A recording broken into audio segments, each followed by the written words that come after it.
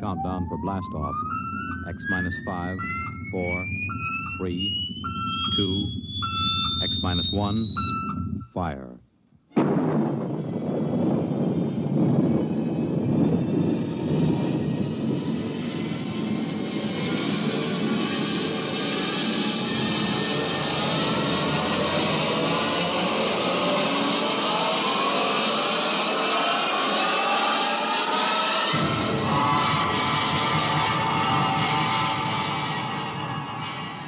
From the far horizons of the unknown come tales of new dimensions in time and space. These are stories of the future, adventures in which you'll live in a million, could be years, on 1,000 maybe worlds. The National Broadcasting Company, in cooperation with Galaxy Science Fiction Magazine, presents X minus 1.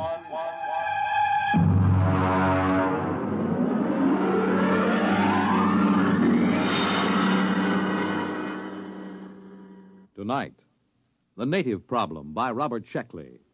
But first, hear this. This is Marion Baker of Atlanta, Georgia.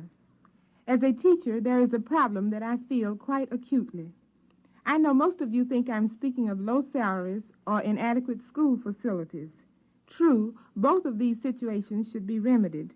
But actually, what I would like to speak to you about is something which should be quite close to you as parents. Each day in your community, there are quite probably children who will miss valuable days in school simply because of preventable illnesses. It's all very easy to speak of the normal winter cold, but such things as hot breakfasts, good lunches, adequate clothing, and shoes can do more than any yet-to-be-discovered miracle drug in keeping our children warm and healthy and in class. Look into your school system this fall when your youngsters go back to school, but give equal consideration to the way in which you look after your children's needs.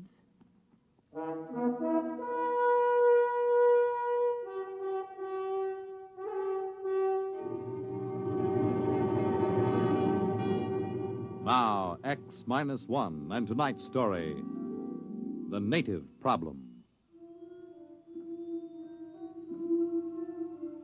To begin with, my name is Edward Danton. I've always been a misfit.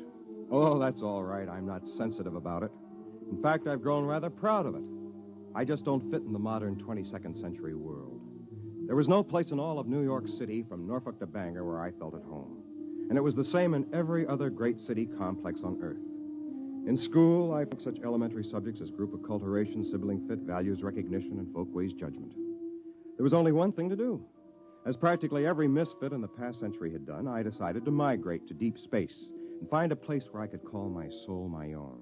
I told my best friend Al Trevor of my plan. Good night. You're really going, Ed? That's right, Al. Just as far from this solar system as I can get. But why, man? You've played 12-handed bridge with me, Al. You know what a dope I am at mass dancing. I'm a misfit. I want to get away. And it's not like in the days when the ships used the old Michelson drive, with these new GM subspatial torque converters where we can travel in a matter of months what used to take them 30 or 40 years. Well, I hate to see you go. One more thing, Al. I'm going to give you my breeding certificate. Oh, now, Ed, we couldn't let you do You and that. Myrtle want 2 children, don't you? Well, we've always wanted to have 2, but you mustn't I give... won't need a breeding certificate where I'm going. As a matter of fact, I may even find it impossible to breed at all. Well, that could be rather frustrating, old man. Well, maybe after a while I'll find a girl pioneer. In the meantime, there's always sublimation. True. What substitute have you selected? Vegetable gardening. Might as well be practical, you know. Might as well. Well, old man, good luck, and thanks for that breeding certificate. The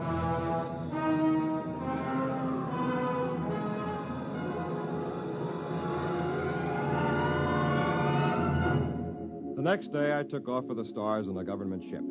The spot I picked was out in what they call the New Territories. The planet I finally settled for was ideal. A calm, watery place dotted with fertile islands, blessed with a mild, uniform climate, and absolutely uninhabited.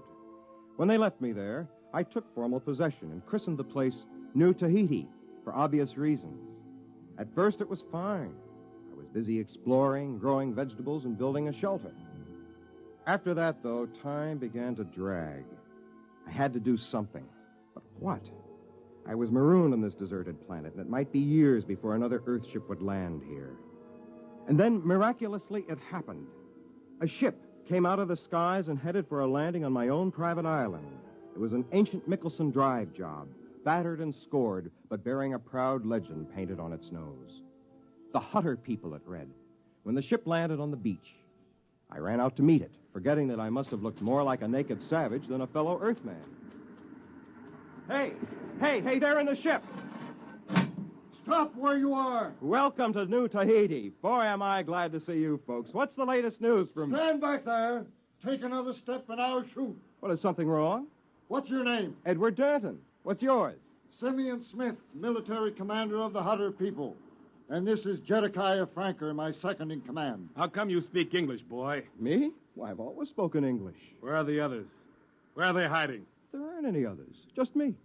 I see. Father, can't we come out now? No, get back in the ship, Anita. Then I'll watch from here. Say, she's pretty.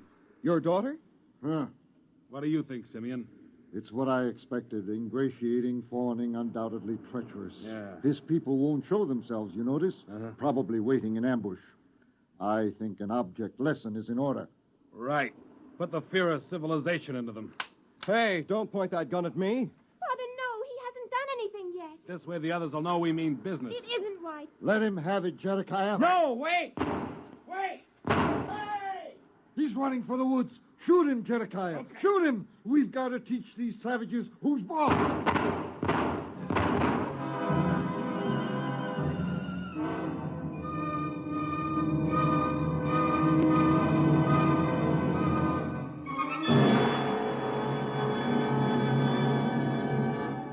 You're listening to The Native Problem, tonight's attraction on X-1.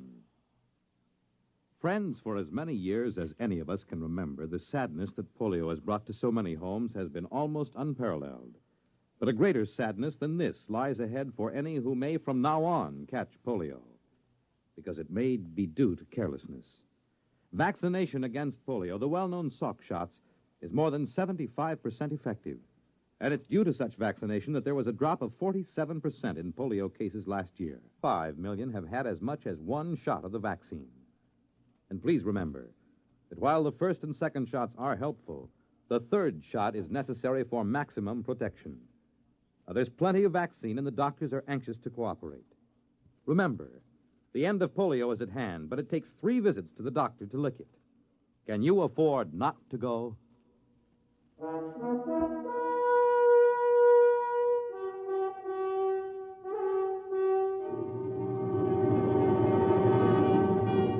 Now, back to X-1 and The Native Problem.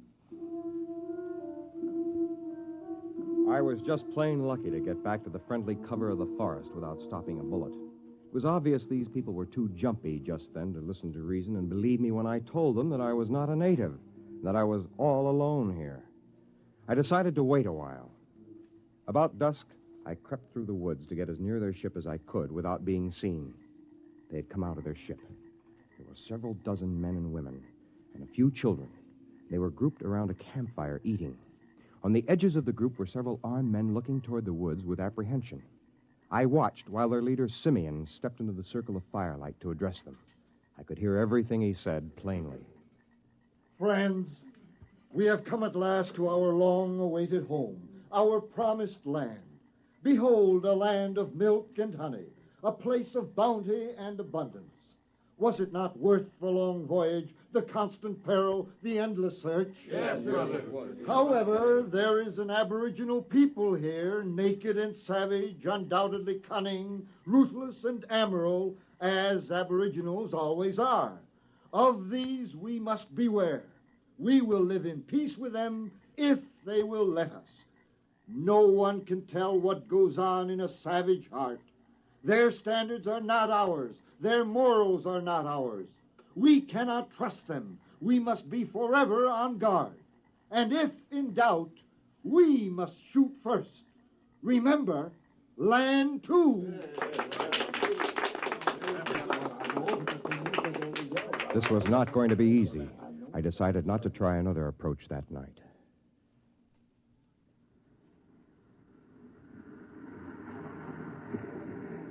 The next morning, as they were bustling about unloading their spaceship, I walked down to the beach and headed straight for them with my hands held out to show them that they were empty. The sentry stopped me at the point of a gun, and in a minute, both Simeon and Jedekiah came running up, covering me with their weapons. I stood still, my flesh creeping in anticipation of the bullets someone might fire at me any minute. So you have come back.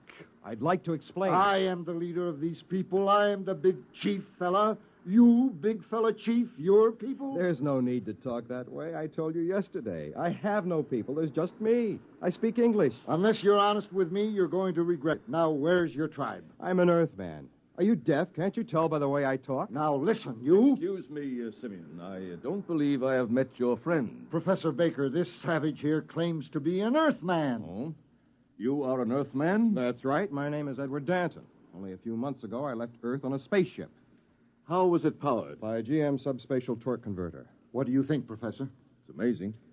Truly amazing. His grasp of colloquial English bespeaks a fairly high level of intelligence, which points up a phenomenon frequently met with in savage societies, namely, an unusually well-developed power of mimicry. Our friend Dante, as his original uncorrupted name must have been, will probably be able to tell us many tribal legends and myths. Oh, come off it, Professor. I'm an Earthman. No, my poor friend, you are not. Obviously, you have met an Earthman. Some trader, I dare say, stopping for repairs. We saw signs that a spaceship once landed here, Professor. Oh, confirmation of my hypothesis. That was the government ship that dropped me off here. It is interesting to note how his almost plausible story lapses into myth at various crucial points.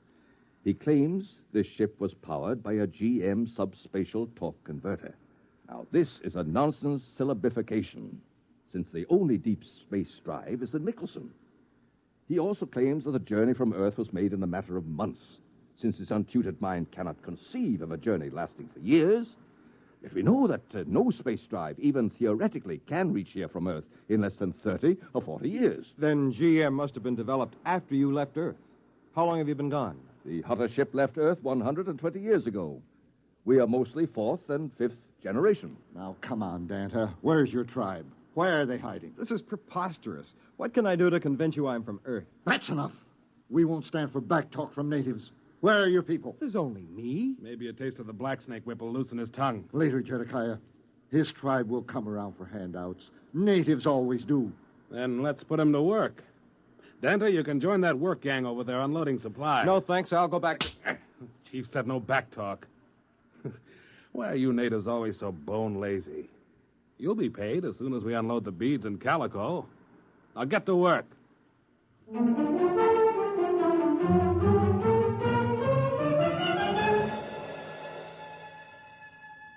What could I do? I joined the work gang and unloaded the ship. By late afternoon, we had finished. I sneaked off to sit beside a mountain spring near the ship. In a few minutes, Anita, the pretty girl I had noticed the day before, came and sat beside me. Hello, Danta. Oh. Anita, do you think I'm a native? What else can I think? Everyone knows how fast a spaceship can travel. Times have changed since your people left Earth. By the way, they weren't in space all that time, were they? No, they originally settled on a planet called Land 2. But there was a native rebellion. We barely managed to escape. In that case, I can understand why they're so nervous about aboriginals. Oh, but don't worry, Dada. Things will be better when the council takes over. Who are they? A council of elders. They're men of goodwill who detest violence. And if you and your people are really peaceable... I haven't any people. Yes, I know. But if you and your people are really peaceable, you're sure to prosper under the rule of the elders.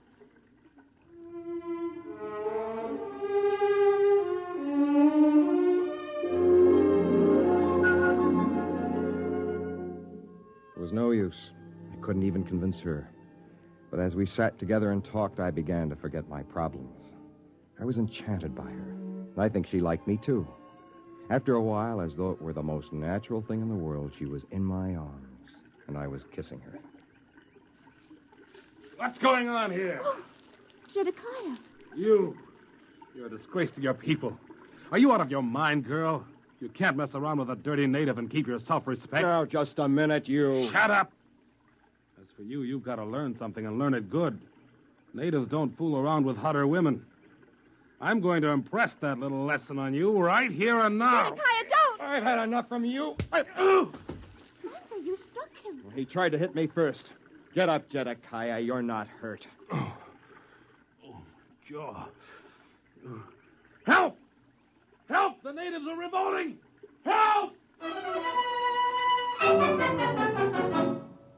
Well, that did it. People began to shout and run all over the place. Anita tried to calm them down, but it was no use. I took to the brush just before they turned a machine gun on me. And all that night I hid, while armed parties went crashing through the woods, shouting and firing at shadows. It was a nightmare. There goes one. Quick! They're behind us. Turn the machine gun. Got him! No, they got away. Look! Look there in the trees. Fire, man! Fire!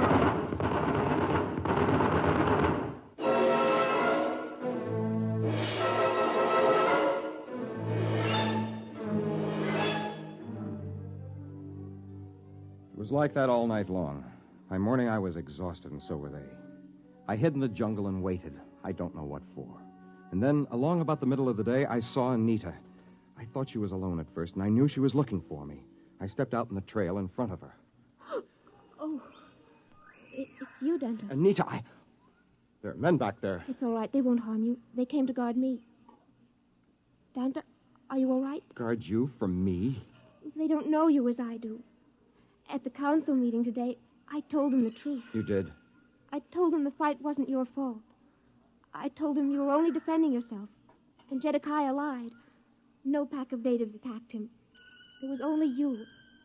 And I told them this. At last. Did they believe you? Oh, yes. I explained that the native attack came later. Native attack? Now, look, there wasn't any attack, Anita. There couldn't be. There aren't any natives.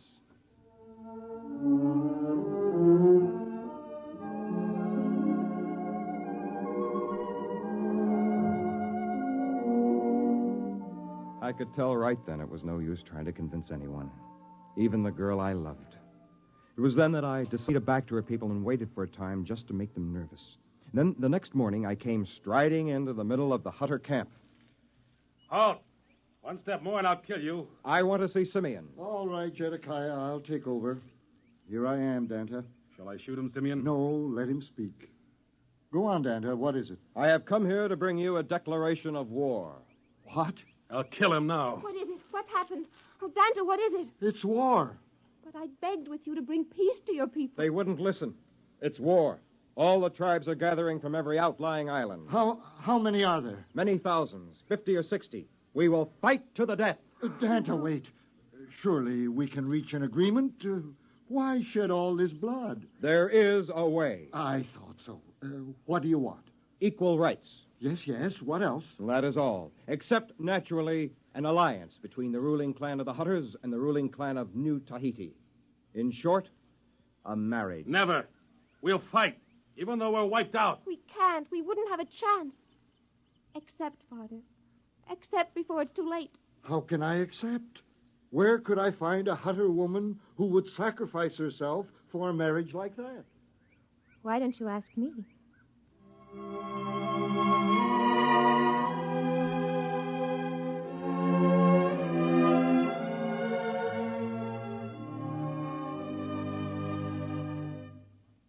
So it came about.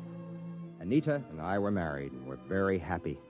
The Hutters, too, prospered in their new land, and soon they began to build up a thriving new civilization. Anita and I and our family moved to one of the more remote islands, where we weren't so much in the thick of things. Sometimes people would come to see us and ask me to talk about my people, and I would tell them how they could not stand the white man's civilization and how they died off, all but me. It always made them feel very guilty, and somehow I liked to watch them squirm. As I said, I've always been a misfit.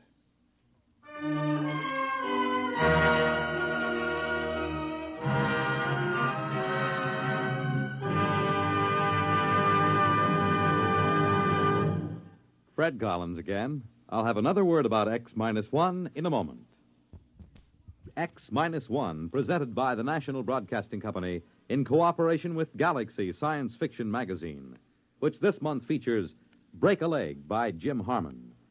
The man worthwhile couldn't be allowed to smile. If he ever laughed at himself, the entire ship and crew were as good as dead. Read it in Galaxy Magazine on your newsstand today. X-1 has brought you The Native Problem, a story written by Robert Sheckley and adapted for radio by William Welch. Featured in the cast were John Thomas, Joseph Boland, James Dukas, Ellen Muir, Charles Webster, and Alan Bergman. Your announcer, Fred Collins. X-1 was an NBC Radio Network production.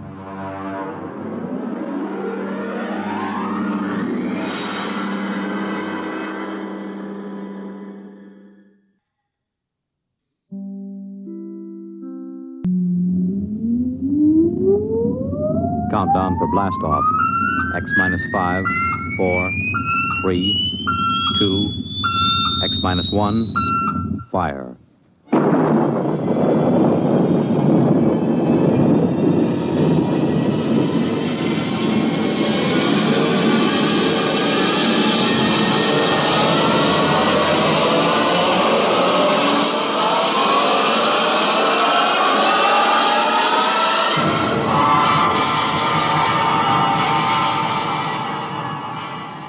From the far horizons of the unknown come tales of new dimensions in time and space.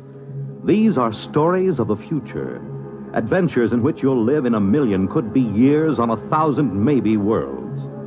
The National Broadcasting Company, in cooperation with Galaxy Science Fiction Magazine, presents X-1.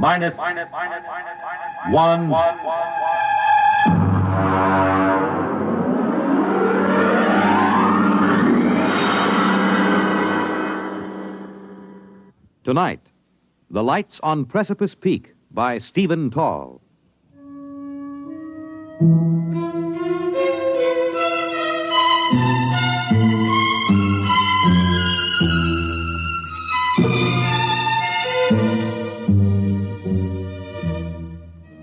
We were sitting on the porch of the lodge, the three of us, Chuck Evers, Royston, and myself.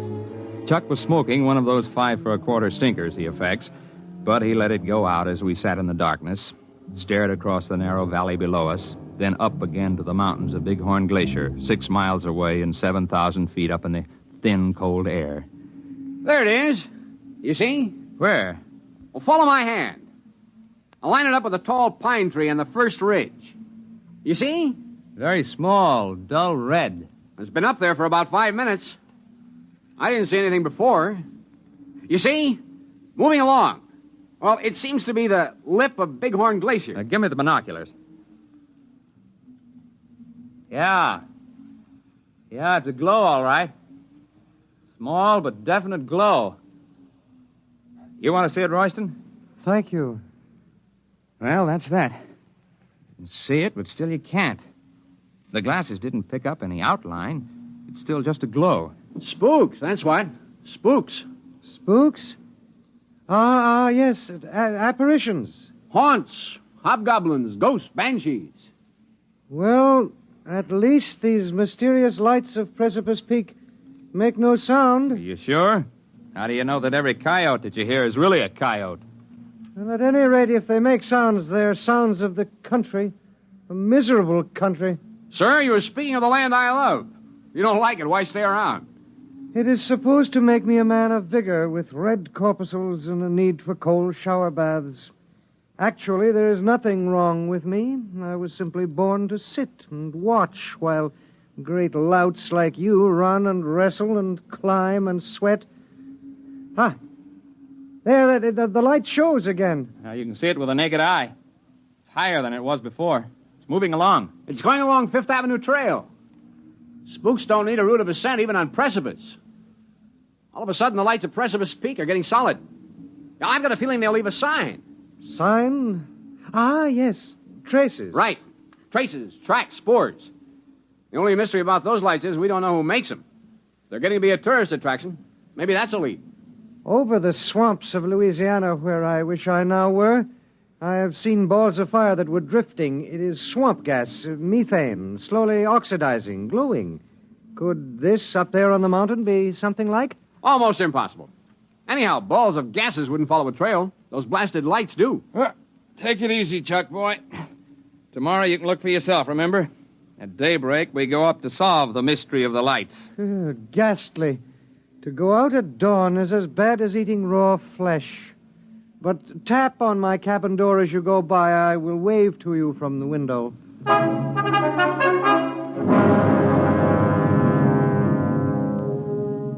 We were down the slope from the lodge and across the valley before the sun rose.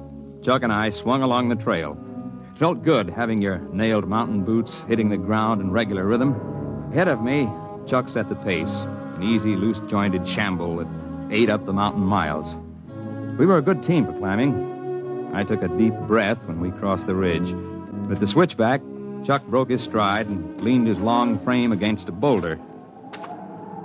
Well, tonight we'll be up where the lights are. Punch me if you see one first. Lights, nuts, there'll be none while we're on the peak. $5 says so. Well, I'm not a rich man, but I love a sporting chance. Here's my 5. It's a bet.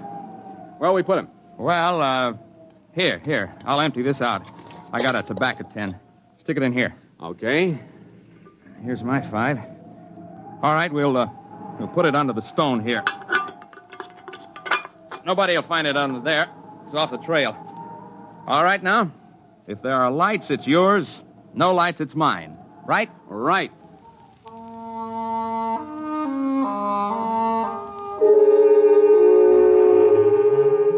Going into the world above the trees is one of the good things of a peak climb. Hoary marmots whistled from their rocks. Conies scurried. Gray-barred ptarmigan crouched almost invisibly among the gaudy alpine fields of mountain sunflowers and tiny forget-me-nots. At dusk, we laid out our bedrolls on a level bit of tundra in the lee of a massive outcrop near Bighorn Glacier. We cooked a kettle of stew and heated the water for tea.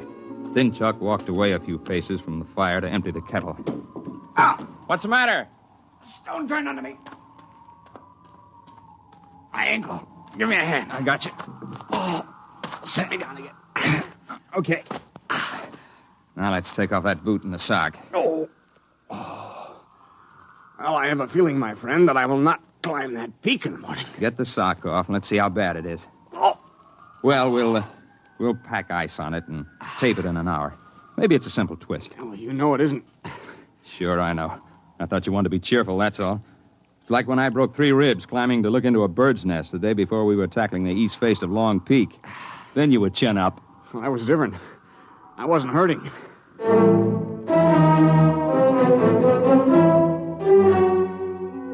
When the stars were out and the quarter moon rose from the plains, I got up from my bedroll seat by the fire. Chuck's ankle was taped, and he was easing it before him as best he could. Well, that's not so bad for a foot. It only hurts when I try to walk on it. Well, I'm going to have a look before we turn in. My 5 spot says there won't be any lights, but the technical crew may be monkeying around somewhere. Well, take it easy. I'll just skirt along the edge of the glacier. Back in half an hour. You take it easy. I know Bighorn Glacier. Its crevices are so consistent they're shown on maps. I carried an ice axe, but I didn't figure to use it. And I'd worked my way for a number of minutes along the edge of the moonlit ice sheet. I suddenly got the idea that I should cross it. The glacier had a good snow covering. The going was easy, and the view was something few men see. I automatically avoided the big ice cracks. I knew where they were. And then I slipped through a snow roof and fell. I wasn't hurt. The moonlight from the crack above showed my ice axe beside me. It was a lucky fall, except for the fact that I couldn't get out again.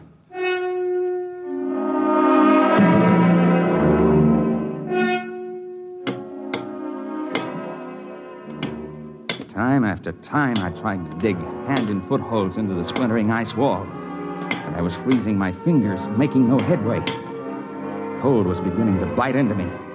So I settled myself on my heels quietly and tried to decide what to do.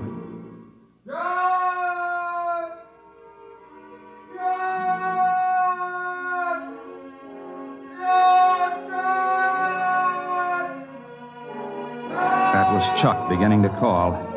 I knew if I answered, he'd probably try the ice himself, so I kept quiet. And after a while, he stopped calling.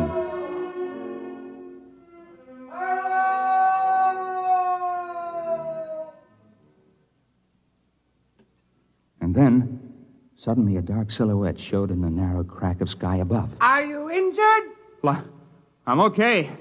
Just drop me a rope and I can walk up the wall. Mind the snow ledge. I didn't, and look at me. A joke? Here's the rope. Hey, what kind of a rope is this? I never saw anything like it. It's warm. Have you got it now? Yep, here I come. Hang on. Okay, over the ledge. Well, hey, did you hold that rope in one hand while I was climbing up? Yes. Well, thanks. Lucky for me, somebody has sense enough to walk around ice cracks. Shake. Shake? Oh, shake hands. You must not mind the glove. It is for your protection. The hand is not yet cooled. Cooled? What in the world? Your friend with the swollen foot is concerned for you. Come, I have made an easy way.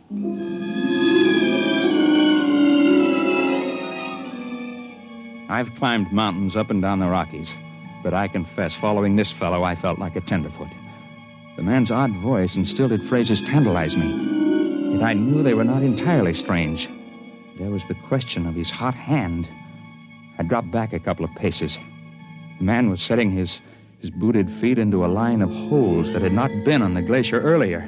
I could swear to that. And as we approached the edge of the glacier, I could see him clearly, for he was surrounded by a dim red glow which grew brighter with each step. In a few moments, it was as if he were outlined in flame, and I could feel a warmth radiating from him. I wondered why the snow didn't melt under his tread. It's the boots! They insulate! Oh, I see.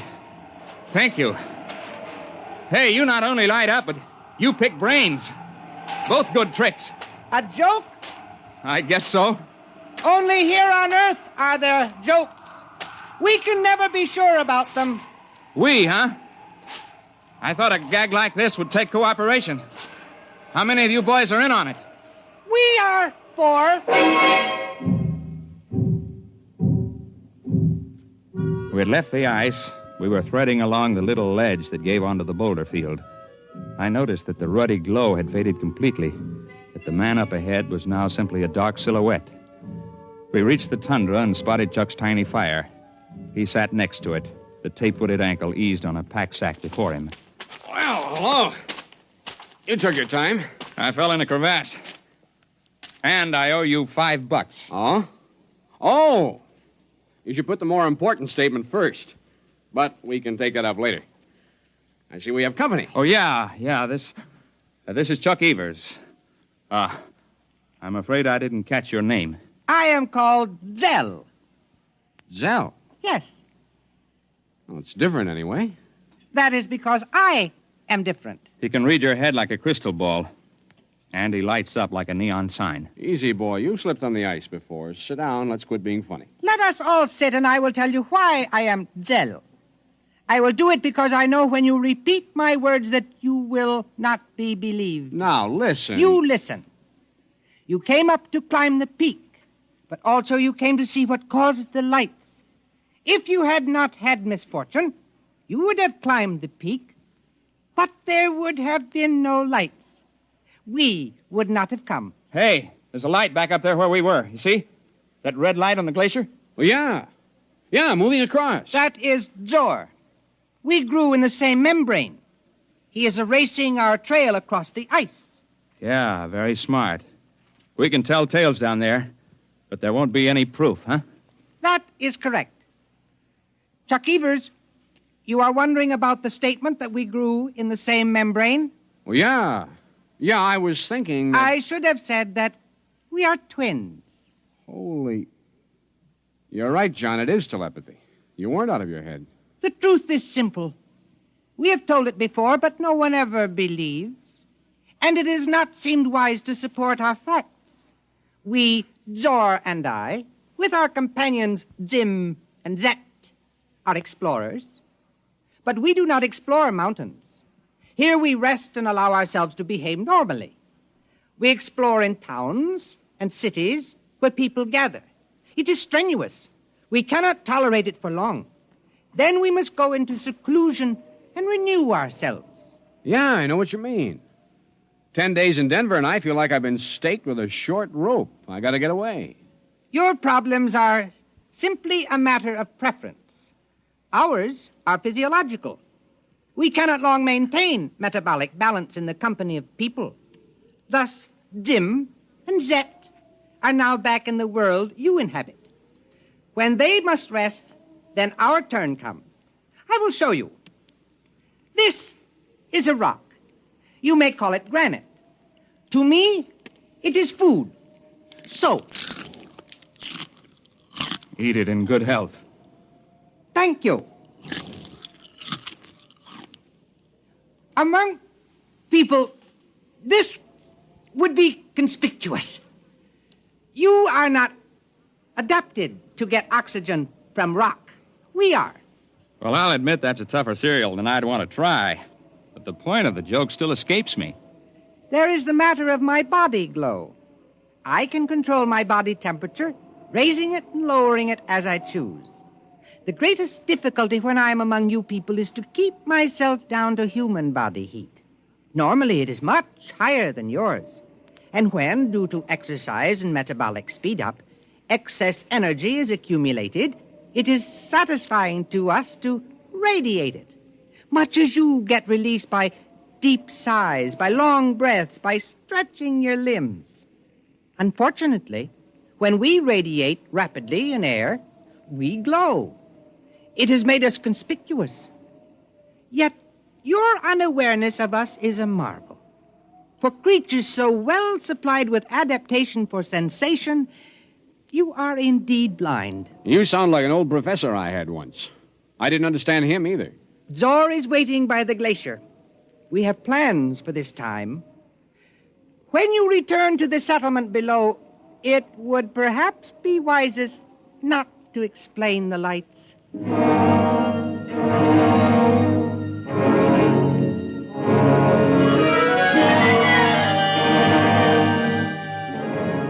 We both sat silently beside the dying fire. When we looked up toward the upper reaches of the glacier, two gleaming spots, dull cherry red, moved steadily across the ice. They were visible for brief minutes and slowly faded. To descend Precipice Peak, even if only from Bighorn Glacier, is no fit task for a cripple. Still, we knew it had to be done. So in the early morning, we set about it. Where the going allowed it, I simply backpacked Chuck. We made use of every ledge, because Chuck could rappel himself down spots he could not climb or be carried. We were both mountain men and tough, but by mid-afternoon, we knew we'd had enough. We were lucky, though. We ran into Heine Cobb, the ranger, heading down trail with two pack horses. We stopped only once, the big switchback. I got down from my horse, pried up a stone, took the tobacco can from under it, and gave it to Chuck without a word. Back at our camp on the lakeshore, Chuck and I weren't disturbed by questions. When men fail on the peaks, they tell their own stories in their own time. Chuck's ankle showed quick improvement, and in a couple of days he was hobbling about. Only young Royston came to visit us. You have not been back to the lodge. Perhaps you are afraid to show your faces. People talk your arm off up there. Not many of them have the gall to come snooping around here. You cannot offend me. I was concerned for you. I was interested, so I came. Did you see the lights? Nope. Nary a light. I told you they wouldn't show up when anybody was up there. You collected $5 from me, betting on the other side of the fence. You were the man who was so sure there'd be some sign. I do not understand. You are both confusing everything, and you are both lying. There were lights on the peak when you were there, and I have a feeling you saw them. They were quite a show from here. Well, this is the place to see them from. Closer up, you lose perspective. Well, I must go. Friendship means nothing to you, so I will take my small hike back to the lodge again. Actually, I came to say that tomorrow I leave this miserable place and go home. I've endured all the health I can stand. Now, that's a different story. We're sorry to see you go, fella. My regards to the swamps. 10 to 1 when you get there, you'll wish you were back. This I very much doubt. Goodbye, John. Goodbye.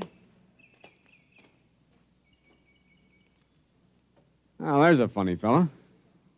Hey, what are you doing? Just feeling the stone step where he sat. I thought so. He really liked us, but this time he was careful not to shake hands. Did you notice? Yeah. In spite of himself, he had reached his limit of control. His temperature is going up. Yeah, I guess it is. He never could see a joke. And remember how he'd say something and then wait, as if he didn't understand it? And then all of a sudden it would come to him?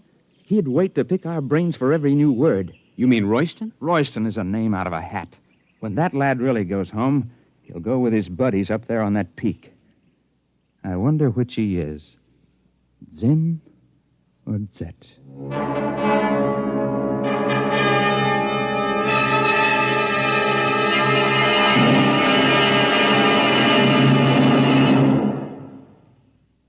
You have just heard X-1, presented by the National Broadcasting Company in cooperation with Galaxy Science Fiction Magazine, which this month features Man in the Jar, the story of Vane, who did not bottle live people indiscriminately.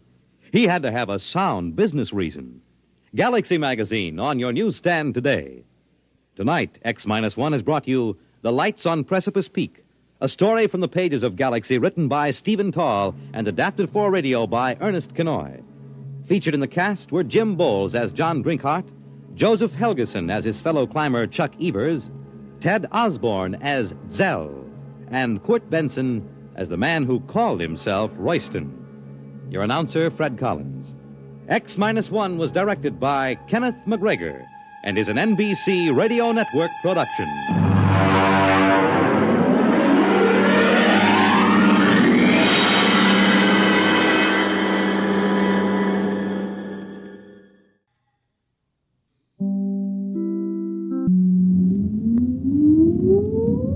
Countdown for blast off.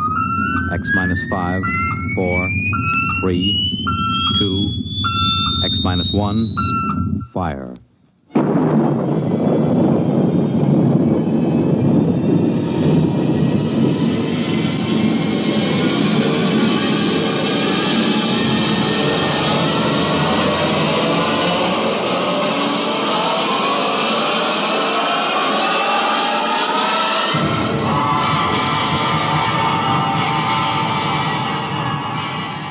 From the far horizons of the unknown come tales of new dimensions in time and space.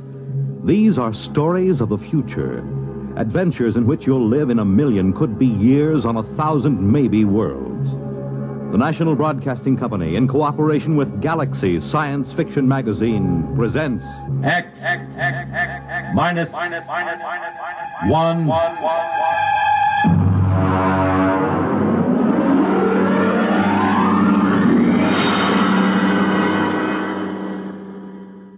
Tonight, Something for Nothing by Robert Sheckley.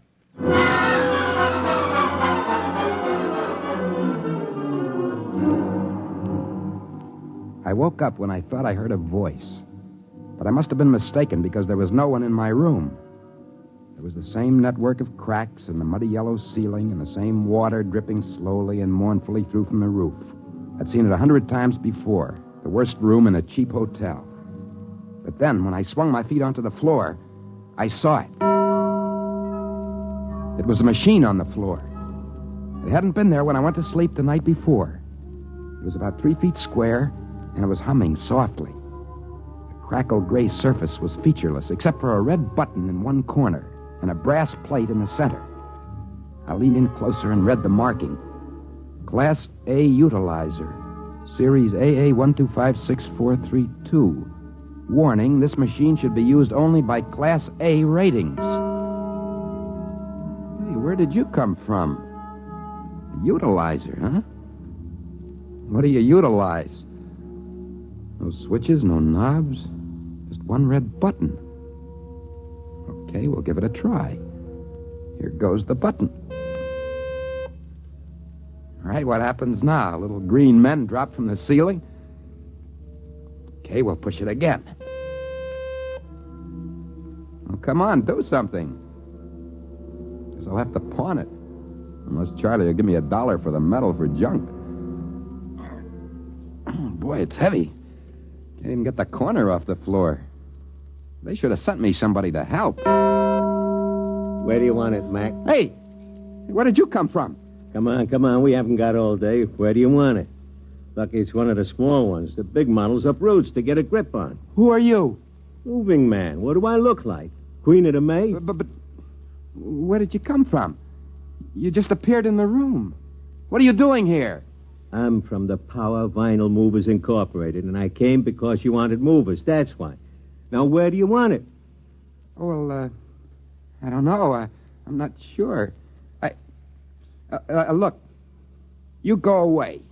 I'll call for you later. Okay, Mac. It's your problem.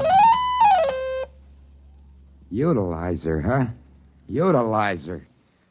Well, I don't know where you came from, but I know what you are. You're a wishing machine.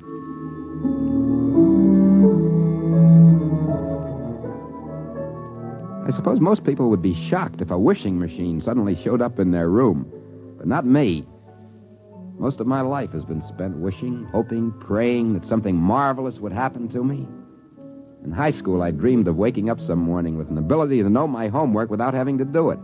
In the Army, I used to wish for some witch to change my orders, put me in charge of the day room instead of forcing me to do close-order drill like everyone else. Out of the Army, I avoided work. You see, I'm kind of psychologically unsuited for it. I just drifted around hoping some fabulously wealthy person would for some reason change their will and leave me everything. I never really expected anything to happen, but now it did. All right, machine, let's go. I'd like $1,000 in small unmarked bills. There it is. How about that? 5s, 10s. They're all dirty, just perfect. Okay, here's what I'll do. I'll get the machine out of New York. Maybe upstate someplace where I won't be bothered by nosy neighbors. I got a lot of problems on the income tax with this sort of thing. Well, maybe I get organized and I'll go to Central America. Hey, what's happening? There's a hole opening up in the wall. What? Somebody's trying to get through to me. The owner of the machine, he's trying to get it back. That hole's getting bigger. Hey, utilizer! Protect me! Sanisar Leak, Temporal Wall Protection Service. What can I do for you? That man coming through the wall, get rid of him. He's almost through. Oh, take it easy now. There's plenty of time.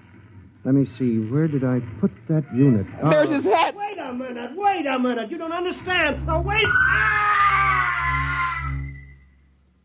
Well, that takes care of him.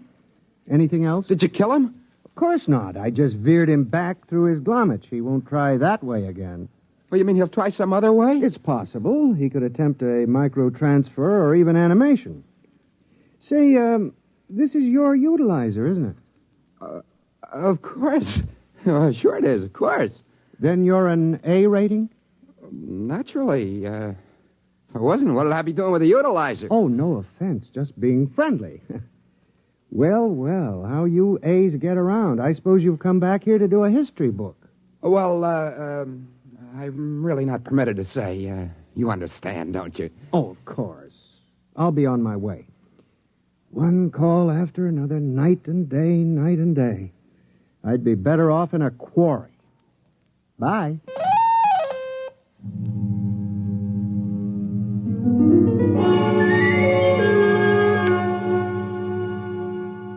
There I was alone with the machine, with $1,000 in small bills scattered around the floor.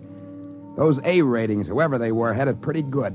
Want something, just ask for it. Press the button. Well, the next few days marked a great change in my fortunes.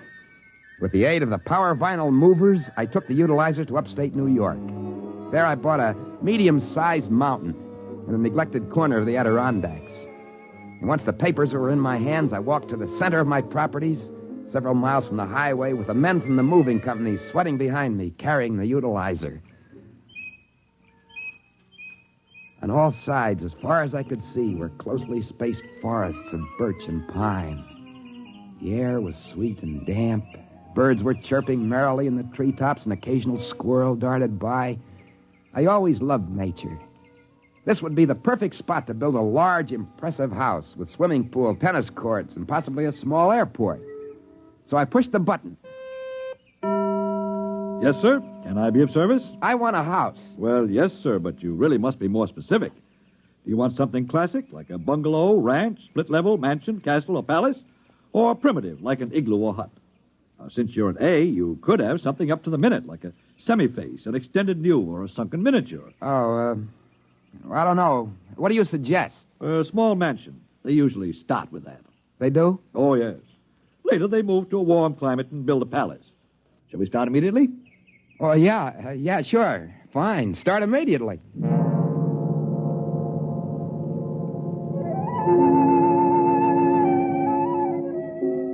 I wanted to ask a couple more questions, but I decided against it. Everything was going too smoothly.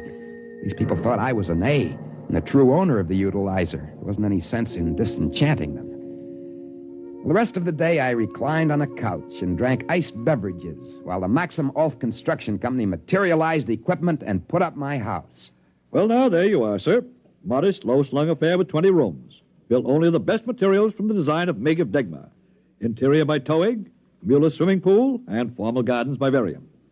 It's really the latest thing. With your permission, we'll include a complete layout on it in Galactic House and Gardens.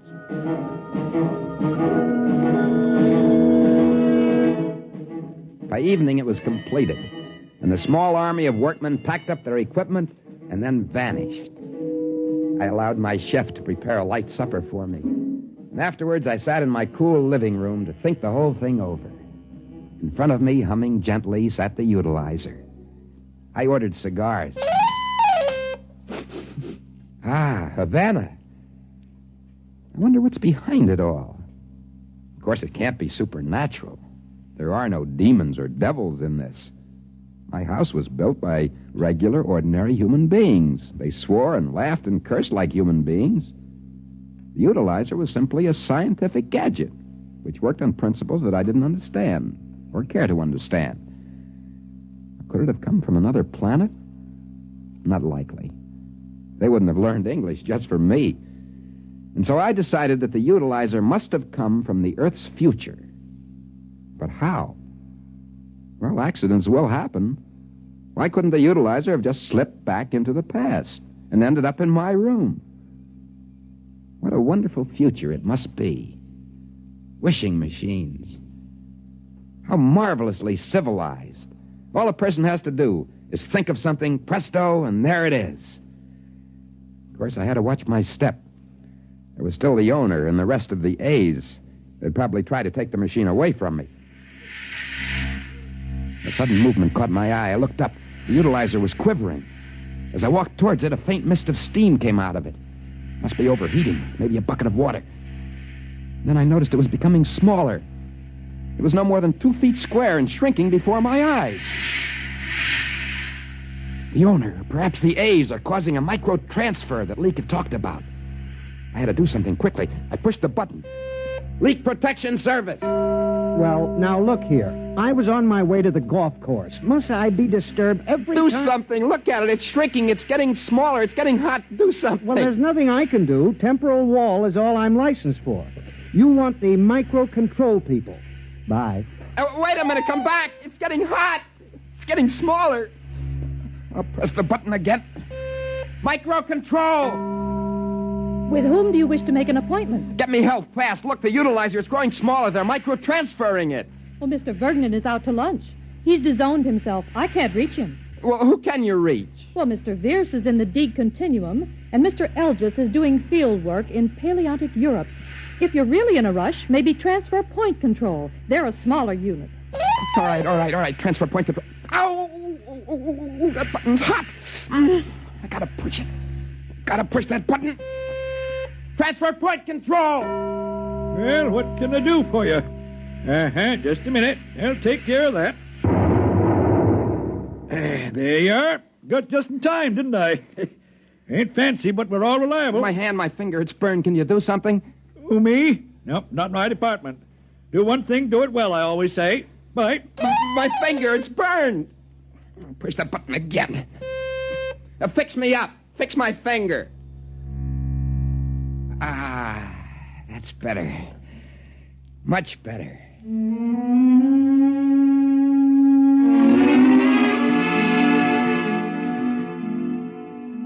The owner of the utilizer didn't try anything for at least a week.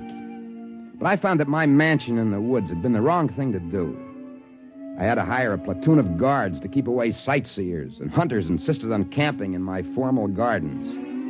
Also, the Bureau of Internal Revenue began to take a lively interest in my affairs. And so with the aid of the Power Vinyl Movers and the Maxima Ulf Construction Company and the Jankston Instantaneous Travel Bureau, and a good deal of money placed in the proper hands, I moved to a small Central American republic. And there, since the climate was warmer and the income tax non-existent, I built a large, airy, ostentatious palace.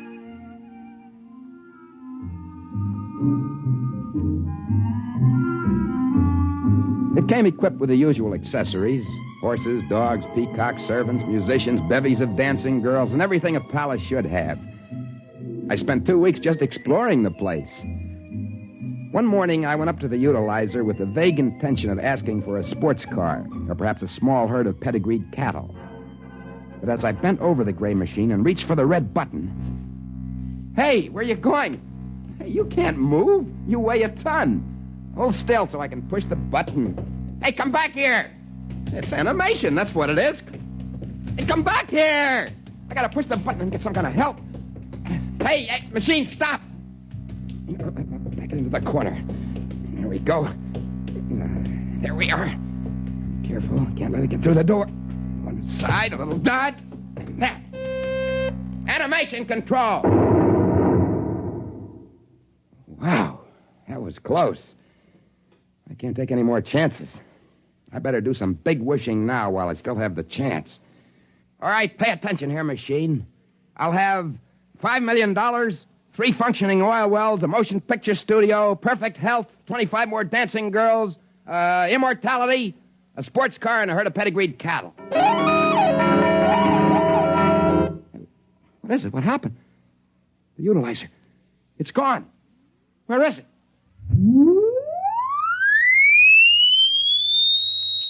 Wait a minute. What happened to me? I'm gone, too. Where am I?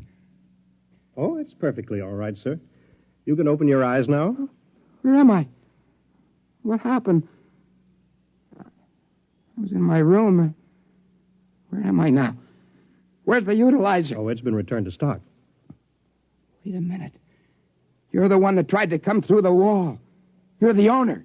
Won't you have a chair? Well, I guess it's all over, isn't it? The A's finally caught me. Well, it was glorious while it lasted. Cigarette? No. Well, you got your machine back now. What else do you want? My machine? Well, it's not my machine, sir. Not at all. Oh, don't try to kid me, mister. UA ratings want to protect your monopoly, don't you? My name is Flynn. I'm an agent for the Citizens Protective Union, a non-profit organization whose aim is to protect individuals such as yourself from errors of judgment. You mean you're not one of the A's? Well, you're laboring under a misapprehension, sir. The A rating does not represent a social group, as you seem to believe. You mean it's not an aristocracy, a hereditary... Oh, goodness, no. An A rating is merely a credit rating. A what? A credit rating. Well, now, you haven't got much time, so I'll make this as brief as possible here. You're quite correct, sir, that this is the future, as you put it. Ours is a decentralized age, sir. Our businesses, industries, and services are scattered throughout an appreciable portion of space and time. Now, the utilization corporation that produces the utilizer is an essential link. It provides for the transfer of goods and services from point to point. Do you understand? Well, yeah. I get it. Well, credit, of course, is an automatic privilege. But eventually, well, everything must be paid for. Paid for? Hey, nobody said anything about paying. What are you talking about? Well, now, of course, you certainly couldn't have expected to be provided with all these services without paying. Well, then why didn't somebody stop me? They must have known I didn't have a proper rating. Oh, credit ratings are suggestions, not laws. In a civilized world, an individual has the right to his own decision. I'm very sorry, sir. Now, would you care to look at this bill and tell me whether it's in order? Bill? What bill? For all the services that you ordered from the utilizer. There they are. There's, let's see, there's one palace with accessories, credit $450 million. Services Maxima Ulf Movers, 111,000 credits. 122 dancing girls, 1,222,000. Perfect Health, 8,882,422. Well, there's a whole list of them here. The total comes to slightly less than 18 million credits. Hey, wait a minute. I can't be held to this. The utilizer just dropped into my room by accident. Well, that's the very fact I'm going to bring to their attention.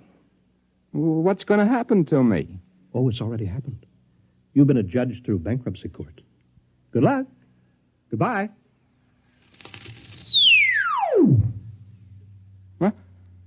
Where am I? What happened? Where is this place? All right, buddy, on your feet. Who are you? On your feet, Mac. Here, take this. What is it? It's a pick. And over there is a quarry where you and I and a couple of others are going to cut marble. Marble? Sure. There's always some idiot who wants a palace. You better get working now, boy. They'll hand you a touch of that electronic whip. What do you mean? You'll find out. You can call me Jang. We'll be together for some time. How long? You work it out. The rate is 50 credits a month until your debt is paid off. They can't do this to me. It's all a mistake. It was their fault they left the machine. They let it slip into the past. It's all a mistake. It's no mistake. They're short of labor. They don't want to go recruiting all over for it. Come on. After the first 1,000 years, you won't mind it. The first 1,000 years? I won't live that long. Sure you will. You got immortality, didn't you? Oh, that's right. That's right. I wished for it just before they took back the machine. Sure you did. Hey, wait a minute. That bill that Flynn showed me. I didn't see immortality on that bill. How much did they charge me for immortality? Oh, don't be naive, pal. You should have figured it out by now. Naturally, they give that away for nothing. Now grab your pick. Let's go.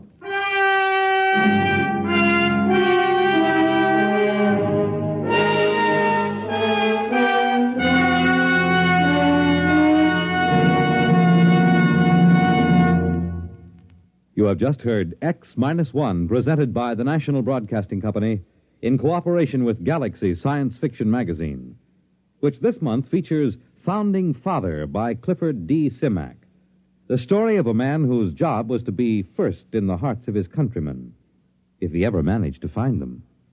Galaxy Magazine, on your newsstand today. Tonight, X-1 has brought you Something for Nothing, a story from the pages of Galaxy written by Robert Sheckley and adapted for radio by Ernest Kenoy.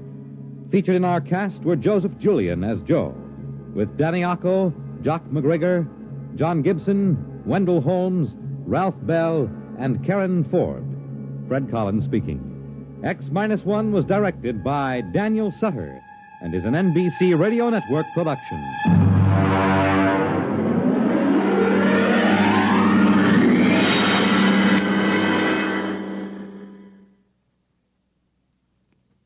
Scanning the globe ever watchful, the NBC Radio News Department maintains a 24-hour vigil on the world. From the UN, from Washington, from the Middle East, NBC Radio newsmen are on the beam, reporting the news from where it happens, as it happens. Every minute of the day, news streams into the NBC newsroom, is sifted and evaluated. Every 60 minutes, the most important stories are broadcast to you by top commentators like Chet Huntley, David Brinkley, and Alex Dreyer on News on the Hour. And when the hot stories break, you get them in a flash on Hotline. It's like having a seat in the NBC Radio newsroom. Listen for News on the Hour and the exclusive Hotline service all day, every day on most of these stations.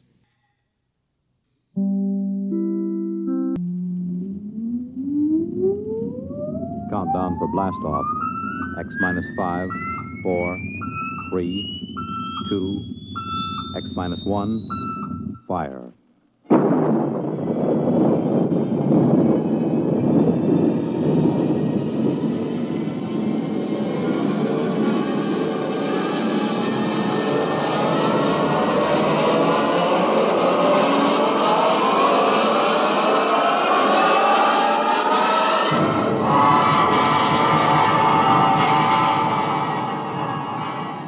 From the far horizons of the unknown come tales of new dimensions in time and space. These are stories of the future, adventures in which you'll live in a million, could be years, on 1,000 maybe worlds. The National Broadcasting Company, in cooperation with Galaxy Science Fiction Magazine, presents X-1.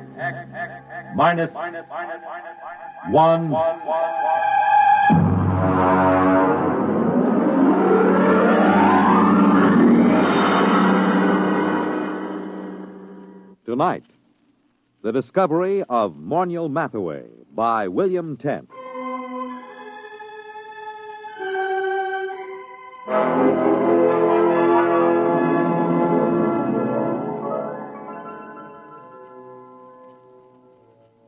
Everyone is astonished at the change in Monial Mathaway since he was discovered.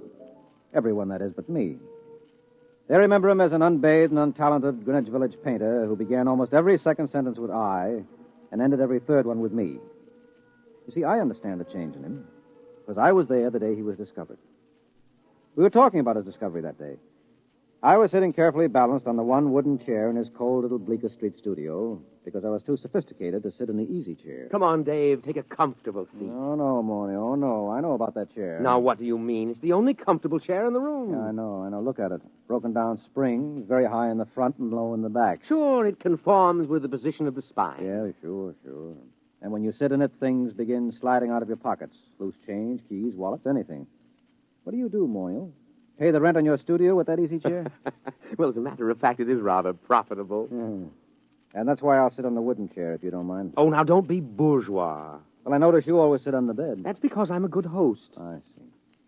Well, how's the painting going? Oh, great, fabulous. You sell any paintings? No. You know, Dave, I can't wait for the day when some dealer, some critic with an ounce of brains sees my work. I can't miss, Dave. I know I can't miss. I'm just too good. Sometimes I get frightened at how good I am. Why, it's almost too much talent for one man. Well, there's always... Not that it's too much talent for me. I'm big enough to carry it, fortunately. I'm large enough of soul. Oh, good. I'm glad to hear it. Now, if you don't mind... You know what I was thinking about this morning? No, but to tell you the truth, I was thinking about Picasso, Dave. Picasso and Rouault. I'd just gone for a walk through the pushcart area to have my breakfast. You know, the old hand's quicker than the eye. Yes, I know. I've seen you do it. You're the only man I know who can ask directions to Houston Street and fill his pockets full of bananas at the same time. Oh, well, society owes the artist something. Mm-hmm. Anyway, I started to think about the art of modern painting. I think about that a lot, Dave. It troubles me. You do, huh? Well, I was thinking, who is really doing important work in painting today? Who is really an unquestionable great? I could think of only 3 names. Picasso, Rouault, and me. Well, naturally. Just 3 names, no more. Oh, it made me feel very lonely, Dave. Yes, well, I can see that. But and then I asked myself, why is this so? Has absolute genius always been so rare? Why has my impending discovery been delayed so long? Oh, I thought about it for a long time, Dave. I thought about it humbly, carefully, because it's an important question, and this is the answer I came up with.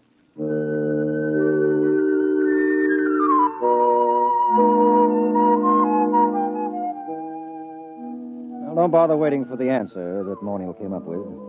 It turned out to be a theory of aesthetics I'd heard at least a dozen times before from a dozen other painters in the village. Monial was a bad painter, there was no question about it. I say that not only from my opinion. I've roomed with 2 modern painters, and I've been married for a year to another, but... Well, for example, a friend of mine, a fine critic of modern art, took a look at one of Monial's paintings, which he hung over my fireplace in spite of my protests, and just kind of stared slack-jawed. What does he call that technique? Well, he says it's smudge on smudge. Well, I can believe it. Smudge on smudge, white on white. Non-objectivism, neo-abstractionism, call it what you like. There's nothing there, nothing. Well, it doesn't even have the interest of those paintings that chimpanzee did a couple of years ago. He's just another of those loudmouth, frowsy, frustrated dilettantes that infest the village. Why do you waste your time with him? Well, for one thing, he lives right around the corner, and he's kind of colorful in his own sick way. And he does have one great talent. It's not in painting. No. Now, you see, I just get by as far as living expenses are concerned. Things like good paper to write on, good books for my library, I can't touch them. And sometimes the yearning gets too great. You know, a newly published collection by Wallace Stevens. Well, if I find one I want, I just go over to Monial's and tell him about it. He doesn't lend you money. Oh, no. Now, you see, we go out to the bookstore and we come in separately. And then I start a conversation with the proprietor about some very expensive out-of-print item I'm thinking of ordering, and Monial just says, "Don't mind me, I'm browsing." Well, that's the high side. I'm browsing. Well, what happens? Well, while I'm keeping the proprietor talking, Monial snaffles the Stevens. Isn't that just a little bit, Oh, well, I intend to pay for them, of course, just as soon as I'm a little ahead. Well, why does he do this for you? Oh, well, I pay off. I go through the same routine at an art supply store so Monial can get canvas and paint and brushes. Of course, I really have to pay for Monial's browsing. I have to suffer through listening to him, and then my conscience bothers me. Oh, it does? Yes, you see, I intend to pay for my things, but I know he doesn't. And that's why my conscience bothers me.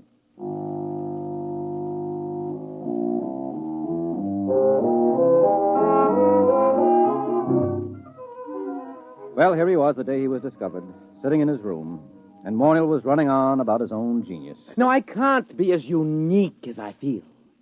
Other people must be born with the potential of such great talent, but it's destroyed in them before they can reach artistic maturity. Why? How? Well, let's examine the role that society plays in all of this. What's that? You got a hi-fi set? Nonsense. That's a crass materialistic concept that I should... Something is happening. Hey, why did you put the purple lights in? Purple? Oh, what's that? Look, it's shimmering. It's coming right through the wall. It looks like a box. We can't both be having an artistic vision. You're not the type. No, I'm not, and I'm not drunk either. Look out, something's going to happen. Morniel Mathaway? What? Who are you? Where'd you come from? You are Morniel Mathaway? Yes. My name is Glescu. I bring you greetings from 2487 A.D. Oh, 2487? A.D.? I realize this is a difficult phenomenon for you to grasp entirely, but here I am. We will now indulge in the 20th century custom of shaking hands. Mr. Morniel Mathaway? Oh, well, sure. Shake, yeah. And you, sir? Yeah, sure. I don't mind. Shake. What a moment. What a supreme moment. Oh, well, what do you mean, what a moment? What's so special about it? Are you the inventor of time travel? Me, an inventor? No. Time travel was invented by Antoinette Ingeborg in... Well, that was after your time. It's hardly worth going into at the moment, especially since I only have half an hour. Why half an hour? The skin drum can only be maintained that long.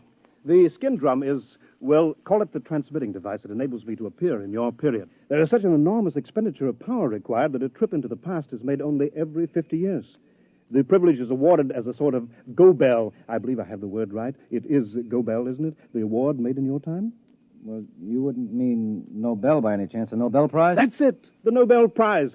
A trip is awarded to outstanding scholars as a kind of Nobel Prize. Once every 50 years, the man selected by the Gardemax is the most preeminent, that sort of thing, you know.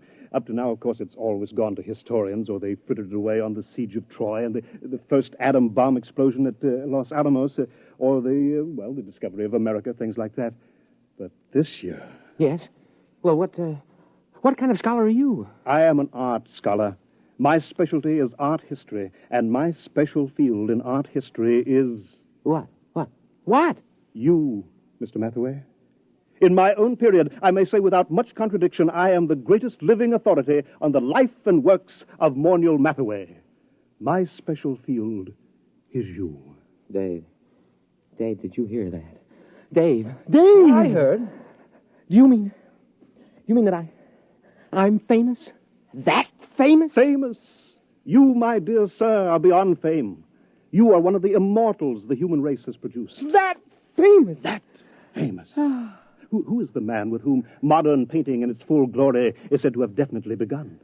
Who is the man whose designs and color have dominated architecture for the past 5 centuries? Who is responsible for the arrangement of our cities, the shape of our artifacts, the texture of our clothing? Me. You. No other man in the history of art has exerted such a massive influence over design.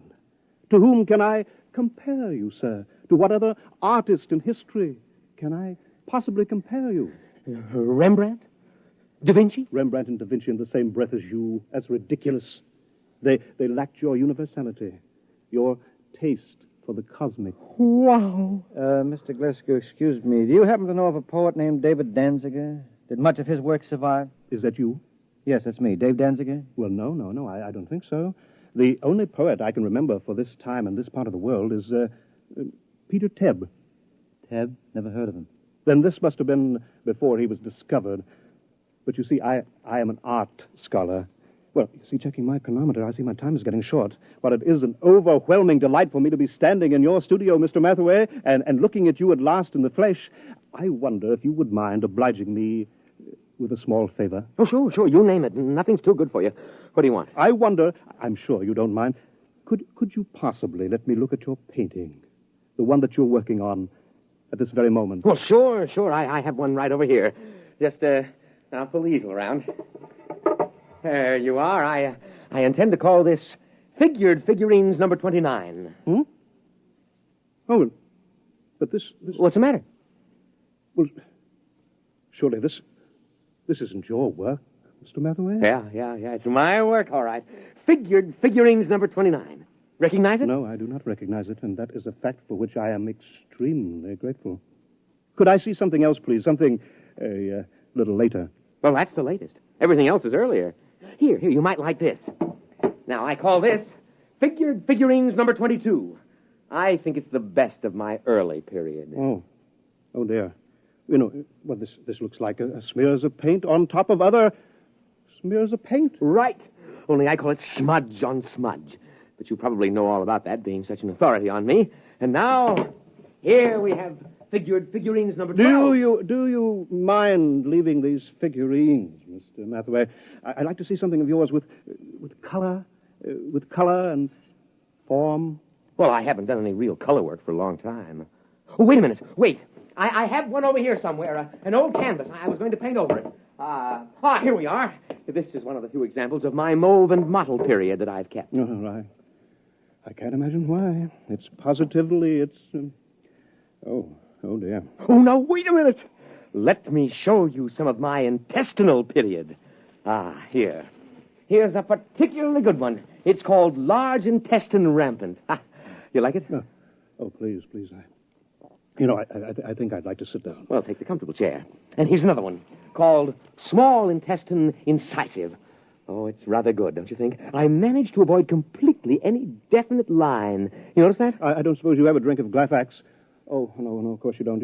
It hasn't been invented yet. Oh, now here's one that's bound to be great. It's one of my earlier smudge on smudges. It's called Fly Ash. I painted it by coating the canvas with slow-setting glue and leaving it out on the window for about 2.5 hours. Notice the delicate deposit of soot. Oh, please. Please, Miss Mathaway, please. Oh, I've got lots more. I don't understand this. All these canvases, this is obviously before you discover yourself and your true technique. But I'm looking for a sign, a hint to the genius that is to come, and I find... Well, how about this one? Here. Oh, please. Oh, take that away. Oh, dear. Oh, dear, no.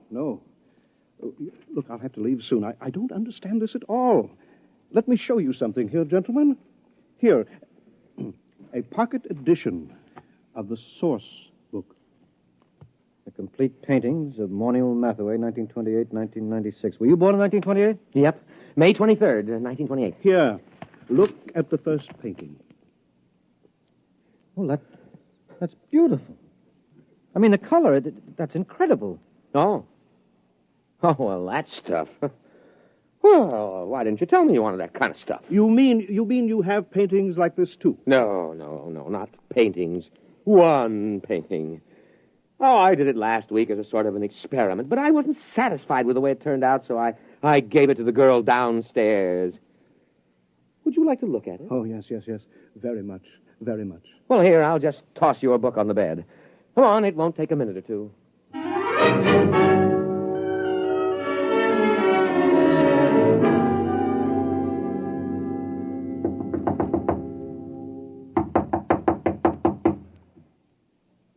Oh, she isn't at home. I thought she'd be home now. Oh, I did so want you to see that painting. I want to see it. I want to see anything that looks like your mature work. But time is getting short. The chronometer... I'll tell you what. Anita here has a couple of cats that she asked me to feed when she's away for a while. So she's given me the key to her apartment. Suppose I, browse upstairs and get it. But she... Suppose I browse through my room and get it. Get it? Oh, yeah. You go ahead and browse, sure. Fine, but please hurry. Oh, sure, I'll hurry. I won't take long browsing.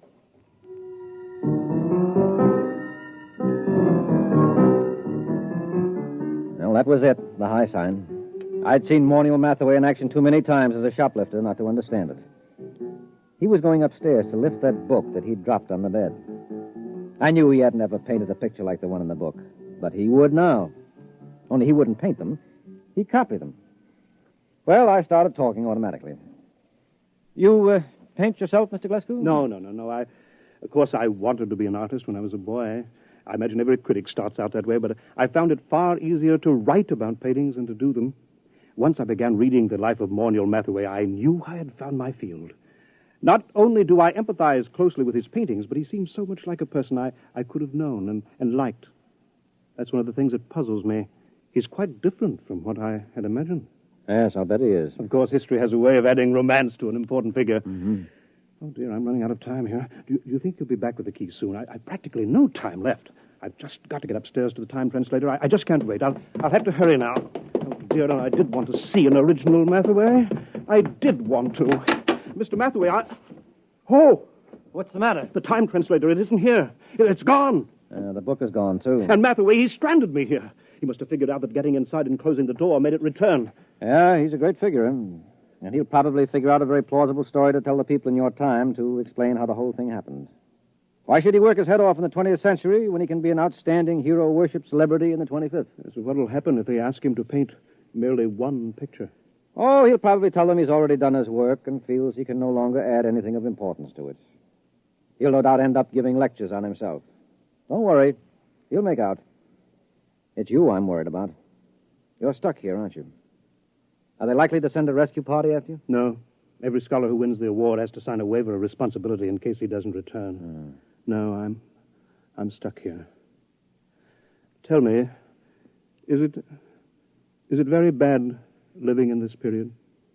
Well, not so bad. Of course, you'll need a Social Security card, and I don't know how you go about getting one at your age, and, well, the immigration authorities may want to question you since you're sort of an illegal alien. Oh, dear, that's awful. Wait a minute. It needn't be. I'll tell you what. Morniel has a Social Security card. He had a job a couple of years ago. He keeps his birth certificate in that drawer along with his other papers. Now, why don't you just assume his identity? He'll never show you up as an imposter. But do you think I could? Won't I be... won't his friends, his relatives... No, he hasn't got any family, and I'm about the only friend he's got. You could get away with it. Maybe grow a beard and dye it blonde. Naturally, the big problem would be earning a living. Being a specialist on Mathaway and the art movements derived from him wouldn't get you set an awful lot right now. But I could paint. I've always dreamed of being an artist. I don't have much talent, but there are all kinds of artistic novelties I know about, all kinds of graphic innovations that don't exist in your time. Surely that would be enough, even without talent, to make a living for me on some third or fourth-rate level.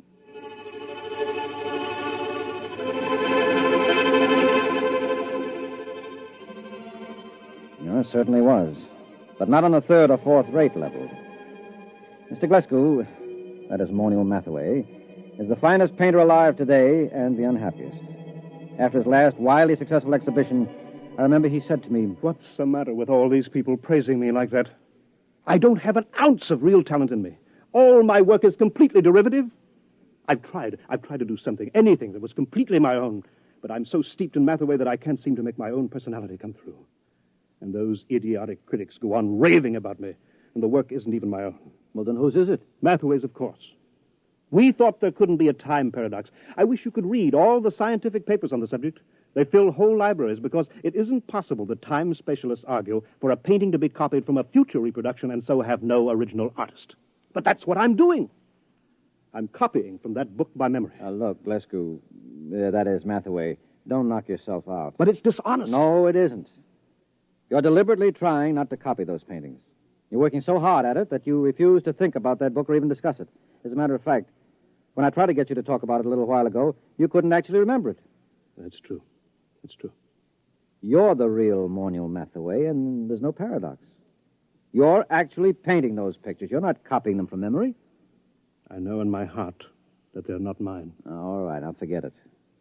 Anyway, you're a much nicer guy than Mathaway ever was. And besides, a buck is a buck.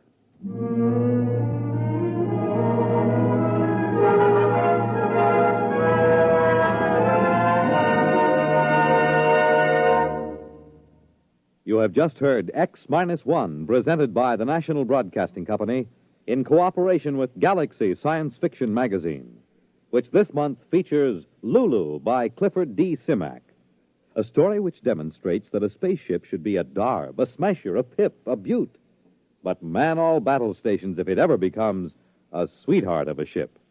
Galaxy Magazine, on your newsstand today. Tonight, X-1 has brought you The Discovery of Morniel Mathaway, a story from the pages of Galaxy written by William Tenn and adapted for radio by Ernest Kenoy. Featured in our cast were Leon Janney as Mathaway, Guy Repp as the critic, Wendell Holmes as Glescu, and Les Damon as Dave. Your announcer, Fred Collins. X-1 was directed by Daniel Sutter and is an NBC Radio Network production.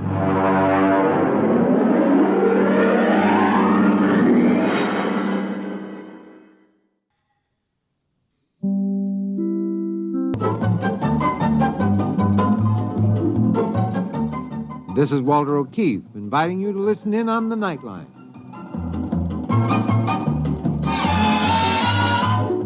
Tonight, live the incredible life of ages yet to come, in a time that might be 1,000,000 years from now, on X-1.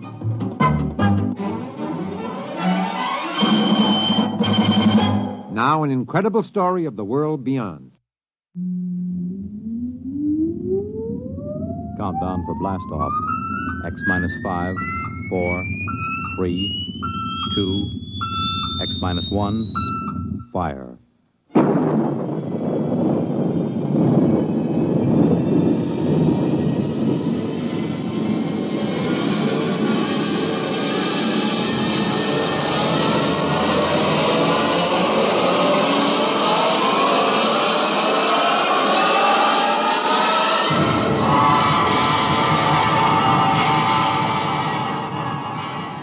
From the far horizons of the unknown come tales of new dimensions in time and space.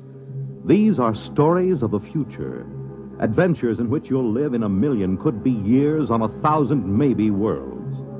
The National Broadcasting Company, in cooperation with Galaxy Science Fiction Magazine, presents X minus 1.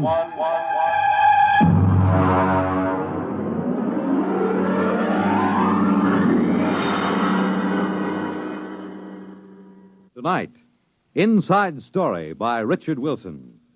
But first, hear this. I know a couple old friends that argue about everything. Politics, world affairs, even the time of day.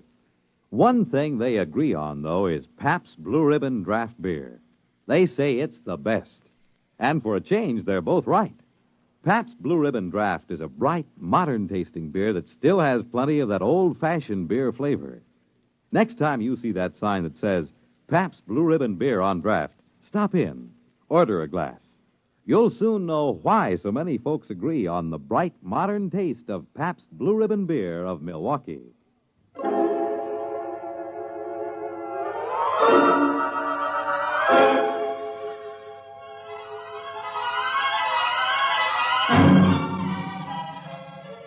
Now, X-1 and Inside Story.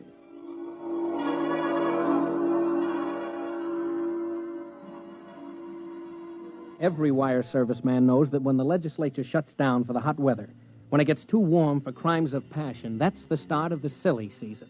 It's the time when the teletype chatters about the largest pumpkin grown in Sauk County and the dog that found its way home from Luna Base to the Cocoa Island rocket port. Well, it was the silly season when I reported to headquarters Martian sector of the Galactic News Service at IOPA. I found the bureau chief, Scott Warren, looking sourly at a strip of copy. GNS Sonala add lizards. Lizards? Lizards. Ew.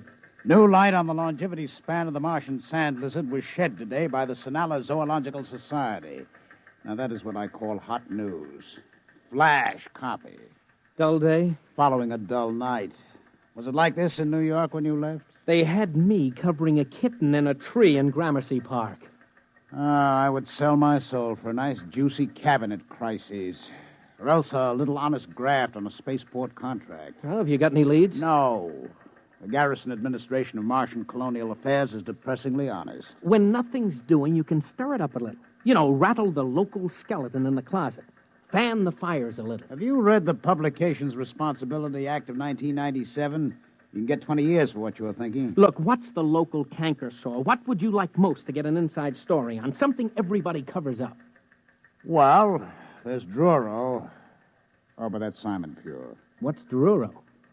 Nully Sanctuary. Oh, religious institution? No. It's a quarantine set up for null-gravity neurocatinosis. Nully fever. It's completely segregated. Nobody's ever gotten a report out of there. Well, it sounds like a natural.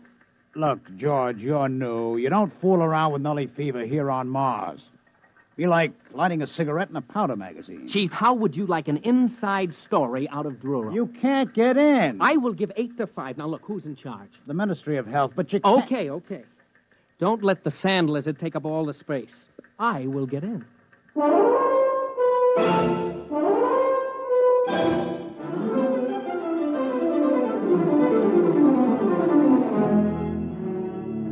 It wasn't so easy. I did fine over at the Health Ministry until I mentioned Druro. And then I might just as well have had a galloping case of nully fever myself. I was referred to the press officer, to the assistant administrator, to the legal department, the protocol division, and then back to the press officer. Finally, I got in to see the commissioner, Dr. Marks. Just what caused you to raise the question of Druro, Mr. Gordon? Look, Dr. Marks, what I want is your permission to visit Druro and get the inside story. Visit Druro? You mean inside the camp? Yes, that's right. Mr. Gordon, I am quoting Administrative Code, Section 65. Any person found within the perimeter at Druro is considered to be a nully fever victim. Contagion is something like 99% certain at a range of 100 yards. What's the treatment? Druro. You mean they're just shoved there to rot? A nully, Mr. Gordon, will rot wherever he is. He deteriorates to the point of total sterility.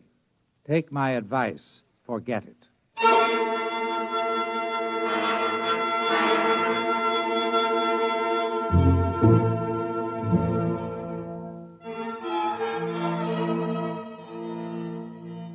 Naturally, I didn't forget it. I did more research. I found out that nully fever seemed to be a mutated virus that got that way in the early Earth-Mars rockets that had inadequate radiological shielding. The symptoms masqueraded as half a dozen diseases, but the end product was the same. A physical deterioration that I don't care to go into, and a psychological lowering to an animal state.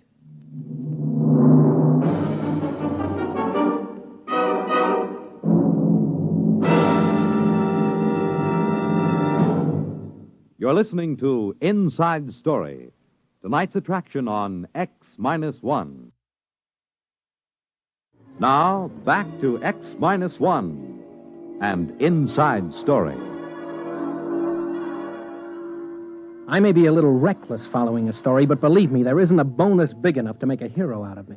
I had no intention of contracting nully fever just to provide a byline story for old GNS. I had stumbled onto something, and I was wearing it when I dropped into the bureau and asked Scott if he noticed anything different about me. You're putting on a little weight? No. Guess again. Your pants aren't hanging right. Your shirt's all bunched up. That's because I am wearing the latest fashion, an invisible suit. Oh, goodbye. Try another one. Look, I'm not kidding. It's heat-proof and airtight. They developed it over at Mars Electronics for spacesuit use.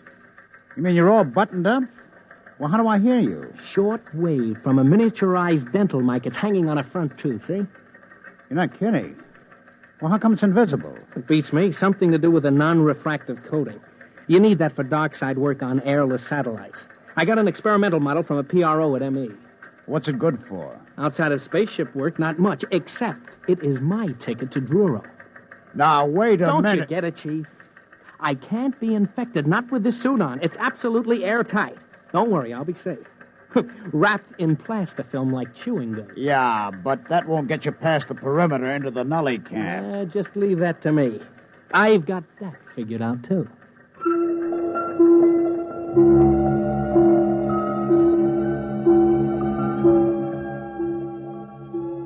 I picked up a sandcat out to the town of Druro and waited for 2 days.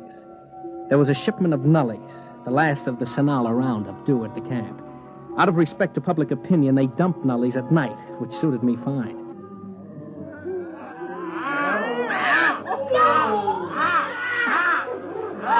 About 100 nullies were going over the newcomers like kangaroo caught in a frontier jail. I don't think anybody actually got killed, but they almost tore the new bunch to pieces, grabbing cigarettes, jackknives, buttons, shoes, anything. And then, like as not, the old-timers would fight each other for it. The whole thing was over at dawn, and I could get a look around the camp. There were prefab huts and some trees. I started over to one of the huts. My hut. Take it easy, friend. I'm not going to hurt you. Look, I'm your friend. Sure. You think you're going to steal my ration, huh? I'll kill you first. How long have you been here? 2 years. Got a cigarette? Here. No, don't grab. I'll toss you one. Don't you make a move towards me. Sure. What were you before you got in here? Huh? A teacher. An IOPA technical. I fixed them before they got me. I cut down 10 medics with a power drill. When is breakfast, friend? You go plenty hungry. Ration isn't till tomorrow. You think that was some fight last night? Wait till you see ration drop. Last time somebody tried to beat me to a ration case, I fixed her. Never mind. Don't tell me about it. Hey, what's that over there? Up the hill. Looks like a regular fortress. What are you trying to do? Hurt me? No, I just asked you what goes on up there, those other huts inside that barricade. You spying for them? Yeah, sure. You're spying for them, you dirty...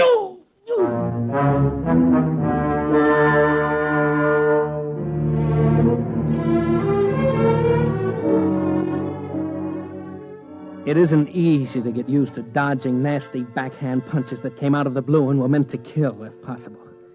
I got my arm up in time to catch about half the force, and the man ran off with my pack of cigarettes. But there was something up that hill worth looking into. A barricaded section set apart from the rest. So I started up. When I hit the woods, I stopped just 3 feet short of a 10-foot spear. All right, you. Get back down the hill. Now, take it easy, will you? What's going on up here? Go on, get moving.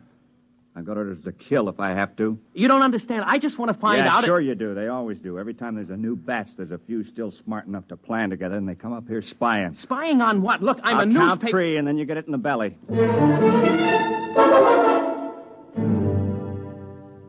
No hero I got before he reached 1.5. That night, I managed to talk to the ex-teacher without either of us slugging the other. I asked him about the guard on the hill. They get all the best rations. They make us give up our food or they come kill us. They've got spears and knives. You mean there's a gang up there living off the rest of you? Yeah. I killed one of them once. Caught him from behind with a rock. They came down and killed 10 of us. Didn't get me, though. Funny, huh?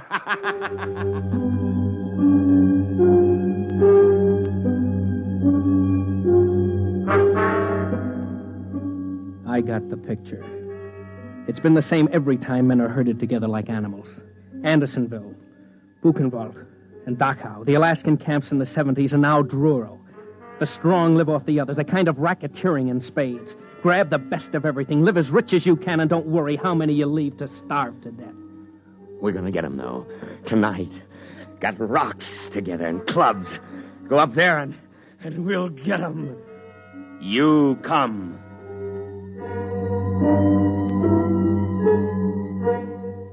I didn't have much choice. They would have torn me apart. About 10 o'clock at night, the mob gathered at the foot of the hill. Every once in a while, they'd swipe at each other with a club or a rock, but mostly they shouted up at the hill. And then suddenly, without any signal, they charged.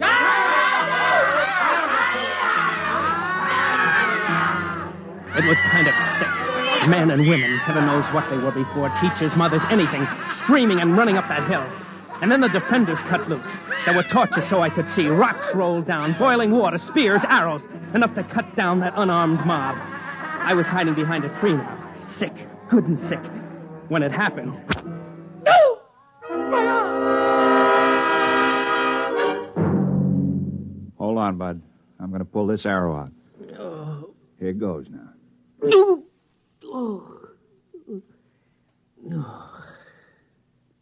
Where am I? Up the hill. That's where you wanted to go, isn't it? But how did... We dragged you up here. Herb, get some bandages up here. You're one of them, aren't you? One of who? The big shots, the kingpins, gangsters. You didn't get hit in the head, did you? Oh, it's too bad they didn't wipe you out up here. It's tough enough living in a place like this, but to prey on the weak ones... Look, fella, I think maybe you got the wrong idea. Oh, thank heaven I'm safe from this kind of... Yeah, I wondered when you'd notice. That fancy suit of yours got torn when the arrow hit. Oh, no. Nully fever. That's why we hauled you up here. We spotted something funny about you. A kettle of boiling water splashed on you, and you didn't even notice. Who are you? George Gordon, Galactic News Service. A newsman. Listen, does anybody know you're in here? Yeah. Maybe there's a chance. Can you tell them they got to let us out? Tell them what it's like up here. Make them understand. We write messages for the ration planes and they ignore them. You can't get close enough to the guards to shout, they shoot you down. They got to let us out. Oh, sure. After what I've seen, that's the last thing I do. Try to con somebody into letting this loose on the population. I've seen enough nullies. Even if I have to spend the rest of my life in this camp, I don't want to be responsible for making more. Wait a minute. You don't get it. We're not nullies up here. What? Nobody gets in the camp who isn't a nully. That's right. We all had it when we came in, but not anymore. Up here, we're cured. You're lying. You've got to believe me. We've been living up here for 4 years, keeping guard, trying to live like human beings in the middle of those animals down there. Losing maybe 3 or 4 a week, fighting them off. You know you're more dangerous than they are down there because somehow you've kept some intelligence, enough to want revenge on the rest of the world by infecting it. No, you've got to believe me. We're cured. Nully fever can be cured somehow because we've done it. About 100 of us. More now with the babies. The what? Babies. Normal, healthy babies.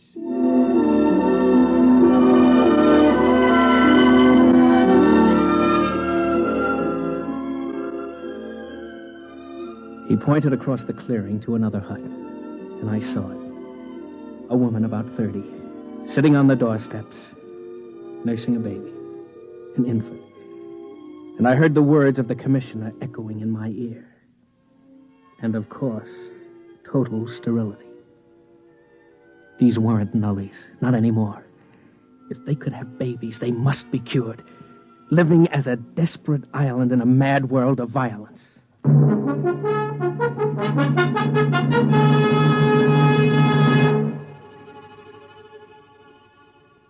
Well, you know the rest of it. You ought to. It was carried under my byline in every fact sheet on 3 planets. They had a micro-technician up the hill who gimmicked my miniature microphone with a hairpin and a piece of quartz crystal, so I cut in on the main traffic beam between Sinala and Iopa. I had Scott Warren at Government House in 15 minutes, threatening to blow the lid off the whole colonial government. The babies did it.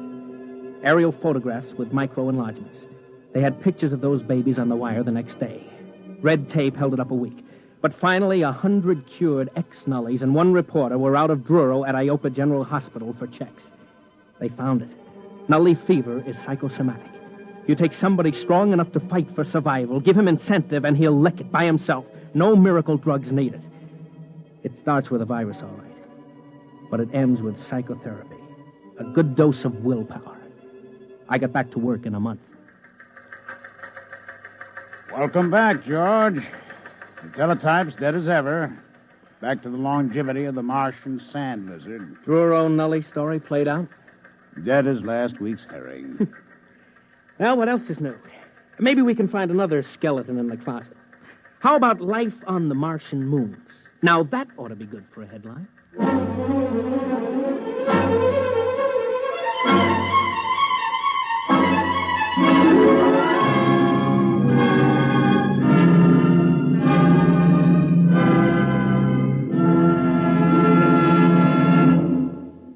Fred Collins again, and I'll have a word for you about next week's X-1 in a moment.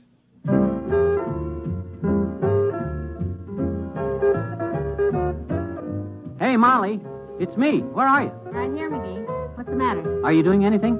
Am I doing anything? I've got a towel wrapped around my head, a broom in one hand, a bucket of soap and water in the other, and the kitchen curtains under my arm, and you ask me if I'm doing anything. Sure, I'm vacationing in Florida. Oh, here, Molly, let me take that stuff. What are you doing? Now, just sit down. Sit down right here. Well, you're sweet, McGee, but I've got... You can go back to work in a minute. I got something big to tell you. You know, something really big. What have you gone and done? We're going to be on Monitor. Monitor? NBC's fascinating, motivating, merry-making, scintillating, ever-vescerating weekend radio service. Oh, that Monitor. Of course. And we're on it, McGee? When? This weekend and every weekend. What do you say to that? Oh, that's wonderful, McGee. So don't make any plans, folks. We'll be seeing you this weekend. All weekend. On Monitor. And now a word about next week's story. The category Inventors by Arthur Sellings on X-1. You have just heard X-1, presented by the National Broadcasting Company in cooperation with Galaxy Science Fiction magazine, which this month features Time Waits for Winthrop by William Tenn. Winthrop was literally the most stubborn and selfish man in 500 years. How could they convince him not to strand them in this society of shriek fields and panic stadiums? Galaxy magazine, on your newsstand today. Tonight, X-1 has brought you Inside Story, a story from the pages of Galaxy written by Richard Wilson and adapted for radio by Ernest Kenoy. Featured in our cast were Bob Hastings, Leon Janney, Ralph Bell, Richard Hamilton, Edwin Cooper, and Pat Hosley. This is Fred Collins. X-1 was directed by Daniel Sutter and is an NBC Radio Network production.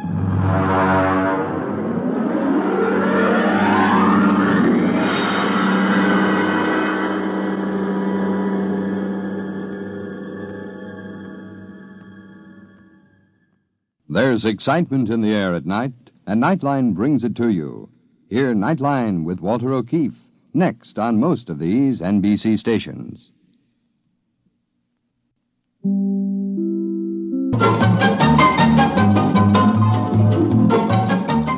This is Walter O'Keefe, inviting you to listen in on the Nightline. Tonight, live the incredible life of ages yet to come, in a time that might be 1,000,000 years from now, on X-1.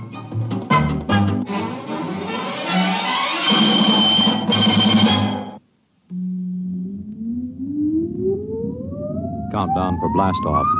X-5, 4, 3, 2, X-1, fire.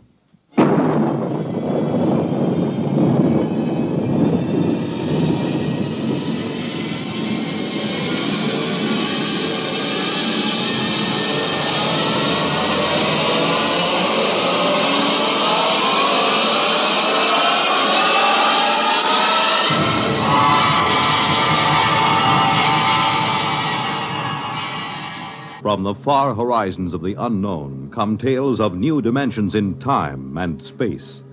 These are stories of the future, adventures in which you'll live in 1,000,000, could be years, on 1,000 maybe worlds. The National Broadcasting Company, in cooperation with Galaxy Science Fiction magazine, presents X-1.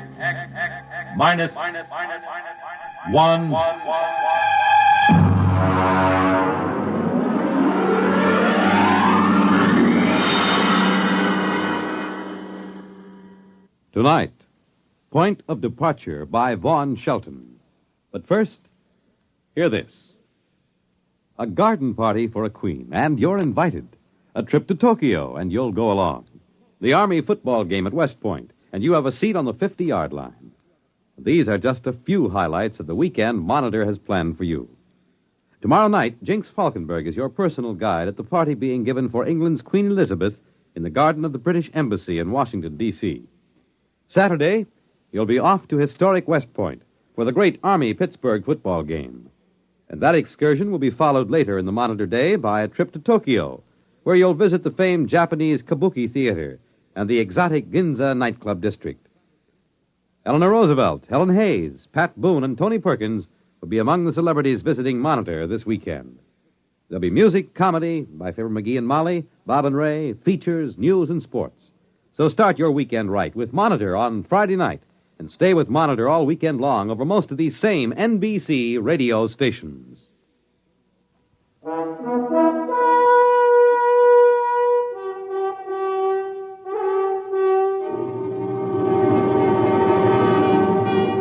Now, X-1 and Point of Departure by Vaughn Shelton.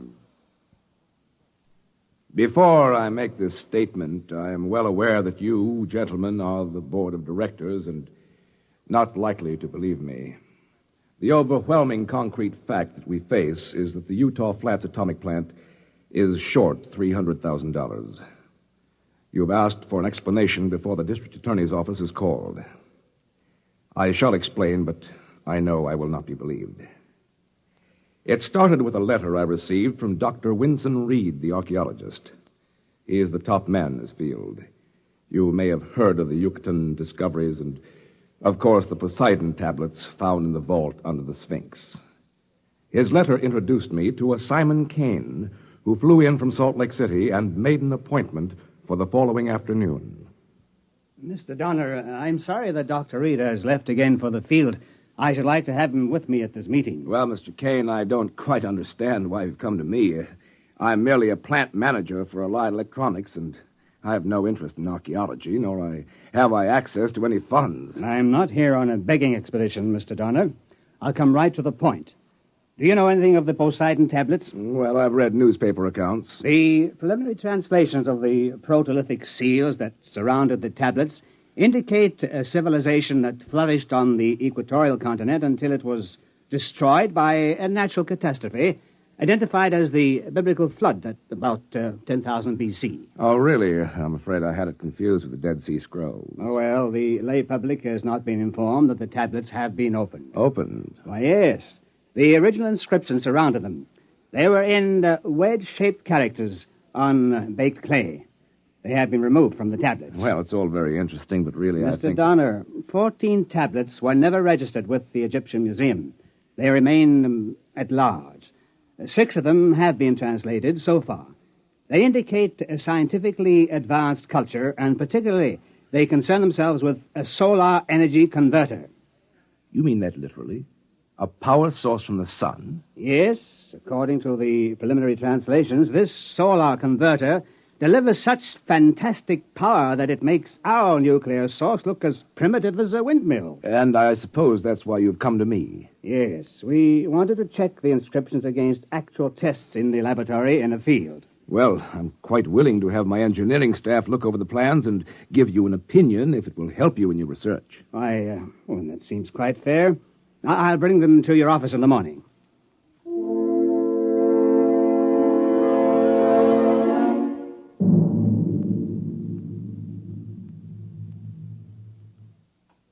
I suppose I half believed him at the time.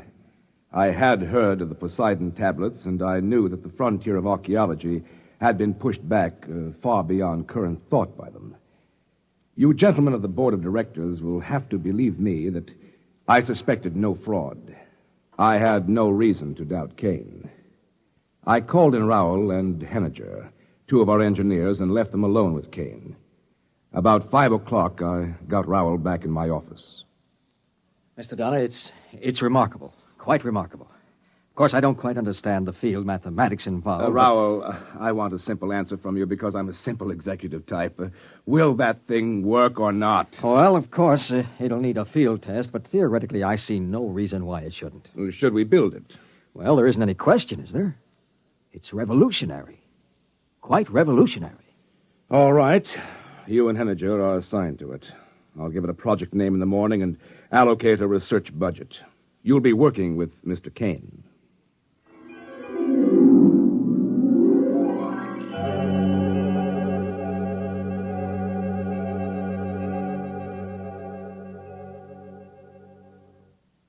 I took great care to protect the corporation's interests.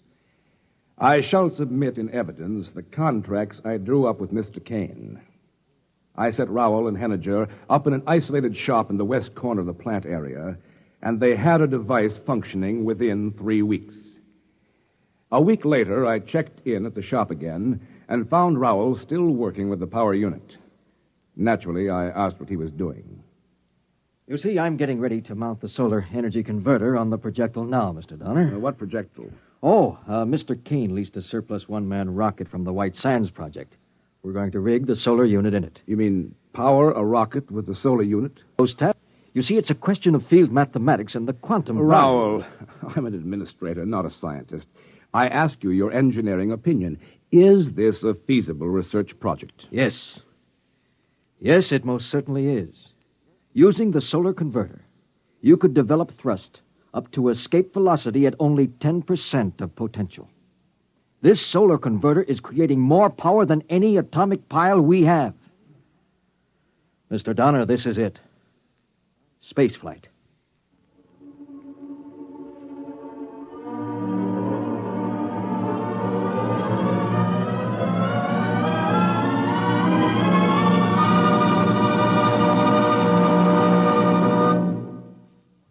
You are listening to Point of Departure, tonight's attraction on X-1. This is...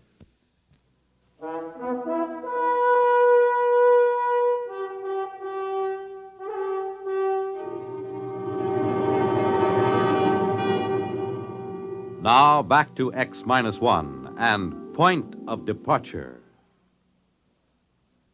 Of course, whereas the purchase of the projectile was not authorized, I should like to point out to the board that I acted most conservatively. I checked the cost sheets and discovered that the rocket purchase was actually within the allowable debt limitations for my department, and so I okayed the project. However, I was concerned with the irregularity of an expenditure before authorization, so I drove out to Simon Kane's place to speak to him about it. Oh, Mr. Dunner, I'd like you to meet Porter Hayes. Hi, how do you do? No, look here, Mr. Hayes has agreed to fly the ship. Look, that's what I want to talk to you about. He's with the Pan-Columbian Project, and he's flown all the other types that have been flown so far. This is the one that'll make history, Mr. Donner. This ship will fly anywhere in the solar system. Probably clear out to most other planets without even carrying a fuel supply. Best thing about it is the actual guarantee of a return trip. You know, those geniuses down at Pan-Columbia have plenty of ideas for getting you out there, but very few for getting you back. I've been showing Mr. Hayes the photographs of the original tablets and translations. You see, Mr. Donner, aren't they beautiful work? Kane, I want to talk to you in private. The cost sheets... Hey, Kane, where's the last tablet? There are only pictures of 13 here. That's right. The first 13 tablets take us through the construction of the unit and the ship and the inventor's 6 successful trial flights. The 14th hasn't been translated yet. It takes about a month to decipher each tablet. You do it yourself? Oh, no. That's a special study. My wife does it. She's an Egyptian scholar in her own right. Her father was Egypt's foremost antiquarian. I believe she's about to honor us with her... Nalja.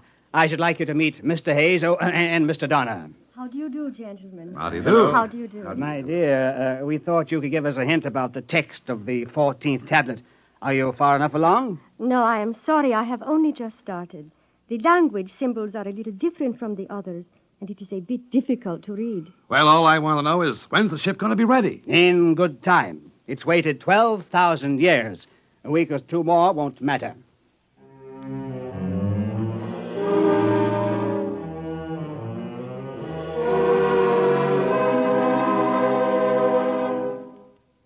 During the next 2 weeks, I was too busy with other things to worry much about the project, but I would like to call the board's attention to the fact that I submitted multiple progress reports at 5-day intervals as required by plant operating procedure.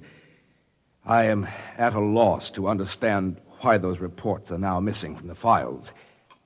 One evening, on a visit to Salt Lake, I was dining at the Pioneer Arms when I spotted Porter Hayes at the table across the room. He was with a young lady who looked familiar to me, even from the back, and, of course, I realized it was Nalja Kane. I felt it was discretionary on my part not to inform Mr. Kane of his wife's continuing acquaintance with Porter Hayes. On July 19th, Kane telephoned and said the airship was rigged and ready to go. I had assigned him an area in our desert test space, and we scheduled the test for the next morning. I got to the test site a little late. Everything was ready, and they were waiting for me. The gantry train moved back, and without the usual roar of chemical rockets or the scream of jets, the ship rose gradually to about 10 feet, and then shot up to a couple of hundred, and then stopped again. Kane was on the intercom. Hayes! Hayes! Is it powering right? What does he say? He's satisfied the craft works perfectly. He's going to take it straight out for 4 or 5 hours and then come back. Well, he can't do that. There's too much he doesn't know about that ship. Tell him to come back. Oh, let him alone. He's making history. But the first time... There he goes.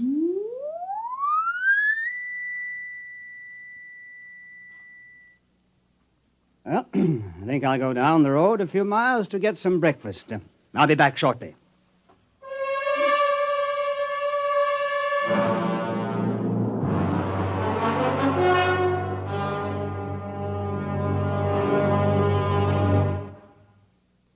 That was 4 days ago. I want it clear to the members of the board that I have not notified the authorities. The ship carried the standard survival kit with 7 days' ration and water, and if he had no operational trouble, Hayes could stay out at least a week. Other than filing the original flight plan with the Joint Astronautics Board, I had no other official obligation.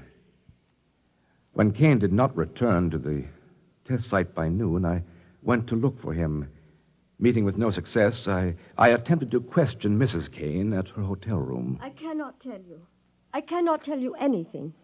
Mrs. Kane, this is a matter of vital necessity to our corporation. I have exceeded my research budget on my own responsibility. I must find your husband. If something happens to the rocket, there'll be an investigation. An official investigation. It will all come out then, won't it? What? About my father. Mrs. Kane, I don't understand. What has your father to do with this? He stole the tablets. At least I thought he did. You mean the tablets that you've been translating? Yes, I thought he had stolen them. Simon Kane told me that. He brought me the cases soon after we were married. I helped him smuggle them out of Egypt to protect my father. He swore if I didn't help him to translate the inscriptions, he'd expose my father and disgrace him. But now it's too late. He's dead. You mean your father? Yes, he is. Porter Hayes told me. He called me this morning. Well, that must have been before the test. My father's been dead for 6 months. Murdered. Simon Kane murdered my father. He killed him and stole the tablets from him. Porter Hayes told me he has the proof. Well, that's... I'm really sorry, but if Mr. Kane did come into possession of those tablets illegally, there will be a great deal of litigation. Patent rights, you know. That's our primary concern. Now, of course, we'll have to have whatever proof we can. The original tablets, any photostats, notes... They are all gone. You mean Kane took them? He destroyed them. He burned them. He laughed at me this morning. He told me I could never prove they'd ever existed. However, we do have the corroborative evidence of the solar converter, its plans at the plant, the prototype model, and, of course, the rocket. Porter Hayes flew it, didn't he? He flew away. Oh, Hayes, yes, but he's on the test flight. Now, as soon as he comes back, we'll have to get his affidavit.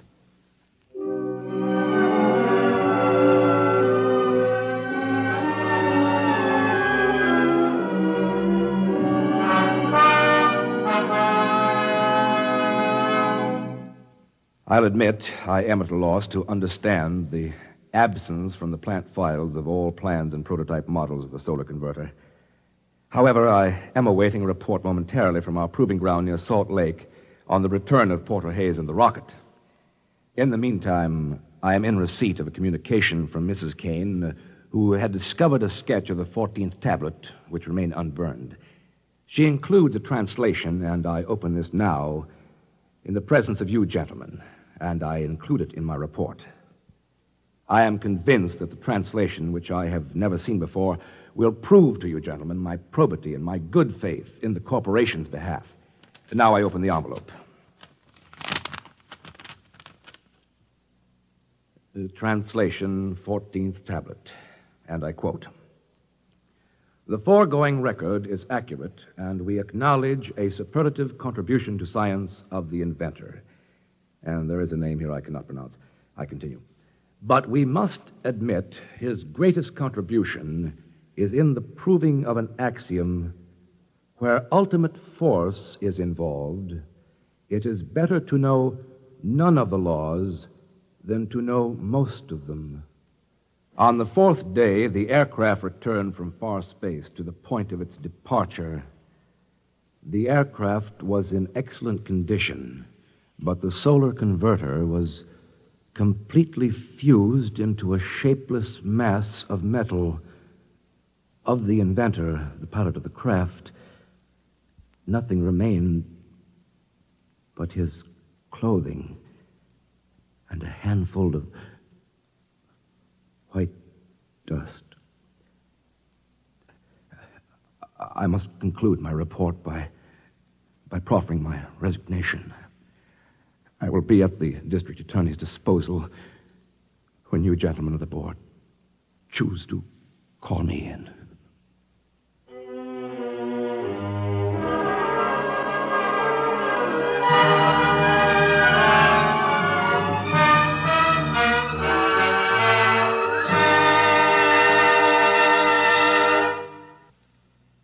have just heard X-1, presented by the National Broadcasting Company in cooperation with Galaxy Science Fiction Magazine, which this month features Willie Lay's factual account of the fascinating disappearance of the dodo.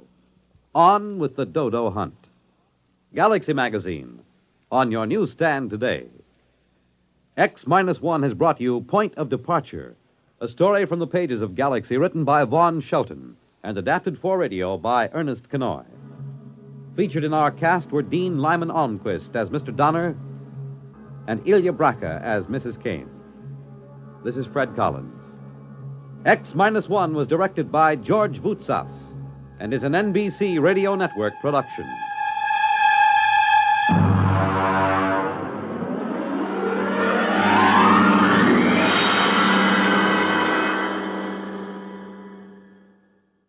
There's excitement in the air at night, and Nightline brings it to you. Hear Nightline with Walter O'Keefe, next on most of these NBC stations.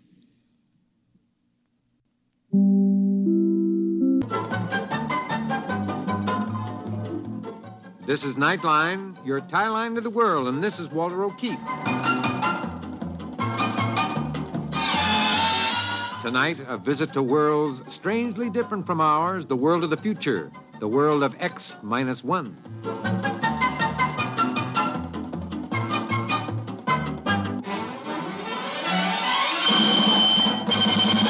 Now, here is the future, X-1. Countdown for blast-off. X-5, 4, 3, 2, X-1, fire.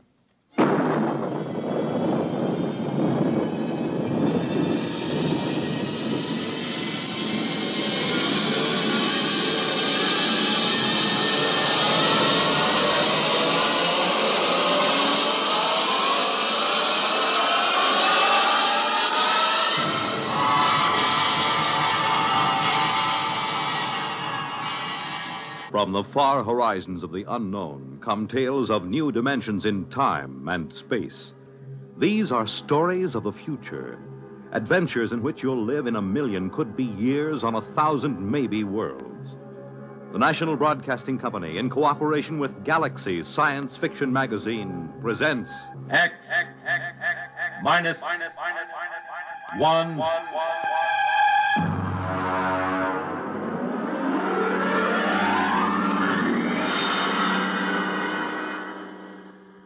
Tonight, Shock Troop. But first, hear this. Saturday, November 30th, an overflow crowd is expected to jam Municipal Stadium in Philadelphia for the 58th contest in a series that each year brings to a climax the greatest rivalry in college football. Saturday, November 30th, Army versus Navy. And you have a seat on the 50-yard line as Monitor brings you this gridiron. Mel Allen and Al Helfer will describe all the action, the excitement, the color of the game, as Army pits its bruising running attack against Navy's rugged defense and expert passing. You and your family won't want to miss the big Army-Navy football game, Saturday, November 30th, on Monitor. And you'll want to stay with Monitor for a weekend of sparkling and diversified entertainment. Celebrities, music, features, news, and sports. They're all on Monitor all weekend long. So start your weekend right with Monitor on Friday night and stay with Monitor all weekend long over most of these same NBC radio stations.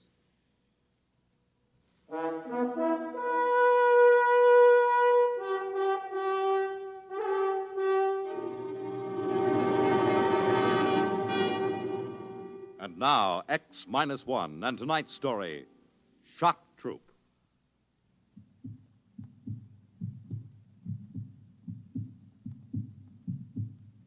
In all his 7 major campaigns, Commander Zeram Lassen had never faced anything like this. First, there was the heat, agonizing, insufferable heat. Then there were the jolts, the convulsions. But most unbearable of all was the cross pulse, the interminable, monotonous thump-thump of the cross pulse.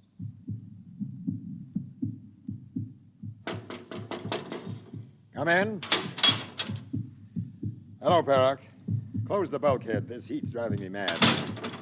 Zarium, I think we ought to abandon this project. Abandon? As chief psychotechnician, I recommend it. So? On what do you base this?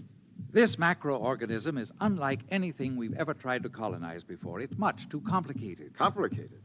Perak, I've colonized life forms on 7 other worlds, and each time I've been advised to turn back. I know your record, Zarim, but this creature is different. How? Well, for one thing, it has a highly organized psychoelectric system. The shock waves are fantastic. I've already lost 3 technicians. These are shock troops. They know the risk. And for another Perak, thing...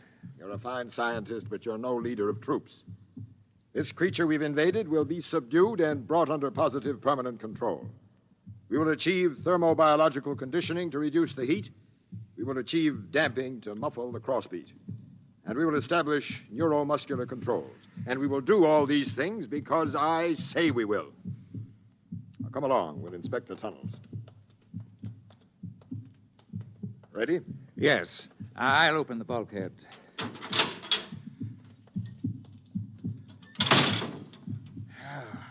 Feel that heat. Well, the thermo crews are doing everything they can to pull oxygen from the separators. Tell them to work faster.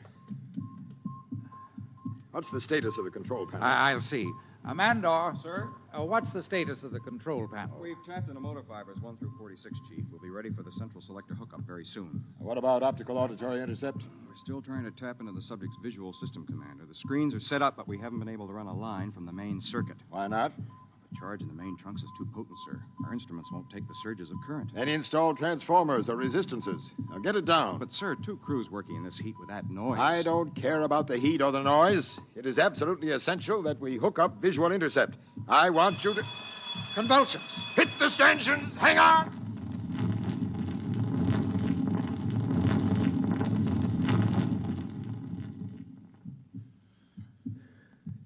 It's passed. I've never seen them quite this bad. How do you suppose causes them? I don't know.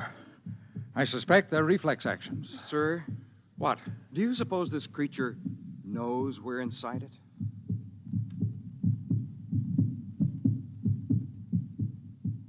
Ceaselessly, the shock troops worked inside the host creature, burrowing through capillaries, tapping into nerves, trying desperately to intercept the intelligence and sensations so they might bring it under control.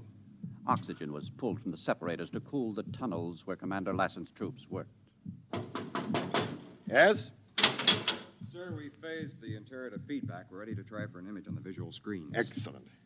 What about vocal auditory? Completely phased. We haven't broken the speech code yet, but all sounds are clearly audible. Blast that crossbeat. Can't the crews do something to muffle it? We're trying. We don't dare go into the main arteries, not yet at least. Can't they calcify? They're trying, Zarin. We've got calcification crews working like demons trying to harden the central blood vessels. Very well.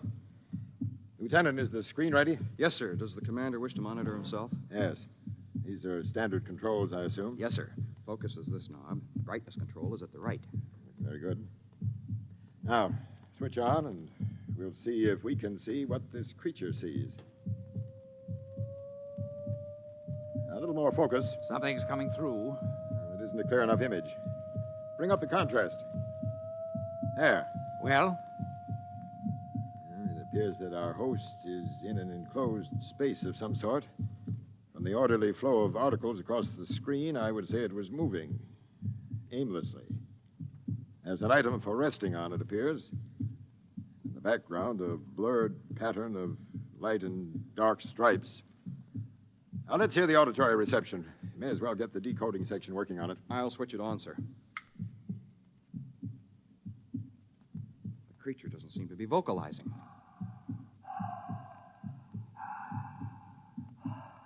Now, what's the noise? I believe that's a respiratory sound, sir, made by the creature's oxygen plant. I'll try to eliminate it. Filter it out. Yes, sir. Doc. Doc, I tell you, I'm sick. It's vocalizing. I'm not...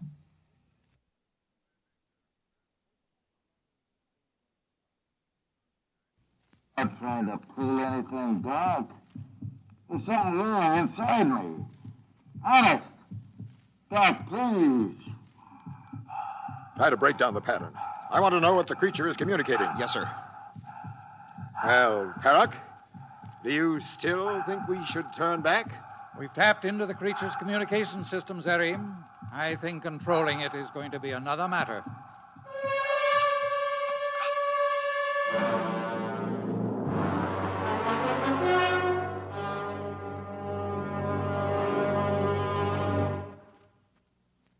We'll return to X-1 and Shock Troop in just a moment.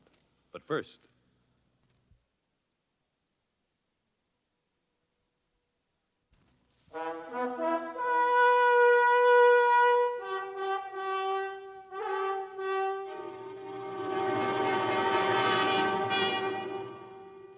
Now back to X-1 and Shock Troop.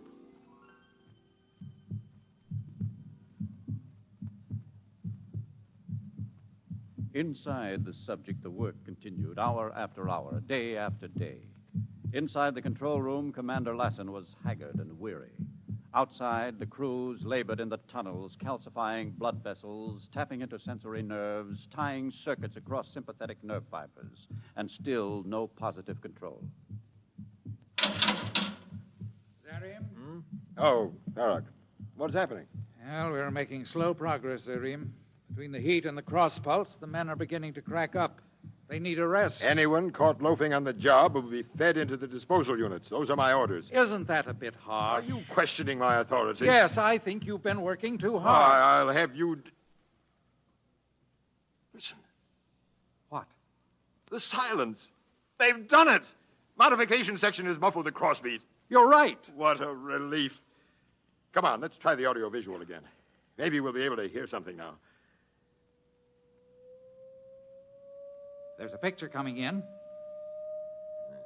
It's the same picture. Blurry, barred pattern. Objects for sitting and reclining. Switch on the auditory. Right. It's vocalizing. Listen. I guess I didn't. It happened all of a sudden. This pain in my heart. Like it slowed down. I'm sick. There's something wrong with me. If only decoding would crack the speech pattern so we knew what it was saying. There seems to be another macroorganism in the room with it. Dressed in white, it seems. Yes, I see. I'm not faking, Doctor. You gotta do something. I want the speech pattern given number one priority. No time for... That's condition red. Commander, the vein is ruptured in Tunnel C. There's a leukocyte breakthrough. Get the guns. I want a coagulant crew in there at once. There are hundreds of the monsters, Commander. Shall we seal off the tunnel? And lose weeks of calcifying? Come on, we'll try to coagulate.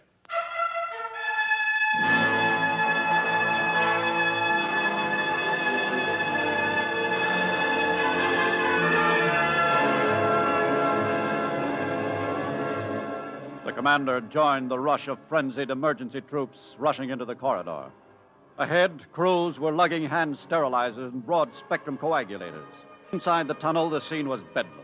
There was a break in the wall, hemorrhaging profusely. Crewmen waded knee-deep in the nauseous sea of thrombin. Red corpuscles knocked them off balance. Every so often, a sickening gray leukocyte would rear up and embrace a crewman in a grip of acid death.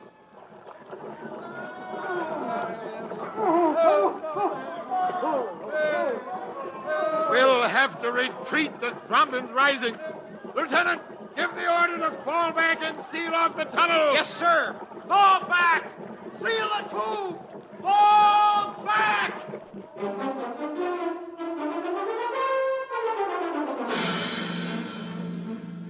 The struggle continued. New tunnels were formed. More nerves tied into central control. Veins and arteries calcified. The heat reduced to a livable temperature. Slowly, the morale of the shock troops inched higher, and Commander Lassen relaxed and grew more amiable. Well, Barak, ready for the big event? Yes, my crew is standing by. Good. We'll try an auditory visual intercept first, and then we'll attempt to control a few responses. We've tapped into the creature's hearing circuit now so that we can hear what it hears as well as what it says. Excellent. Switch on the screen. It's coming in now. The creature is still in the same room, alone, evidently. It seems to be writing a message of some sort. Oh, wait. It's talking. My appeal was turned down, and this is it. Now, let's try a motor response. Lieutenant Mander. Sir? Which circuit controls the organism's right extremity? This one, sir. Are all circuits properly insulated against electrical surge? Up to 1 million dynarcs, Commander. We've never encountered anything higher. That should be safe enough. And here goes. I'll try a simple contraction. It worked! The right limb contracted. Perrick, it worked. We've established control. You're to be congratulated, Commander. Thank you. Switch on auditory visual again. The creature is still writing. Actually, I don't mind too much. The doctors have discovered that I have a serious condition of the blood vessels and heart. They call it sclerosis. And I've been feeling awful lately. So I'm not too afraid of what's coming. I'll think of you. Think of me. Love, Sam. The message is concluded. Let's try another motor response. I'm going to manipulate the creature's legs now to make it locomote toward the barred pattern. Ready? Ready, sir. It's moving! Excellent, excellent. Perrick, have the crews clean up the remaining circuits. Make absolutely certain that the electrical hazard is reduced to a minimum. I can't afford to lose any more troops. Now, what about the speech code? Decoding thinks they may break at any moment now. I'll keep them working. Give the troops extra rations and pay and commend them for a good job. If all goes well, we'll send for colonists within a week.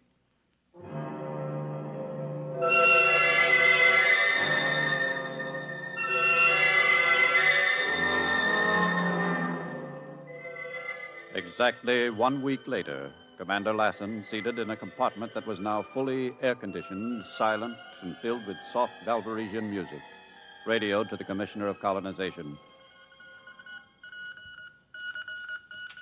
So everything is ready. With the exception of the speech code, we have complete primary control of all circuits. We'll expect first 10,000 colonists as soon as transport can be arranged. Lassen, I'll send that at once. Come in. What is it, Perrick? I don't know. There are changes in the intercept screens. What kind of changes? Well, for one thing, there's a temperature drop in the upper quadrant of the creature. Then it seems to be changing its surroundings. I'll come out and have a look. There, you see? There are other macro creatures in the room now. There. One of them has a black robe. Well, what's so alarming? The speech pattern of the black robed creature is unlike anything we've ever heard before. Turn on auditory intercept.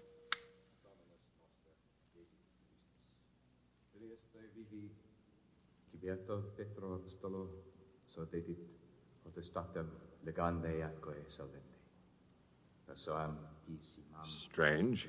Look at the temperature drop up there. Let me try touching the creature's cranial region.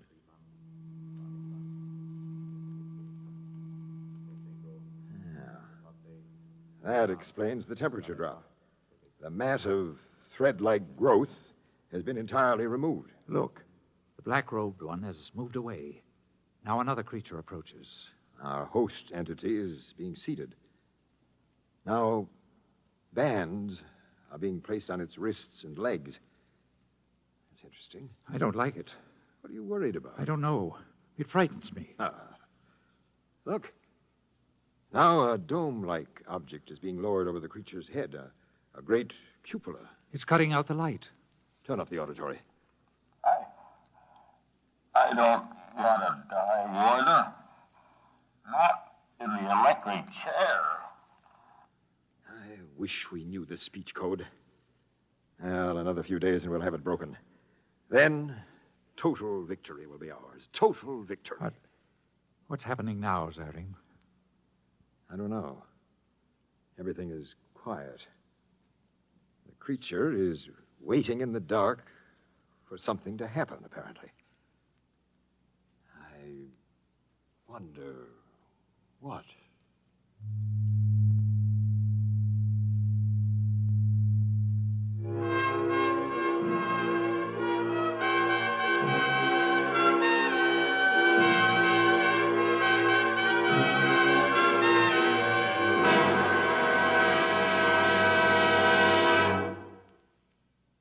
Fred Collins again. I'll have a word about our cast on X-1 in a moment. You have just heard X-1, presented by the National Broadcasting Company in cooperation with Galaxy Science Fiction Magazine. Galaxy Magazine science editor Willie Lay discusses medical problems of space travel in the current issue of Galaxy. Read Willie Lay's article as well as the many thought-provoking stories similar to tonight's tale of fiction based on facts of the future. Galaxy Magazine, on your newsstand today. Tonight, X-1 has brought you Shock Troop, a story from the pages of Galaxy written by Daniel Gallion and adapted for radio by George Lefferts. Featured in our cast were Bernard Lenrow as Commander Lassen, Edwin Cooper as Perrock, John Thomas as Mandor, Ralph Camargo as Sam, and Roger DeKoven was the narrator. This is Fred Collins speaking. X-1 was directed by George Voutsas and is an NBC Radio Network production.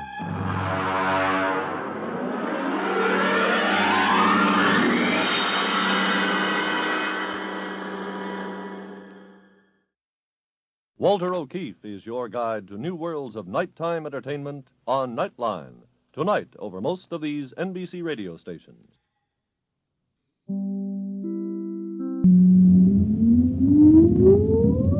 Countdown for blast-off. X-5, 4, 3, 2, X-1, fire.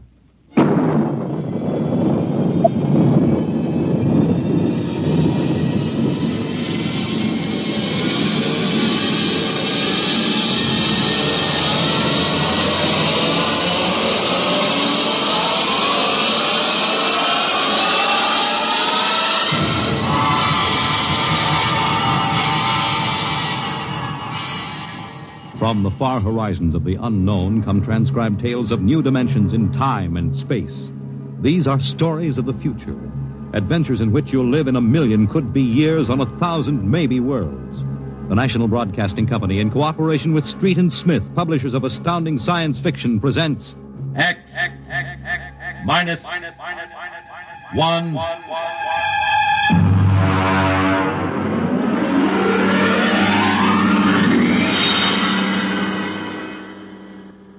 Tonight's story, The Castaways, by Ernest Kinoy.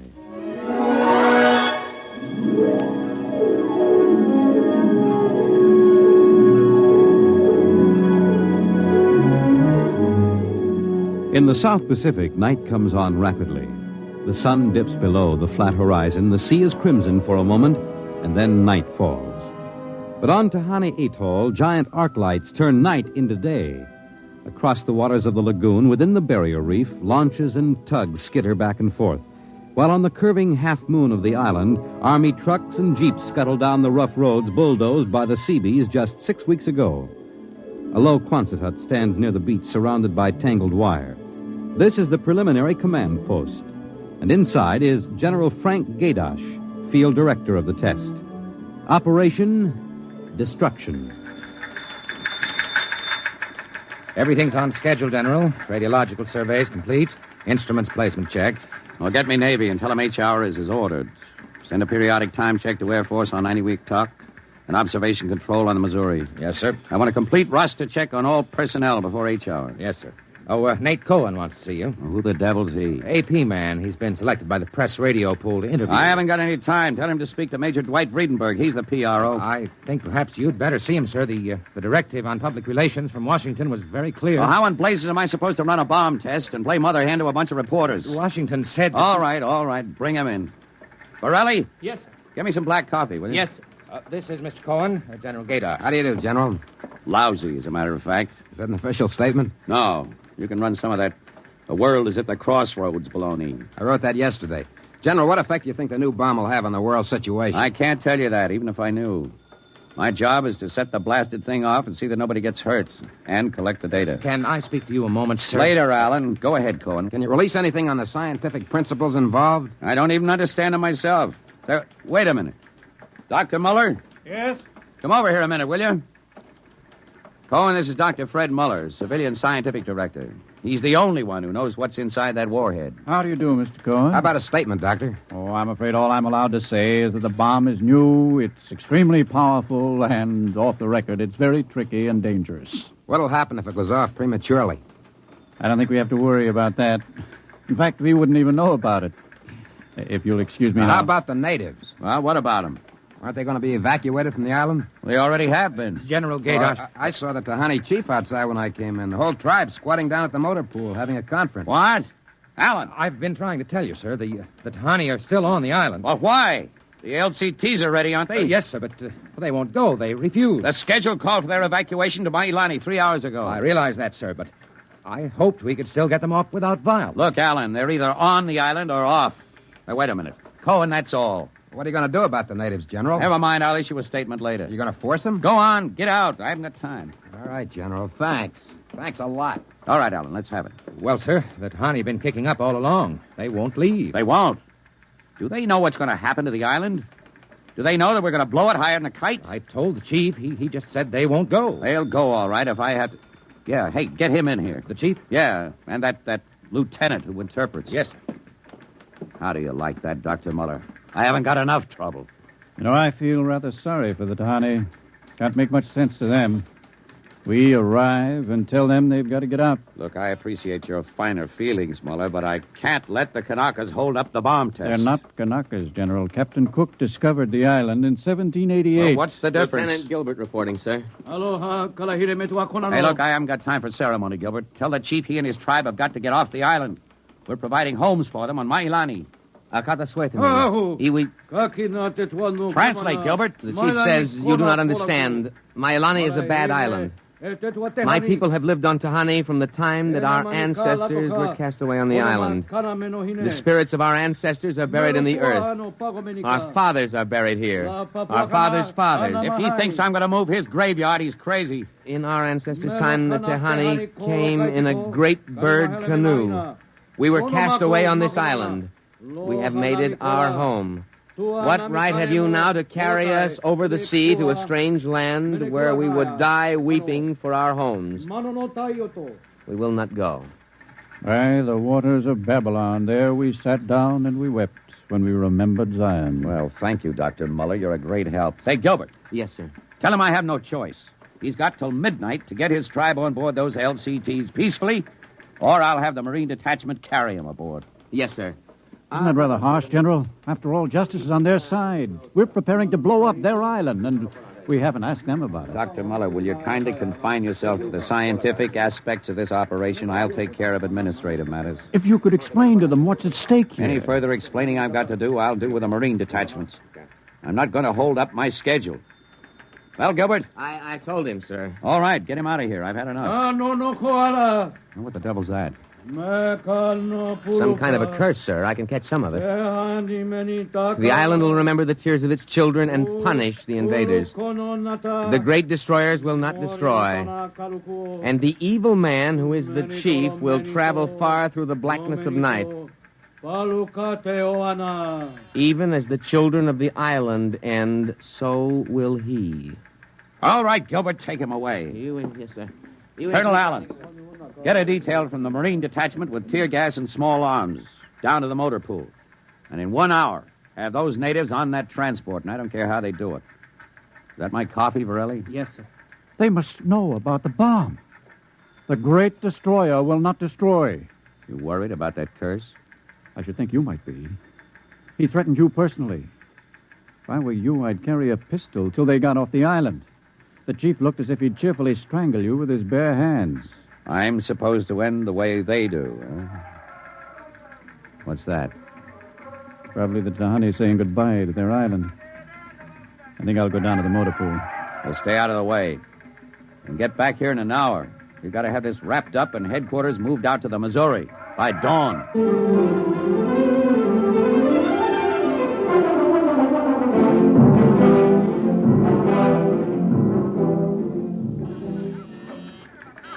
Instrument room checking in, sir. That's the last. Have the Missouri take over control and send for my jeep. Yes, sir. Are the LCTs standing by for those natives? Yes, sir. They're on the beach. The bomb unit is assembled in place, General. 2330, right on the nose. Robin, start evacuation procedure. The Tahani have stopped. Allen's probably moving them out to the beach. Check in with Navy and Air Force, Borelli. Yes, sir. What's that? Coming from the beach. The Tahani making trouble. Come on. General! Hey, you! Gilbert, what is it? Colonel Allen ordered the Marines. Well, in. what happened? The natives just got up and started marching. Did they embark? You don't understand, sir.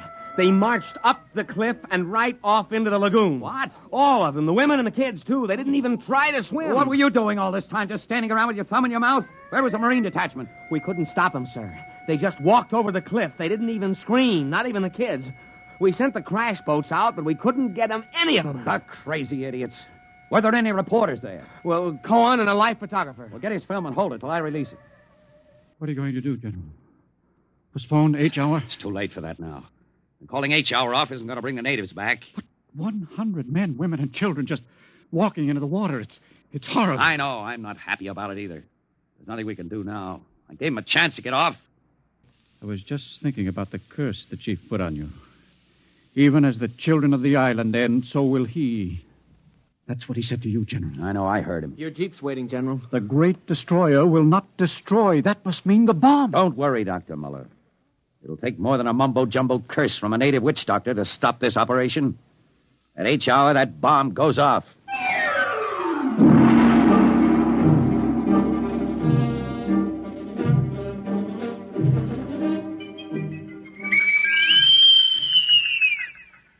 It is now H hour minus 1 minute 30 seconds.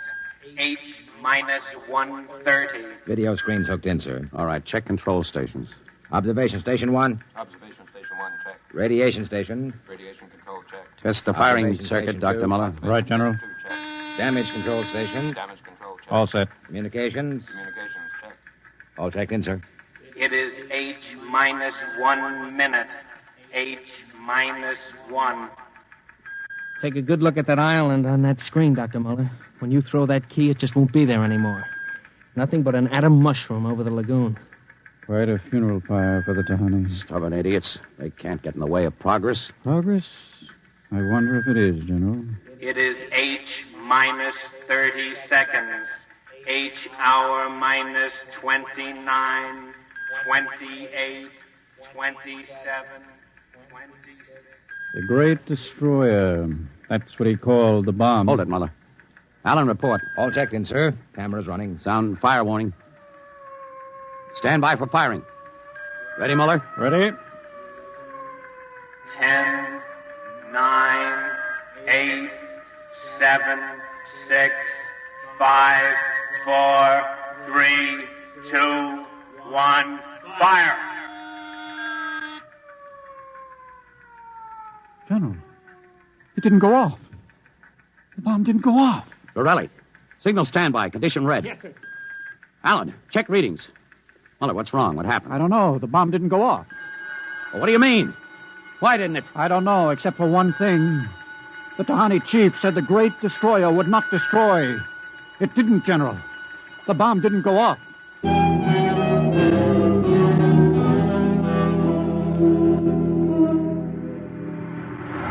How about it, General? What happened? Have you got a statement? Nothing you can use, Cohen. Not till we find out what went wrong.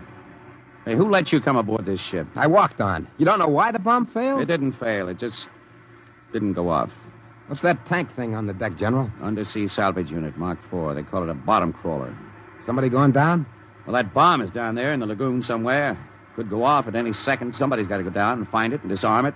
That's a lovely job. Who's elected? I am. Wow.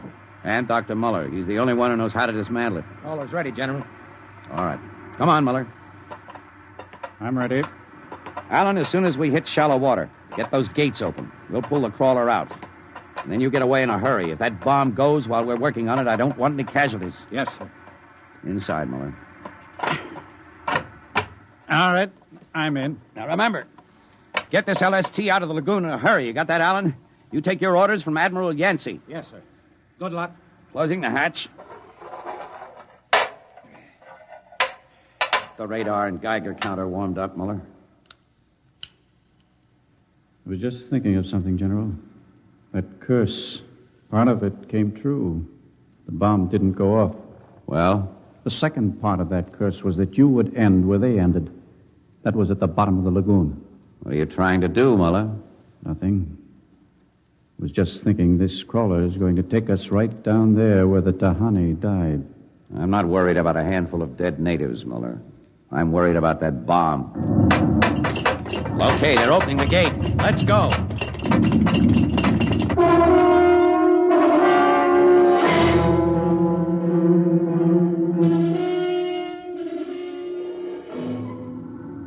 USU-4 to control. Depth 50 feet, bottom sandy, dropping off sharp. Anything on sonar, Muller? School of fish. You ever been down in a crawler before? Only in the tank at New London.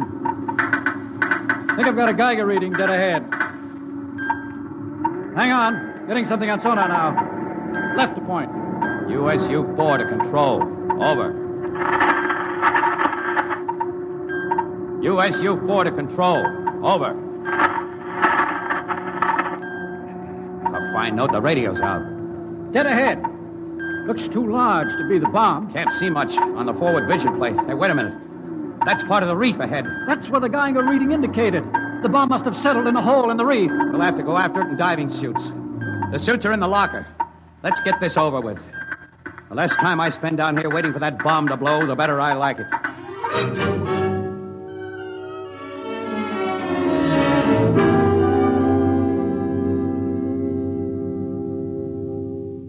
Muller, is your helmet clamped tight? You getting me all right on your headset? Okay. I'm going to fill the lock. Here goes the outer door. Let's go. This isn't like that diving tank at New London. Look out for that coral. It can cut you to ribbons. There's a hole of some sort there. Wait till I get the light up. See if you can get a Geiger reading out of that hole. Just a... There. It's down there, all right. Careful. I'll drop down first. See anything down there? Muller, get down here fast. What is it? Find something? The bottom of this hole, it's metal, and the sides. But it's the coral reef. Look, welded joints. These are hull plates of some kind. And look out, above us. It's closing. Grab it. Too late. A metal hatch. It just slid over the top. This is impossible. What's going on? It's like an airlock. The water's being pumped out. General, do you realize what this means? I'm not sure. There's an inner door opening. Careful. It's a passageway. What do we do now? There isn't much we can do. We can take off our helmets, though. The dial shows good air. All right. Come on. What is this? An undersea fort? What's it doing here? What does it mean? Whatever it is, our bomb must be down here. Wait, there's someone there. I can't see. There's a shadow. Who is it? Who's there? Welcome, Dr. Muller. Welcome to our ship. We've been waiting for you. General, it can't be. Do you see it? It's the Tahani chief.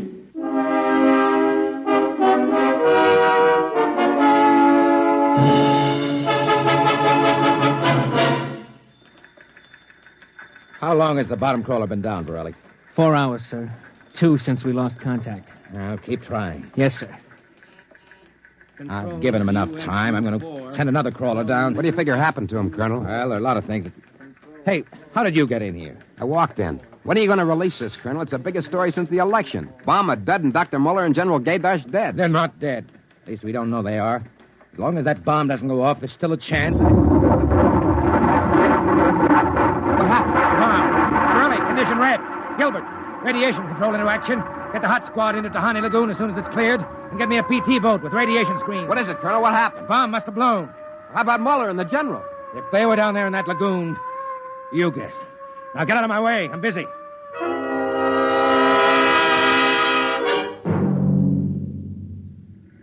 Radiation reading 75 and steady. Take her in as close to the beach as you can. Steady as she goes. Is there any danger of any more explosions? No. When she goes, she goes. Radiation 82. That's still safe. Cohen, is that something on the beach? Yeah. Looks like a body. Maybe you blew one of the Tahani back out of the lagoon. No, it's moving. Gilbert, glasses. Yes, sir. It's a man, all right. Head into the beach. Who is it, Colonel? Can't tell. He's in a diving suit. It's either Muller or General Gaydosh.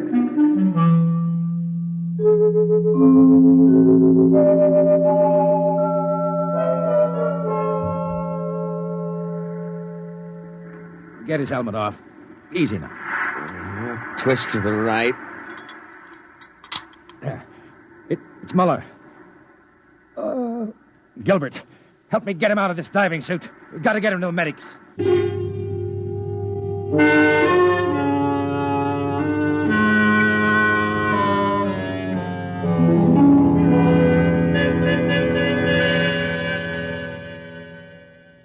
No radiation burns, superficial bruises, mild shock.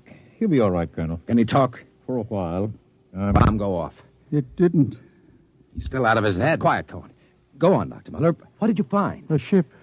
A giant metal ship there under the lagoon. A submarine? No. It was a spaceship. Spaceship? Camouflaged right next to the reef. When we went inside, we found the Tahani chief and all the tribe.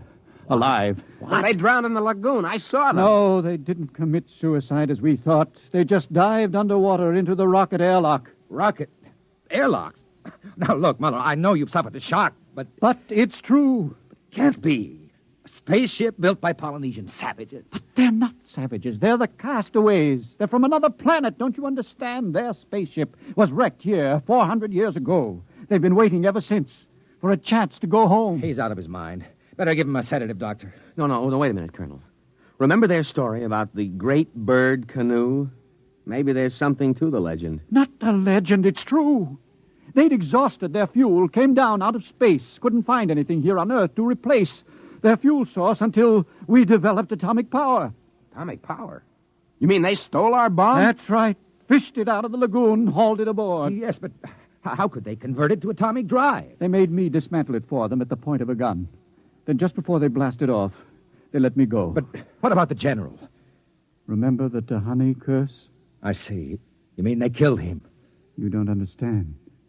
I said I dismantled that bomb at the point of a gun. It was General Gaydosh who was holding the gun. What? He was one of them, one of their spies sent out to bring back the rocket fuel they needed. And the Tahani curse wasn't a curse at all. It said that when they left the island, so would he. You mean he's with them now? Yes. And after 400 years, the castaways are going home.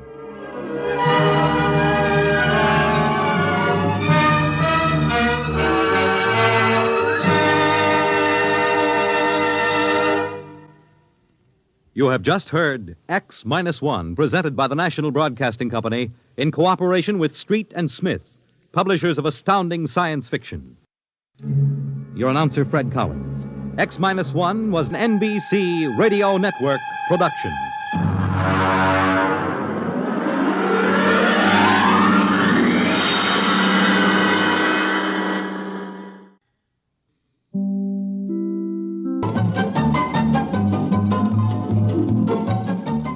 This is Walter O'Keefe, inviting you to listen in on the Nightline.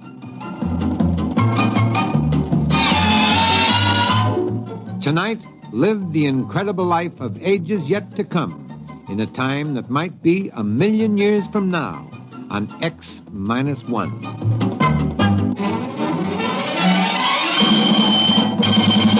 Now, an incredible story of the world beyond.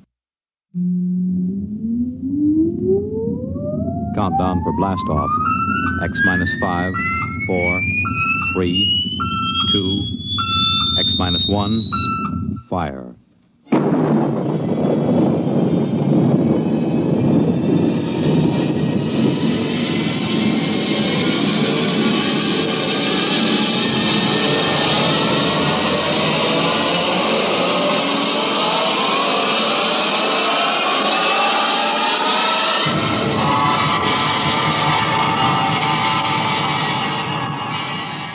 From the far horizons of the unknown come tales of new dimensions in time and space. These are stories of the future, adventures in which you'll live in a million, could be years on 1,000 maybe worlds. The National Broadcasting Company, in cooperation with Galaxy Science Fiction Magazine, presents X minus 1.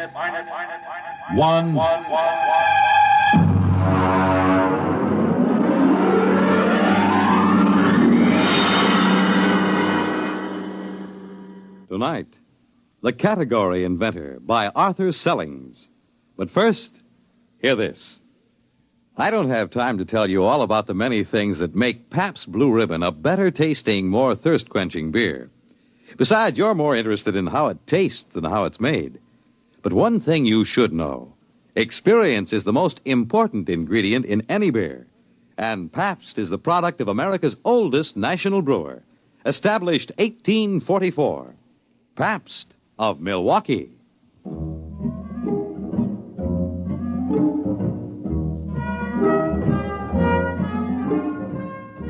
Now, X-1, as Nelson Olmsted stars in The Category Inventor. Frankly, I didn't expect to have the trouble. The morning that it happened was just like any other morning. I came into the locker room and took off my coat, and through the open doors I could hear the welcome sound of the boys warming up. Perhaps I should have realized something was wrong when Kurt Bergson, the orchestra manager, came up to me. Gilbert, how are you this morning? Fine, Mr. Bergson. I'm not late, am I? No, not late. You must have left the house early this morning. Yes, I did. It was such a nice day, I thought I'd walk. Luckily, I don't play the double bass. Bassoon isn't so hard to carry. You didn't get your mail this morning? No, I didn't. Mail usually comes about 10 o'clock. Well, I better get out there and warm up. Gilbert, I wish you had gotten your mail this morning. You see, I have to let you go. What? But what do you mean? Why? What's the matter? Well, you understand. But there's a concert tonight and tomorrow night. Who can you get to replace me? Where can you get a bassoonist? Where? Oh, no. I'm sorry, Gilbert. It had to happen. Oh, no. Not the bassoon. The timpani I can understand and the piano, but not the bassoon. I'm going out there. Don't, Gilbert.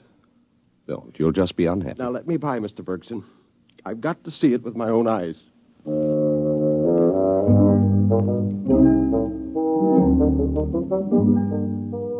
Of course, it was bound to happen. Where my music stand and chair had been stood a gleaming coppery robot. His music stand was attached to a bracket that came out from his forehead, and his electronic scanning eyes were blinking and ready. He had 7 fingers on each fully articulated hand. His lips were precast in perfect bassoonist embouchure, with flexi-plasti butyl skin adjusting to the reed. I could hear the softly whirring motor of his constant pressure breath apparatus. It had come. The robot bassoonist. Now, Gilbert, honey, you mustn't be depressed. It's not your fault. The world doesn't understand creative artists anymore. No, bassoon player isn't creative, Marge. He executes. Well, anyway, he's an artist. That means he's got intelligence and imagination. And that means he's got a head start when it comes to a new job, doesn't it, honey? Sure. Yeah, head start. Marge, I tell you, there isn't any use. I've been checking into the category office every day. All I know is how to play the bassoon. Well, we'll just have to get used to being on reserve. But what will we tell the children, dear?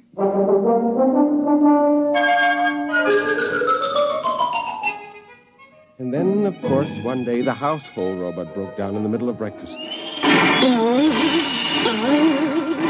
Gilbert! Well, what is it? What? The robot right in the middle of getting breakfast, it exploded. I'll ring Center. Oh, but the children will be late to school. Call in, Michael. Well, there's not much use in their hurrying if there's no breakfast, is there? Well, I'm trying. You think it's easy making breakfast by hand? No. Don't just stand there. Do something. The children won't get any breakfast, and they've got enough to put up with. Well, what do you mean by that? What exactly have they got to put up with? Look, I haven't got time to argue with you. Which one of these tubes is the orange juice concentrate? I think that's ketchup. Well, turn it off. Oh, you jammed it. Oh, it's been like this ever since you stopped. Ever since I what? Oh, keep your hand over the ketchup. It's flooding the kitchen. Ever since what?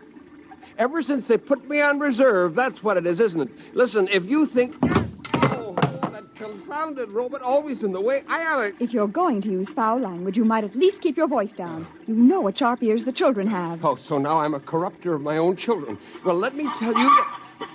What's that? The Henomat. I said it to synthesize fresh eggs. It's out of control. Oh, Gilbert, there goes the ketchup again. No. Do something.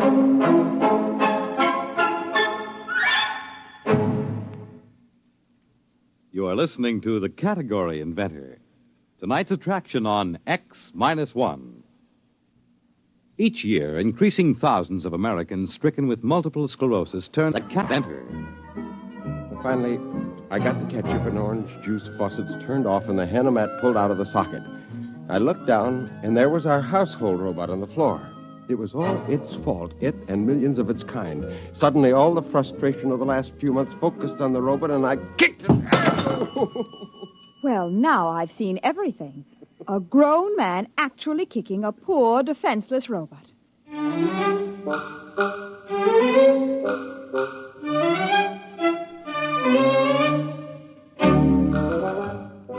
I was expecting the mechanic from Robot Center when the door buzzed.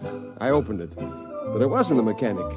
It was my father-in-law. Hello, son. Surprise, surprise. Oh, hello. I wasn't expecting you.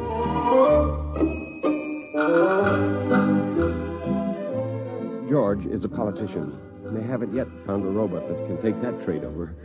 Right behind him was the mechanic from Robot Service. However, he wasn't the mechanic, he explained. Actually, you see, I'm a robot therapist, specializing in robot psychiatry and robot synaptic stimulation. Well, what do you mean, therapist? I sent for a mechanic. Now, you just leave it to me, sir. Where is the robot? In the closet. I dumped it there after it broke down. Oh, too bad, too bad. It would have been better if you'd left it where it fell. Failure attitudes often give invaluable pointers to the cause of breakdown. In here? Yeah, that's right, in the kitchen closet. How do you like that? They got psychiatrists for robots. Well, certainly, son, that's the way things are now. They're branching out, keeping one step ahead of the robots all the time. Man's got to be adaptable. Now, you take old Tom Angel. Old Tom up and registers himself as the first of a new generation of reading card verse writers. He was first in, so he got charter rights. Now, you got the idea? Once you get in the progressive mood, you're all set. Yeah, funny kind of progress, dusting off a defunct custom. Yeah, well, nowadays, a man doesn't have to fight for a job. All he has to do is to invent one. That's one of the platforms of our party, the party that stands up for the reservist rights. Why, you know, it was our party who saw to it that every family worker and reservist alike had a robot of his own by inalienable rights. No, I'm sick and tired of having a robot of my own. I'd be perfectly happy if there weren't any robots at all, especially the ones that sit in their chromium-plated tails in chromium-plated orchestras playing chromium-plated bassoons. What? Why, Gilbert, you don't know what you're saying. You're talking like a Luddite. Oh, I am I? What's a Luddite? It's history. They were the people who broke up the first power machines 200 years ago. Well, if that's the way you feel... Hold it now, wait a minute, hold it. Well, what is it? What's the matter now? Pop, I've got it. Excuse me, I'm on my way. Mr. Perry, I just gave your robot a tape audio in there, and the results were sad. Yeah, well, look. Sad. Yeah, look, I'm busy. I'll talk to you later. That robot has developed a severe guilt complex. Guilt complex? That's right. Oh, they're sensitive, you know. Once they get the idea their owners aren't happy, they brood about it. They make mistakes, and that makes them feel more guilty. You just have to keep these robots understanding that you're happy. Well, finally, I got away from the robot psychiatrist. The category office was crowded with reservists hanging around with the slender hope of getting in a hot tip. I went into the first booth and spoke to the robot clerk. Yes, sir. You wish to file a category. I have your name and other information now. Nature of category. Neo-Luddite. Repeat, please. Neo-Luddite. Definition? The lawful opposition to the robot economy. Now, let's see a robot take over that job. Classification of category. Political. Your application will take a short time to check. This machine sends a copy to the registry below. They carry a complete file of all categories. Oh, is that it? I'm sorry, sir, but your application has been rejected. What? The category office extends its sincere regrets and trusts this will not deter you from making further application at the category office. Now, you listen here, you metallic mouthpiece. That application is legitimate. Now, nobody's got any right to reject it. Now, you can't just stand Please, here... sir, you are overexcited. The supervisor is on his way. Ah, Mr. Perry, you're upset, eh? Well, you understand we dislike having to turn down anyone's application. Now, listen. Now, that category I put forward is perfectly good. I've got a right to be heard. An opposition party is just what's needed. Well, of course it is, Mr. Perry. I was only trying to tell you that you couldn't register that category because it was registered years ago. What? Yes, the Humans Only movement is a recognized party, even though it's never managed to win an election or attract many adherents. But the movement does have state backing, funds, officers, the same proportion of salary to officials, members, the same as the two big parties. Better luck next time, Mr. Perry. There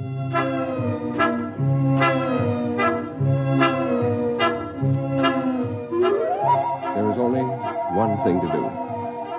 Start all over again with some of the lines. Study and study until I could do it as well as I could play the bassoon. But what line? And how could I be sure that it wouldn't be taken over by the robots? I was walking along the street, and then suddenly a soundy ad jumped up out of a hydrant at me, and I popped it and listened. Are you on reserve? Are you tired of being unemployed? Don't fret. Contact the C.P. Jones Bureau, Category Inventors, Room 53, Universe Building.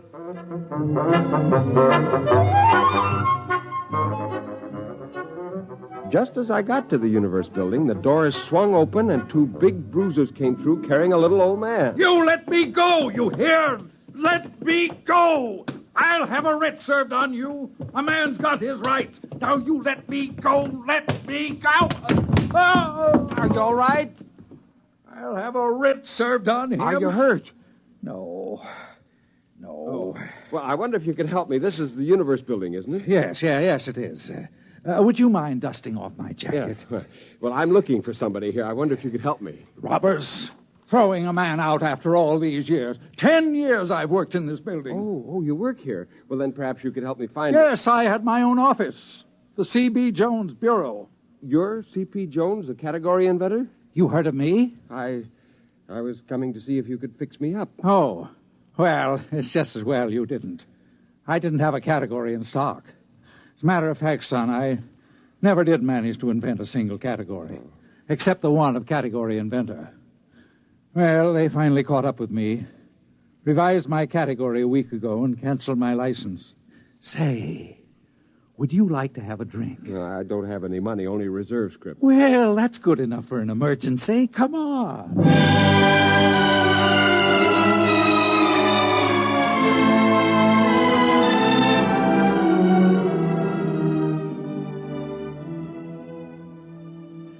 You see, it didn't cost him anything.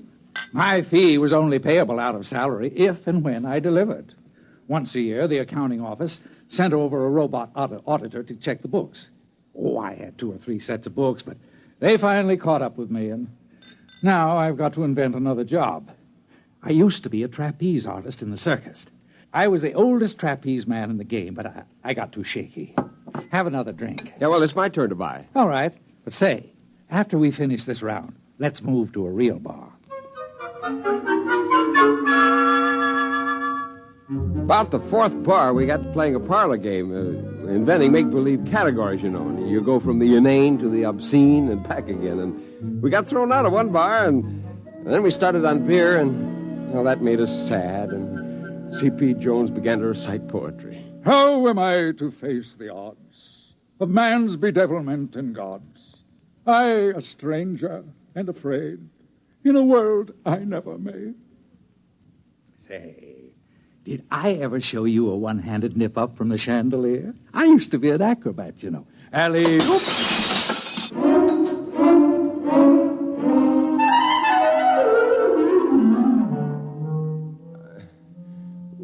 I woke up with the sun in my eyes, and I saw a figure moving. Is that you, Marge? If you want breakfast, you'll have to go out. They haven't delivered the new robot yet. Do you want all this trash? What trash? These papers in your pockets and a note. What does it say? Oh, I'm not surprised you can't read this morning. I'm surprised you're breathing this morning. No, please, Marge. All right. It says, umbrological parallax tracer. What's that? Umbrological parallax tracer. Umbrological, That's it. What's it? That's it. Give me my pants. I've got something to attend to.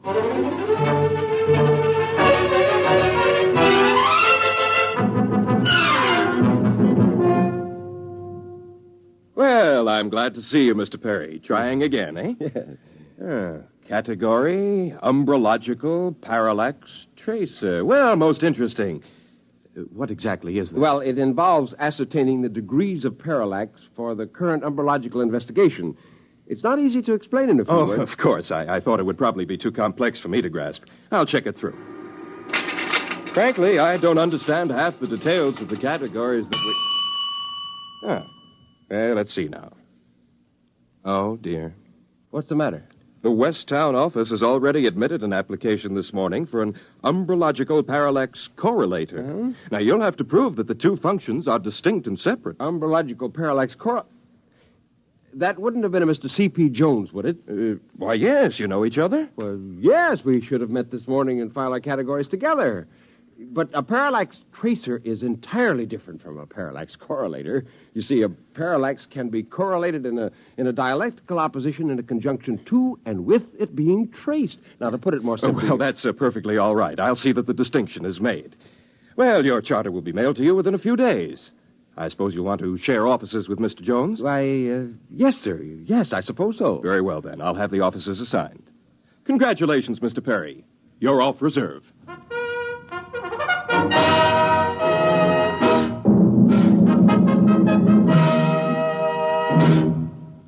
Well, how do you like the new office, Gilbert, my boy? Oh, figure you almost cleared the pitch for me by filing. Well, I didn't have your address, and I didn't know you'd get the same idea. I just remember we laughed a lot over it and thought it one of the best phony categories we'd made up. Of the printable ones, that is. Anyway, I did change the end to give you a loophole. Oh, of course, we're cheating, aren't we? Cheating? Well, I'm not. I've already looked up umbrology for a start. There isn't any such word. Well, if there was, it would be a science of shadows. Oh. Now, all we have to do is find the parallaxes. But you're not serious. Serious? Of course I'm serious. The world's so complicated these days, everyone's such a specialist that no one can be sure yet what's fact and what isn't. We're the only umbrologists in the world. Who can question us? Yes, I suppose that's true. Why, the scope's enormous. Anyway, we're off reserve. We've got a job. And I'm not letting any grass grow under my feet here. Now, don't just stand there. Our robot hasn't arrived yet. Give me a hand with this filing cabinet. We're going to need it. You're right. We got our work cut out for us. Let me tell you, the life of an umbrological parallax tracer isn't all beer and Skittles. Let's get to work.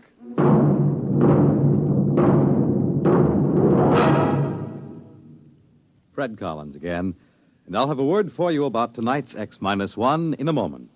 On your weekends, at home or in your car, or at the beach, or wherever you are, take a radio along and let Monitor take you along to wherever exciting and interesting and entertaining things are happening anywhere in the world. And sometimes under it, like this. This is Bob Haynes speaking to you from the central control room aboard the U.S. submarine Sea Lion on this UDT exercise called the Bottom Lockout. We're about ready to dive. That sound you just heard was the decompression. The top bridge hatch is closed. We're all secured now. Dive. There we go. Yes, from a ride in a Navy submarine to anywhere in the world where exciting and interesting and entertaining things are happening, Monitor takes you there, making your weekends brighter with celebrities, music, news, and sports. This is Frank Blair inviting you to join us on Monitor on most of these NBC stations. You have just heard X-1 presented by the National Broadcasting Company in cooperation with Galaxy Science Fiction Magazine, which this month features Daniel F. Galloway's unusual story titled If Money. Read it in Galaxy Magazine on your newsstand today. Tonight, X-1 has brought you The Category Inventor, a story from the pages of Galaxy written by Arthur Sellings and adapted for radio by Ernest Kenoy. Featured in our cast were Nelson Olmsted as Gilbert, Hetty Galen as Marge, Wendell Holmes as George, Joseph Bell as the serviceman, Alan Bergman as the supervisor, Bert Cowlin as Kurt, and Edwin Cooper as Mr. Jones. This is Fred Collins speaking. X-1 was directed by Daniel Sutter and is an NBC Radio Network production.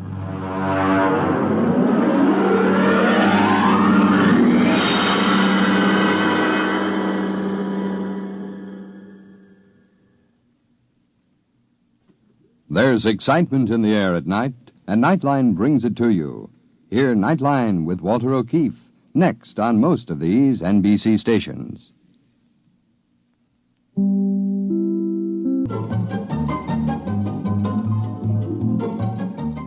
This is Walter O'Keefe inviting you to listen in on the Nightline.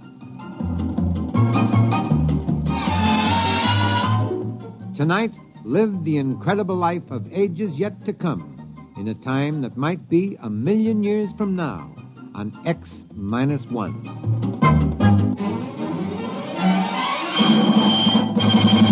Now, an incredible story of the world beyond. Countdown for blast off. X-5, 4, 3, 2, X-1, fire.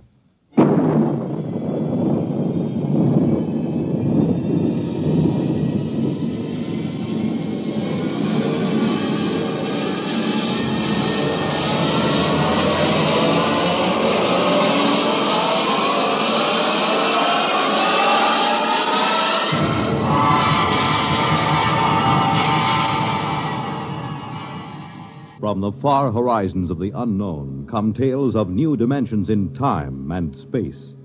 These are stories of the future, adventures in which you'll live in 1,000,000, could be years, on 1,000 maybe worlds. The National Broadcasting Company, in cooperation with Galaxy Science Fiction Magazine, presents X minus 1.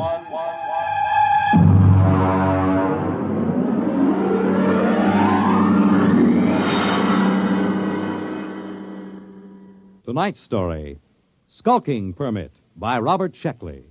But first, hear this. Pick up some Pabst Blue Ribbon.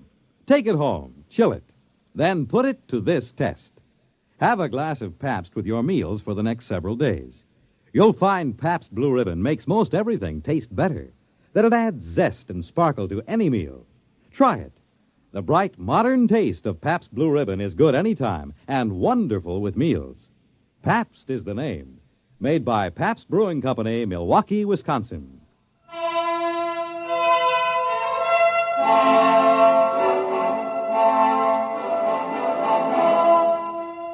Now, X-1 and Skulking Permit by Robert Sheckley.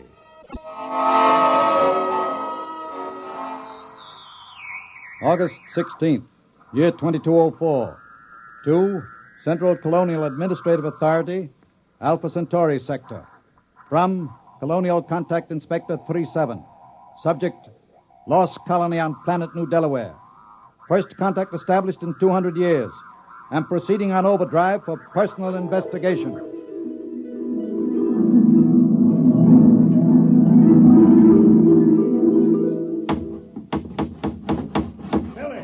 Billy Painter, I thought I told you to consult me. Oh, take it easy, Mayor. I put the sign up. No aliens allowed within city limits. What's an alien? Never mind. Look at the church. You painted it wrong. Now, look, here, I painted that church with a nice bright red. Now, what's wrong with that? I looked it up. It's a little red schoolhouse, not church house. Churches are supposed to be white. Oh, I got along fine enough in New Delaware for 200 years without either of them. Yes, I know, but we need them now, and we haven't got much time. Hey, when do I get a police chief badge? I read that a police chief always gets a badge. Make yourself one. Now, go on. All right, then. Oh, it sure is hot. I don't know why the inspector couldn't have come in the wintertime. Oh, Tom Fisher. Yeah? Come here, Tom. I've got a job for you. Well, now, look, Mayor, I'm on vacation. The fish won't be back in these waters till No vacation, not now. The inspectors do any day. Tom, how would you like to be a criminal? Well, I don't know. What's a criminal? Well, come over to my house and I'll explain. I've got to appoint a criminal. And it looks to me like you're it. New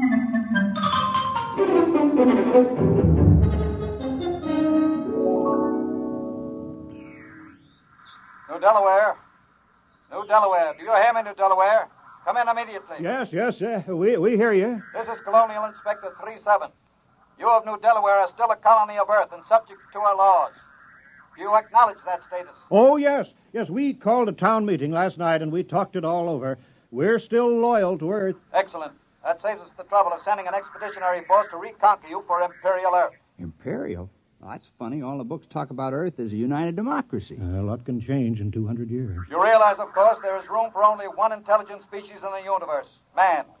All others must be suppressed, wiped out. We can tolerate no aliens. I'm sure you understand, General. I'm not a general. I'm a mayor. You're in charge, aren't you? Yes. Then you're a general.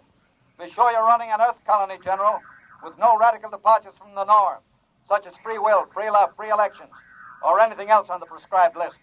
Get your colony in order, General. Yeah. You see how it is, Tom? Now, about your job, Tom.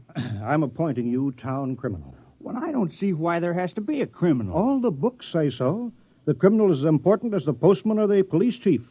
He works against society. If you don't have people working against society, how can you have people working for it? I don't want to do it. Oh, now be reasonable, Tom. When this inspector comes, how can I hold my head up and tell him we don't have any crime? Don't you see that? Right there, the whole thing falls through. He'll see that we're not truly Earth-like. We're faking it. We're aliens. And you heard what he said about being rough on aliens. Well, yeah. But why me? Now, I'm supposed to have vacation now that the fishing season's over. Never mind. You're our criminal. Here, I've got this paper all made out for you just to make it legal. Skulking permit. Know all men with these presents that Tom Fisher is a duly authorized thief and murderer. He is hereby required to skulk in dismal alleys, haunt places of low repute, and break the law. What's law? Well, I'll let you know as fast as I make them up. All Earth colonies have law. But what do we do? Well, you steal and kill. Look, I'll give you a couple of books on it, Tom. Steal as much as you like. One murder should be enough. Don't overdo it. Well, that doesn't sound sensible. Well, you can work up to it. Why don't you start off easy-like by haunting a place of low repute?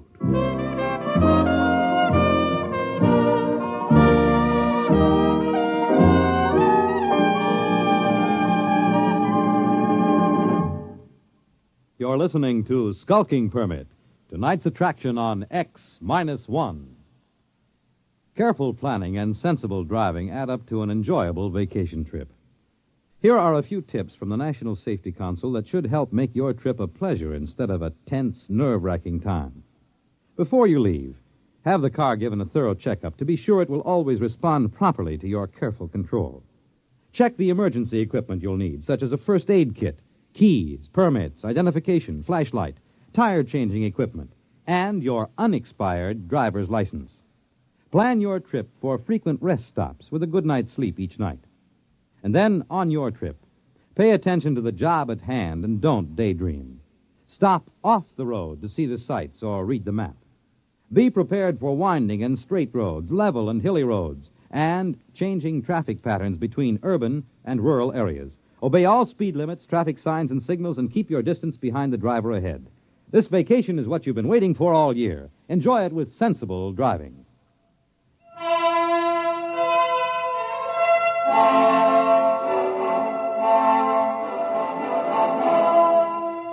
Now, back to Skulking Permit on X-1. Nice filling. Hey, how come you ain't out thieving now, Tom? Oh, I'm planning. My permit says I have to haunt places of low repute, and that's why I'm here. Oh, this ain't no place of low repute. Well, you serve the worst meals in town. Oh, I know. My wife can't cook, but there's a friendly atmosphere here. Folks like it. Tom, now, just a minute there. Oh, hi, Billy. What do you have? I'm on official police business. Now, Tom, what are you doing with that beer? Drinking it. Tom, I think you were planning on stealing it. You're a suspicious character. I think I'd better lock you up for further questioning. No, Billy, what are you doing? I'm doing my duty, Mayor. Tom here is looking mighty suspicious. The book says... I know what the book says. I gave you the book. You can't go arresting Tom, not yet. Huh? Acting suspiciously isn't a crime. All right. But I was just trying to do my job. I'll still get you, Tom. Remember, crime does not pay. Crime doesn't... Hey, that's a real slick way of putting it, isn't it? I thought it was kind of catchy. I read it in the book.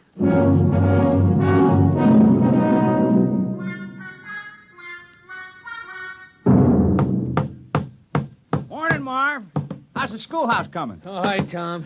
Fair. Would have come along better if I'd had my saw. Your saw? Yes, I left it leaning against my door last night. Wasn't there this morning, Tom. Oh, yeah, your saw. Well, you know how it is, Marv. I had to practice some skulking last night. Oh, yeah, sure. Say, Tom, do you suppose I could use the saw for a while, just for an hour or two? Well, I don't know. It's legally stolen, you know. Well, I'd give it back. I wouldn't keep anything that was legally stolen. Well, it's in the house with the rest of the loot. Okay, I'll go borrow it then. Tom, I've been looking for you. Oh, morning, Mayor. Did you steal my bronze plaque? Oh, I certainly did. Oh, well, I was just wondering. Well, you got your murder planned? Time is running short. Inspector may land any hour now, so let's get that killing over with. Oh, well, then I guess I'll kill George Waterman. Why? Why? Why not? What's your motive? Well, I thought you just wanted a murder. Who said anything about a motive? We can't have a fake murder. On Earth, every murderer has a motive. Oh, well, I don't like the way George walks. Never did, and he's noisy sometimes. No, that might be good enough for a crime of passion, but you're a legal criminal, Tom. You're ruthless and cold-blooded and cunning. You can't kill someone just because you don't like the way he walks. That's silly. But I'm supposed to make somebody cease to exist. I mean, like, take Marv Carpenter. Here he is today working on the schoolhouse. Big fella. Now, if I kill him, well, he wouldn't work anymore. Now, I've been trying to imagine it. Marv Carpenter lying on the ground with his eyes glaring open and his mouth twisted and never going to hold a piece of wood in his hands again or never sing a song or have a beer or anything. It just kind of makes me sick. I mean, I can go on with the thieving, but murder... Yes, I know, but it's your job, Tom. It's for the good of the village. Murder? Oh, I better go have another beer. Hey, what's that? That must be the inspector's ship landing. Come on, let's go see.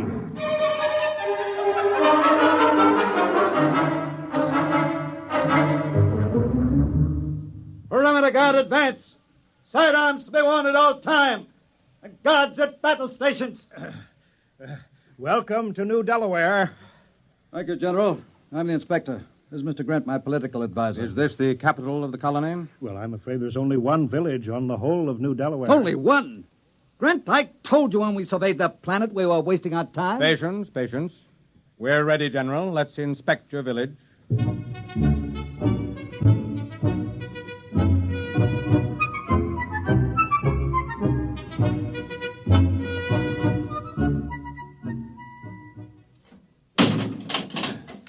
See, we've got it all. Jail, post office, church, little red schoolhouse. Oh, we're very normal. Very earthly. Grant, this place is worthless. No smelting, no heavy industry, no atomics, no taxation, they don't have anything. They'll be downgraded at the next colonial board. Why, this place is a utopia. It's subversive. We ought to blow it right out of the sky. Now, don't be despondent, Inspector. New Delaware has a very important commodity for us. What? You saw them, hulking peasants, nothing but farmers. Yes, strong, healthy farmers. Good cannon fodder. But... Oh. Let me take over. General. Yes, sir? How many able young men are there in the village between the ages of 15 and 60? Why? You see, General, Imperial Earth is engaged in a war. The colonies in Ding 4 are revolting against the authority of Mother Earth. Oh, I'm sorry to hear that. We need good, healthy fighting men. Our reserves are depleted. We wish to give all loyal colonists a chance to fight for Mother Earth. We're sure you won't refuse. Most colonies welcome a little conscription. Cleanses the blood. Reduces crime. Crime? Oh, I thought that would come up. We've taken care of that. I appointed... You see, Grant? 60, 70, perhaps 100 recruits. Not such a waste of time coming here after all.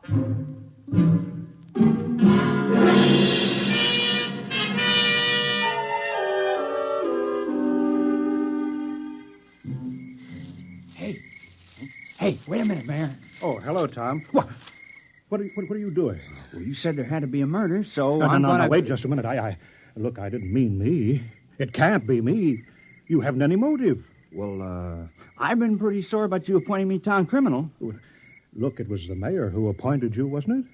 Well, sure. Well, then, look, I'm not the mayor anymore. I'm a general.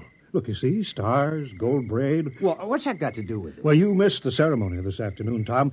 The inspector said I had to wear a general's uniform. It was a very friendly ceremony. All the Earthmen were winking at me and each other. Oh, congratulations. But you were the mayor when you appointed me criminal, so my motive still holds. Yes, but killing a general isn't murder. It's mutiny.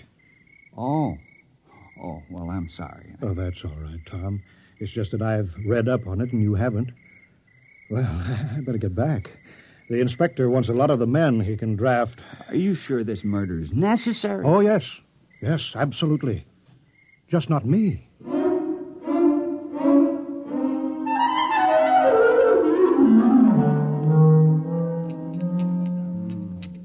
No luck, huh, Tom? I just can't do it. Ed, I can't kill anybody in the village. I grew up with them. I've worked with them. I've drank root beer with them.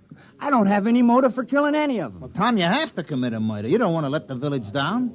Wait a minute. I got an idea. Ed, suppose I kill the inspector. What's your motive? Oh, it would be a very terrible crime. I'd be killing for glory, for fame, for notoriety, and it'll show Earth how earthy New Delaware really is. Well, they'll say crime is so bad here that a criminal actually killed their inspector on the very first day. Yeah. Well, how you going to do it? Well, one of those soldiers got drunk on a bottle of your Keebler juice, and I stole his gun. Well, I better get going. I'll wait for him on the path between the mayor's house and the ship. Yeah, good luck, Tom. Yeah, thanks.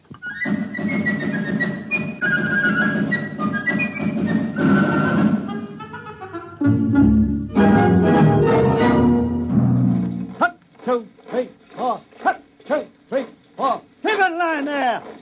What a sloppy crew, all their feet. Still, it's a nice night's work. With those landing parties dying like flies, we can use every new man we can get. Shh! Don't say that. What? Are you afraid the mayor will hear me? Don't be ridiculous. It's a completely passive population, sheep-like, obedient. But wait till those sergeants get hold of them at the base. They'll whip them into first-class fighting men in no time. Halt! Stand and deliver! Why, it's Tom. Hands up, Inspector. I got you covered. Now, the rest of you, drop your guns and move out of the way. What? Now, see here. Now, go on. Now, drop those guns. What's the meaning of this? And who are you? Tom Fisher. I'm the town criminal. I'm going to kill the inspector. Now, please move out of the way. Criminal? So that's what the mayor was prattling about. Now, I know we haven't had any murders in 200 years, but I'm changing that now. Move out of the way. Well, I suppose I'd better get out of the line of fire, eh? Now, wait a minute. Wait. Now, don't move. Now, I know just how to do it. I've been thinking about it. I'll push this button and you'll die. Now, you'll fall down on the path, and your eyes will be open and your mouth twisted, and no air going in and out of your lungs, and no beat to your heart. And I can't do it. Here's your gun. Take it. I don't want it. Quick after him. Sergeant, have the entire ship's company turned out. General, I want all your people out looking for him. Shoot on sight. Kill him instantly. Oh, we couldn't do that. Although we appreciate the compliment. What? That man's a... He's a criminal, yes. That's what I'm trying to explain. I appointed him. We had to have one. You what? You mean you had no criminals? Well, No, I'm afraid not. I'm terribly ashamed. You see, we knew how uncivilized we were, and that's why we did it. I'm dreadfully embarrassed that Tom couldn't handle the job. Why did you give the assignment to that particular man? Well, I figured if anyone could kill, Tom could. He's a fisherman, you know. It's pretty gory work. And he wasn't able to kill the inspector? Well, we just haven't had to kill anything for 200 years except fish. The only animals on New Delaware are small grass eaters, and they're not good to eat, so we never kill any of them. And the rest of you would be equally unable to kill? We wouldn't even get as far as Tom did. I want that man found and... Forget about it, Inspector. What? We'd better get away from here. You want men in our army who can't kill? Think of it. The morale problem. The possibility of infection. One man in a key position endangering a key ship, or maybe a whole fleet, because he can't kill. It isn't worth the risk, Inspector. Yes, sir.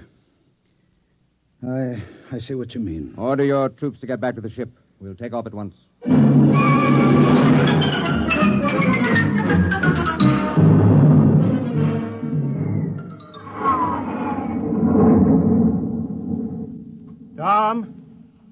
Tom, you can come out now. Tom, they're gone. He's hiding around here somewhere, Mayor. Yeah. Tom? Oh, Tom. Here I am. I'm sorry I bungled it. I guess I won't be needing my skulking permit anymore. No, I guess not. Well, we did our best. I had the chance, and then I let you all down. Oh, Tom, it's not your fault. Now, look how long it took Earth to get civilized. Thousands of years, and we were trying to do it in 2 weeks. Yeah. Well, we better get back to the village. Looks like rain. Yep. Soon I'll start fishing again. Say. What is it, Tom? I think I could have done it if I'd only had the sense to think of the inspector as a fish. Well, it's too late now. I guess I'll let the village down.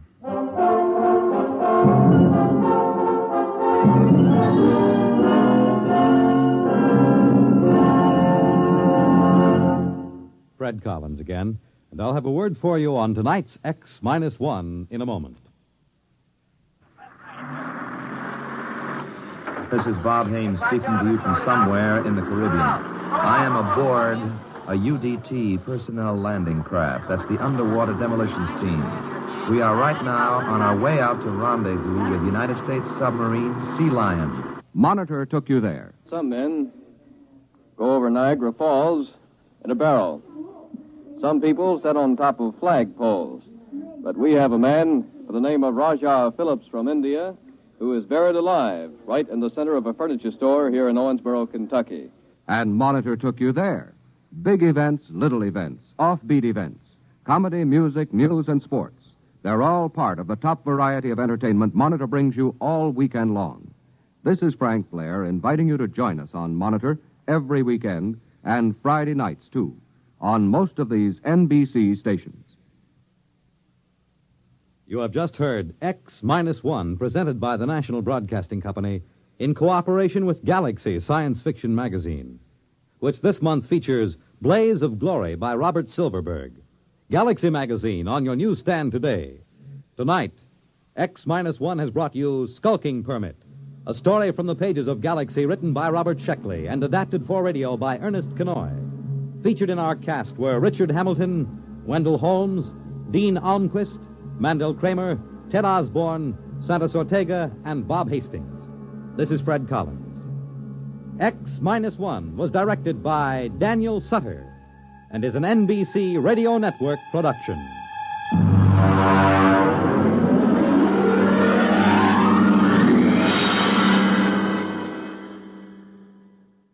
There's excitement in the air at night, and Nightline brings it to you. Hear Nightline with Walter O'Keefe, next on most of these NBC stations.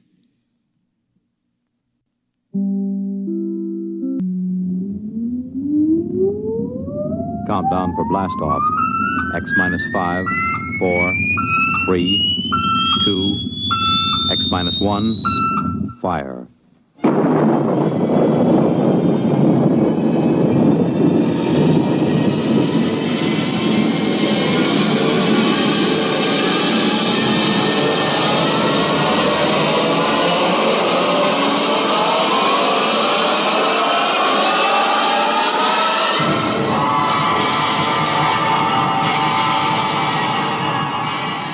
From the far horizons of the unknown come tales of new dimensions in time and space. These are stories of the future, adventures in which you'll live in a million, could be years, on 1,000 maybe worlds. The National Broadcasting Company, in cooperation with Galaxy Science Fiction Magazine, presents minus 1.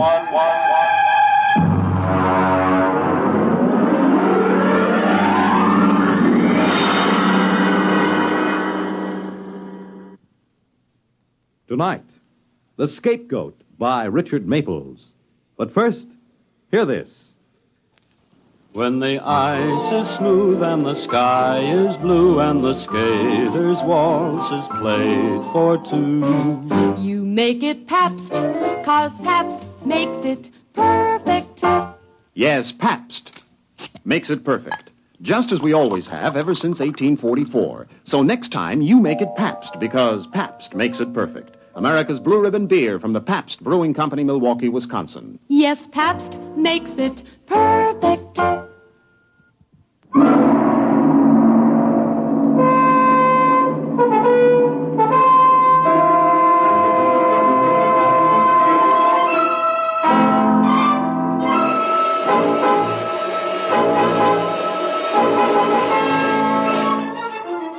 Now, X-1 and The Scapegoat.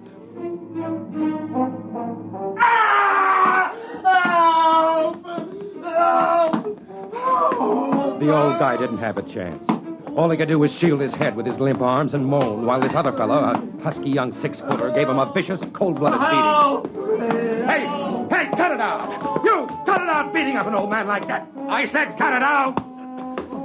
Now, let go of him. Well, what have you got to say for yourself before I belt you as hard as you hit the old man here? Well, hey, you, wait! Wait, you no-good hoodlum! Hey, you all right, Pop? Are you okay? What happened? Was he trying to rob you or something? Look, you'll be all right now. You'll be okay. You're lucky I came along then. No cops anywhere. Okay, come on, old-timer. Up on your feet. You're going home with me. I suppose it seems callous to think of it, but this old man was just what I'd been looking for. A brutal assault and a helpless old man, and I was the hero, just what I needed. You see, I'd just come from a meeting with the city fathers and the commissioner of the police department. And old man Jones, my publisher, had promptly yanked the rug out from under me and chickened. I'd written the articles panning the city's handling of the juvenile delinquency problem because Jones had to be in his bonnet to be the mayor. Now, when the heat was on, he weaseled out. We had a few words, Jones and I quit. But now I had him, an eyewitness story, no cops anywhere, and a young bruiser beating up a defenseless old man. I figured I'd take him home, let my wife fix him up, keep him around the house until the story broke. Ed, what's the idea? Ed! Take it easy, honey. It's all right. This old guy just needs some patching up, that's all. Come on, old-timer. Oh, but he looks awful. Who is he? Well, there's blood and... Now, come on. Help me get him inside. He's cold. His wrist, it's cold. Yeah, shock, I think. Come on, in with him. All right, now, let him down on the chair. There you are, Pop. Were you in an accident? No, some hoodlum was beating him up. I chased him off. Oh, that's awful. Did you call the police? There weren't any police there. I'm going to crack this whole situation wide open with this story. Hey, Mom! Hey! Wow! Never mind. Go into the bathroom and bring out some towels. Ed, we'll need some bandages. Yeah, we'd better get a blanket around him. A blanket? It's 90 degrees. It's for shock, son. Go ahead, Tommy. Okay, Mom. Ed, I think he's coming to now. He's opening his eyes. No, you're all right, old-timer. You're all right. Well, isn't this cozy? What's your name? Ash. Ash. And first name? That's it. Oh, then what's your last name? I don't know. All right. Take it easy. What happened? Who was that hoodlum? Did you ever see him before? I don't remember. Well, why was he hitting you? I don't know. I don't remember. You missing any money?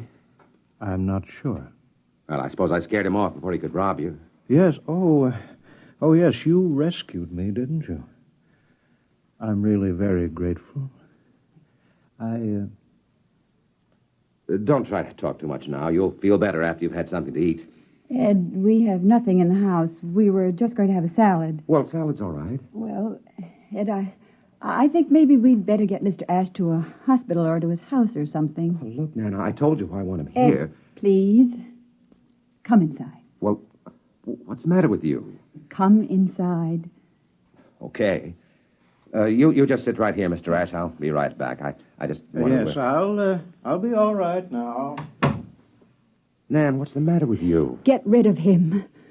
What? Get him out of here. Well, why? He gives me the willies.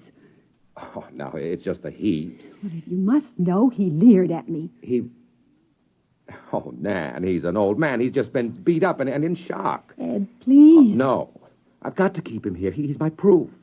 I'll write a story that'll rip the administration wide open, and Jones can't pull it out because I've got the proof right here, and I was the eyewitness.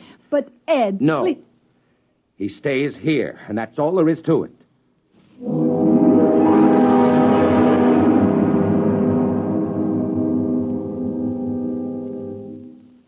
You're listening to The Scapegoat, tonight's attraction on X-1. Once, a tall and beautiful tree stood in a forest.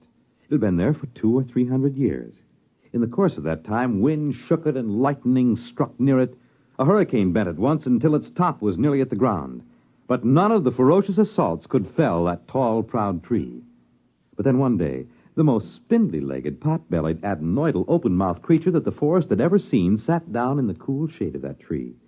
This was what was called a man, and he wanted to smoke what is called a cigar. He did. And he threw his match among the pine needles, and when he had smoked the cigar, he threw that away, too, and went off, because somewhere down by the lake there was waiting for him what is called a woman. and he had the hope that maybe she didn't feel like nagging anymore. Before nightfall, that tree that had withstood all those assaults was ashes, and thousands of other trees in that forest were too. The man is still living. If you know any of his species, you might tell him that trees don't have Adam's apples and shrill voices. Trees are beautiful, and men ought to be careful with matches.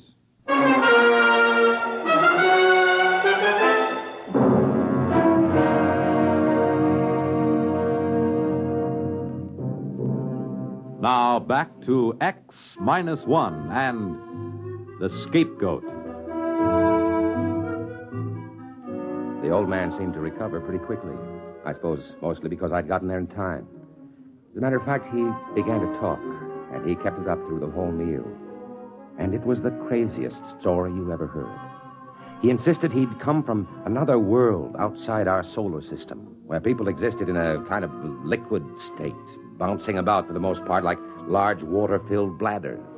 They were, however, capable of taking almost any shape their superior minds willed. They could flatten and drift about on the water, or they could inflate and rise in the air. As a matter of fact, they can even become facsimiles of other living things, taking on the shape and texture and coloration, a capability which adds greatly in their main function of traveling as missionaries of goodness among the peoples of the galaxy. Goodness, huh? Oh, yes. They're perfect. As perfect as angels. All right. I've had enough. I asked for it. Nan, where are you going? Don't rush off. Well, I guess I know when I'm being kidded. Very funny, Mr. Ash. But I'm not kidding. Don't tell me that you're a missionary to Earth. Oh, no, I'm here because I was banished. Oh, sort of a fallen angel. Exactly. Look, Ash, it's too hot for games. If you don't want to explain what happened this afternoon, that's your privilege. But as you know, this story means a lot to me. And I did stick my neck out for you. One moment, my boy. Let me finish. You see, I'm a throwback. A what? A throwback, an atavism. They tried to reform me, but there was something rather fundamental about me, something rather evil. Then, of course, as a last resort, they put me into one of the machines, and they threw the switch. Oh, sure. They killed you. Look, I'm not in the mood for shaggy dog stories. They didn't kill me, exactly. It was sort of like water being scraped over the edge of a sharp rock. When I came to, I was drifting through space. And then, of course, much later, I landed on Earth. Oh, I've had many shapes through the years. Mainly people who died. I find that's much more convenient. Yeah.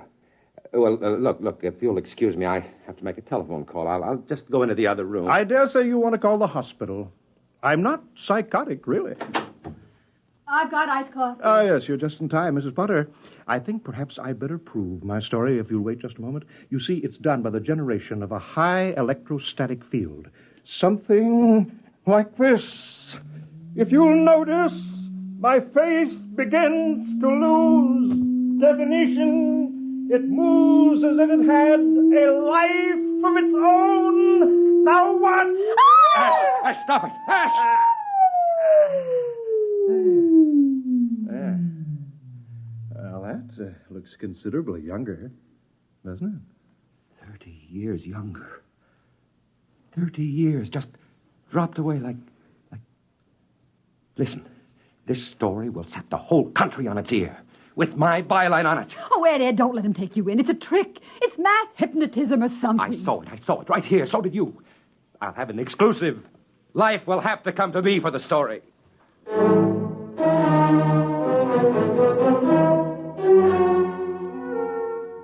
I've got to admit that I could share something of Anne's point of view. He wasn't really very pleasant. As a matter of fact, he had what you'd call colossal gall. After supper, he came right down to cases. Naturally, if I'm to stay here and keep my identity secret until you can arrange for an exclusive story, I will need a little pocket money. How much? How much you got?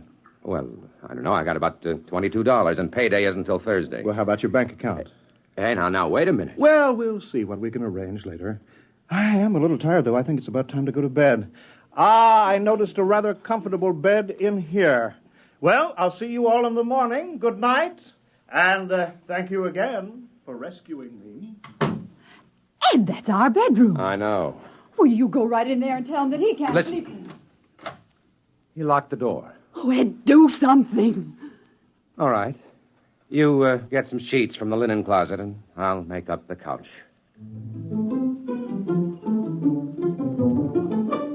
next day, I made careful inquiries, started to feel around for contacts on Live at the AP, someplace to really break the story big. About 5 p.m, Jones, the publisher, called me into his office. Sit down, Ed. I've got some good news. Now, look, Mr. Jones, ever since you left me out on a limb at the mayor's Oh, conference, now, I let's don't... not worry about that, Ed. We've got something very interesting going for us now that changes everything. They've arrested a gang of kids for shoplifting. Well, one of them is Tommy, your son. What? Arrested Tommy? Wait, Ed, don't go off half-cocked. It's a break, don't you see? You can cover delinquency with the lid off now. You'll be riding as a parent in the same boat with other parents. Hey, wait a minute. Where are you going?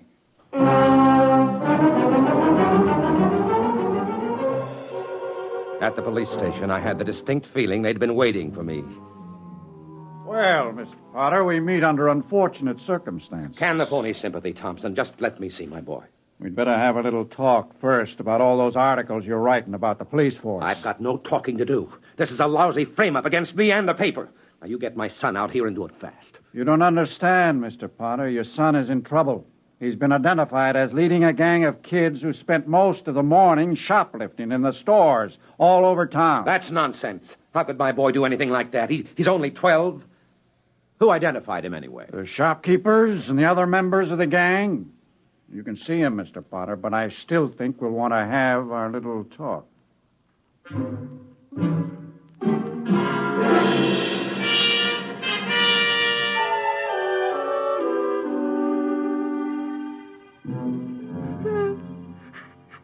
Son, what's this all about? It was Ash. Ash? Yes, I told him about the gang. What the heck are you talking about? Some of the fellas got together and built the hut for a clubhouse. What does the gang do? Oh, different things.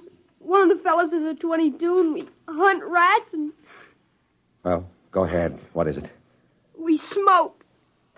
Oh. And what else? That's all, honest. What about shoplifting? No, that was Ash. He wanted me to talk the gang into shoplifting, but I wouldn't. Then he changed himself to look like me and talked the fellas into it when I wasn't around. I only knew about it because I ran into them after they'd robbed their store. Who is this Ash he keeps talking about? Why, he's a man... Oh, never mind. Listen, the boy's beside himself because of all he's been through. Will you let me take him home with me? Of course, Mr. Potter, but the charges still hold.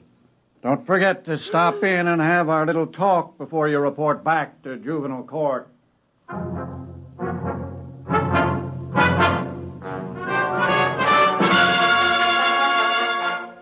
I called the house, and Ash answered the phone. I'm glad you called, Ed. I'm out of cash, you know. I need a small loan. Now, listen, you. The police have picked up Tommy. He's been charged with the shoplifting you did today. Oh, now I'm sorry about that. You see, there's a certain cultural difference between you and me. I didn't understand. You're going to help me get him out, you hear? You're going to tell everybody the truth. Well, of course. Of course I will. Now, listen. I'm coming home. Nan will be back from her mother's any minute. Don't you tell her about this, you hear? Well, of course I won't.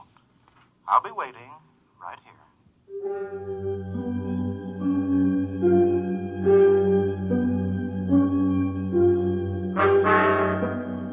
I suppose I was a fool, but I still wanted that story. I wanted it so bad I could taste it. The exclusive account of an extraterrestrial being.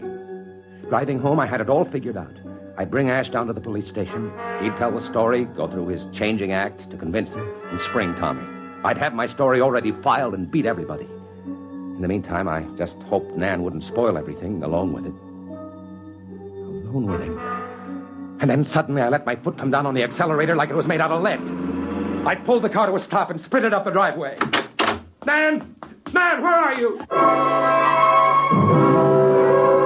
They were both in the bedroom. Nan stood in the far corner with her back against the wall. Her shoulders were scratched and her lip cut. She held a heavy bookend, poised to strike at Ash, who was in front of her, moving stealthily forward. He turned as I came in, and I froze in amazement. I couldn't recognize him. And then, all at once, I realized I was looking at the spitting image of myself. Ed, I knew it wasn't you. I knew it wasn't you. Well, if you'll both excuse me... Come back here! I'll get you! I'll get you! I bolted through the window and circled the house.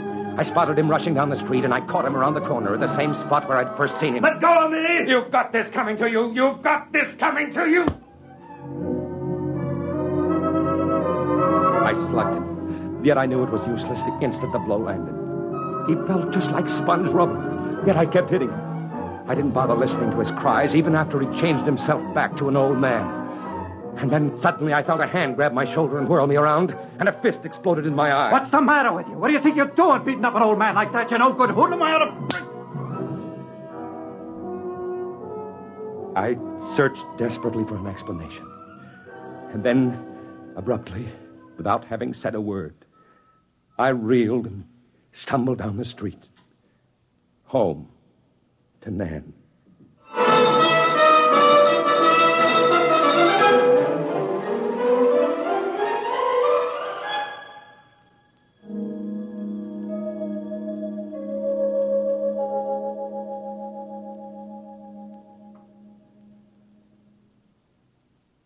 Fred Collins again, and I'll have another word for you about X-1 in a moment. Hi, this is Walter O'Keefe. You know, they say there's nothing new under the sun, and maybe that's true. But there is something new under the moon, and that's Nightline. In Nightline, we think we found the way to use the intimacy as well as the lightning-fast maneuverability of radio in an hour-and-a-half package of high-voltage, different entertainment. We found the way to make the airwaves your magic carpet to wherever big things are happening. Anywhere in the country, for that matter, anywhere in the world. Now, let's say that your favorite comedian is performing at a Las Vegas nightclub. He's packing them in, and you've really got to have connections to get a table. Well, Nightline is that connection, and your radio is your ringside table. More things than you'd believe are happening in the so-called still of the night, and Nightline is your line to exciting entertainment after dark. My feeling is Nightline marks a new era in nighttime entertainment. Tune us in every Tuesday, Wednesday, and Thursday, and you'll hear what I mean. You have just heard X-1, presented by the National Broadcasting Company in cooperation with Galaxy Science Fiction Magazine, which this month features Shadow World by Clifford D. Simak. Of all the upsetting phenomena, the most alarming was this. I had a little shadow that went in and out with me. It's in Galaxy Magazine, on your newsstand today. Tonight, X-1 has brought you The Scapegoat, written by Richard Maples and adapted for radio by Ernest Kenoy. Featured in our cast were Carl Weber as Ed, Wendell Holmes as the changeable Mr. Ash, Jane Amar as Nan, Bobby Alford as Tommy, Guy Rep as Mr. Jones, and Roger DeCoven as Thompson. This is Fred Collins. X-1 was directed by Kenneth McGregor and is an NBC Radio Network production.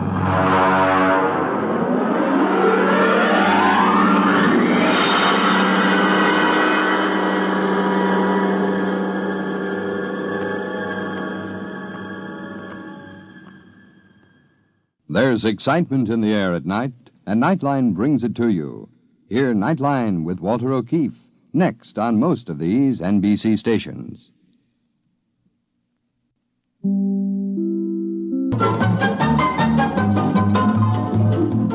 This is Nightline, your tie line to the world, and this is Walter O'Keefe. Tonight, a visit to worlds strangely different from ours, the world of the future, the world of X-1.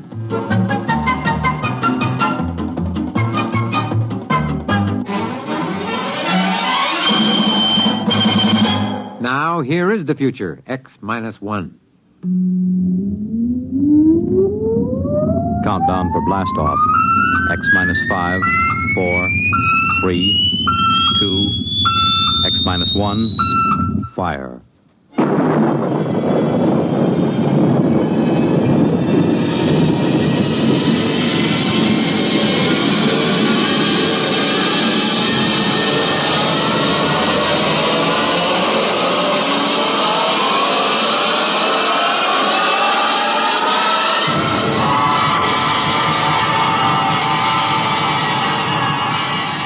From the far horizons of the unknown come tales of new dimensions in time and space.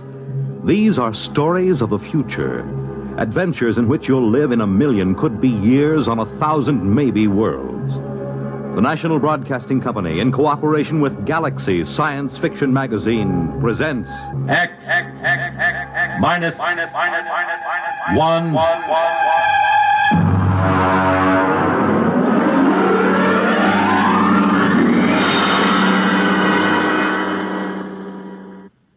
Tonight, Death Wish by Ned Lang. But first, hear this. During the theater season in New York, people flock from everywhere in the nation to see the latest Broadway plays. But very few of these people have ever been fortunate enough to experience the thrill and excitement backstage at one of Broadway's top musical comedies. Tomorrow night, Monitor invites you along as Don Russell goes backstage at the Broadway musical hit Simply Heavenly, introducing you to the cast, the author, listening to the songs from this fine musical show. It'll be an experience you won't soon forget. Then, on Saturday, for sports enthusiasts, Army versus Notre Dame, and Monitor brings you this football classic direct from Municipal Stadium in Philadelphia. Add to these features Monitor's special coverage of the pomp, ceremony, and celebration during Queen Elizabeth's tour of Canada. Visits from celebrities like Mickey Rooney, Tennessee Williams, Tony Bennett, and Burl Ives, and you have some idea of the top variety of entertainment Monitor will bring you all weekend. So start your weekend right with Monitor on Friday night and stay with Monitor all weekend long over most of these same NBC radio stations.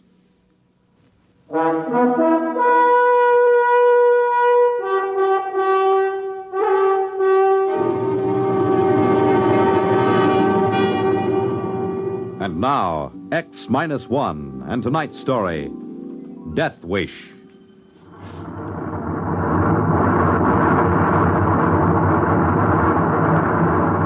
Fuel consumption normal. We'll reach Point Able in 10 seconds from now. 9, 8, 7, 6, 5, 4, 3, 2, 1. Cut! Well, gentlemen, we're on our way to Mars. Mr. Ratchett, give me a 30-second warning before we reach Point Baker. Very well, Captain. Now, Mr. Watkins, what's the condition of your engines? Don't you worry about my engines. The Deidre may be a cantankerous old crate, but she's good for another 5 or 10 round trips to Mars. You can lay to that. Look at him, Captain. If anybody criticizes his engines, you can actually see that walrus mustache of his bristle. Listen, Ratchett, I've had about enough of these personal remarks of yours. Stick to your navigation and let me alone. Now, Watkins, let's not get into another of those arguments. Now, that's an order. Aye, sir. He had a reason for asking about your engines. I've made enough trips to Mars to know the way a ship should sound. There's something about this one. I don't know quite what. There's nothing wrong with this ship, Captain Summers. I'll tell you something, though, every engineer worth his salt knows. There are just two kinds of equipment. The kind that fails bit by bit, and the kind that goes all at once. When something happens to the Deidre, you'll know it right away. You won't have to ask. Well, maybe so. But I wonder if our cargo didn't shift on the takeoff. Mr. Ratchett, would you be kind enough to check on it? You bet, Captain. Right away. You worried about that new Ferrenson computer we're carrying, Captain? Well, not worried exactly, but it's a responsibility. That thing is by far the largest, heaviest, most delicate piece of machinery ever transported in space. It's an evil thing, with its blinking eyes and scheming brain. I'll be glad to get to Marsport and get it off the ship. So will I, Watkins, but not quite for the same reason. I don't quite share your feelings about the personality of machines. That's because you don't know anything about them, Captain. I do. And I don't like that computer thing back there in the hole. All in order in the hole, boss. Cargo hasn't shifted. All right, Mr. Ratchett. Maybe I'm borrowing trouble, huh? 30 seconds to Point Baker, sir. Very well. Strap yourselves on the acceleration couches again. You sure you don't read anything, Mr. Watkins? Not a thing, sir. I'll vouch for every bit of equipment on the Deidre. 15 seconds to Point Baker. Prepare for new acceleration. Engines ready for firing, sir. 10, 9, 8. We fire for 7, exactly 5 seconds 6, on reaching Point Baker 5, for maximum acceleration. 4, 3, 2, 1. Fire! That's 5. It didn't cut off. We're overfiring. My fuel. The course. We'll be off course. The switch doesn't respond. Emergency cutoff. Hit the emergency. I can't move my arms. Acceleration. Stop it. Stop the rockets. My arms so heavy. If I could just reach the cutoff switch. There. What happened? We're on emergency lights. We blew the generator. Of all the lousy things to happen. Well, what was it? Main firing circuit, it fused on us. Metal fatigue, I'd say. Must have been flawed for years. When was it last checked out? Well, it's a sealed unit, Captain. It's supposed to outlast the ship. Absolutely foolproof. Unless it's flawed. Now, don't go blaming it on me. Those circuits are supposed to be X-rayed, heat-treated, fluoroscoped. You just can't trust machinery. How are we on fuel? Not enough to push a kiddie car down Main Street. If I could just get my hands on those factory inspectors... Mr. Radjic, how does this affect our course? I'm computing it now. Well, hurry it up. I'm working as fast as I can. Mr. Watkins, can we fire those rockets on manual? Sure we can, but we only have enough fuel for about a 3-second burst. It'll mean a crash landing. We'll worry about that when we come to it. Well, Mr. Radjic? This kills us, Captain. We're going to cross the orbit of Mars before Mars gets there. How long? Too long. Captain, we're flying out of the solar system at just under the speed of light.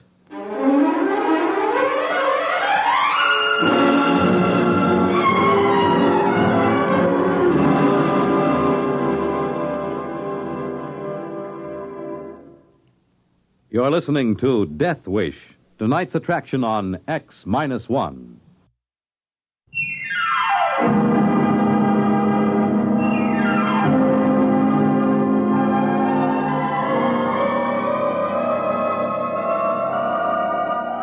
Now back to X-1 and Death Wish. Look at him. Look at how he sits there staring at nothing. Here we are kiting off into space, and what do? We got a little fuel left. We can turn the ship, can't we? Look, you are a navigator, aren't you? I am, Mr. Watkins. And for your information, if I plotted my courses the way you maintain your engines, we'd be plowing into the middle of Australia right now. Why, you little company toady. At least I got my job honestly. Not by marrying the owner's daughter. Why, you dirty old man. Stop it, both of you. No more of this now. I give the orders here. All right, then give some. Tell him to plot a return curve. This is life and death. All the more reason for keeping our heads. Mr. Radjic, can you plot such a course? The first thing I tried. On the fuel we got left, there isn't a chance. Best I could do would be a degree or two. That won't help. What do you mean it won't? We'll turn back into the solar system. Sure, but the best curve we can make will take us a few thousand years to complete. What about a landfall on some other planet? Neptune, Uranus? Impossible. In the first place, the right planet would have to be in the right place at the right time. And if it were, we'd need fuel, a lot of fuel, to get into a braking orbit. And if we could, who'd come and get us? No ship has gone past Mars yet. Yeah, but maybe there'd be a chance, just a slim chance. Maybe, but we can't swing it. Gentlemen, I'm afraid we'll have to kiss the solar system goodbye. It just doesn't seem possible. Who would believe we're traveling at almost the speed of light? Look out the viewing port. You'd swear we were standing still in space. Yeah, that's because there's no reference point, as you know. I assure you, we're traveling faster than any men have ever traveled. What should we do, Captain? I don't know, Watkins. I just don't know. Our noble captain can't face the situation. Of course I can face it. I can follow any course you plot. That's my only real responsibility. Now, let's get a grip on ourselves. Mr. Radjic, suppose you raise Mars on the radio. Aye, sir. Deidre to Marsport. Deidre to Marsport. Urgent. Repeat, urgent. Come in, Marsport. Marsport to Deidre. Read you. Over. Emergency, Marsport. Firing mechanism jammed. Fuel almost totally expended. Acceleration 15 seconds past safe maximum. Heading out of solar system. Request help. Over. Can you turn the ship, Deidre? Can you put it into any kind of an orbit? Over.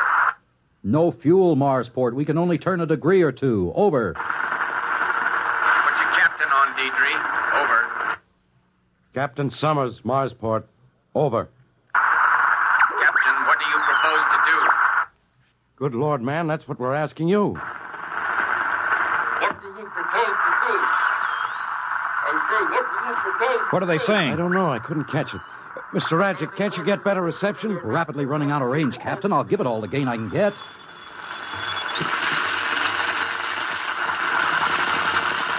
Deidre. Marsport to Deidre. Can you read me? There they are. Shut up. Deidre, what can you do for us? Over. Captain, we can't think of a thing.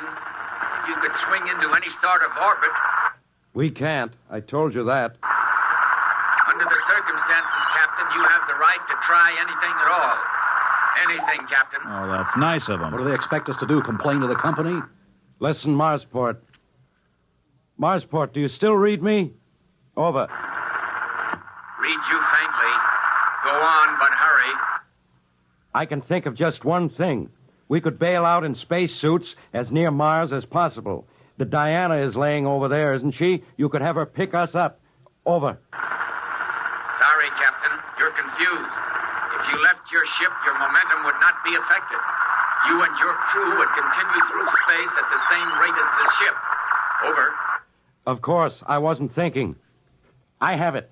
Send the Diana out to intersect our course. Maybe we can find some way to transfer. My navigator will help you plot the intersection. Over.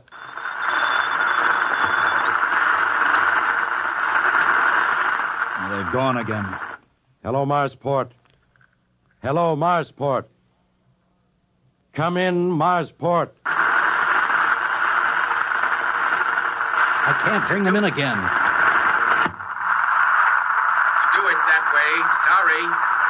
Over. You mean you can't do it? Why not? It is our only chance. Over. Diana's laid up, having her engines overhauled. How long before she can be spaceborne? Too long. 3 weeks. Sorry, Captain. I wish we could think of something. But the only thing we can suggest... What? I didn't get it. Reception's gone again, Captain. We're getting out of range. I don't know whether I can raise them again or not. Well, try. Come on, maybe that suggestion what can they suggest that we don't already know? Even the static's getting weaker now. If we only knew what they were going to say. What's the difference? They didn't really think it would work anyhow. Wait a minute. Wait. Maybe something come... Hold it. Suggest. Can you hear? Suggest. Most unlikely. But try. Try calculator. Try calculate.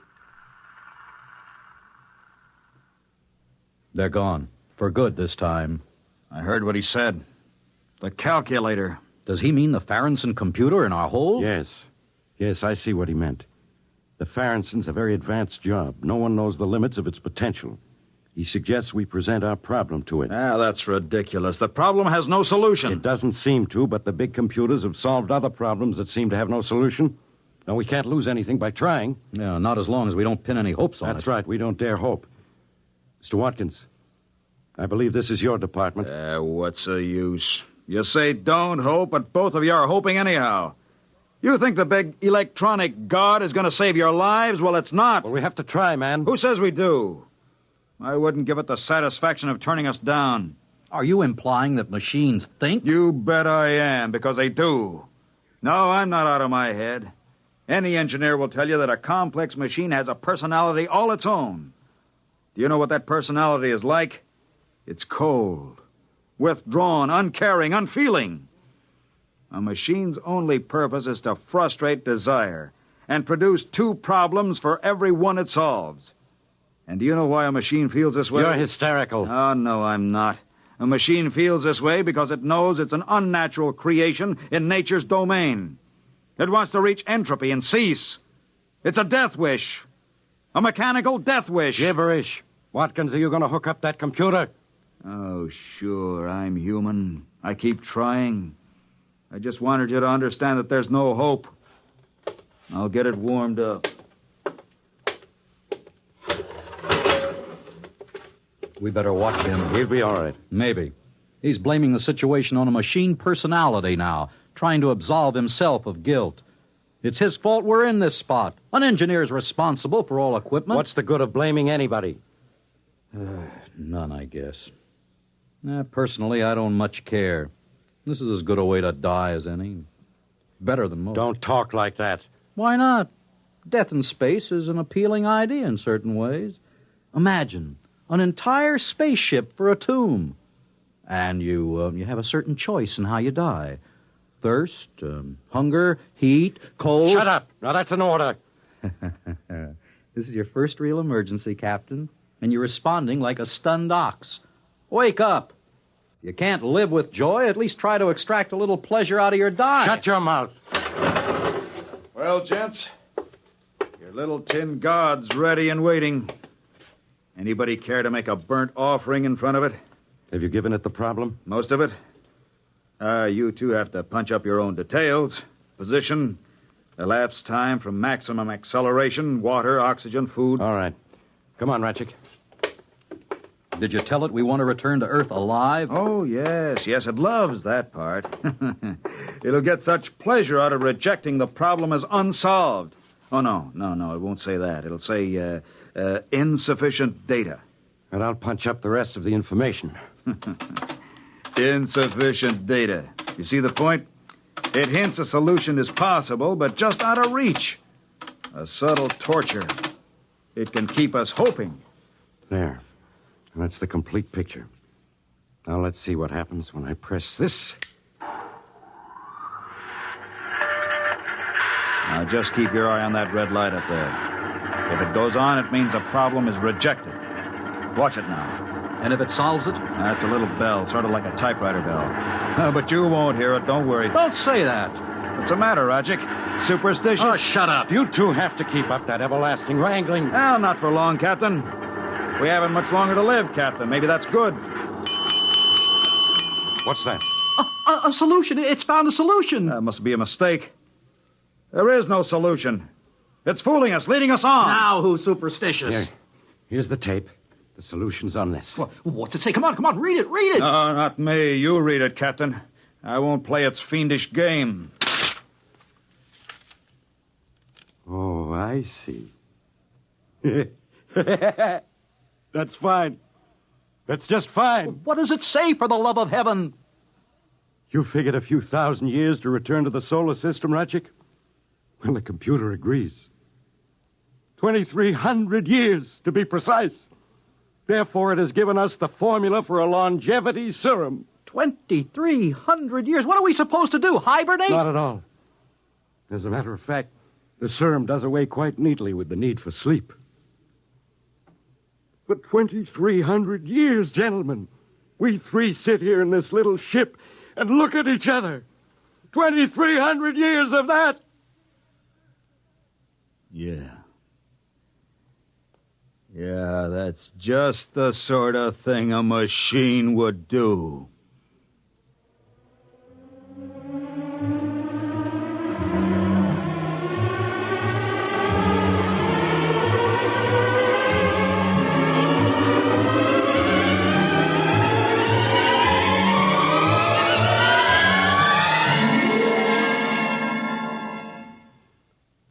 Fred Collins again, and I'll have another word for you about X-1 in a moment.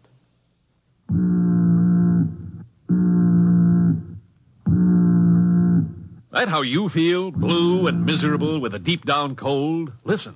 Every second someone takes it for the miseries of a cold. Millions more take bromoquinine. Every second someone takes it for the miseries of a cold. Bromoquinine. More people have taken more bromoquinine cold tablets for more complete relief than any other cold tablet ever sold. You could use aspirin or cough syrups or nose drops all day and not get bromoquinine's relief. Bromoquinine works to relieve stopped-up nose, body aches, fever, irregularity, the blues, and headache, too. Yes, more complete relief for even virus colds. For bromoquinine is the only cold tablet sold with wonder-working quinine and 5 medicines health-fortified with vitamin C. Remember, every second someone takes it for the miseries of a cold. Millions more take bromoquinine. Get bromoquinine brand cold tablets. You have just heard X-1, presented by the National Broadcasting Company in cooperation with Galaxy Science Fiction Magazine, which this month features You Were Right, Joe, by J.T. McIntosh, the story of a time traveler who, going into the future, hardly expected to encounter a Neanderthal man. Read it in Galaxy Magazine on your newsstand today. X-1 has brought you Death Wish, a story written by Ned Lang and adapted for radio by William Welch. Featured in our cast were Ralph Camargo as Watkins, Maurice Tarplin as Captain Summers, Walter Black as Ratchek, and Joseph Bell as the radioman. This is Fred Collins speaking. X-1 was directed by George Boutsas and is an NBC Radio Network production.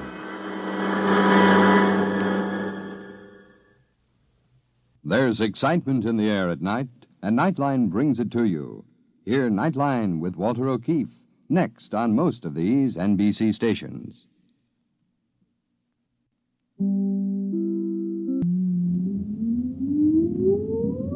Countdown for blastoff. X minus 5, 4, 3, 2, X minus 1, fire.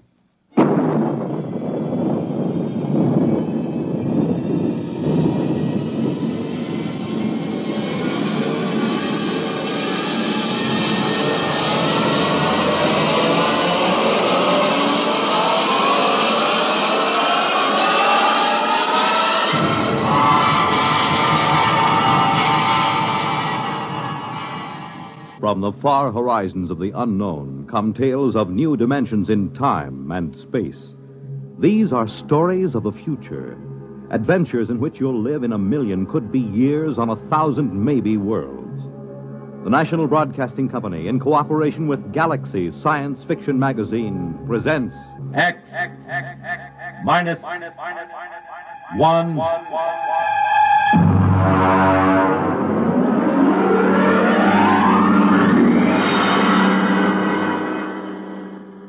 Tonight, Caretaker by James A. Schmitz.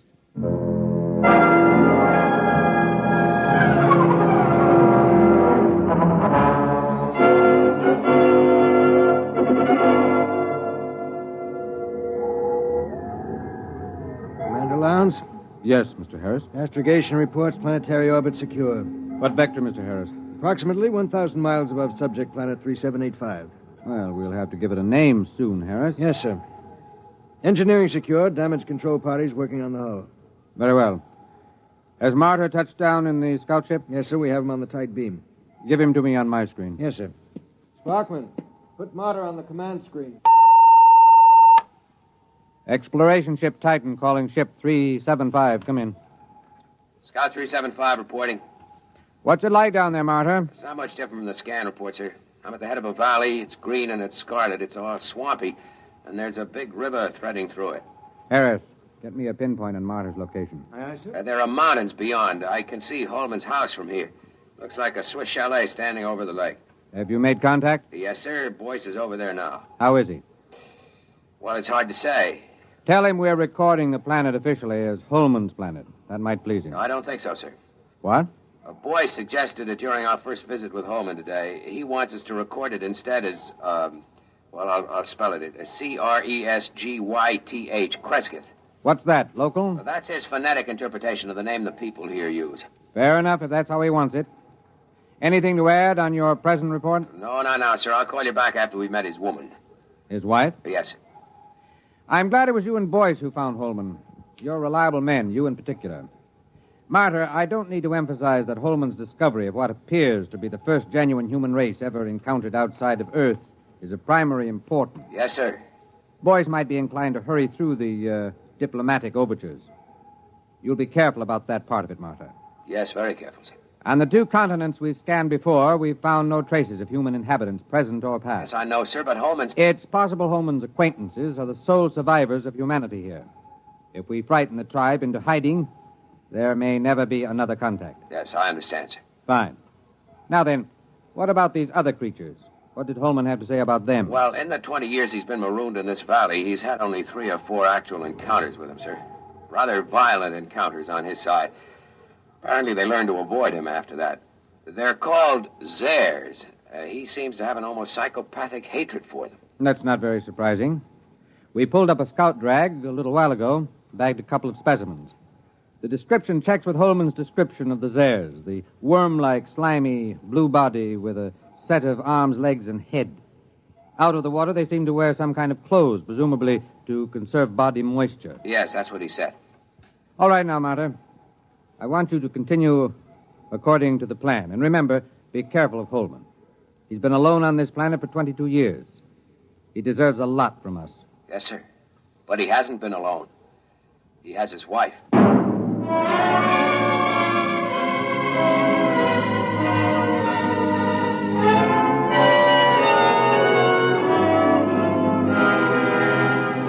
Boyce? Boyce, where are you? Down here. I'm with Holman.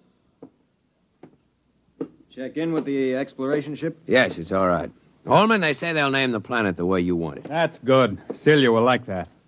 Celia? My wife. I called her Celia from the start. She likes the name. I see. Where's she now? Oh, she's out somewhere. She's very timid. She'll show up sometime in the night, and I'm leaving the doors open for her. I'll talk to her a little first to reassure her, and you can meet her then. Meanwhile, would you like to see her picture? Why, have you got photographs? No, I painted it. I used to do a little bit before I went into service. It's over here. I've done about 50 or so paintings over the years. I paint a lot of them over, you know. Here, in here. I grind my own pigments and cut brushes from the swamp grass. I'd give my arm for a good camel's hair brush. Here she is. Beautiful. Real good looking. Of course, it isn't an exact likeness. I tried to capture the spirit. I think I've got it pretty good. Well, there's something about that picture sort of... Never mind, boys. Boyce doesn't know much about art. Yeah, but I know what I like. I like a good-looking woman. You're a lucky man, Holman. You wanted to see the deep water well. It's right through here. Actually, it's just an opening through the concrete to the river that runs below. It's as pure as anything you could wish. If they want to refresh the water tanks at the ship... Yes, I'll take it up with the captain. We'll be staying a week or more. We're to follow your judgment in every way in establishing contact with the Crescithians. Good. We can't do anything till Celia comes in, and we'll have to be very tactful then. But I'm sure it won't take a week. Well, what makes them so shy of us? Oh, it's not you, it's me. Or it's an impression I gave them of the Earth kind of human beings. Come on upstairs and I'll tell you.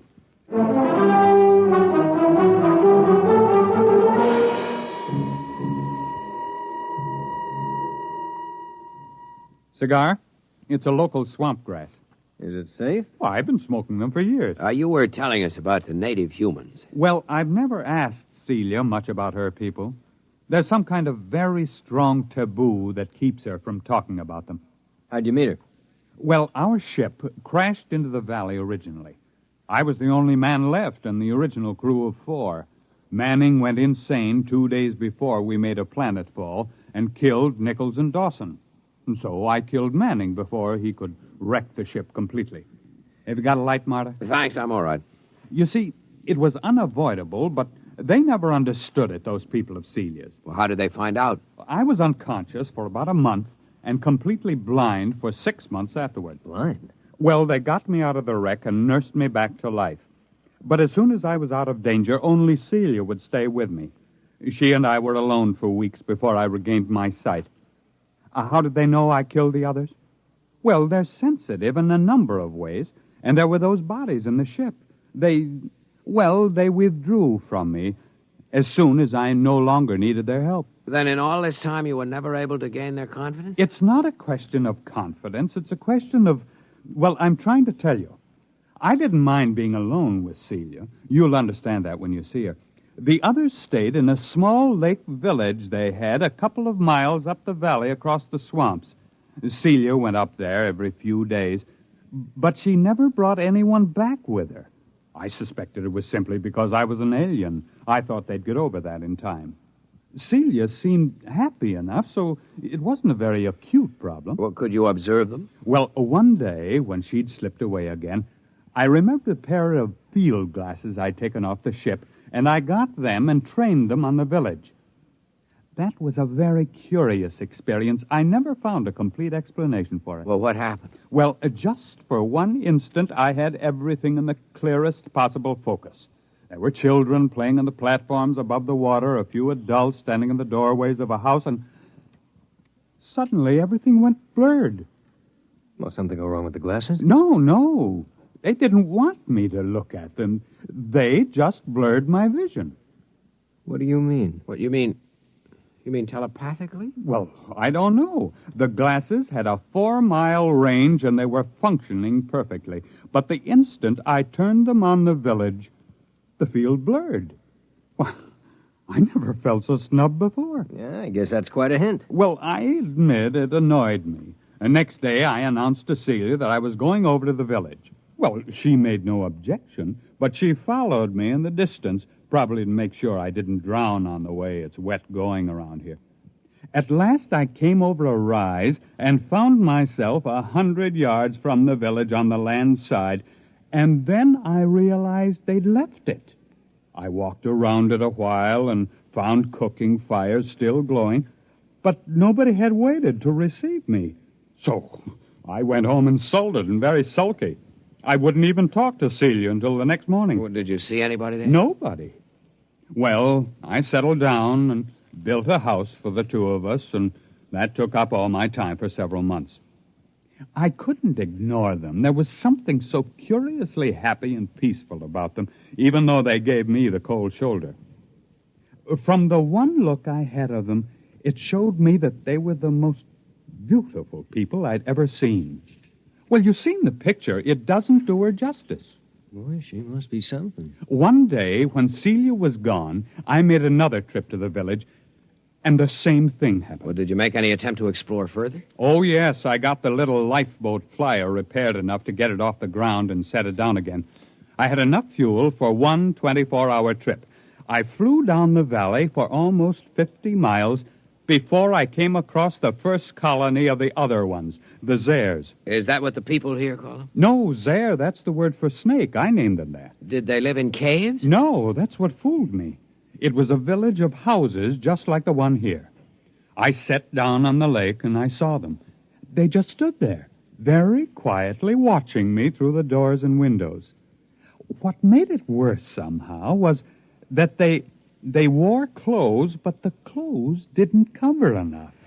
Those weaving, soft, blue, slimy bodies and those staring eyes.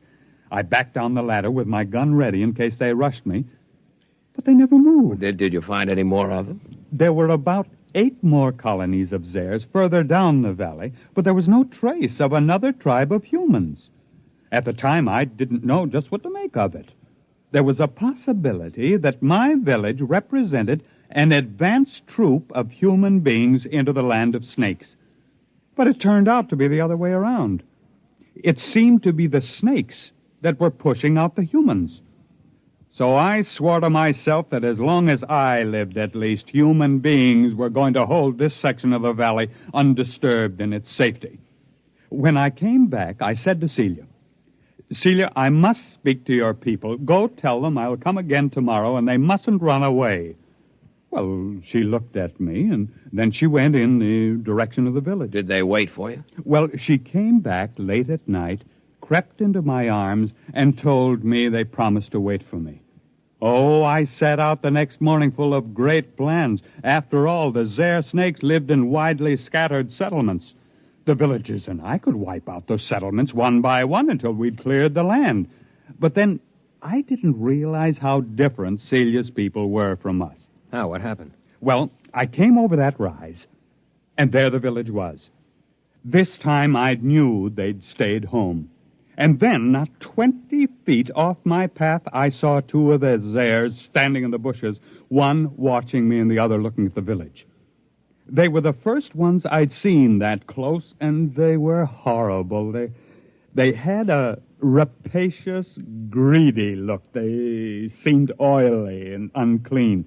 Each had a kind of tricky crossbow over his shoulder, and they couldn't be seen from the village. Would you like something to drink? There's some kind of fermented homebrew I made. No. What happened? Well, I shot them both down before they got over the surprise. It was a natural thing to do, wasn't it? Sure, I guess so. But apparently, from the point of view of the villagers, it wasn't. The village was empty again. When I got back home, I was actually sick with disappointment. And then I discovered Celia was gone. She stayed away 3 days. And when she came back, I never went back to the village. But I don't see why. Neither did I until it was too late. They won't kill their enemies. They're too polite for that. So their enemies are gradually squeezing them out of existence. Captain, what do you expect us to do in this situation? Kill the Zares, as many as we can find. If the human beings of this world won't defend themselves, we'll have to defend them. I can't be on guard here forever. It's up to you and the other men on the ship to do the job right. You will, won't you? You'll make a report to Commander Lowndes? We'll make our report. Oh, that's fine. Well, gentlemen, I suppose it's late now. I suppose you'll want to turn in. When will your wife get back? Well, she'll be back later. Don't worry about her.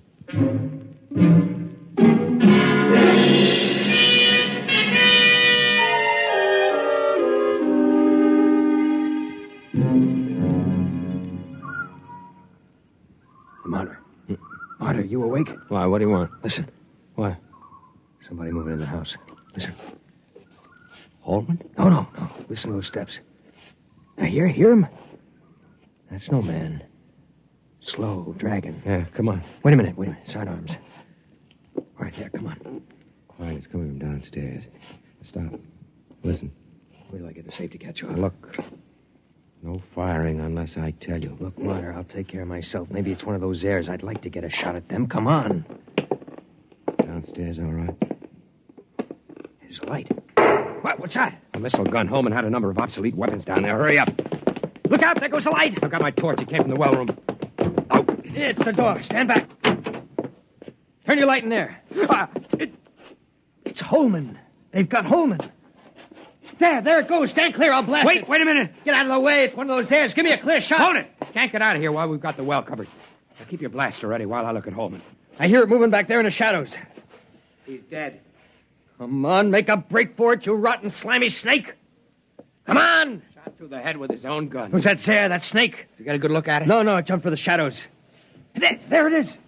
Marta, swing your torch around. I'll roast it with one blast. Listen. Who's that? You who are his friends, will you listen to me? Who are you? He called me his wife. What? How'd she get in here? If that Zare gets a hold of her... Quiet. Don't move. I won't. Why did you kill him? But I thought you understood. What do you mean she killed him? It was that Zare, the snake. There are medical men who'd say he'd been insane for 20 years as he counted time. They would have forced him back into sanity. I could not bear the thought he should suffer that. Suffer what? Are you all fools? He was a fool, though I loved him. He could not see beyond the shape of things. So here among us, he saw shapes he could bear to see. And those moments when sanity came to him and he saw what was really there, then he killed. Are you all like that? What's she talking about? Is the snake there with her? Go upstairs, boys. Wait for me outside. You're going to kill that snake? Yes, I'll kill the snake. All right, take my blast. Now be careful. Get it between the eyes, Marta. Roast that Zare to a crisp. Go on outside. Are you still there? Yes. Is there any way you can get out? I can leave by the river that flows under the well if you do not shoot at me. I won't shoot at you. May I take his body? Yes. And you will all leave with your ship? I loved him, although my people thought it strange, almost beyond their tolerance. They are foolish, too, yet not as foolish as you are. They saw what was in his mind, and not beyond that. And so they were afraid of him. But he is dead now. And there is nothing that your people and mine could share. We are too different. Will you leave? We'll leave. What did you see that was beyond his mind? A brave spirit, though very frightened. He ventured far, far, far into the dark, of which he was afraid. I loved him for that. I am coming now. I think you had better look away.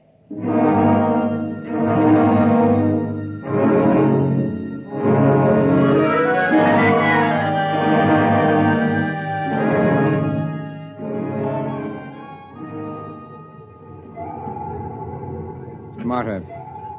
Yes, sir. I've just been down to sick bay. Boyce is all right. He's in shock. Well, I gave him a shot of sedative on my way up here. Oh, the medics say he'll be all right. They're giving him a reconstructive psychotherapy fix. He won't remember much of it. If you had looked squarely at that thing, we might have had to give you the same treatment. Our pickled specimens of the Zare are pretty hideous. I suppose it's all the way you look at it. Yes, I suppose so. Holman had his own way of looking at it. Selective hysterical blindness maintained for 22 years, with his own type of artistic hallucinations thrown in. I can't help wishing it hadn't happened to Holman. He didn't maintain it throughout. When he was hallucinating, he saw them as beautiful. He saw her as beautiful. But when he saw them clearly, the way they really were, He killed him. Who wouldn't? I almost feel like getting out of space and staying out for good. Well, it's time to file a report and wrap up. What are you reporting? That Holman died here quite peacefully about a year before we found him, leaving a diary of inspiring courage and devotion to space exploration behind him. We'll have time enough to work up the diary. That should keep everybody happy. All secure, sir. Shall I close down the ports? Just a minute. Marta, look down there. The whole galaxy. Do you think there actually are people out there somewhere? I hope so. Do you think we'll ever find them? I don't know. They've never found us.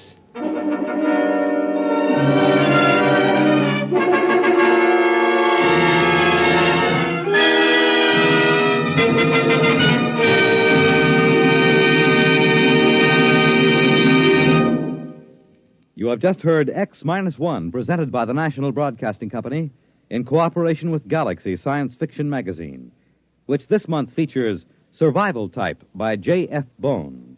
Score 1 or 1 million was not enough for the human race. It had to be all or nothing, with one man doing all the scoring. Galaxy Magazine on your newsstand today. Tonight, X-1 has brought you Caretaker, a story from the pages of Galaxy written by James A. Schmitz and adapted for radio by Ernest Kenoy. Featured in the cast were Ted Osborne, Bill Lipton, Mason Adams, Raymond Edward Johnson, and Betty Kane. This is Fred Collins. X-1 was directed by Daniel Sutter and is an NBC Radio Network production.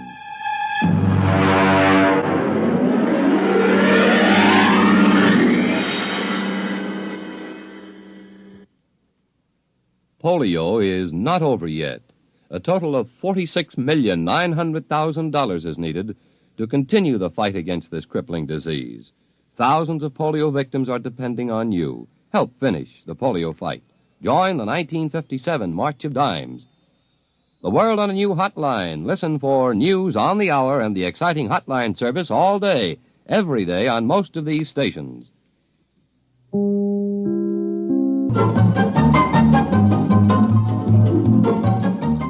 This is Walter O'Keefe, inviting you to listen in on the Nightline. Tonight, live the incredible life of ages yet to come, in a time that might be 1,000,000 years from now, on X-1.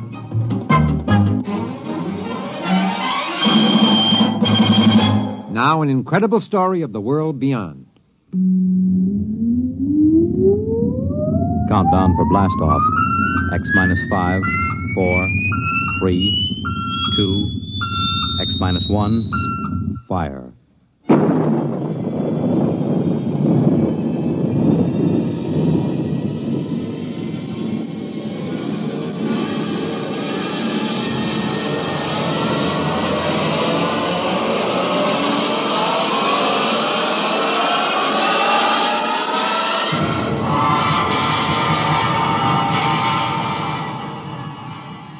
From the far horizons of the unknown come tales of new dimensions in time and space. These are stories of the future, adventures in which you'll live in 1,000,000, could be years, on 1,000 maybe worlds. The National Broadcasting Company, in cooperation with Galaxy Science Fiction Magazine, presents X-1.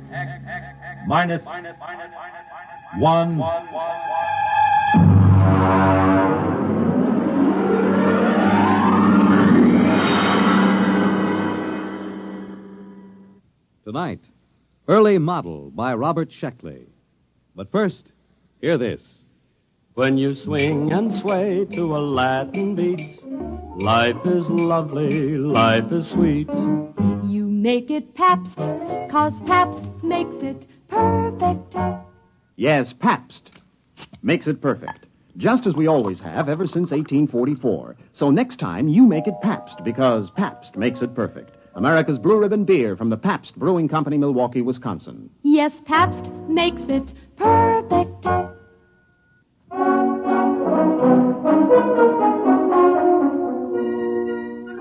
Now, X-1 and the Robert Sheckley story, Early Model. Of course, Professor Sliggett claimed the trouble was that the Protec was an early model, but then he invented it. He sprung the thing on me just before I took off for my scouting contact mission to Tells 4 in the Betelgeuse sector. Here, Bentley, put this on. What is it? A new model. It's called a Protec. What's it for? Now, you'll wear it on your mission. Now, look, Sliggett, I already have to carry enough equipment to give varicose veins to an elephant. Linguicine, that's 22 pounds. I can't do without it, or I can't translate native languages. Concentrated food, water, subspace radio, weapons, medical kit. Now, how much does this thing weigh? 72 pounds. Try it on. Look, I won't promise It fits right on your back. Here, I'll snap the harness. Fits fine. It digs into my back. There's a sharp thing back That's there. the sensory link. It has to be at that angle. But my back... We're working on the problem. Now, don't worry. What does it do? Protec is a perfect protection for initial planet contact. There are pseudo-protein computer banks and an Anderson-Woodward force field projector. Wherever the Protec senses danger... look, I'll show you. I take this slide rule and swing at you. Hey, where did everybody go? Who turned out the lights? Hey, Sliggett, where am I? Sliggett! Get me out of here! Sliggett! What happened? The Protec went on. It encased you in the AW force field. I released by master control. You can turn it off with this button on your chest. Perfect. Yeah, but 73 pounds. Well, this is an early model. I've used every weight-saving device possible, but unfortunately, early models are always a little bulky. All right. How do I take it off? I'm not going to tell you. Huh? We're not going to take chances of having valuable equipment discarded just because it might be a little uncomfortable. Bentley, you're going to an alien planet. It's necessary that you be protected at all times. Look, I've got enough sense to figure out when to wear this thing. Suppose you find the natives seemingly friendly. You'd want to take off this heavy, uncomfortable Protec. But suppose you misjudge their attitude. Sliggett, I can take care of myself. That's what Atwood said before he left for Atopus 3. We never heard from him. Bentley, can you turn a knife thrust from the rear? Have you got eyes in the back of your head? Protec has. We're not going to risk $8 million worth of equipment just because you might be uncomfortable. Suppose it blows a fuse or pops a wire. We've got triple everything, with a power supply good for a century. Bentley, after this field test, the Protec will be standard equipment for all explorers. Well, all right. I'll try to get used to it. But it feels like I'm carrying a 72-pound monkey on my back. I carried it for 6 weeks on the way to Tells 4. And the added weight loused up my coordination in landing, so I burned out about 7 acres with backlash from the braking tubes. The radio receiver buried in my ear itched, and my back was rubbed raw from the carrying straps. I piled on my linguicine and the other equipment and staggered out. My instructions were to fraternize with the Aborigines and establish a trade pact, if possible. I found 2 of them standing outside the tail fins when the hull had cooled enough to get out. They were bipeds, orange-skinned with thick, short tails, and they were armed with stone axes and clubs. I stepped out of the lock, and they started talking fast. I realized I hadn't turned on my linguicine, so I tuned it in and threw the switch. I dare say it's a manifestation of some supernatural quality, eh, Wassel, old chap? Without a doubt, old man.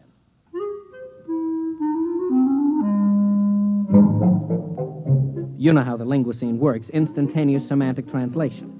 Well, mine was made by the Gorley Laboratories just outside London, and naturally they had the word tapes recorded by BBC announcers. It takes a little getting used to when you hear some walking vegetable from the Canopus system talking like the Home Service. Well, the Tellians were pretty excited by my arrival. How strange. Unbelievable. Most improper, you know. I suppose it can talk. I come as a friend. A friend. Well, it does talk. Dreadful accent. But what can you expect, eh? Foreigners, you know. You know, old boy, I definitely sense an evil. Oh, now, come. We're both ghost doctors. Surely if there was an evil, we'd both sense it. Well, let's ask, shall we? Let's. I say, are you evil? Me? Why, yes. You see, we're the village ghost doctors. It's our job to ferret out evil, so to speak. It's our cup of fugle, so to speak. Are you evil? Oh, no. No. He says he's not evil. Well, how do you know? If he doesn't, who does?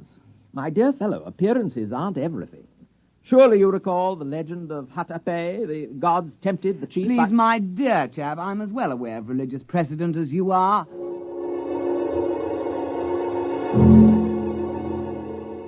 The two of them stood there, lashing their orange tails, accusing each other of heresy.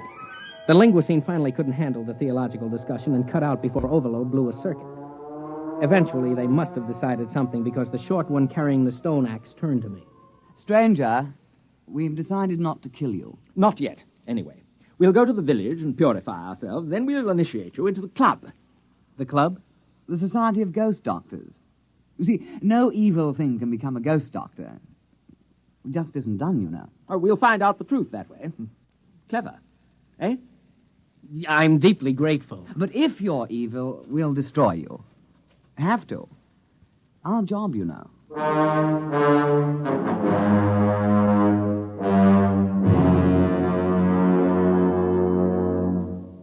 You are listening to Early Model, tonight's attraction on X-1.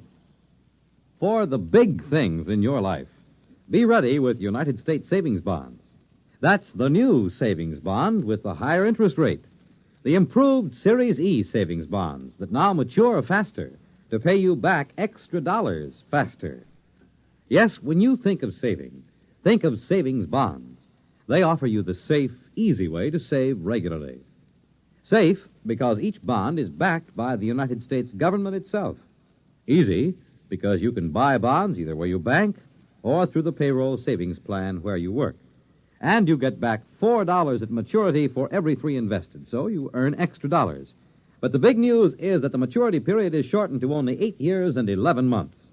So join the bond wagon. Start a family savings program. Invest in improved Series E bonds today and hold the bonds you already own.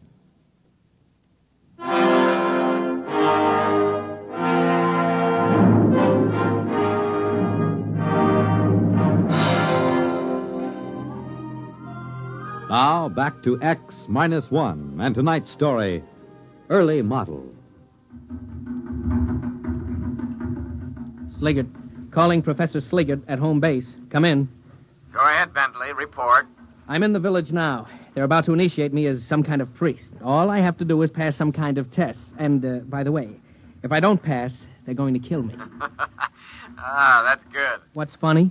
They can't hurt a hair on your head, not with Protec on the job. They seem awfully confident that they can. Primitive cultures always overestimate the power of their weapons. Don't worry. Just let Protec take care of you.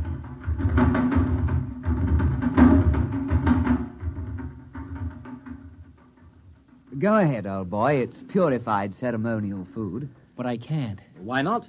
We purified with 7 sprinklings of strychnine, according to ritual. It's a taboo. I'm only allowed to eat my own supplies. A tribal taboo, you know. How primitive. Positively pagan. Well, shall we get on with it? We'll dispense with the written exam and get right down to the oral. Tell me, what do you think of evil? Well, it isn't good. Ah. Well put. Well, in that case, you have no objection to receiving the sacred and very holy spear that Cran Clou brought down from the abode of the small gods, the brandishing of which brings good on a man? Oh, I would be honored to receive it. Very well, then. The ceremony can commence. O stranger from the skies, accept from us this spear of sanctity. Evil cannot abide the presence of this spear. Take, then, our blessings with it. Here, here, O stranger, take the spear! What? Oh, that confounded Protec. Where's that release button? Sliggert, come in. Oh, he's probably out to lunch. Gotta get that force field off. There.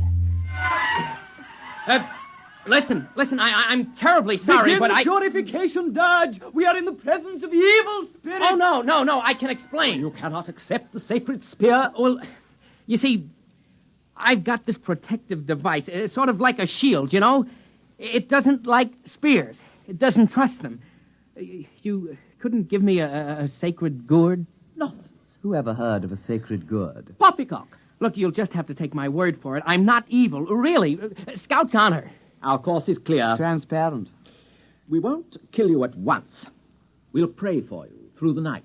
And perhaps in the morning, things will turn out better.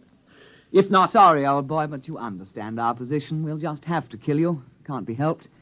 Regulations, you know.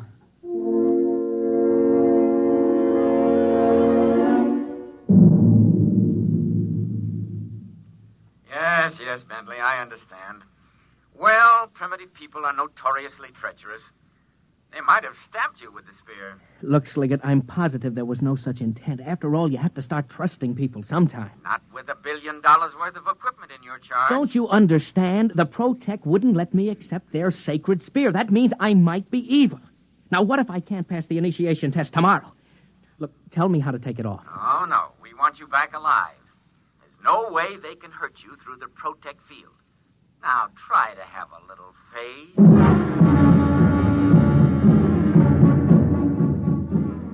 The campfires burned all night, and I could hear the chants of the ghost doctors.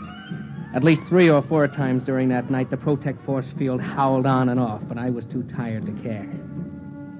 In the morning, the 2 Tellians came to see me and stood switching their fat orange tails politely, while the linguicine translated for me. There were great sounds from your hut last night, sounds of torment, as if you were wrestling with the devil, so to speak. I'm a restless sleeper. Yes, of course. Quite. By the way, old thing, did you pray for purification last night? Oh, yes, I did. And was your prayer granted? Yes, oh, yes, sure, certainly. Not a bit of evil around me. Well, if you can't be initiated, we'll have to destroy you. We made that clear, didn't we? Oh, yes, quite clear.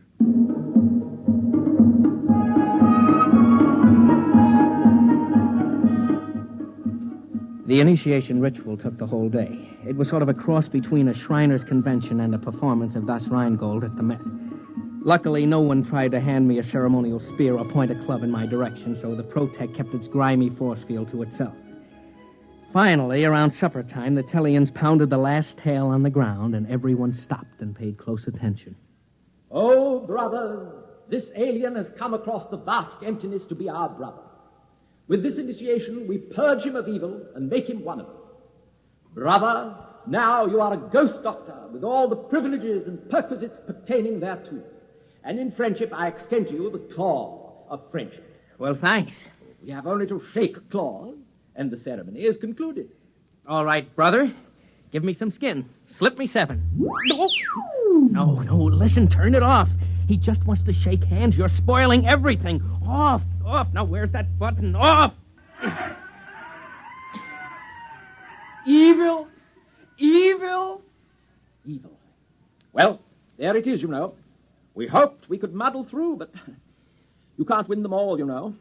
There's only one thing left. Kill the devil!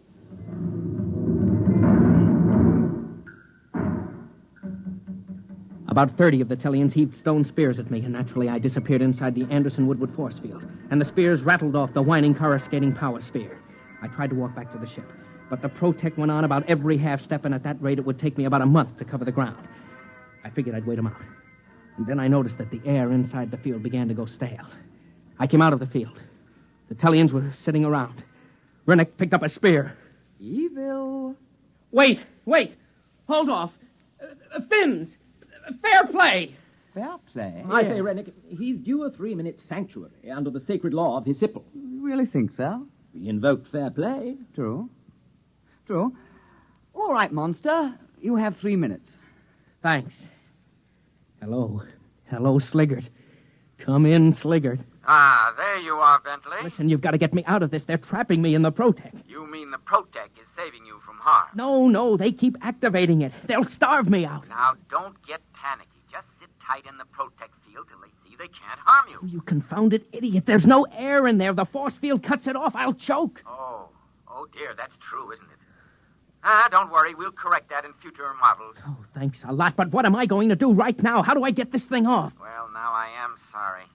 To tell the truth, I designed the harness so that you couldn't get out under any circumstances. Oh, you lousy... Please, let's keep our heads.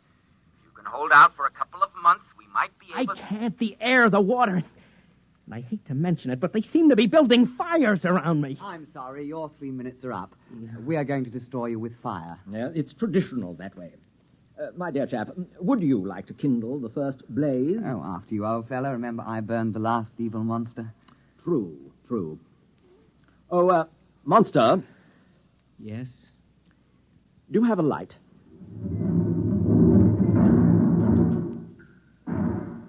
I knew I was cooked, one way or the other. They started to light fires around me in a circle, and the Protect snapped on. I had to get out. Of course, when I did, the Tellians would cheerfully spear me to death. But at least I had a chance of running. The field snapped on again. I grabbed my knife from the tool chest and hacked at the thick duroplastic webbing of the harness. I came out of the field long enough to hear Sliggert shouting in my ear. What are you doing? Cutting my way out of this fire trap. You don't dare destroy government equipment. This will go down on your 201 file. Look, I'm trapped inside the field as long as they feed the fire. And considering how they feel about devils, they'll probably keep it up a couple of 100 years. Uh-oh. They're pushing the fire closer. Goodbye.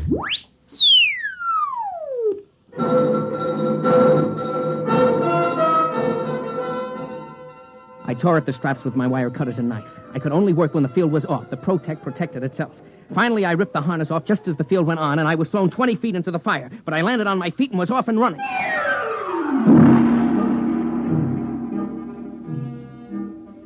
It took the Tellians just 100 yards to catch up and gently lay a stone club along the side of my head. Oh, well, let's get it over with. You're going to kill me. Let's not make a production out of it. Oh, but my dear fellow, we don't want to kill you. Dear me, no. We knew you were a good man. It was the devil we wanted. I don't mean to be tactless, but you do know you had a devil riding on your back. We tried to purify him, but he was too strong. The fire took the starch out of him, though. The devil? Devil on my back? Oh, yeah, I guess so, yes. You know, our village is very proud to have such a powerful devil chained up inside a fire ring. Tell me, my dear chap, you haven't by any chance any more devils like that in your homeland? No, that's the only one. Pity. Huh? We'd really be tickled orange if we could have a few more to worship, you know. You mean trade for them? Why, yes. I'm sure every village would want one. Well, I think that can be arranged, and you haven't seen anything. We'll sell you devils that really are devils. After all, this one is just an early model.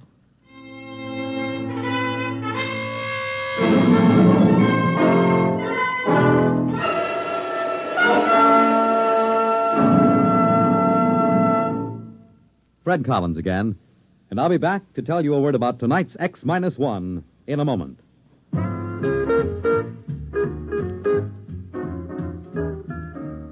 Bob Barker. Yes, Ralph? Bob, I just want to say that I heard you emceeing the Truth or Consequences program on NBC Radio, and I thought you were great, boy. Well, that's real, quite a compliment. real great. I mean it. Coming from none other than Ralph Edwards, the creator of and original Truth or Consequences MC. You really liked the show, Ralph? Oh, I'll say I did. It was wonderful hearing it on radio again. Sounded better than ever. Well, no one should know better than you, Ralph. But really, we just can't miss. Our contestants are wonderful. Yes, The I stunts know. are out of this world. Mm-hmm. Surprise family reunions, the gigantic whisper contest. Yes. A dream world of jackpot prizes, especially for NBC radio listeners. Really? And not just once a week, Ralph, but every weekday morning. No That's kidding. right. Monday through Friday. Can you beat it? I'm going to right now, Bob. So long, folks.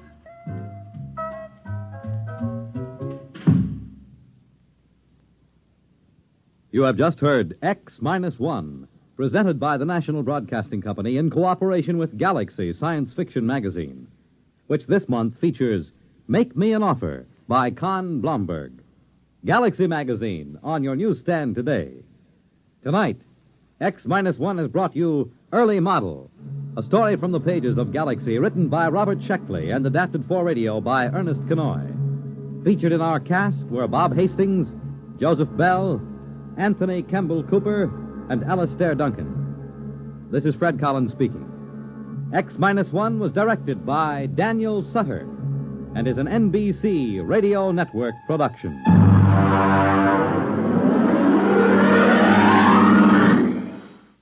There's excitement in the air at night, and Nightline brings it to you. Here in Nightline with Walter O'Keefe. Next on most of these NBC stations.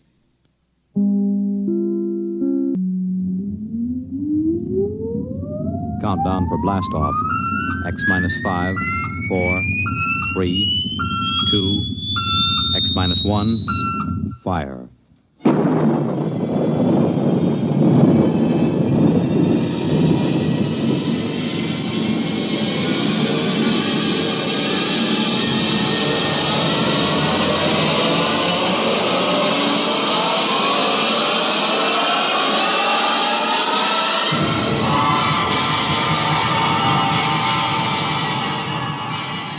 From the far horizons of the unknown come tales of new dimensions in time and space.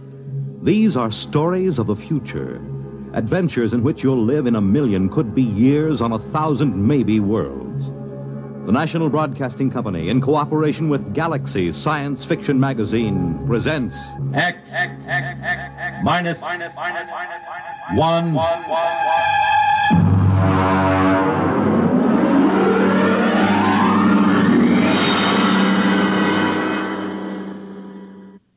Tonight, End as a World by F.L. Wallace.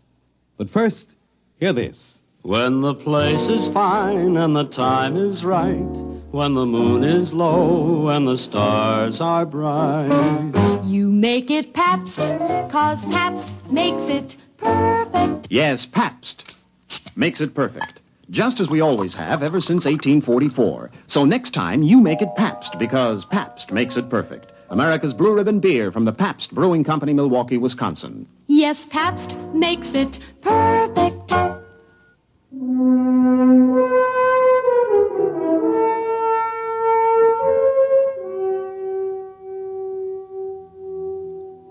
Now, X minus 1 and End as a World.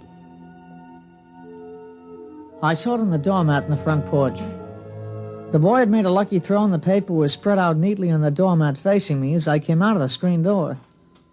The headline was black across the top. They used the big type, the kind they use for presidential elections or when the town all-star Little League team won the national championship. I stood and looked at it through the screen door. I hadn't quite rubbed the sleep out of my eyes, so first all I saw was the little boxes of the screen. And then suddenly my eyes snapped into focus and I read it. This is the day the world ends.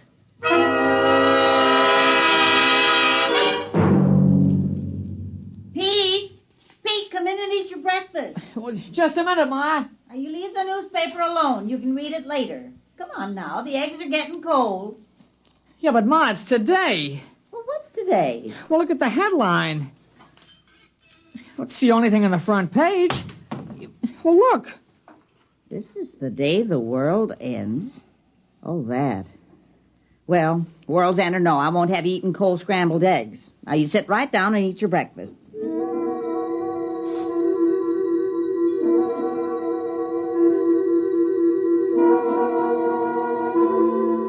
I brought the newspaper into the breakfast table. I turned to the sports page. The Dodgers were winning or losing, I forget which, and UCLA was strong and was going to beat everybody they met that fall. An H-bomb had been tested in the middle of the Pacific, blowing another island off the map, just as if we had islands to spare. Ordinarily, that would be on the front page, but not today. Now, don't get the newspaper in the egg yolk. All right, Ma. Want some toast? Peter, do you want some toast? All right, Ma.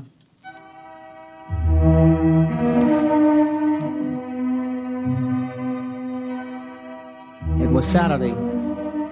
Big things always seem to happen on Saturdays. I ate breakfast and got up. I had the usual things to do, like mowing the lawn, for instance, but I skipped it that day. There wasn't any use mowing a lawn on a day like that. I went out remembering not to slam the door. It wasn't much, but it showed thoughtfulness. I went past the church and looked at the sign that was set diagonally in the corner so it could read from both streets. There it was in big letters, quoting from the papers. This is the day the world ends. Dr. Davidson scheduled a prayer meeting for the calculated time. It was a bright day. People were out walking or just standing looking at the sky. It was too early to look up. Hey, Pete! Pete, here you are. Catch! Here! Hey! Who showed you how to throw a football? Here! Catch this! Hey, nice pass! Here you are, lateral. I got it. Here, throw me a long one, huh? I'll run out on that button hook. No, look, I don't feel like it, not today. What'll we do? Oh, listen, the new issue of Popular Rocketry came in down at Grover's. Yeah, I saw it. Or we could go down and see Howie. All right. Pete? Peter? Hey, your mother wants you. Yeah, what is it, Ma? Now, don't go too far. I've got some things I want you to do. What? I want you to help me move some trash out of the basement and help me move some of the potted plants around in front. Ma, what's the use of doing things like that on a day like today? Never mind. You come back by 11 o'clock, you hear? No! Come on. Howie's probably down at Grover's. Hey, look at this high hurdle. I'll go right over the sign. Here I go. Olympic star Paul Smithfield.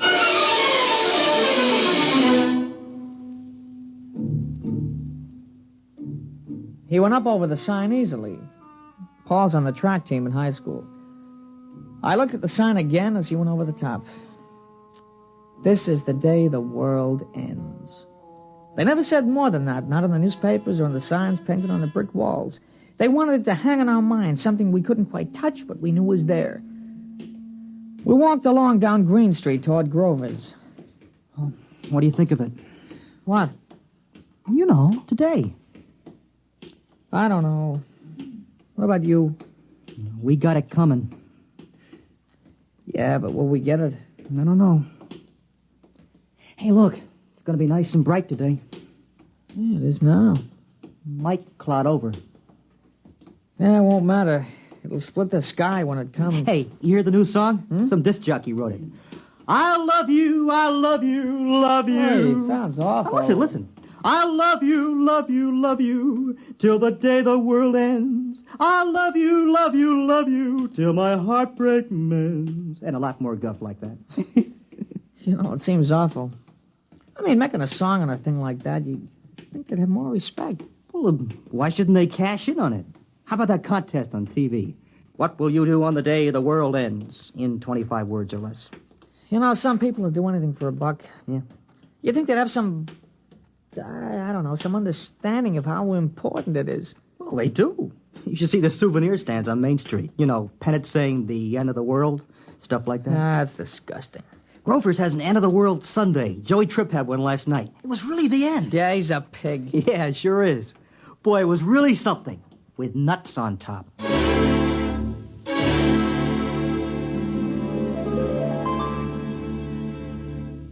You're listening to End as a World, tonight's attraction on X-1. Careful planning and sensible driving add up to an enjoyable vacation trip. There are a few tips from the National Safety Council that should help make your trip a pleasure instead of a tense, nerve-wracking time. Before you leave, have the car given a thorough checkup to be sure it will always respond properly to your careful control. Check the emergency equipment you'll need, such as a first aid kit, keys, permits, identification, flashlight, tire-changing equipment, and your unexpired driver's license. Plan your trip for frequent rest stops with a good night's sleep each night. And then on your trip, pay attention to the job at hand and don't daydream. Stop off the road to see the sights or read the map. Be prepared for winding and straight roads, level and hilly roads, and changing traffic patterns between urban and rural areas. Obey all speed limits, traffic signs, and signals, and keep your distance behind the driver ahead. This vacation is what you've been waiting for all year. Enjoy it with sensible driving.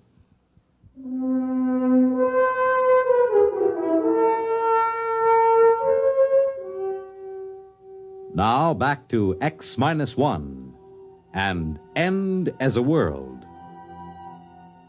We went on to find Howie. He's a little guy, but he can throw a football further and faster than anybody else on the team. Howie was carrying a model of a rocket ship, carbon dioxide powered. Hey, let's see the model, Howie. Doesn't work. Well, what'll we do? I don't know. We could play Salugi. No, we left the football over at Pete's. Oh, might as well just sit down on the grass. Okay. Hey, I wonder if it'll really come. Yeah, where will the president watch it from? He should have a good view from the White House. No better than us right here. What about Australia? Will they see it over there? They'll see it all over. Africa, too. And what about the Eskimos? Doesn't matter whether they actually see it or not. It'll come to everyone at the same time. Yeah, how about that? Everybody. Not just in this town, but all over. Wherever there are people and even where they're not. You know what I keep thinking about? What? I keep thinking about the man who made the H-bomb. I bet he felt silly and spiteful blowing up an island. I mean, somebody might have wanted to live on it if he just left it there, you know? Yeah, bet he'd feel pretty small with his old H-bomb after today. Pow. My mother's over at the church praying. And what for? She just said that's what she wanted to spend today doing, right up to the last minute. Yeah, all the churches are holding prayer meetings. Town board wanted to close up that carnival on Pearl Street. You know, the one with the cooch tent? They said I wasn't dignified for today. They close it up? Mm-mm. The manager said he had his license, and he didn't care if today was the day the world ended or not. He was putting on 5 shows right up till it happens. Funny idea, those girls dancing and then, whoom, it happens. And nobody to look at them anymore. Can't understand people. Shows and lawns and cleaning the trash out of the cellar on a day like this, it just doesn't make any sense. Well, people get used to doing certain things. Yeah, but today? Even today. Well, that's how people are, I guess. Just gotta keep on with what they're doing, even if it doesn't make any sense.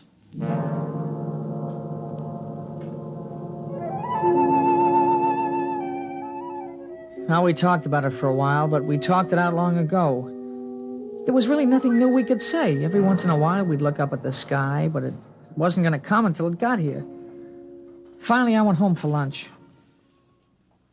Now, you sit still and eat your lunch. Oh, Ma. It'll happen without your help. It's going to be all right. You think so?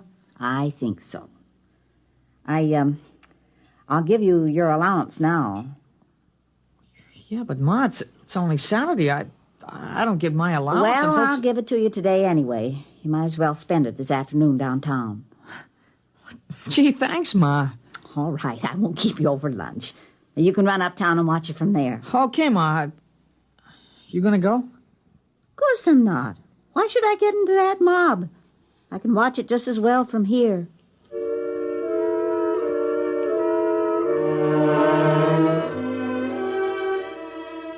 Ma, sure she could.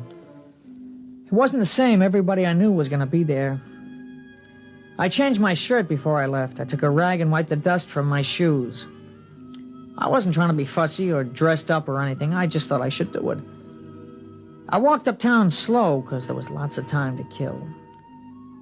There was shade and sun on the streets and a few big clouds in the sky. I never knew how slow a day could pass.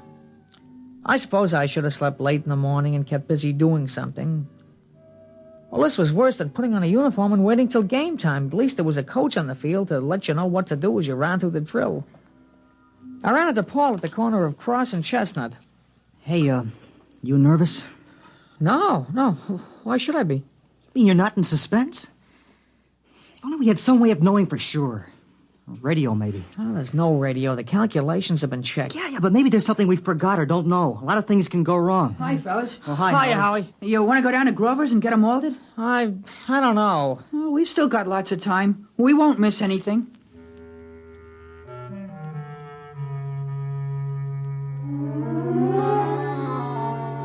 We all went down and had malteds at Grover's. The television was on. They were showing a street in India with people looking up. They flashed all around to Italy, China, and Brazil. Except for their clothes, it wasn't much different from here. They were all looking up. Well, let's get outside. I haven't finished my malted. What's the difference in a day like today, huh? I want to finish my malted.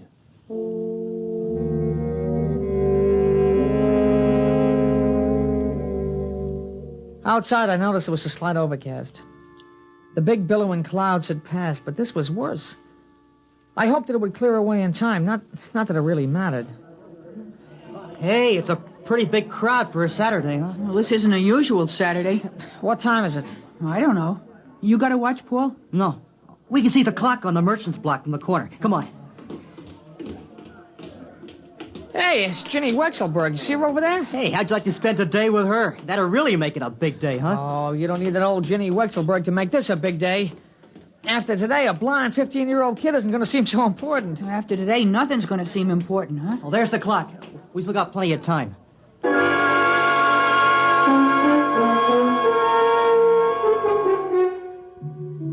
We just walked around. A few other kids from school passed by, and we stopped. It was getting closer. The space between the minutes was getting longer and longer. Hey, I'm hungry. I want to go back and get a candy bar. You're crazy. It's almost time. I got a couple of minutes. Look. Well, you just had a malted. I don't know. I'm hungry. I mean, I got a right to eat a candy bar before it happens, don't I? How can you think about food? It's only 1 minute. Well, all right. I just wanted to get one last candy bar, that's all. You think we could see better if we went across the street? It doesn't make any difference. It's going to be all over the world.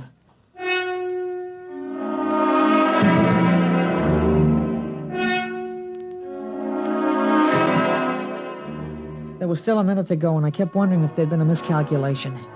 Now we were all looking up. All over the world, people were looking up. It was quiet. You could hear them breathing. I sneaked a look across the street. Ginny Wexelberg was staring up, and she was crying. I kept wondering why a pretty girl like that should be crying. And then, just as I looked back at the sky, it happened.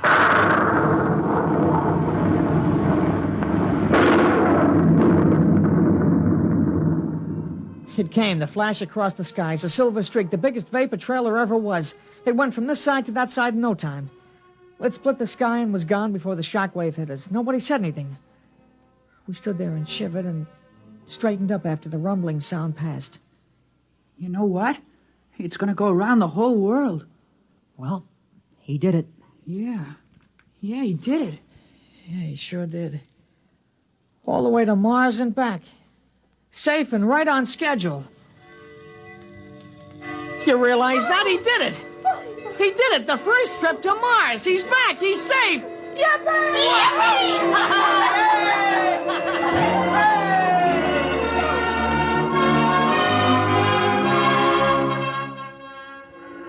The factory whistles down by the river started blowing. The bells of the Baptist, the Congregationalist, and the Roman Catholic Church were ringing. We were all jumping up and down, shouting, screaming, laughing as the vapor trail slowly faded into the overcast. I grabbed a hold of somebody next to me, and all of a sudden I realized it was Ginny Wexelberg, and she kissed me, and I kissed her back. And we yelled louder than all the factory whistles. We had a right. It was just like the paper said. This was the day the world ended and the universe began.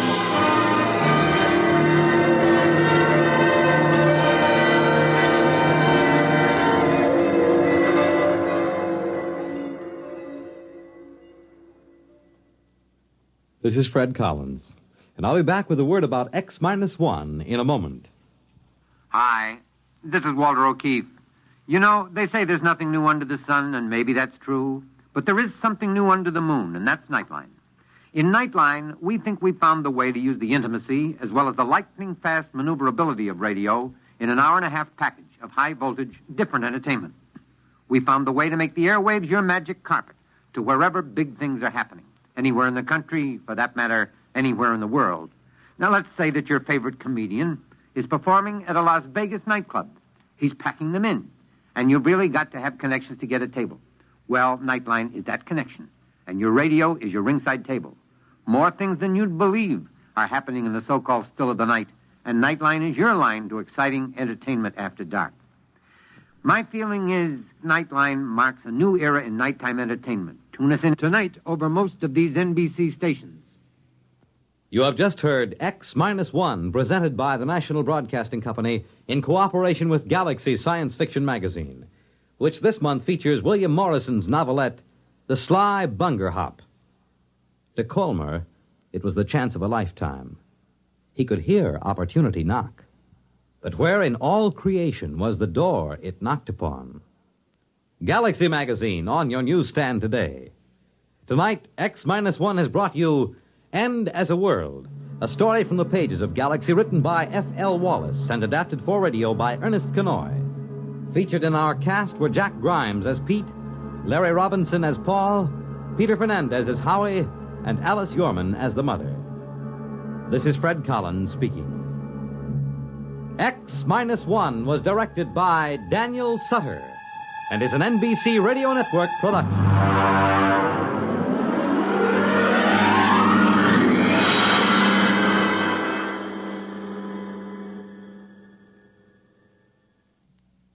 Next week on X-1, another exciting story from the pages of Galaxy.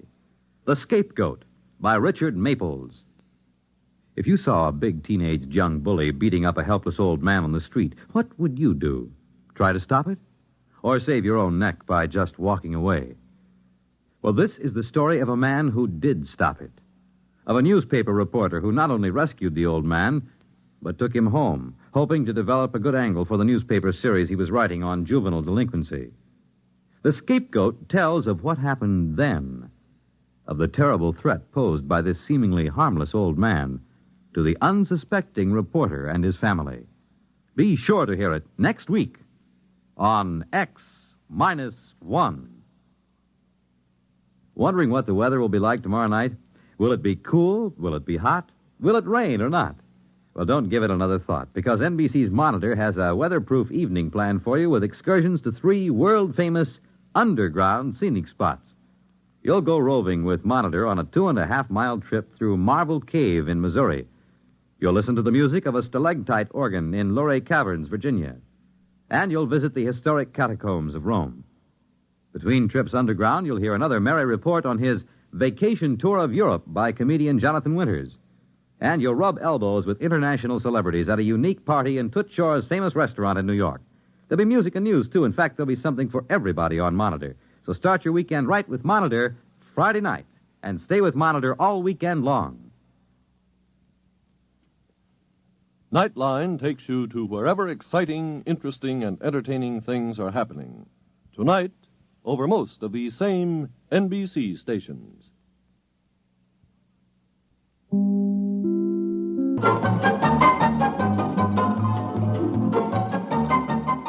This is Nightline, your open door to people and places, and this is Walter O'Keefe. Nightline invites you to listen in on NBC's award-winning science fiction series X-1.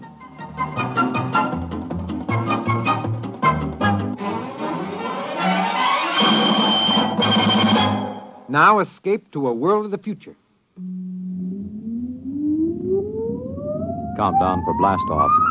X-5, 4, 3, 2, X-1, fire.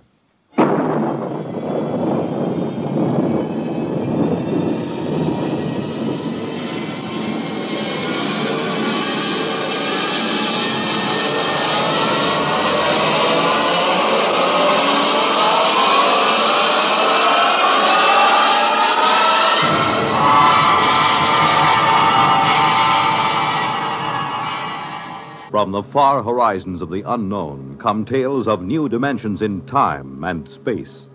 These are stories of the future, adventures in which you'll live in a million, could be years, on 1,000 maybe worlds.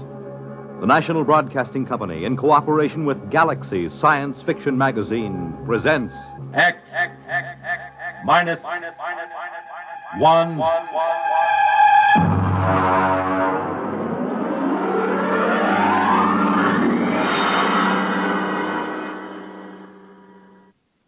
Tonight, Volpla by Wyman Gwynn. But first, hear this. Hello, I'm Dorothy Olson, singing schoolteacher on NBC's big weekday musical show, Bandstand. But right now, I'd like to talk to you parents. I'd like to ask you a few questions as you're getting ready to send your youngsters back to school. Are you helping your child get the most out of his school? Do you make his home conditions favorable enough for him to do his homework? Do you show an interest in his schoolwork? Remember, your child's success in school and later on in life depends to a large degree on your attitude towards his schooling today. And there's another important thing. Everyone needs a good send-off in the morning, and that goes for children, too. Be sure your children have a substantial breakfast and a cheery goodbye before they head for school each day. Remember, you can't expect your child to do it all himself. Encourage him in his schooling, both in your attitude and in your actions as he goes back to school this fall.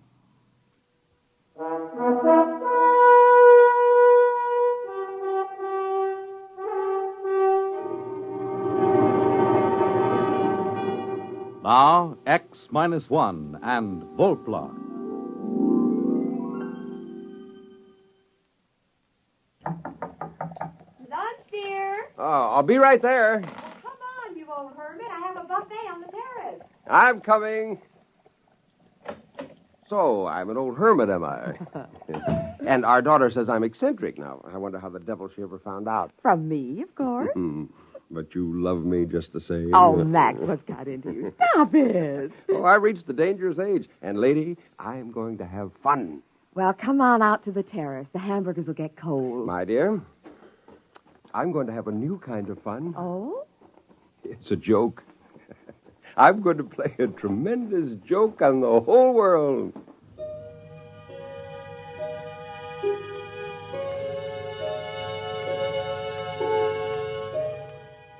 I had been working for this moment for 10 years. And now, Volplas. 3 of them, a male and 2 females. I had called them Volplas since that day 10 years ago when I got the idea of creating a flying mutant, which I would teach to feed, play, and talk. Now I was almost ready to play my joke on the world. After lunch, when I returned to the lab, the Volplas were moving about on the mattress where I had placed them, and the male was trying to stand. They were about 28 inches high. Except for the face, chest, and belly, the Volplas were covered with a soft, almost golden down. The skin was pink. Upon his head and across his shoulders, the male had a shock of fur as soft as a chinchilla. The cranium was in the same proportion to the body as it is in the human. And they were shockingly human-eyed. When the male spread his arms, the span was 48 inches. I held his arms out and tried to tease the spars open. These spars turned backward and ran alongside the wrist almost to the elbow. Powerful wrist muscles could snap them outward and forward. Suddenly, as I teased the male Volpla, this happened. The spars shot outward, adding 9 inches to each side of a span. The lateral skin, that had until now been resting in folds, was tightened into a golden plane that stretched from the tip of the spar to his waist, a true gliding plane, perhaps even a soaring plane. By 4 o'clock that afternoon, they were ready for their first solid food. Come on now, here, hold the cup. That's the way. Hold the cup. Oh, you're a beauty. You're all beauties. No, come on. Hey, don't climb on my back. No, now stop. Oh, that's better. Oh, hello, pretty one. Hello. Hello. So that's the way it's going to be, eh? Hello. Hello. Wonderful. Oh, you have no idea what I have in store for you, my dears. I will teach you a language. Perhaps English, a simple basic English. You will have your own crafts, and you'll live in small tree houses, and I'll teach you legends that you came from the stars, that you watch the red men and the white men, and you listen to their speech. And when you're able to take care of yourselves, I'll turn you loose. There'll be Volpla colonies up and down the coast before anyone suspects. And then, my dear, one day, somebody will see a Volpla, and the scientists will observe them. Then the legends will come. Isn't that funny? Don't you think that's terribly funny? Funny.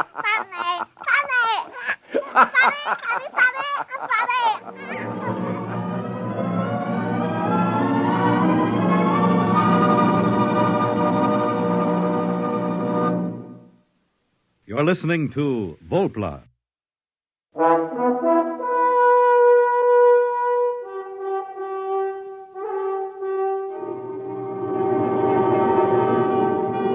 Now back to X-1 and Act 2 of Volpla.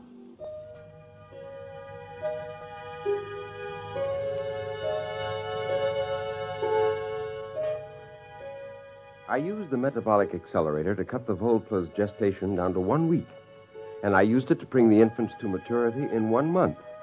By the next spring, I had a colony of over 100 Volplas, and I shut down the accelerator. From now on, they could have their babies in their own way.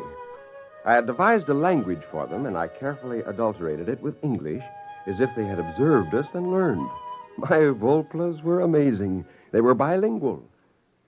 Well, Jane and Susie went down to Santa Barbara for a week, and I took the opportunity to ship the male and the oldest 2 females out of the lab. I put them in a Jeep beside me and drove to a secluded valley about a mile back on the ranch. Tree, rock, sky. That's right, Chief. That's the sky. All right, come on now. Everybody out. Run, jump. Jump, run, sky. That's right. Take off. Go ahead.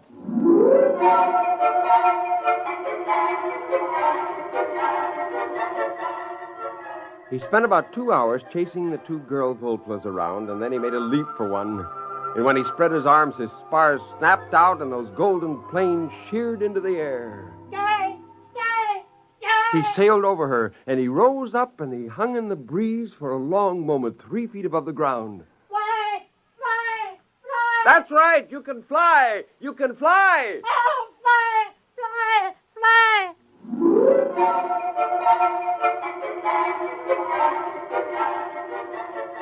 They learned quickly and brilliantly. They were not really flyers. They were gliders and soarers. Before long, they took agilely to the trees and launched themselves in beautiful glides for hundreds of feet, banking and turning and spiraling to a gentle halt. Oh, I laughed out loud with anticipation. Wait until the first pair of these is brought before a sheriff. Wait till the newspaper reporters are routed out into the hills to witness this. When they were tired, the Volplas lay on their backs with their planes stretched out. The oldest one came over to me. He squatted, his elbows resting in the ground, his wrist crossed at his chest. Before the red men, we live here? That's right. In places like these, you lived all along these mountains. Now there are very few of you left. Since you've been staying in my place, you've naturally forgotten the ways of living outdoors. We learn again. We stay here? That's right. Now look. Look, you see up in that tree? That's a bird. That's your food, if you can kill it. How? Well, I don't think you can get at them in the tree. You'll have to soar up above and catch one of them on the wing when they fly away. Go ahead, try.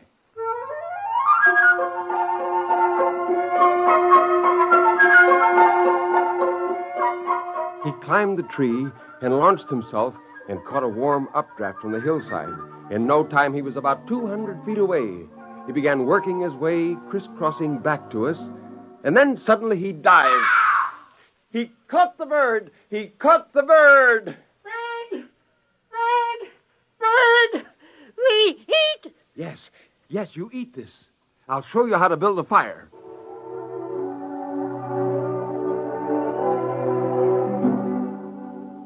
Again, I told them the story I had made up. How they came long before the red men in a ship from the stars. I taught them to point to the planet Venus and say that was the star they came from. I grinned to think of the many stories that would be written in the Sunday supplements. Oh, what a great joke I was playing on the world. We came from the star before the red men? From the star? Yes. The next week, I brought all the Volplas out to the Oakwood. There were 107 men, women, and children. By the end of the week, they were scattered over 4 square miles of the ranch. They hunted sparrows and cooked them over tiny fires. The little creatures delighted me more and more. For hours, I could watch them play. I could sit all afternoon and watch them at work in a treehouse, quite forgetting to go home. Well, how does the mighty hunter who now returns from the forest? Fine. Oh, I've been enjoying the local animal life. So is our daughter. What do you mean? She has 2 of them up in her room. 2 what? I don't know. What do you call them? I went up the stairs 3 at a time and burst into my daughter's room. There she sat in her bed, reading a book to 2 Volplas. Hello there, King Arthur. What's going on here? Oh, nothing, Daddy. We're just reading like we always do. Like always? How long has this been going on? Oh, weeks and weeks. How long is it since that first time you came here to visit me? Weeks and weeks. But you're teaching them to read. Oh, of course. They're such good pupils and so grateful. Daddy, you won't make them go away, will you? Oh, Jane, why didn't you tell me such a thing like this was going on? Now, you listen to me, mister. Your whole life is a secret from us. Just what makes you think your daughter can't have a little secret of her own? Oh, fine secret. Didn't it occur to you that this might be dangerous? Those creatures are... Oh, Max, for heaven's sakes, they're sweet, lovable little creatures without a harm in their furry little bodies. Now, don't get excited.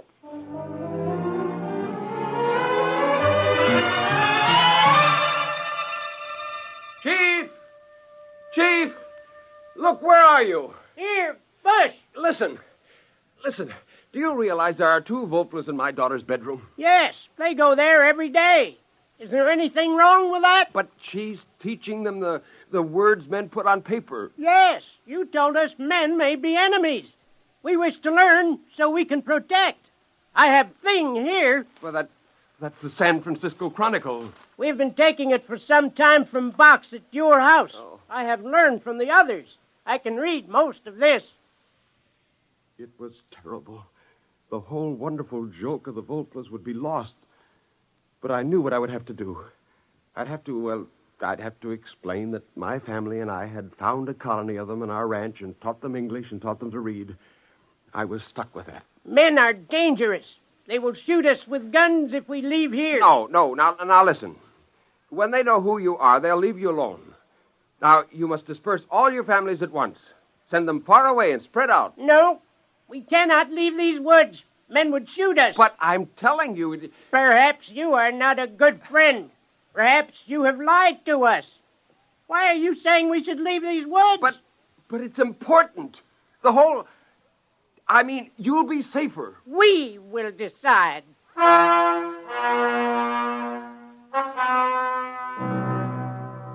The whole thing was critical. It could be disastrous. I went back to the house and up to Susie's room. I found her talking to two Volplas. Oh, no. I'm sure you didn't come from the stars. That doesn't sound right. The more I think about it, the more I'm sure that my father made you. Susie, what business have you telling them that? I don't want you talking to them that way. Do you hear me? Daddy, you want to play a joke, don't you? Like the time you said I could have a horse for my birthday. You gave me that dried seahorse in the bottle instead of a real one. Were you going to make that kind of a joke? No, now, Susie, honey, that isn't exactly it, no. I don't think it's very funny. The Volplas are my friends. I wouldn't want to play a practical joke on them.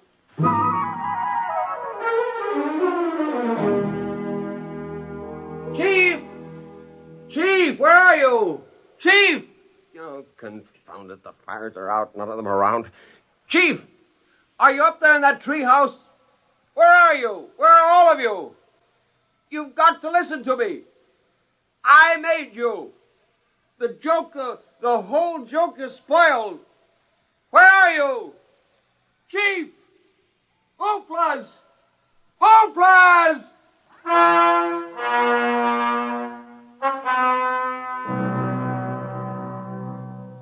I was away from the house for hours. When I came back, I found Jane sitting on the terrace. Are you looking for something, dear? Oh, never mind. I suppose they're all gone. What do you mean? The little flying things. I saw them fly by about 4 in the afternoon. You did? Where did they go? Over that way. You could see them soaring over the trees. Oh, it was so pretty. Where's Susie? She's been watching television. She's all excited about the rocket flight, you know. What rocket? Oh, you have been living in the woods. The Venus rocket. My goodness, it's been in all the newspapers. Well, where are you going? Well, I've got to talk to Susie. Susie! Susie! Shh, Daddy, the rocket's almost ready to go. Listen. It approaches 0 hour now. The rocket stands tall and silvery. The gantry crane is pulled away now. We're actually at least 5 miles away, watching from the remote monitors. Some disturbance now. It seems to be some birds. Big birds, like a flock of owls circling the ship. Oh, Daddy, look. Hey, wait a minute. They're flying through the hatch. It seems to be jammed open. Well, this is certainly an unforeseen development. The men on the ground are driving a motor-driven ladder up to the ship, and the owls seem to be fighting them off. Oh, there goes the hatch. It's closed. Those birds are inside, and they're big birds, big as eagles. As we told you previously, ladies and gentlemen, the rocket is on automatic fire. It'll go off in precisely 10 seconds. We stared at the television screen. We saw the red blast of fire and the silvery rocket streak up into the sky, the cameras following. Our reporter at scientific headquarters reports that none of the rocket telemeters are recording. The owls who blundered into the open hatch in this heartbreaking accident seem to have disrupted the automatic recorders. The control circuit cannot be altered. The rocket will land on Venus as scheduled. Daddy, those weren't owls, were they? No, they weren't. Owls. He thought they were owls. That's kind of a joke, isn't it? Isn't it a joke, Daddy? I'd say, Max, dear, the joke's on you. Wait till men land on Venus and find Venusians with a legend about their great father in California.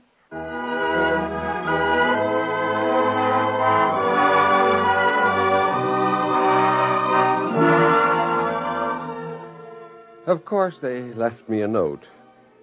The handwriting wasn't very good, but then you wouldn't write very well either if your index finger was 9 inches long. I sat on the patio and read the Volpla's farewell. It said, "The man who made us, we forgive you. We know we did not come from the stars, but we go there. I, the chief, give you welcome to visit. We will try not to laugh at you. Goodbye."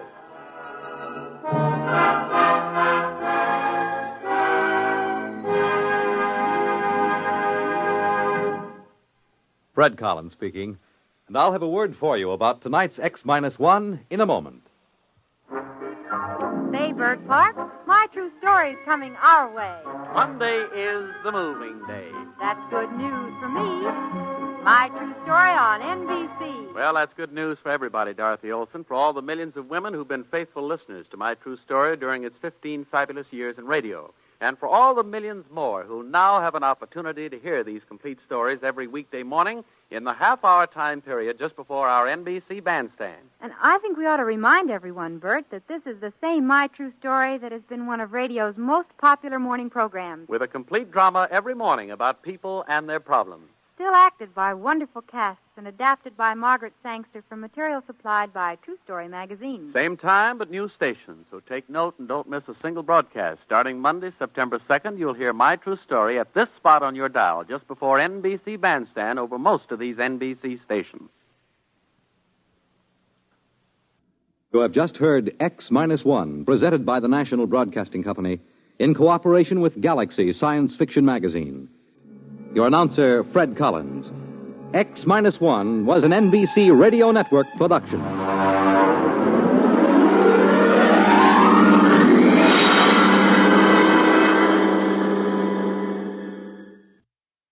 There's excitement in the air at night, and Nightline brings it to you.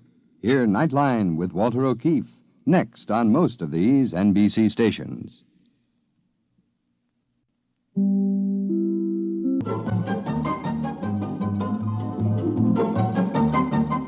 This is Nightline, your open door to people and places, and this is Walter O'Keefe. Nightline invites you to listen in on NBC's award-winning science fiction series, X-1.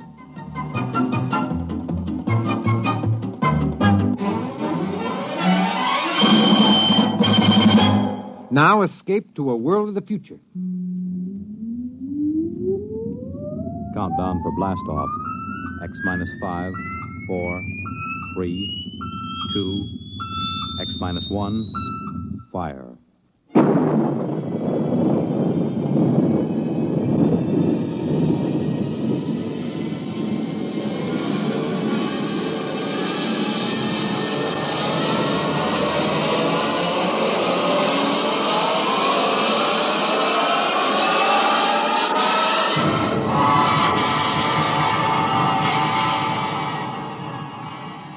From the far horizons of the unknown come tales of new dimensions in time and space. These are stories of the future, adventures in which you'll live in a million, could be years, on 1,000 maybe worlds. The National Broadcasting Company, in cooperation with Galaxy Science Fiction Magazine, presents X minus 1.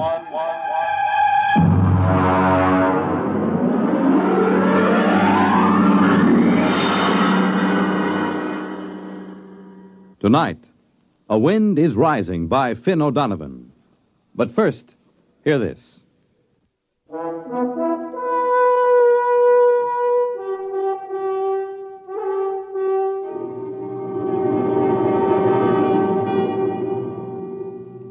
Now, X-1, and tonight's story, A Wind is Rising.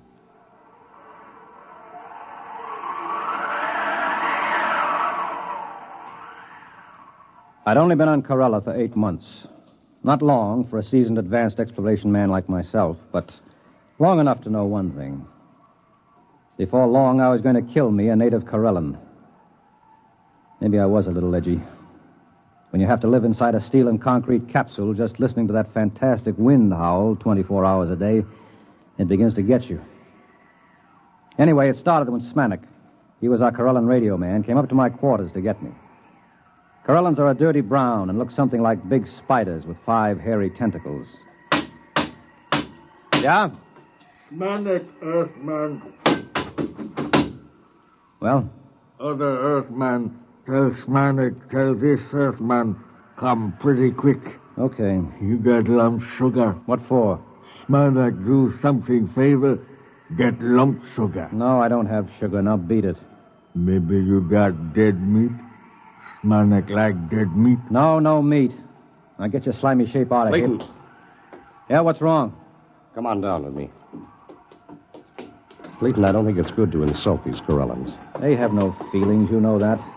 They have no emotional nervous setup. Just the same, I don't think it's good. For who? For you. When you insult somebody by your own standards, you hurt yourself, even if the object of your insult is a dead thing. Now, look, Nerishev, I'm an advanced exploration expert. You're an anthropologist. You stick to your stuff, and I'll stick to mine. Sorry. Now, what's the fuss about? The water faucet. What about it? It isn't running. What? I pounded it and put a probe in. It must be blocked out at the storage tank. How could it be blocked out there? I don't know. Maybe the wind rolled a boulder at it.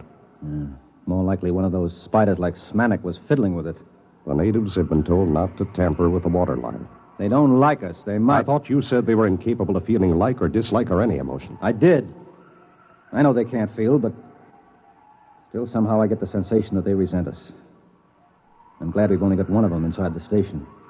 Regardless of that, we can't live with our water supply cut off. Oh, listen to that wind. It'll be murder out there. I'll go. It's my turn. You wouldn't know what to do if you got there. It seems quite simple. Well, come to think of it, it could be a two-man job if there's a boulder. The wind gauge reads 82 miles an hour. Just a light breeze on Corella. Maybe we ought to wait till it drops a little. Let's ask the gink. Why do we take him along? The gink? He knows the terrain, and like all his kind, he's a fantastic sailor. But they take those woven land boats out in 100-mile winds with no qualms at all. The Brute 14 tons, and it has a diesel engine. We don't need any sailors. If we have to use a steadying sail, I can handle it as well as any Spider-Man. Just a suggestion. You stick to anthropology. Open the locks, and we'll get the Brute out. We'll need Smonik to close the locks after us. Smonik? H-man call. Clayton and I are going out in the heavy land car. What's the weather going to be like? Wind come up along little more. Not anything to be afraid. He got sugar. Oh, here you are, Smonik. Very good sailing today. You got sail on truck. We have a steadying sail made of steel. Woven reeds. More better. A more easy time. We know all about that. Open the lock, Nerishev.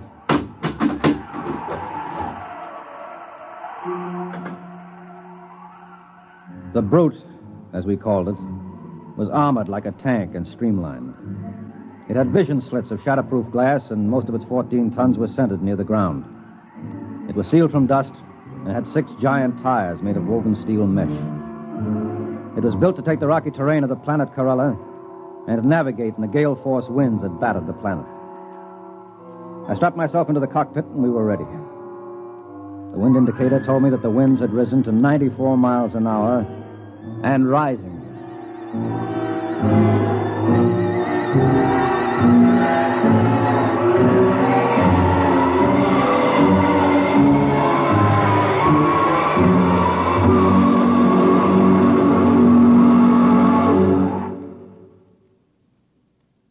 You're listening to A Wind is Rising, tonight's attraction on X-1. Time, nighttime. The lights dim down for the curtain in theaters on Broadway. A Hollywood star greets the first guests at her party in Beverly Hills. In Chicago, the police plan to close the ring on a band of desperate criminals. At a world-famous circus in Paris, France, the star trapeze artist climbs to a precarious perch high over the center ring. In a Las Vegas nightclub, a hush falls over the tables as one of the great singing stars of our time steps out onto the stage. And in New York's Radio City, the studio warning light flashes, "Stand by." Nightline is about to go on the air, taking you to wherever in the country, wherever in the world, exciting things are happening at night. To make you more than a spectator, to make you a participant in these events. This is Walter O'Keefe, inviting you to join us on Nightline, your line to exciting entertainment at night, every Monday through Thursday night over most of these NBC stations.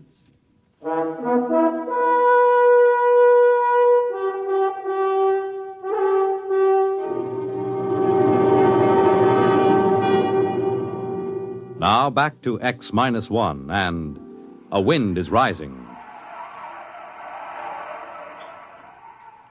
I looked out over the instrument panel. The Corella station had been set down like an overturned bowl on a rocky plain.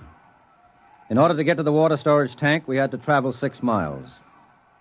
Immediately around the station were our boulder baffles, huge spikes of concrete designed to stop the boulders that the wind rolled off the mountains.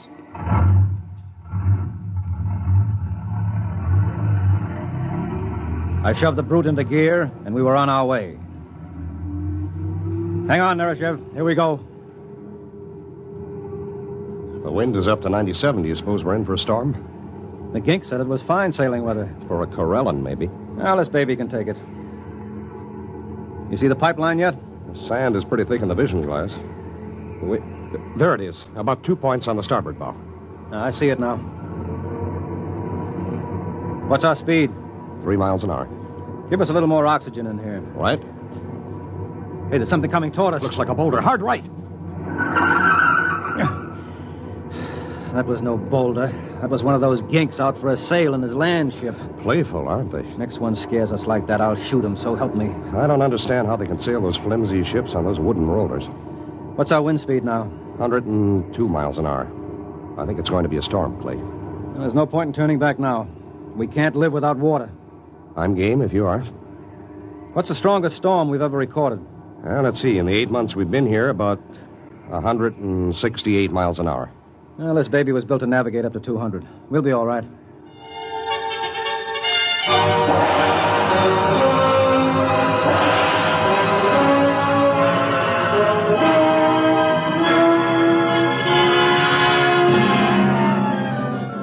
We had had 2 storms on Corella since Earthmen had been there.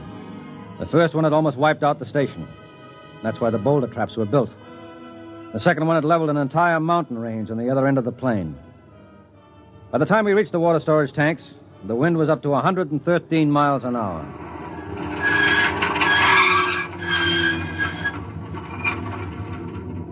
Well, this is it.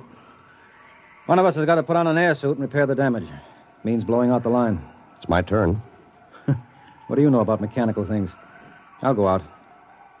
Fasten that nylon rope to me and winch it as I go along. I'll anchor the brute in the lee of the concrete breaker. Maybe you ought to wait till the wind dies down. It isn't dying down, it's rising. We can radio Smanik at the station and get a report. You think he'll give us a straight answer? I trust him. Hello, Smanik. This is Nereshev calling Smanik. This Smanik, Earthman. How long is this wind going to keep up? Long time. Maybe even longer. More than 2 hours? Yes. Okay. Clayton is going out to fix the pipe. We'll be back in an hour if everything holds. Okay. Well, I'm ready. Lock my helmet. Can you hear me? Yes. Okay. Open the chamber. Here I go.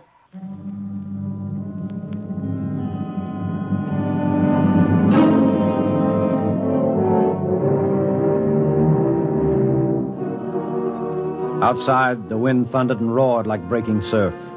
Once I was almost blown free, but the line held. By the time I crawled back into the ship, I'd cleared the water lines, but my suit was shredded and my air extractor was clogged with dust.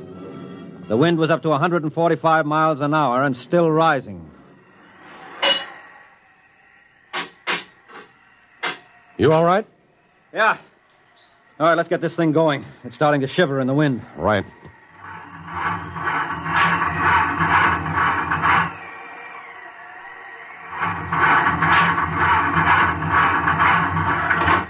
What's wrong? I can't start the engine. Here, let me try.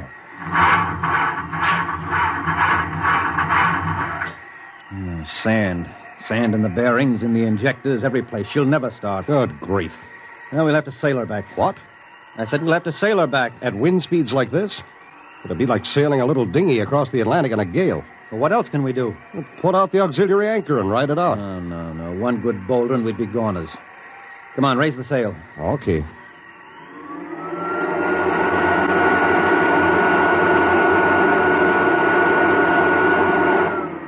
Release anchors.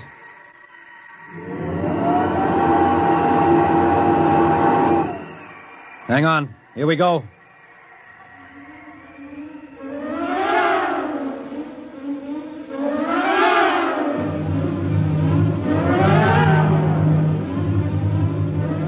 We raised the steel sail and tacked into the wind. Shoved by a wind that had now reached 175 miles an hour, the 14-ton brute soon picked up to a speed of 40 miles an hour. Even reefed down and heeled over, I couldn't hold her. And I had to winch out the steel main sheet to straighten her up. Then it began to happen. The thing we feared the most.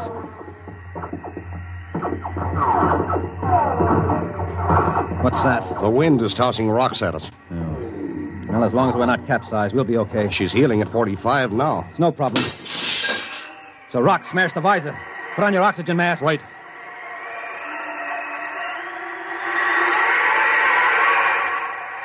Man, she's boiling along now, 75 miles an hour.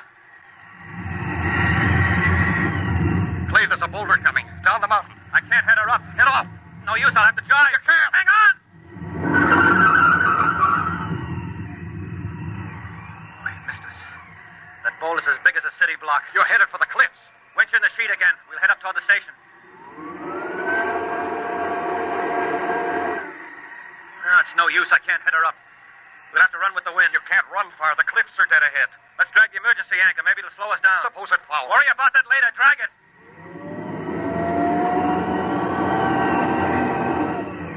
That's better. I may even be able to head her up now. Those cliffs.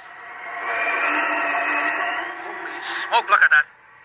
A dozen Corral land ships sailing toward the station like it was a fine afternoon. They usually keep away from the station. There's no time to worry now. Winch in the sheet. I'm going to head up higher.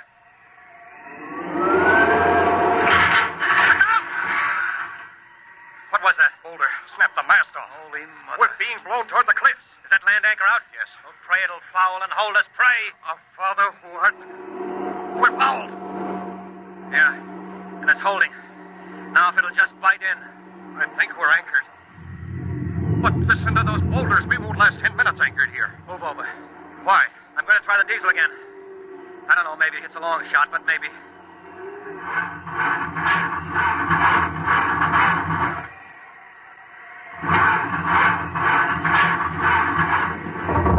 It's caught. It's caught. Come on, baby. Start. Start! That's it. She's running. She's running. All right, let go of that anchor.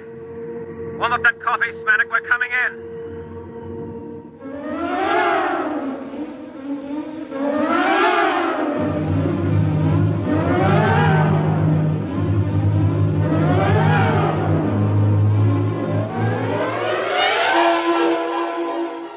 Somehow the engine coughed and spit us back to the station. The boulder defense was completely flattened, and one side of the capsule was dented by a huge rock. But otherwise it was still holding. The winds were up to 212 miles an hour at the time. A dozen Corellan land ships were moored by their long vines on the lee side of the station, and more ships were coming in every minute. We slid into the tube and entered the capsule. Welcome, Earthmen. You have nice sail. Shut up, you crummy gink. Earthmen not pleased. You told us the weather would hold. Old Corellan saying, one can predict weather, but not do something about it. Very true. Yeah. We almost died out there. You wouldn't have been planning anything like that, would you? Smanik no understand. No? Well, do you understand this? Now get out of here. Get out before I blow your ugly head off with this gun. Very difficult for Smanik to be without head. Impossible to eat sugar or dead meat for almost 3 weeks before new head grow. Smanik join his people now for summer festival. Now you do that. Pronto. Wait a minute, Smanik. Did you say summer festival? Oh, yes. Ancient Corellan festival. When summer ends, we go sail away to caverns in far west. Caverns? Yes. We live in caverns for 3 months. In that way, we have safety. Safety? From what? From winds. After summer is over, come winter storms. First storm of year about to start any moment now. About to start? What do you call what we've been having? The wind is 238 miles an hour right now. The brute's ruined, the boulder defense is leveled, the foundations are cracked. Very regrettable. Perhaps you like to come stay with us in caverns. Bring sugar. Impossible. We need oxygen, food, our own water. Very regrettable indeed. Well, maybe you don't stay and colonize our planet after all. Ah, yes. Really big wind starting to rise now. Smanak go. Goodbye, Smanak. Thanks for your help. Smanak do favor. Glad to help. You got sugar?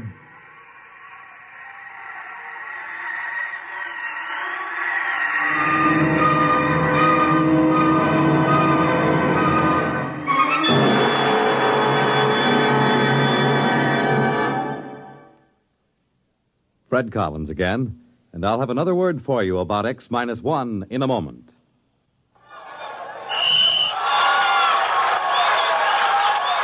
If that's the game you're missing because of a mean cold, here's something you should know. Every second someone takes it for the miseries of a cold. Millions more take bromoquinine. Every second someone takes it for the miseries of a cold. Bromoquinine. More people have taken more bromoquinine cold tablets for more complete relief than any other cold tablet ever sold. You could take aspirin or other single-action cold remedies all day and not get bromoquinine's more complete relief, even for virus colds. Bromoquinine works to relieve stuffy nose, body aches, fever, irregularity, the blues, and headache. More complete relief, because bromoquinine is the only cold tablet sold with wonder-working quinine and 5 other medicines, health-fortified with vitamin C. Remember... Every second someone takes it for the miseries of a cold. Millions more take bromoquinine.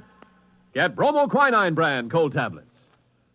You have just heard X-1, presented by the National Broadcasting Company in cooperation with Galaxy Science Fiction Magazine, which this month features Finn O'Donovan's story, Gray Flannel Armor, which makes you wonder if knights would have been still more bold in days of old if they'd had transistor amulets.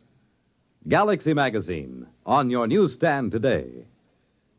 X-1 has brought you A Wind is Rising, a story from the pages of Galaxy, written by Finn O'Donovan and adapted for radio by George Lefferts.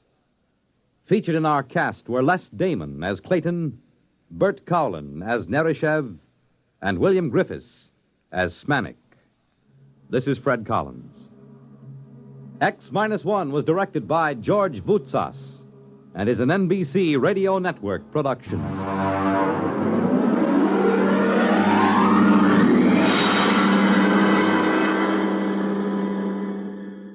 There's excitement in the air at night, and Nightline brings it to you.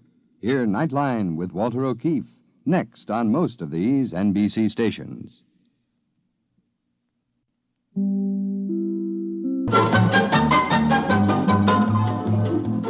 This is Nightline, your tie line to the world, and this is Walter O'Keefe.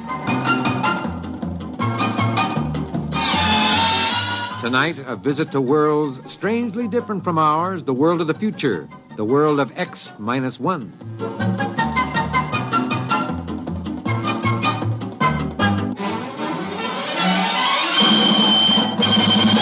Now, here is the future, X-1. Countdown for blast-off. X-5, 4, 3, 2, X-1, fire.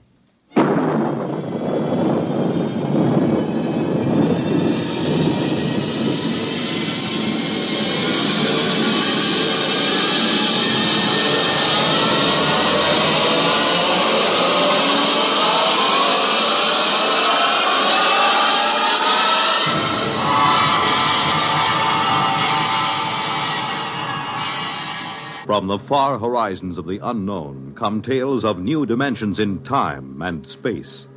These are stories of the future, adventures in which you'll live in a million, could be years, on 1,000 maybe worlds. The National Broadcasting Company, in cooperation with Galaxy Science Fiction Magazine, presents X-1.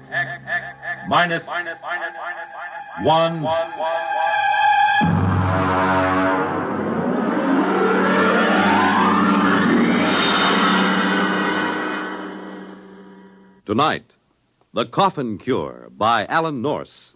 But first, hear this. The scene of America's first Thanksgiving celebration. The top Big Ten football game of the day.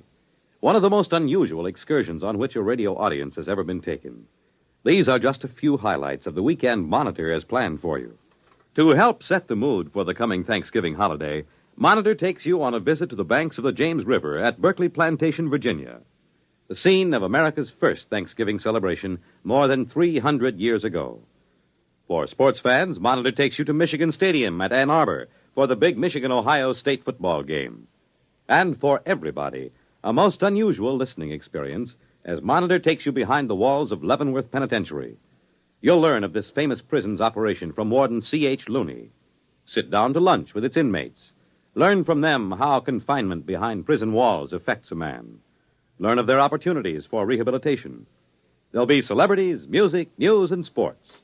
All on Monitor all weekend long, beginning Friday night over most of these NBC stations.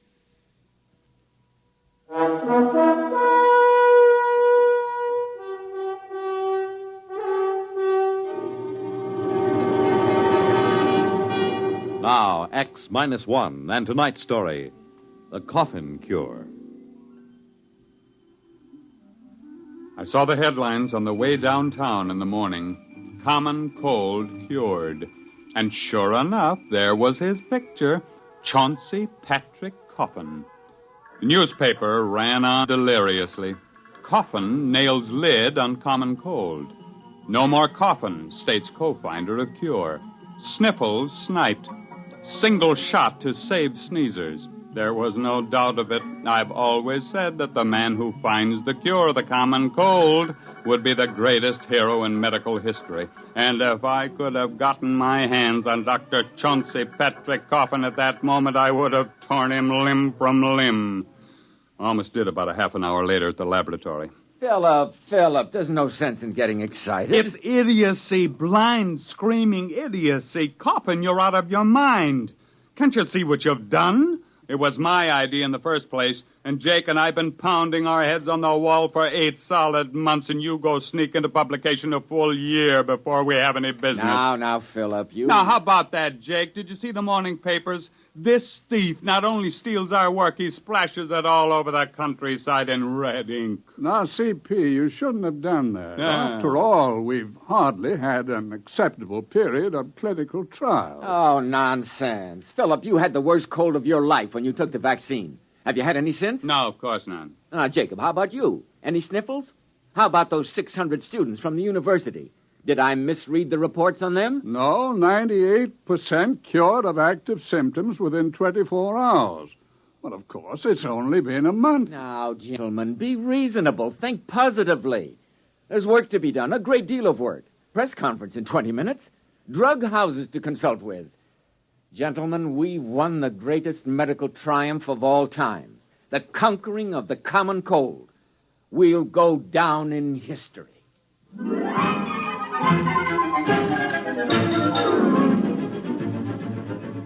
He was right on that point, at least. We did go down in history. Of course, it was the biggest story of the year.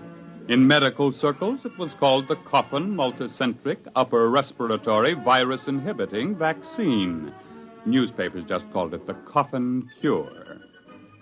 The men from the government bureaus came first, and then 17 pharmaceutical houses descended with production plans, cost estimates, colorful graphs.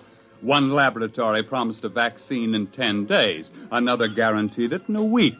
The first actually appeared in 3 weeks and 2 days to be soaked up in 2 hours by a thirsty sponge of cold, weary humanity. Express planes were dispatched to Europe, Asia, Africa with the precious cargo. 1 million needles pierced 1 million hides, and with a huge convulsive sneeze, mankind stepped forth into a new era. There were abstainers, of course, there always are. One of them, for example, my wife, Ellie. Now, Phil, you can talk all you want to. I don't want any cold shots. You've had this cold for 2 solid months now. There just isn't any sense to it. I don't want any cold shots. But why not? Just one little needle. You hardly feel it. You know I don't like needles. Oh, Ellie. Oh, why don't you leave me alone? Go take your nasty old needles and stick them in people that want them.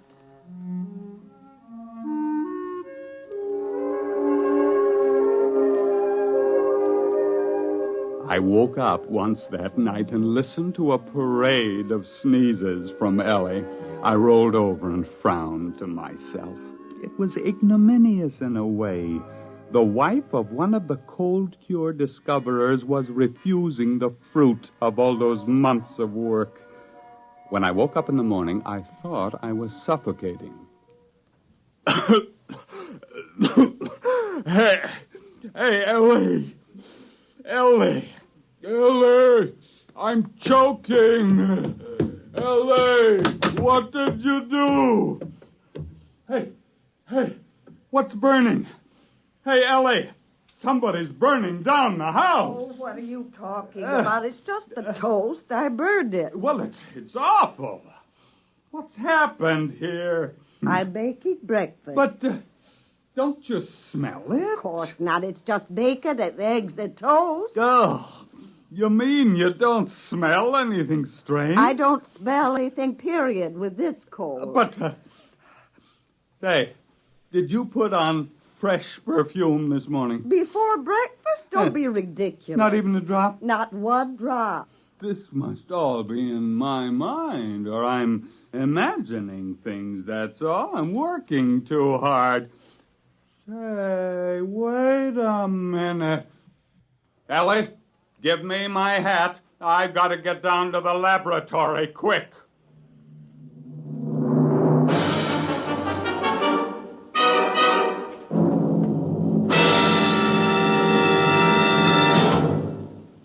You're listening to The Coffin Cure, tonight's attraction on X-1. 11 million victims, adults and children alike, beg you to break the grip of the crippler, arthritis. Advances in medical science have made possible the cure of many diseases, but further research is necessary to break this grip, to find the cause and the cure for man's oldest, most crippling disease. Let's give arthritics a chance. Help relieve their suffering now, and help find the cure that will end this terrible disease for all time. Your contributions will support a double-barreled attack on arthritis, a fight in which more research and better treatment are brought to bear on one of the great menaces to our nation's health. Please join the campaign to destroy arthritis, to break the grip of the crippler. You can do your part. Please give to your local arthritis fund.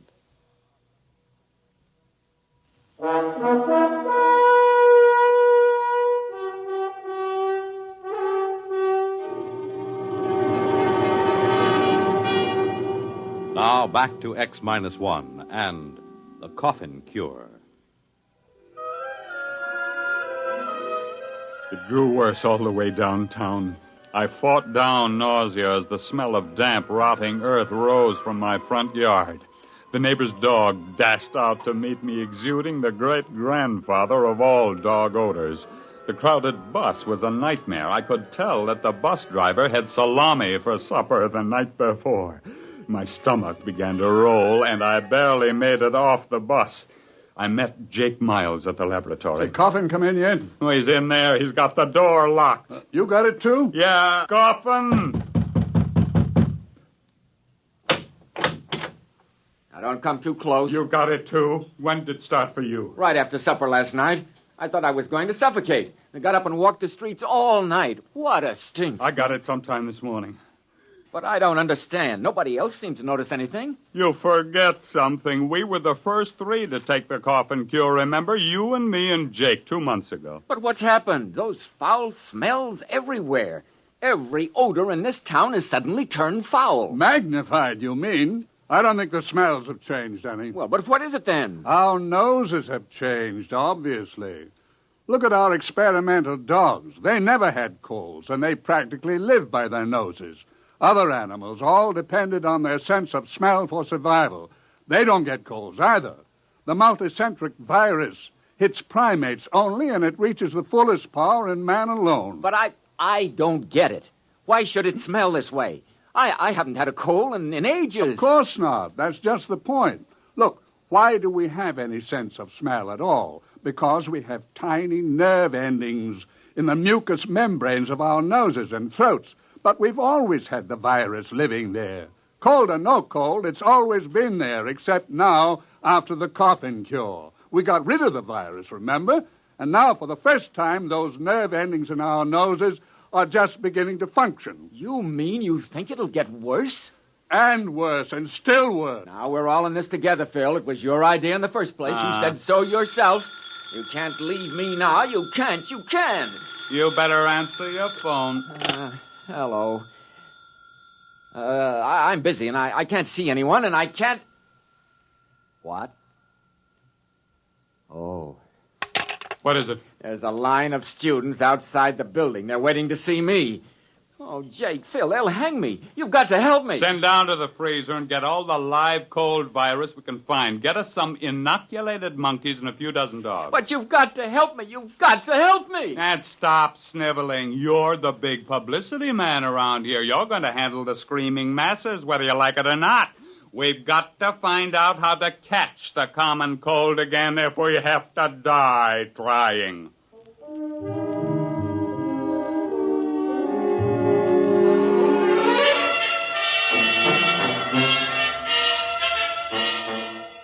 It was a futile struggle.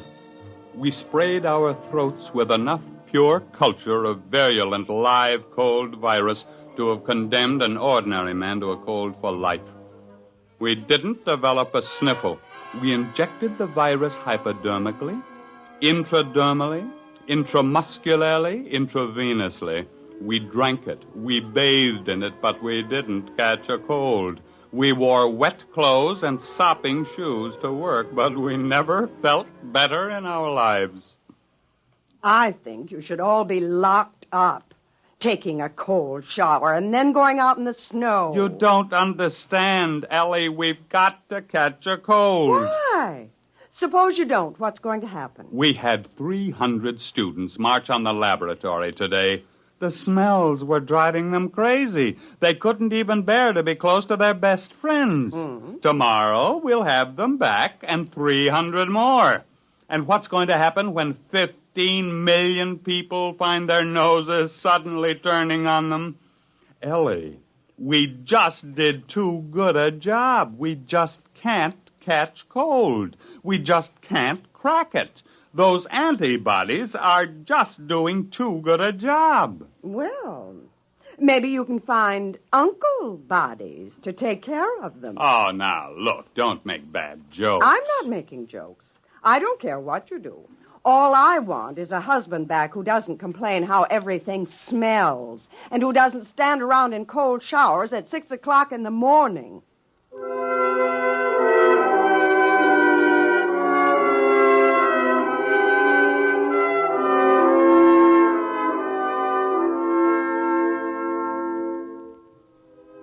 In the morning, Jake, Coffin, and I had a conference in the lab. Go out there anymore. I can't see those students. I've begged for time. I've promised them everything but my upper plates. I can't face them again. I just can't. We only have a few days left. There were 15 million antivirus shots given in the past 3 months, at least. Say, we don't come up with something, we're gonna. You know what I think? I think we've been prize idiots. We've gotten so rattled we haven't used our heads. And all the time it's been sitting there blinking at us. What are you talking about? Ellie said it this morning. Uncle bodies. Oh, he's cracked. He snapped. No, I'm dead serious. How many of those students do you think you can corral to help us? 600. They're out there in the street right now, a blood-seeking mob howling for a lynching. All right, I want them in here, and I want some monkeys. Monkeys with colds. The worse ones, the better. Say, do you have any idea what you're doing? Not in the least, except that it's never been done before. But maybe it's time we tried following our noses for a while.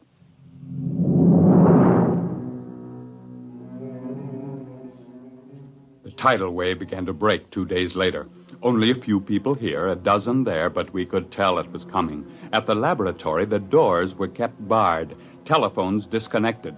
Jake rigged up some small gas masks, but it didn't do much good. But the work went on in spite of the smells, and you have no idea what a truckload of monkeys smells like magnified 10,000 times.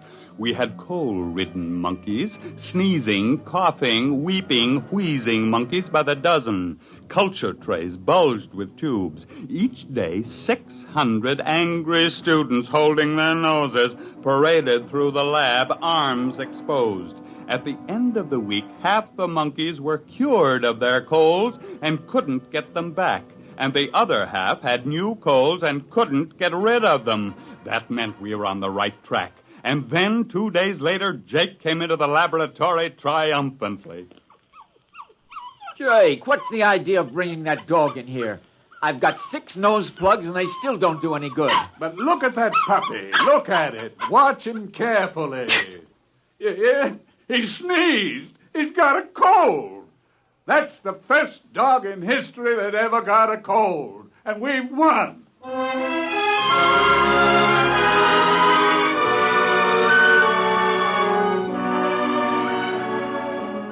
I was the first volunteer. We injected the new serum in my arm and sat back and waited. We were still waiting 3 days later. Well, it was a great idea. It just didn't work, that's all. Where's Coffin?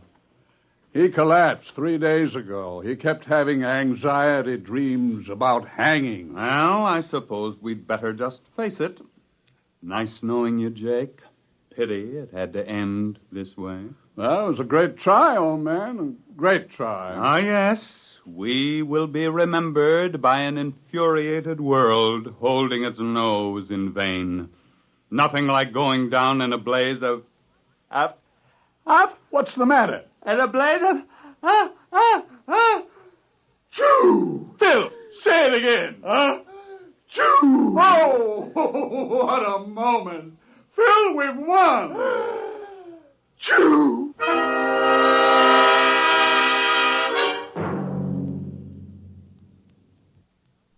Now, just keep your feet in this warm bath, Phil, and drink plenty of hot lemon juice. You'll be all right. You see, it was your idea, the uncle bodies. We developed an antibody against the cold virus, and then we had to develop an antibody against the antibody. Will they be able to make it fast enough? Just about fast enough for the people to get good and eager to catch cold again. There's only one little hitch. Hitch? The stuff we made does a real good job, just a little too good. I may be wrong, but I think I've got this cold for keeps. Unless I can find an antibody against the antibody against the antibody. Choo!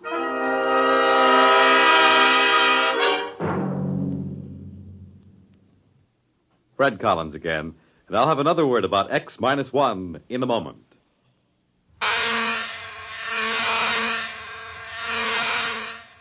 Is your head buzzing with the feverish, stuffed-up feeling of a cold? Here's how to get relief. Every second someone takes it for the miseries of a cold. Bromoquinine brand cold tablets. You have just heard X-1, presented by the National Broadcasting Company in cooperation with Galaxy Science Fiction Magazine, which this month features Galley Slave by Isaac Asimov. The 3 laws of positronic robots made it impossible to kill a human. But there was a loophole: murdering a man after his death. Read it in Galaxy Magazine on your newsstand today. X-1 has brought you The Coffin Cure, a story written by Alan Norse and adapted for radio by Ernest Kenoy. Featured in our cast were Raymond Edward Johnson as Phil, Joseph Bell as Coffin, Harvey Hayes as Jacob, and Betty Kane as Ellie. Your announcer, Fred Collins. X-1 was an NBC Radio Network production.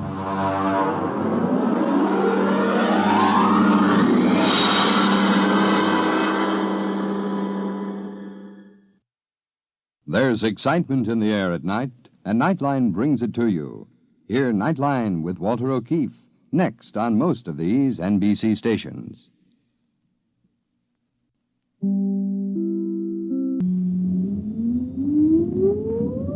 Countdown for blast off. X-5, 4, 3, 2, X-1, fire.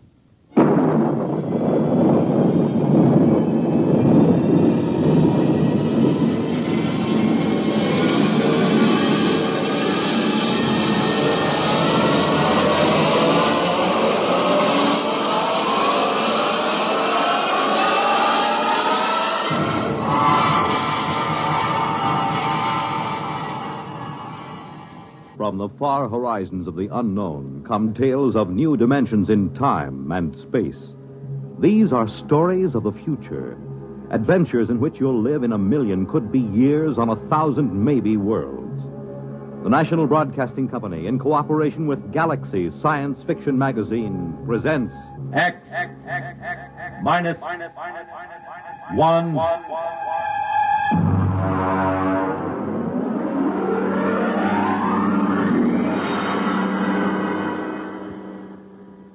Tonight, an original story by Ernest Kenoy.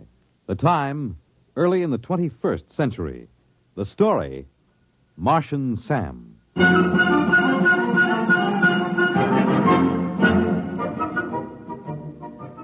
whole thing started the first day of spring training. I'd gotten into camp 2 or 3 days before and started to loosen up a little. Because at my age, even batting fungos to an outfielder can tie your muscles up into knots. Although, as a matter of fact, I'd bet that I was in better condition than half the Humpty Dumptys on the club. We hadn't won a pennant since, 1997, or was it 98? And it looked like we had a permanent lease on 12th place. The Los Angeles Dodgers were in pretty sad shape, and that's the honest truth. I was standing behind the batting cage watching a couple of kids from our Tokyo farm team when Tommy Watson from the New York Times Tribune News caught me by the elbow. Hi, Joe. Well, how does it look this spring? Well, Tommy, the club has been considerably improved. Mm-hmm. Several of the youngsters are ready to deliver this year, and, of course, we expect sterling performances from our veterans. Is that what you want? Oh, come on now, Joe, come off it. Has old man Castle loosened up enough to buy a catcher? Not that I know of. Well, how about a left-handed pitcher? Well, they're those 2 boys from Tokyo. Oh, come on, they couldn't throw a cream puff across the dining room table. Well, how does it feel to be first base coach for a team that'll clinch last place by July 4th? You're very kind, Tommy. Very kind. I just hate to see that old tightwad Castle run this club into the ground. I remember my father used to tell me about the times way back, when they were still in Brooklyn. And I can remember going down to Robinson Stadium when I was a kid to watch doubleheaders with the Denver Giants. Now look at them. A bunch of overage bums and a few kids who could hardly make the high school team. And all Castle's money goes to buy sports rockets for that screwball son of his. Oh, Joe, baseball isn't what it used to be.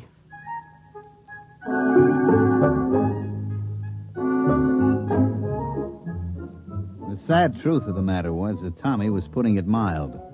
Old man Castle, the owner, begrudged every nickel that was spent on the ball club. I don't think anybody had gotten a raise in the last 5 years. The manager was old Rabbit Cinderella, and Castle used to issue statements every year about how he had great faith in him. Truth of the matter was that Rabbit would work for less than any other manager this side of the Sally League. You'll see what I mean when I tell you that the club traveled in an old four-jet Strato rocket like some barnstorming semi-pro team. I was in the locker room looking down at my feet to avoid looking around at what passed for ball players on this Los Angeles Dodgers when Rabbit come up to me. Joe. Yeah? Get your pants on and come into the office. Oh, what's the matter? Never mind. Come on. Okay. Listen, Rabbit. What are we going to do about a left-handed pitcher? Later. Joe, I had an idea. I thought we could take one of the right-handers and sew the letter backwards across his shirt, and maybe that'd fool the other club. Yeah. Come on inside. Or maybe we ought to disguise Iron Mike, the batting practice robot. All right, that's enough. Joe, the old man's dead. What? I said he's dead, old man Castle. Heart attack. I figured we had him scared so he'd loosen up a little dough for players, and then he goes and does this to us. Can't trust nobody. Well, who gets the club? His son. What, you mean Whistling Willie Castle, the Jetstream playboy? That's who. But he doesn't know anything about a ball club. He doesn't have to. Old man Castle owns 72% of the stock. And it all goes to Willie. Well, what's going to happen? Beats me. Probably sell us all out and buy a new rocket. Is he here? He was in the Earth Moon small boat race when it happened. They got a message to him when he hit the direct beam off Lunaport. He could have landed and taken the shuttle back and made it in 1 day. But he was leading in the race, so he just kept going. He's due in a couple hours. You think you can get him to go for a left-handed pitcher? I don't know. But we'll have to try.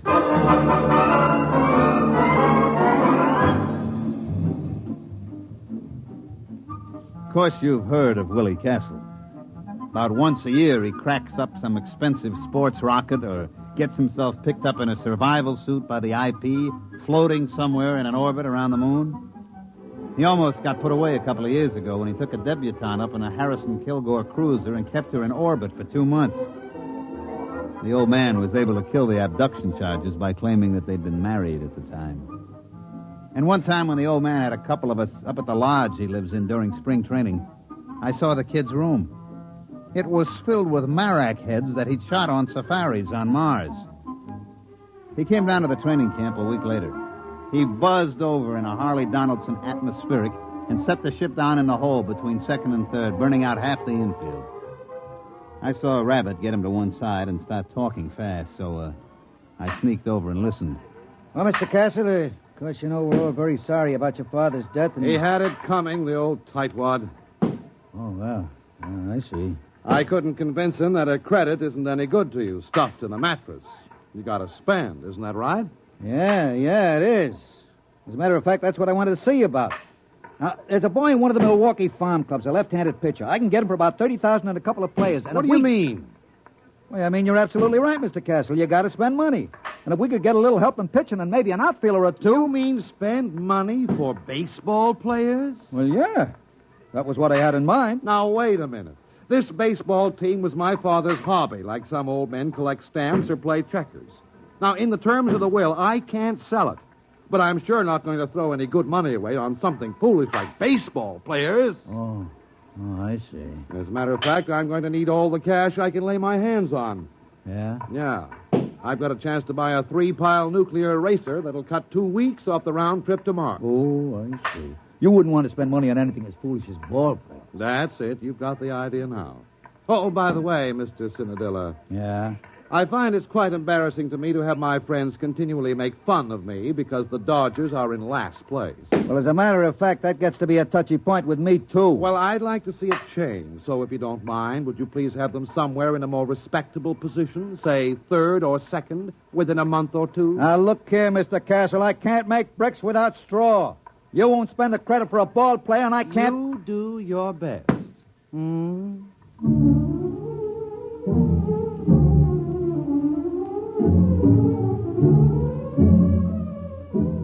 Well, after that interview with the new owner, Rabbit went out and tied one on, and I had to run the ball club for 2 days till we got him straightened out.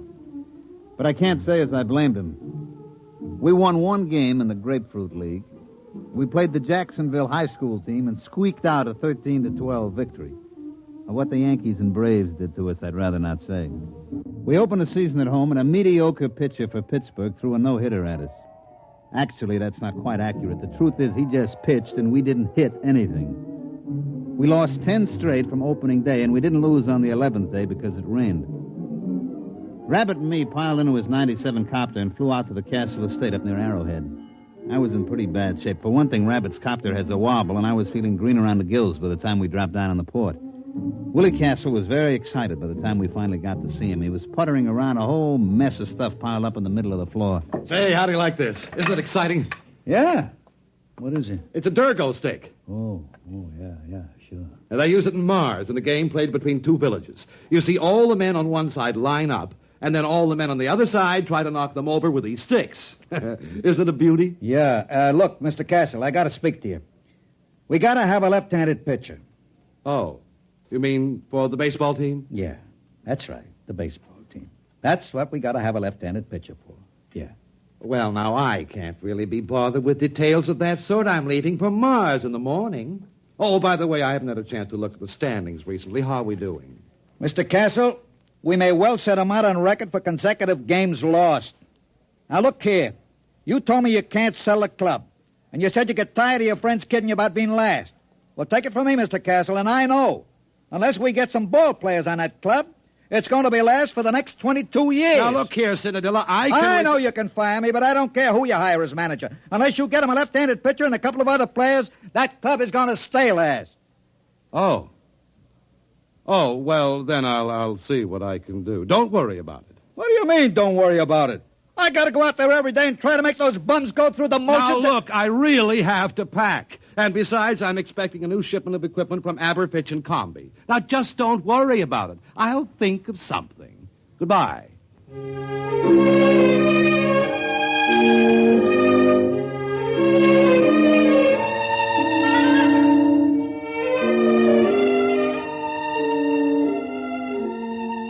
Next day, we lost a doubleheader to Cincinnati by a score faintly reminiscent of basketball. And that's the way it went.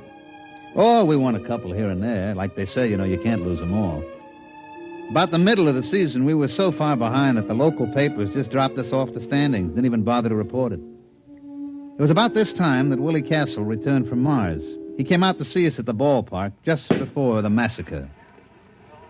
Well, I notice, Mr. Cinadilla, that we're still in last place. Yeah, Mr. Castle, we are. We are lucky we are still in the league. With the ball players that you've given me. Well, I just wanted to tell you that I made a small bet with one of the boys at the country club. Yeah? Yes. I bet 1,000,000 credits that we'd win the pennant this year. That's nice. You don't seem to understand.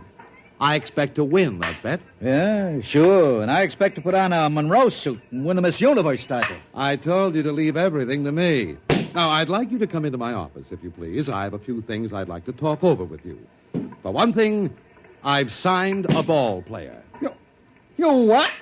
Oh, look here, Mr. Castle. This I got to complain about. My contract is clear. No ball player gets signed without my okay. Just come into my office, please. I'll explain everything.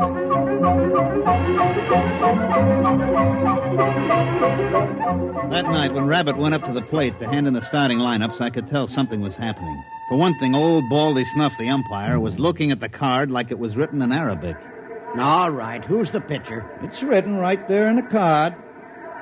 Ceramo Castro Perbaco... What's the matter, can't you read? Oh, come on now, you kidding? Is he Armenian? Nope. Martian. Martian? That's right. Martian.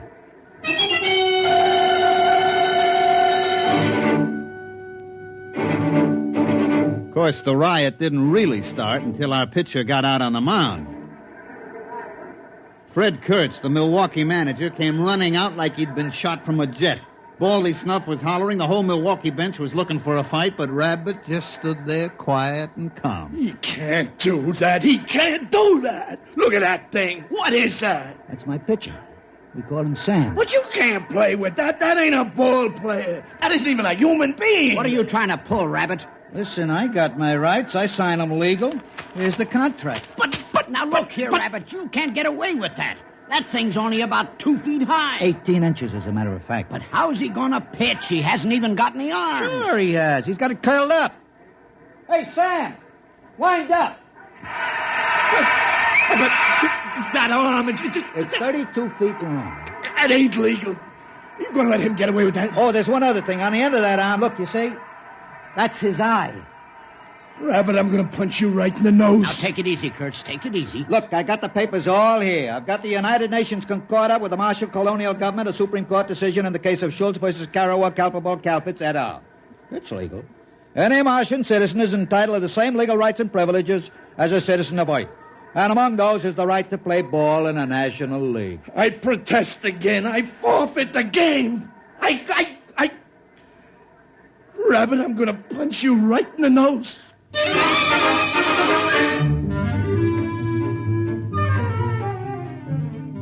a matter of fact, the game that night was postponed because of riot. The next morning, everybody met in the commissioner's office, and sure enough, it was legal. Martian Sam, we come to call him, was a legally signed player for the Los Angeles Dodgers. I told you not to worry. I found Sam in a village just north of Marsport. He's a klugel hunter. A what? A klugel hunter. Klugels are fast little animals that run about 80 miles an hour, and the hunters go out and throw rocks at them and kill them. Sam's a klugel hunter. He ought to be a pretty good pitcher. How about the other clubs? What happens if they get klugel hunters? Oh, they won't. You see, it's basically contrary to Martian psychology. They won't ever leave their own villages. Then how come Sam left? Well, it was an unfortunate accident, really. You see, when I first met him, I gave him a stick of chewing gum. Yeah? Well, he got hooked. What do you mean, hooked? Well, for Martians, the chicle seems to be habit-forming. Sam is a gum addict. Well, naturally, as soon as this was discovered, the traffic was prohibited. There's a death penalty for importing of chewing gum to Mars. But it was too late for Sam, so he came out with me. You mean all we got to do is keep him supplied with chewing gum? That's right. I told you I'd take care of it, didn't I? Now you've got your left-handed pitcher.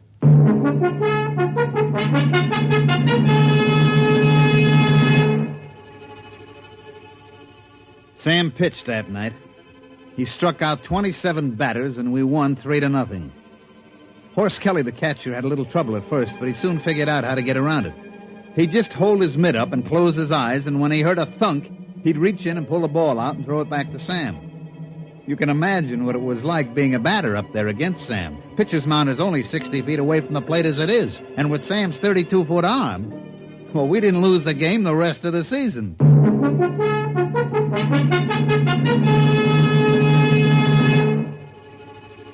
Of course, we started out so far behind that by the last game of the season, we were tied with the Milwaukees, and we were playing them at Milwaukee. The winner of this game won the pennant. Of course, it was a lead pipe cinch for us. Marsh and Sam had pitched every day since he joined the club. He looked real cute out on a mound, standing 18 inches high in his little Dodgers uniform and in that long 32-foot arm. We had taken a finished batting practice at Milwaukee County Stadium, and I was standing next to Willie Castle's box talking to him. Well, it looks like I won't have to be embarrassed about owning the Los Angeles Dodgers anymore, eh? That's right. With Sam pitching, that means we win the pennant and the series. Well, I think that's very nice. As a matter of fact, I'm thinking of taking the whole team on a barnstorming tour through Mars after the series is over. Hey, Joe! Joe! Oh, Mr. Castle. Well, what's the matter? It's Sam. Sam. Well, what's the matter? Is anything wrong with him? Did he get his chewing gum? Yeah, he got his chewing gum, but he's just lying on the floor in the locker room moaning. He is? We better get a doctor. Yeah, and all those scales keep falling off him. Oh, no. What's the matter? I know what it is. What? It's the molting season. All the scales will fall off. It'll take him a week to grow new scales. But he can pitch, can't he? No, he can't. Any violent movement would bring on great pain. Well, there goes the ball game. Marsh and Sam can't pitch. We're dead.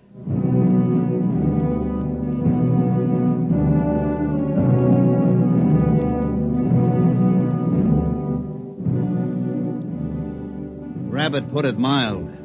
We were good and dead. We pitched Harry Kosnowski, our best human pitcher, but our best human pitcher was none too good. He rose to the occasion, however, and the score was tied going into the last half of the ninth. That's the way, Harry, old boy. That's the way. Pour it in. Come on, Harry. You can do it, baby. Unfortunately, he couldn't. He hit a streak of wildness and walked 3 straight men. Things were very quiet in the Dodgers' dugout. One more walk would force in a run, the ball game would be over. Then as we all sat there staring out at the mound where Harry was sweating, we heard a little shuffling noise. Oh, what's that? Sam! Sam, what are you doing out here? And then with the little squeaks that he used for talking, Sam told us what he wanted to do. He wanted to pitch. But, Sam, you can't. You're molting. Your scales. All right, Sam, all right. If that's the way you want it, you get out there. You pitch at that one batter. It's 2 out. You strike him out, it'll go to extra innings, and we'll win the ball game.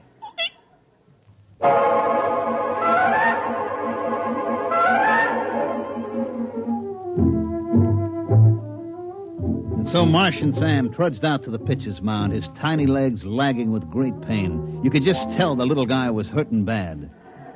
Now pitching for Los Angeles, Marsh and Sam.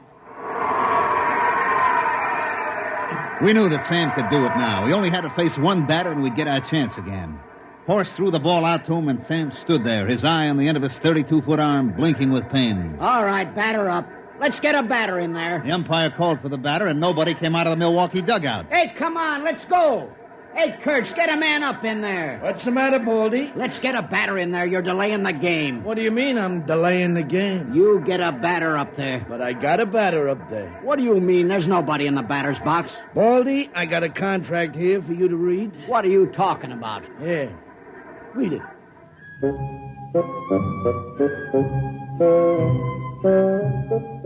Well, of course, everybody knows what happened. The Milwaukee Braves had signed an intelligent virus from the moons of Jupiter. He was up there in the batter's box, but of course you couldn't see him without an electron microscope. He walked on 4 straight pitches, forcing in a run, and the Milwaukees won the pennant. But like I say, that's baseball. You can't win them all.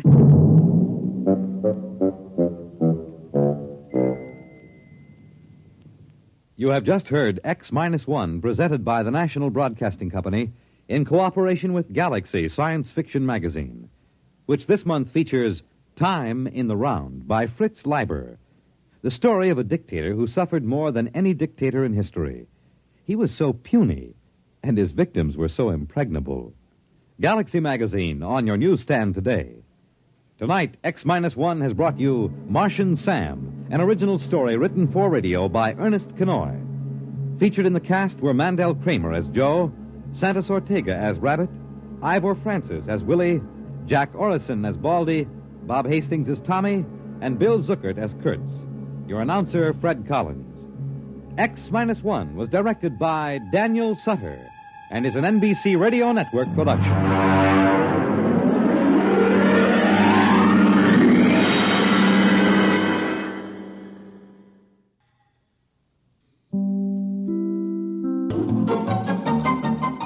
This is Nightline, your open door to people and places, and this is Walter O'Keefe. Nightline invites you to listen in on NBC's award-winning science fiction series, X-1.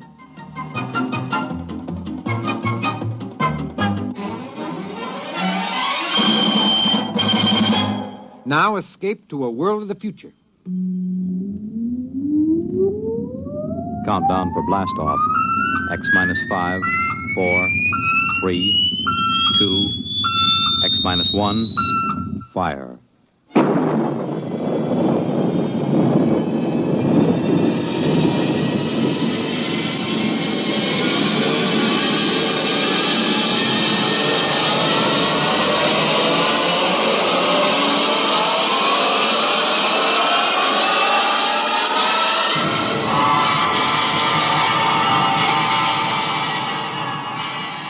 From the far horizons of the unknown come tales of new dimensions in time and space. These are stories of the future, adventures in which you'll live in a million, could be years, on 1,000 maybe worlds. The National Broadcasting Company, in cooperation with Galaxy Science Fiction Magazine, presents X minus 1.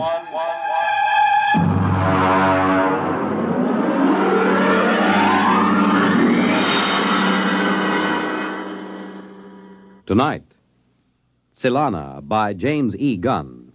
But first, hear this.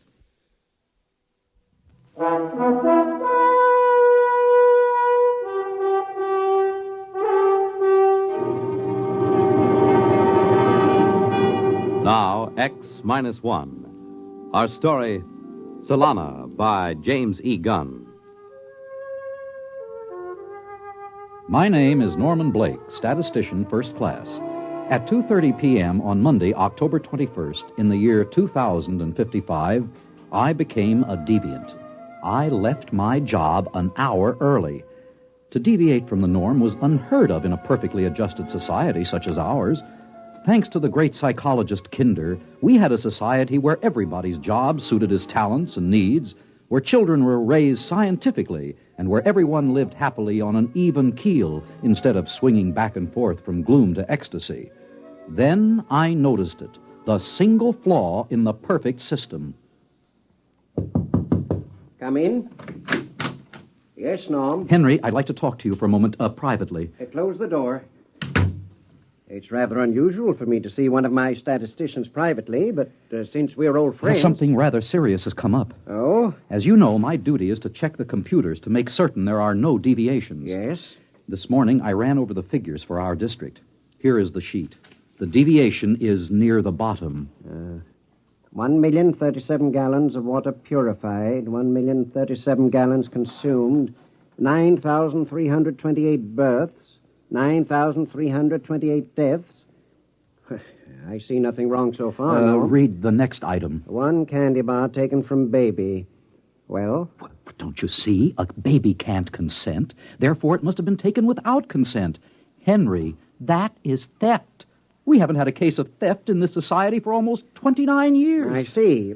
It's got me so upset I can't think of anything else. You're a little edgy, aren't you? Well, wouldn't you be if you knew there was an antisocial being walking the streets of your own city? I don't think I'd quite go to pieces like that. Maybe, well, this is just a suggestion. Maybe you ought to see an analyst. Perhaps it would help you deal with this problem. I've been analyzed. How long ago? 8 years. Well, unless you're prepared to handle this problem, I'd advise you to get some help. Meanwhile, take the rest of the afternoon off. Off? Deviate from the schedule? As director and as an old friend of yours, I order it. I consider you to be in extreme upset.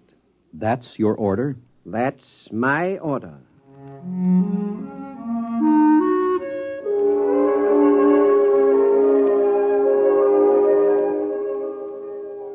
I must confess that as I went toward the elevator, a line kept running through my head. Norm has departed from the norm. I was doing something unorthodox, and what frightened me was that it amused me. Here I was, leaving work 1 hour early. I was so preoccupied that I stepped into the elevator without noticing that someone was already in it. An invasion of privacy almost unforgivable. He was a small, strange-looking man with short silver hair and thick, round glasses. Oops, I beg your pardon. I didn't really know you were... Perfectly all right, stranger. I'll just step out and... Hold it, brother. You've got troubles, I can see. Well, My advice to you is see an analyst. Don't wait another 24 hours. Thank you for the advice. That's more than advice, brother. It's a commercial. Here's my card. Andrew C. Rednick, public analyst. Oh, you're an analyst. Freelance. I didn't know there were any. I'm probably one of the few still practicing. My slogan is, don't kid with your id. If life ain't dandy, come see Andy. I may be up to see you. You will, I can tell.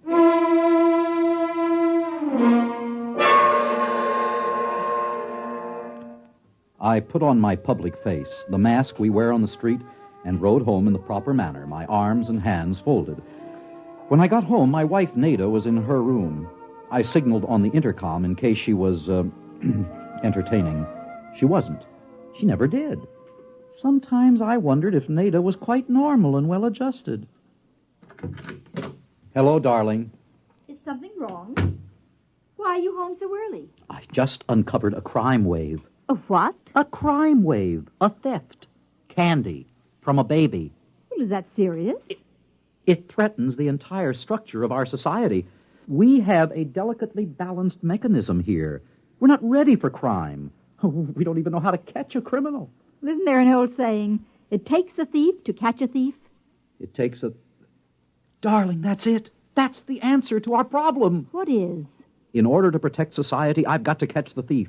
And the only way to do it, obviously, is to become one myself.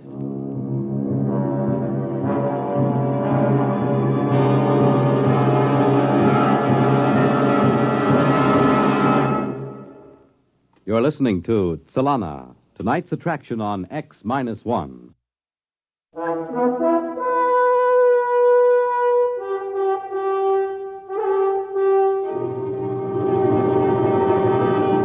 Now, back to X-1 and Solana. The address on the card was a deserted skyscraper, a pre-analytic building. The elevators were out of order, and I had to climb 29 flights of stairs. Finally, I was in front of a door that read, Andrew C. Rednick, public analyst. Grin and come in. Mr. Rednick? It ain't Santa Claus, brother. Who? You wouldn't remember. Park your ego. Now, boy, what's your problem? I've got to do something, and it isn't in my psychological profile. That's the trouble with this society. Nobody's capable of handling the unexpected. Are you saying there's an advantage to being unadjusted? Don't second-guess the analyst, boy. If you mean by advantage, will you be happier? No. But if you mean power, then you've got it. In a country of normal people, the neurotic man is king. You want to be king, boy? Of course not. I'm perfectly happy and well-adjusted, except for one little problem. Namely? I've got to catch a thief. So? So I've got to know how a thief thinks and feels, what he does, where he goes. You mean you want to become neurotic? Exactly. This is a rather unorthodox request. I suppose it is. I could lose my license if anyone found out. If you don't do it, it could mean the end of society and civilization. As bad as that, eh? Very well. Start at once? Why not? Sit at my desk while I lie down on the couch and tell you about my childhood. You lie down? I'm the one that's supposed to lie down. You forget this is reverse analysis. I'm supposed to make you neurotic, frustrated. Now then, the first thing I remember was an argument between my father and mother. You were living with your own father and mother? Ooh, how unhygienic. What a nasty situation. You aren't very good at this sort of thing, are you, boy? You're supposed to listen, not comment.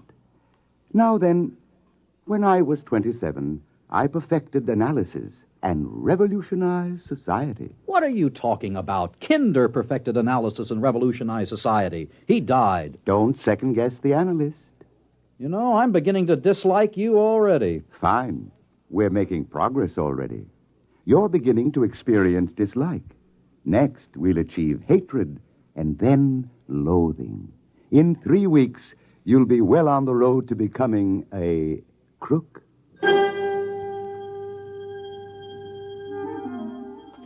Every day for the next week, Rednick lay comfortably on his red leather couch, rambling about his childhood and his problems, while I longed to tell him about my own. I grew more and more repressed, and my disposition became worse and worse. On the 8th day, something happened at the office that made me realize I had to hurry. Come in. Henry, it's happened. What? The thief has struck again, but this time it's even more serious. What did he take? $1 million is missing from the First District Bank. Great Scott. We've got to find this thief, Henry. We're doomed if we don't. Well, maybe he's worked out his repressions. After all, what can a man steal after he's stolen $1 million? I don't know, but I intend to find out. Maybe you ought to drop it, Norm. How can you say a thing like that? It's positively antisocial. Calm down now. You're all upset again. Why don't you take the day off and go home? Spend some time with that lovely wife of yours. She misses you. How do you know? Norm, boy, do I detect a note of jealousy? You'd better watch your step. Jealousy is the forerunner of violence. Are you seeing an analyst, as I suggested? Yes, I am. Well, keep at it, boy. You're in bad shape.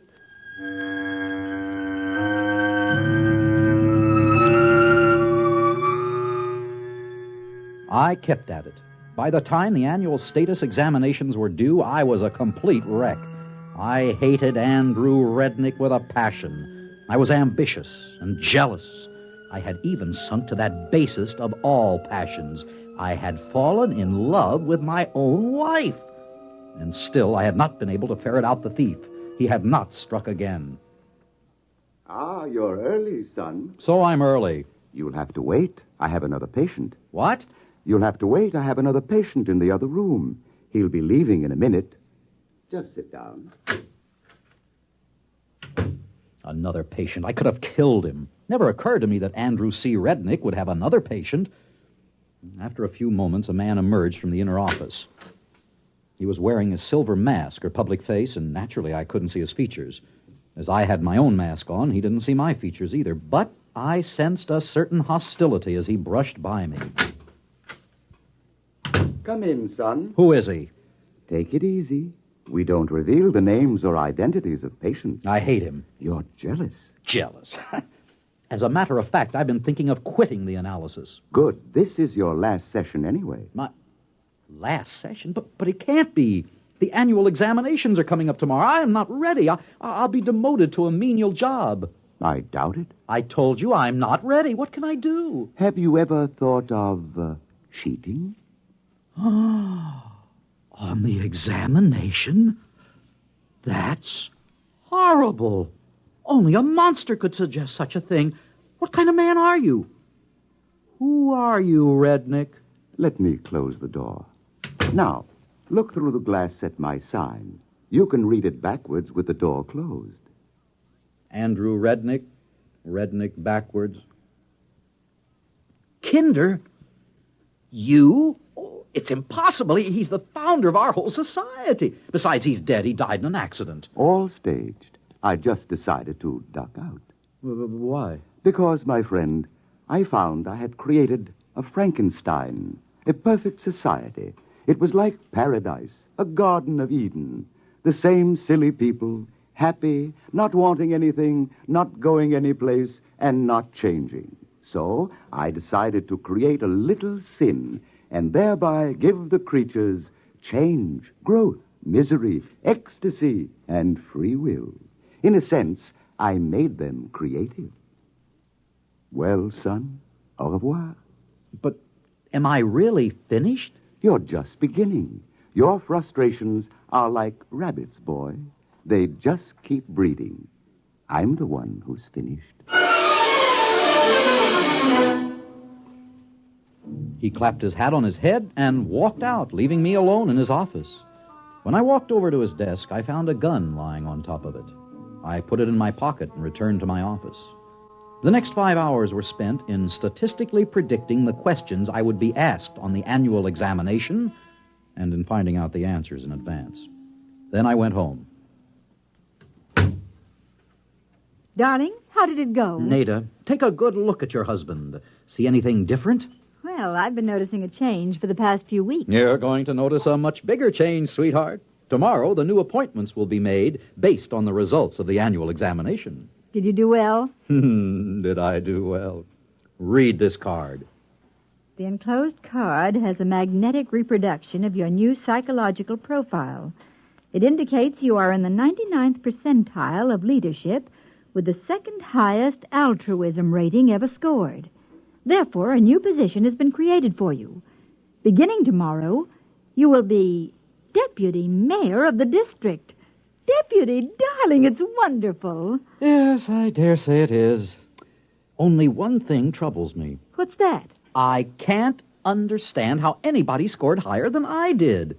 I'd counted on becoming mayor.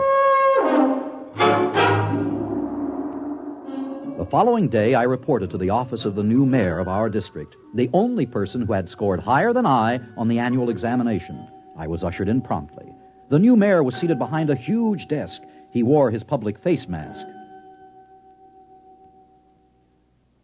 Mr. Mayor, I'm Norman Blake, the new deputy. Yes, we've met, you know. Oh, I'm afraid I Let don't... me remove my public face. There.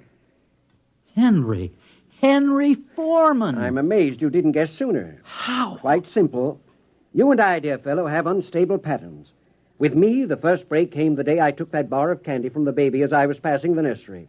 My own act frightened me so that I sought an analyst. The same analyst you sought. Rednick? Rednick, Kinder, it's all the same. And you were the thief, and I never... It takes one to know one, Norm. You cheated on the exam, too. Using the computer, just as you did. Are there any others like us? I don't know. We'll find out, though. We're ambitious, you and I. That means we'll be moving up, heading for the governorship, perhaps even the presidency. And then we'll collide with the others, if there are any. As Rednick said, in a world of normal people, the neurotic is king. The only trouble with that is there can only be one king. That's right. And only one mayor. The look he gave me then sent chills up and down my spine. In spite of my high position, I haven't had a moment's peace or relaxation since. Neither, I suspect, has Henry Foreman. There were imbalances in our world which had to lead to the destruction of one or all of us, and we knew it. There was one saying that Rednick Kinder had forgotten to tack up on his wall. Uneasy lies the head that wears the crown.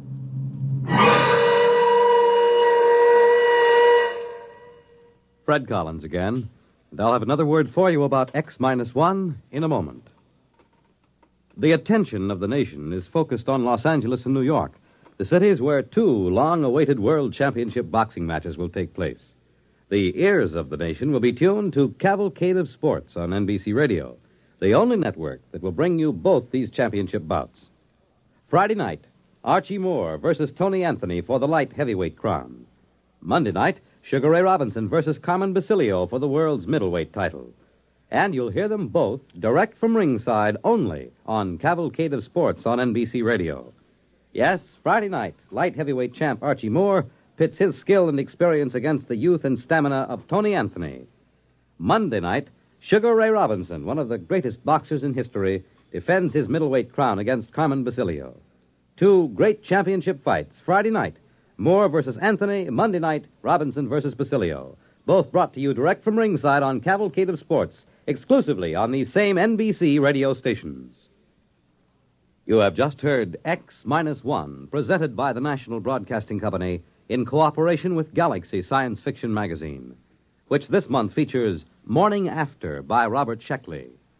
What was Pearson doing here? Would he live or die? For the answers to these and other questions, he had to keep tuning in on a hangover. Galaxy Magazine, on your newsstand today. X-1 has brought you Selana, a story from the pages of Galaxy written by James E. Gunn and adapted for radio by George Lefferts. Featured in our cast were Walter Black as Norman Blake, David Ross as Andrew C. Rednig, Adele Ronson as Nada, and Guy Rep as Foreman. This is Fred Collins speaking. X-1 was directed by George Voutsas and is an NBC Radio Network production.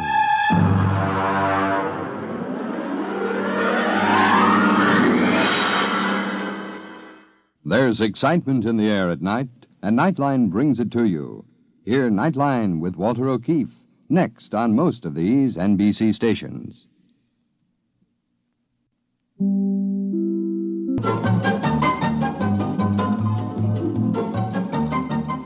This is Nightline, your open door to people and places, and this is Walter O'Keefe.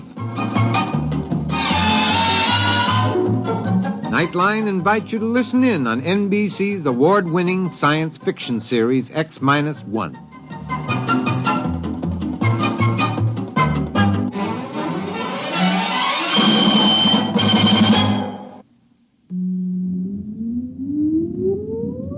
Countdown for blast off. X-5, 4, 3, 2, X-1, fire.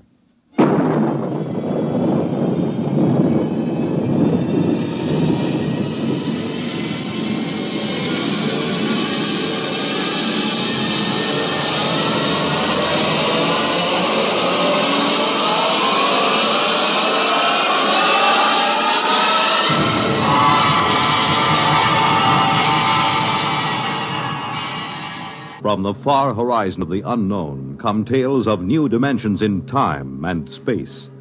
These are stories of the future, adventures in which you'll live in a million, could be years, on 1,000 maybe worlds. The National Broadcasting Company, in cooperation with Galaxy Science Fiction Magazine, presents X-1.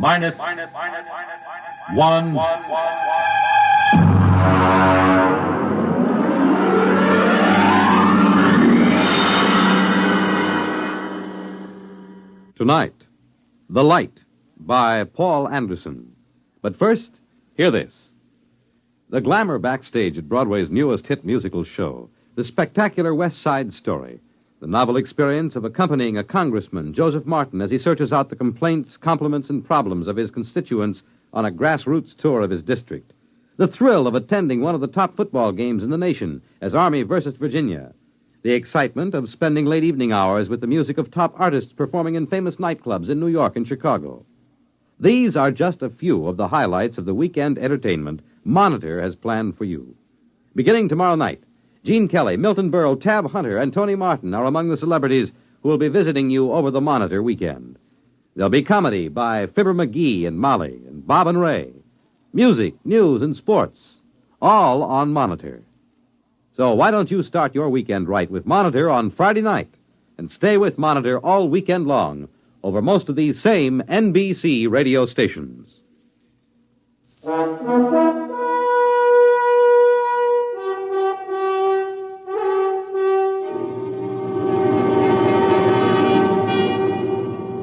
Now, X-1 and tonight's story, The Light. You really should feel highly honored, Professor. You're the only person I've been allowed to tell this to. And, of course, there's a good reason why you're being permitted to hear it. Why? I think you'll see why before I've finished. We're not a gang of power-nutty militarists, you know that.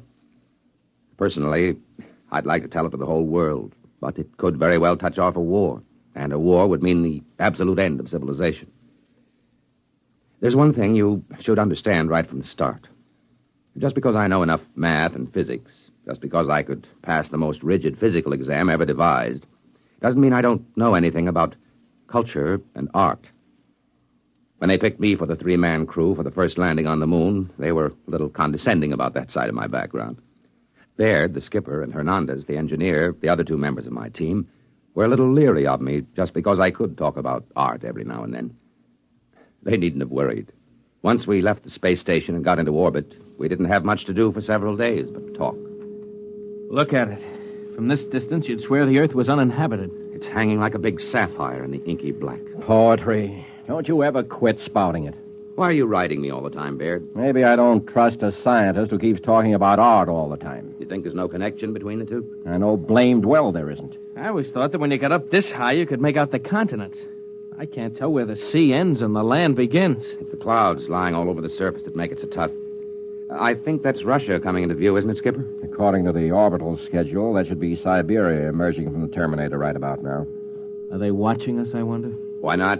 They've got a space station of their own with good telescopes on it. Yeah, and I'll bet they're hoping that we smack into a meteor. Maybe they don't have to hope. Maybe they've already arranged an accident. I doubt it, Baird. They wouldn't risk sabotaging us. Not on a trip like this with the whole world watching. Because it might start a war? Don't make me laugh. Nobody's going to start shooting when they know the whole world will go up in smoke just to avenge 3 spacemen and a $10 million hunk of ship. Ever hear of chain reaction? One sharp diplomatic note might set off the whole thing. You think our own government would be sending us to the moon if there were any military advantage to be gained from it? Then what's the idea? Why are we doing this? Prestige. Yeah. They put up the first satellite, built the first space station. Now we've got to be the first man to step on the moon, or the rest of the world will start looking on us as a second-rate power. You make it sound like some kind of game. Oh, it is, Hernandez. The deadliest game mankind ever played. One false move, and bang, the whole world goes up in a mushroom cloud. How long will it go on? That's what gets me. As long as there's a balance of power.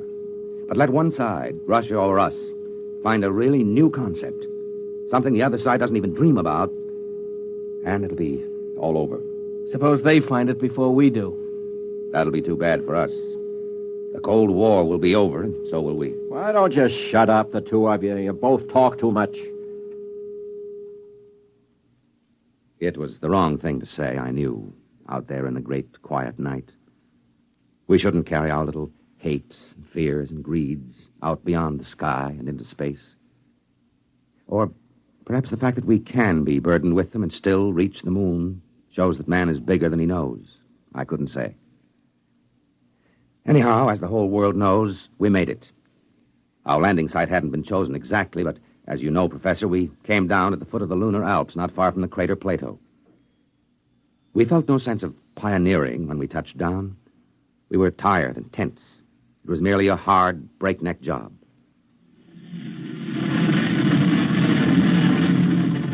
Hot rockets. Rockets off. Well, gentlemen, we're on the moon. Can we open the viewports? I want to see this. Go ahead, I'm bushed. Look at that. That light. I didn't realize it would be so bright. It's a cold, eerie light. It's not like our deserts on Earth. They aren't as bright or as dead. All right, that's enough gawking. Our orders are to draw lots to see who's first on the moon. All right, Hernandez, you draw first. Well, Professor, we drew lots. And, of course, everyone knows who won. I did. I was to be the first man ever to set foot on the moon. At least for a little while, that's what I believed.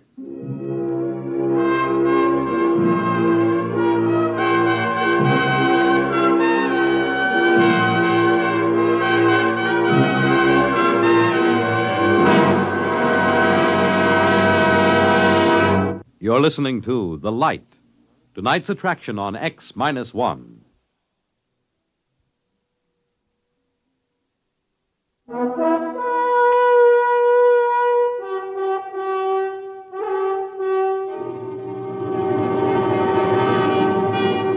Now back to X-1 and The Light.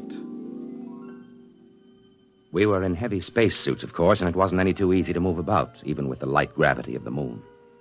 I stepped out of the airlock first, followed by Baird. I just stood there in the shadow of the ship, looking at the weird light, lost in wonder. I don't know how long I stood there before Baird spoke to me. Well, go ahead.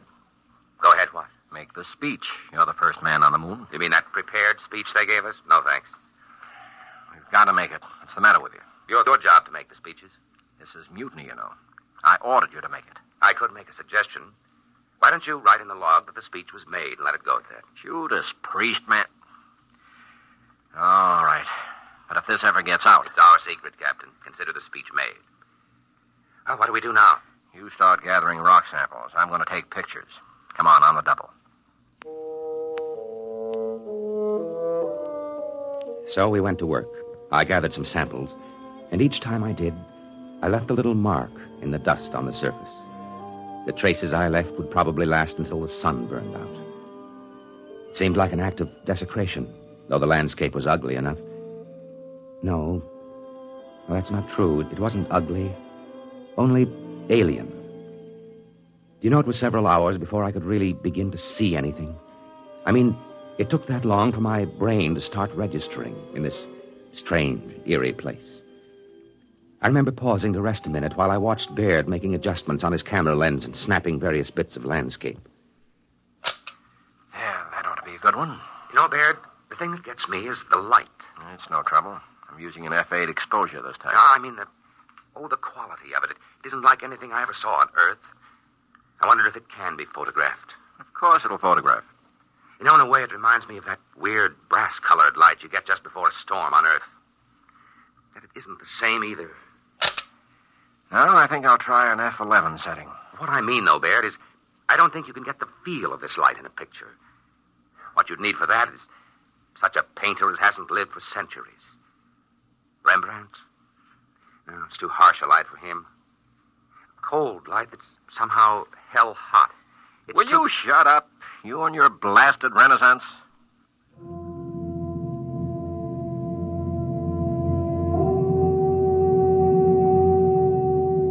Well, I suppose Baird had a point. This was hardly the place for a chat about art. We went back to the ship after that, had a meal and a nap before setting out for more explorations. We decided to take a look at the Plato crater, and conditions were right for it, so we set off. All three of us this time.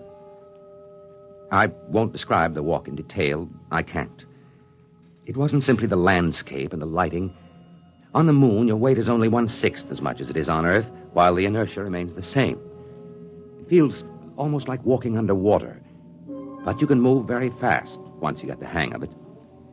After a while, we reached the crater wall, climbed it, and stood looking down. Then Hernandez saw something and let out a yelp that almost split my ear when I heard it on the speaker in my helmet. Hey, look! What's the matter? What happened? There, in the floor of the crater, that mist. Yes, I see. Then they were right. Who? What are you talking about? The astronomers. They thought they saw something that looked like a mist in some of the big craters. They're right. It's right in front of our eyes. I thought there was no atmosphere here. How could there be mist? Maybe there's some kind of water table down on the floor of the crater. Hey, get back here. I want to go down for a closer look, Baird. And break your leg so we have to carry you home? No dice. You stay here. We've got to find out. He couldn't break anything wearing that space suit. They're like armor. Stay here. I'll have your court-martial. Oh, Skipper, have a heart. Yeah, come on, Skipper. We've got to find out what that stuff is. In the end, we convinced Captain Baird, but he insisted we rope ourselves together before we made the descent. It was agonizing work getting down the lip of that crater, but we made it. We stood there silently on the floor of the crater, bathed in a cold, golden-white radiance. There's never been such a light on Earth. It seemed to pervade everything, drenching us cold and white, like silence made luminous. It was the light of nirvana. And somewhere, somehow, I had seen it before. I stood there unable to speak until another yell from Hernandez brought me to my senses with a wrench. Oh, no. It can't be. Now, what's the matter, Hernandez? Look there in the dust of the crater. Look and tell me I'm crazy. Good Lord. Footprints of a man. Who? There's only one other country on Earth that could send a spaceship to the moon yet. Yes, Hernandez. Russians. Are they still here, I wonder? We can't tell by staring at the tracks. They could be 5 hours old or 5 million years. But why haven't they told the world? Why haven't they been bragging about it? Why do you think? You mean they've found something of vital military importance? Look up at the Earth. Maybe right now they're planning their next move. The last move. I don't believe it. They couldn't have done it. They couldn't have kept it secret. Why not? They could have taken off in a black ship when our space station was on the opposite side of the planet. How would we know? Come on. Where? Back to the ship, of course. They'll have to know about this in Washington immediately. If they find out we know their secret, that could be enough, Baird. That could trigger the war. I've got a code. Are you sure it can't be broken? That it already hasn't been broken? Shut up, you troublemaking whelp. Let me alone. Just the same, Skipper. We better follow those tracks. See where they lead to. We didn't bring any weapons. I'd be surprised if they were as careless. Baird, listen to me. All right, court-martial me later if you want, but listen. We can't just go back to the ship, never knowing for sure what these footprints are and who left them. How much looking can you do? In less than 1 hour, the sun will sink behind the lip of the crater. When that happens, it's going to get cold. Colder than anything you've ever imagined. I've got a heating unit in my suit. Good for 20 minutes at the most against a cold like that. Barely time to get back to the ship. All right. I'll take the chance and get back in time. But let me follow those footprints, Baird. It's your duty to let him, Baird. All right, permission granted. God help you.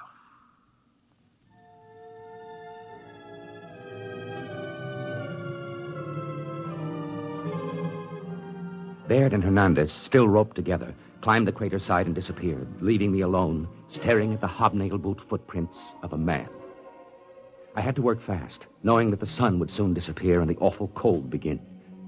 I went on, following the steps in the still, lifeless dust of the moon. At last, I came to the place I was looking for. It wasn't much to see. There was a long track of plowed dust and a chipped stone where something had landed and taken off again.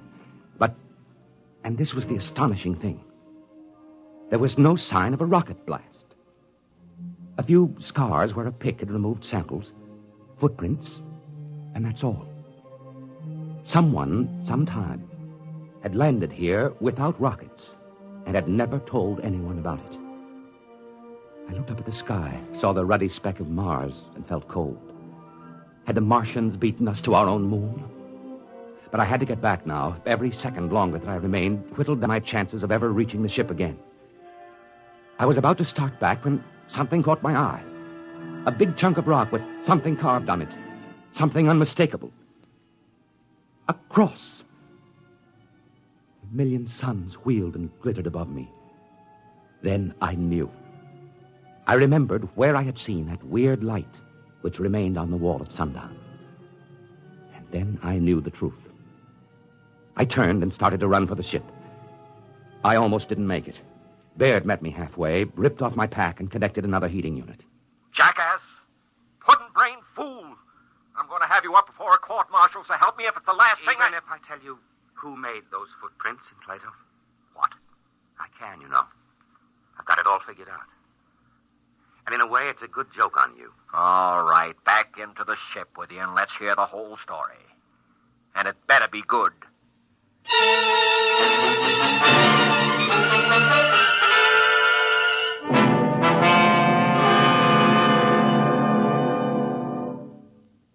Of course, intelligence has been working night and day ever since we returned and made our report.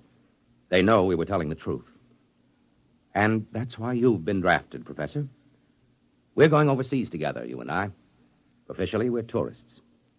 You search the archives, and I'll tell you when you've turned up something we can use. Oh, we'll find it. We'll find something. It couldn't have been done by rockets, you see. Even if the physics had been known, which it wasn't.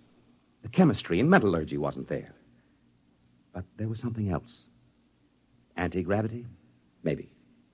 Whatever it is, when we find it, the Cold War will be over and we'll have won. You don't get it? Professor, I'm shocked and grieved. You're a historian, a cultured man. All right, then. Our first stop is the National Gallery in London, where there's a painting called The Virgin of the Rocks. In that painting, you'll see a light, cold and pale and utterly gentle. A light which never shone on Earth. A light playing over the mother and child. And the artist, Professor, but of course you know the answer now. The artist was Leonardo da Vinci.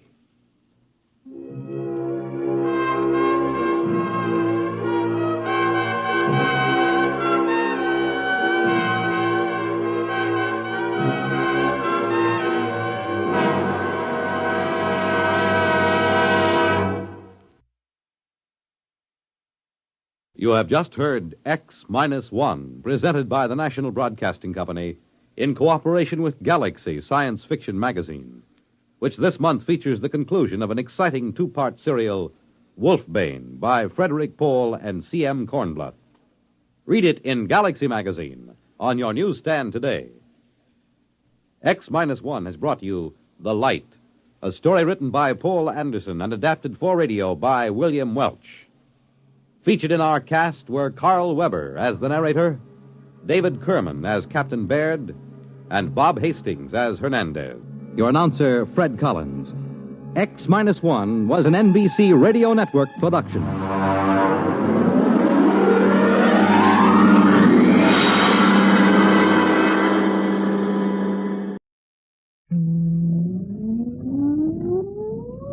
Countdown for blast off. X-5, 4, 3, 2, X-1, fire.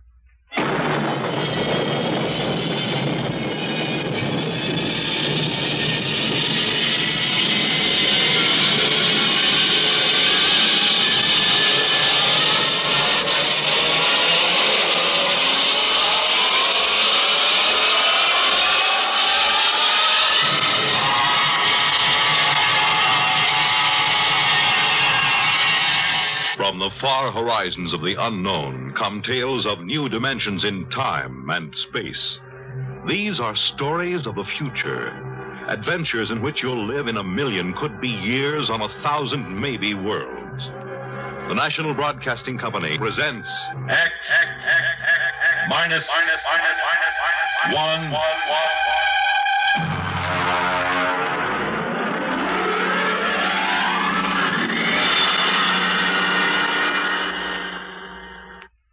The Haunted Corpse by Frederick Pohl.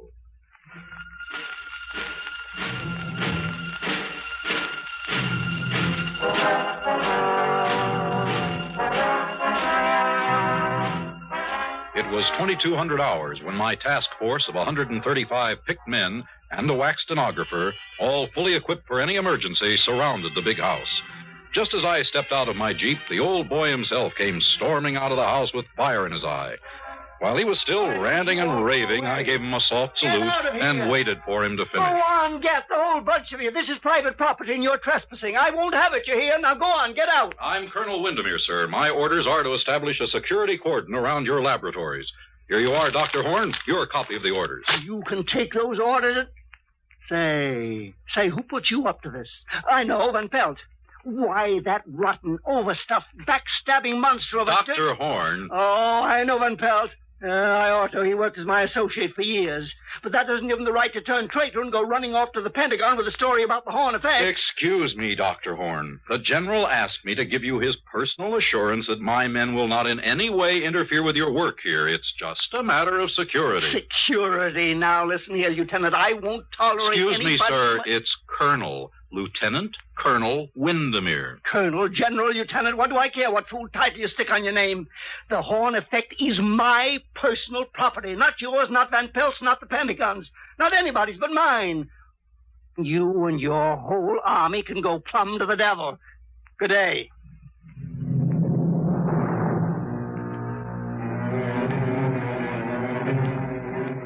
I watched the old man, he must have been all of 85, go stalking back into the house. During the night, a wire stringing detail surrounded the whole place with 3-strand electrified barbed wire with guard towers every 50 yards. I inspected the whole establishment before breakfast the next morning. And then, satisfied that everything was in order, I ate breakfast in my tent. I was interrupted by the appearance of Van Pelt, the fat and chubby scientist who had sent the original report to Washington. What did he say? How did he take it, Colonel? I mean, is he sore? Sore as a boil, Doctor. Oh. Well, you're here, so I guess he won't try anything. By the way, I didn't get a chance to have breakfast in town, and I wonder... Oh, of course. Have some bacon and eggs. Thank you very much. It looks delicious.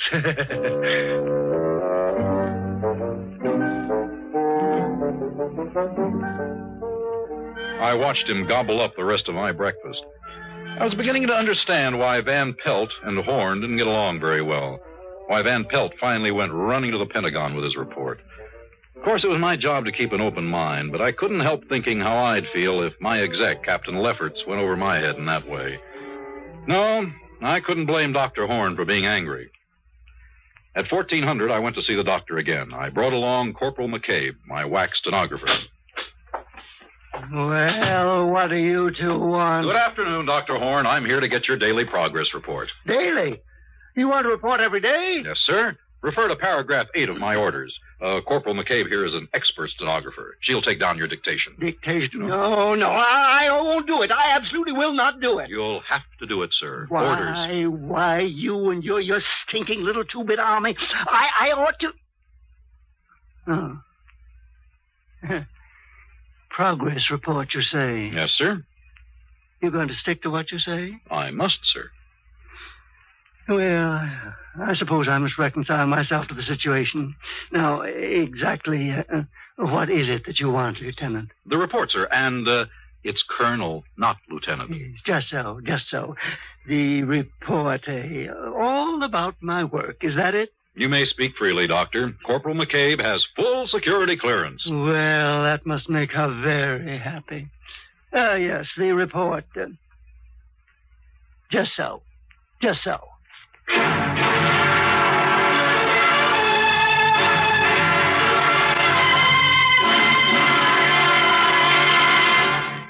You're listening to The Haunted Corpse on X-1. Have you ever read the want ads?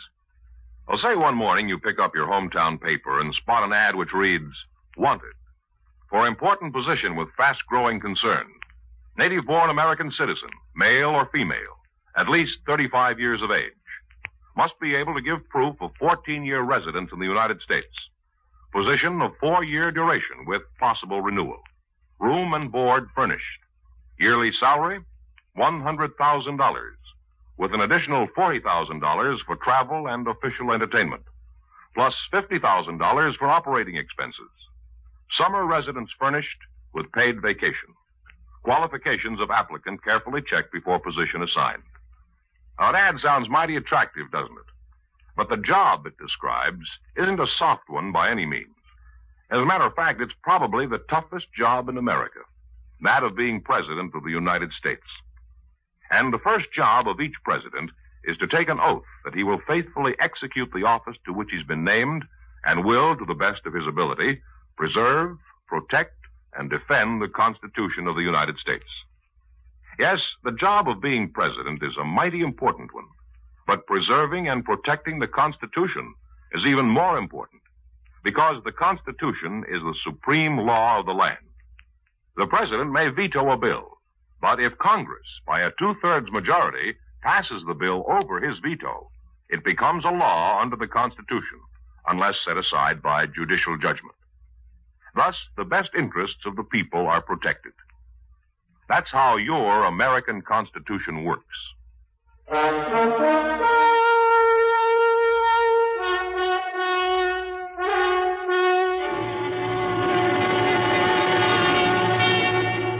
Now, back to X-1 and The Haunted Corpse.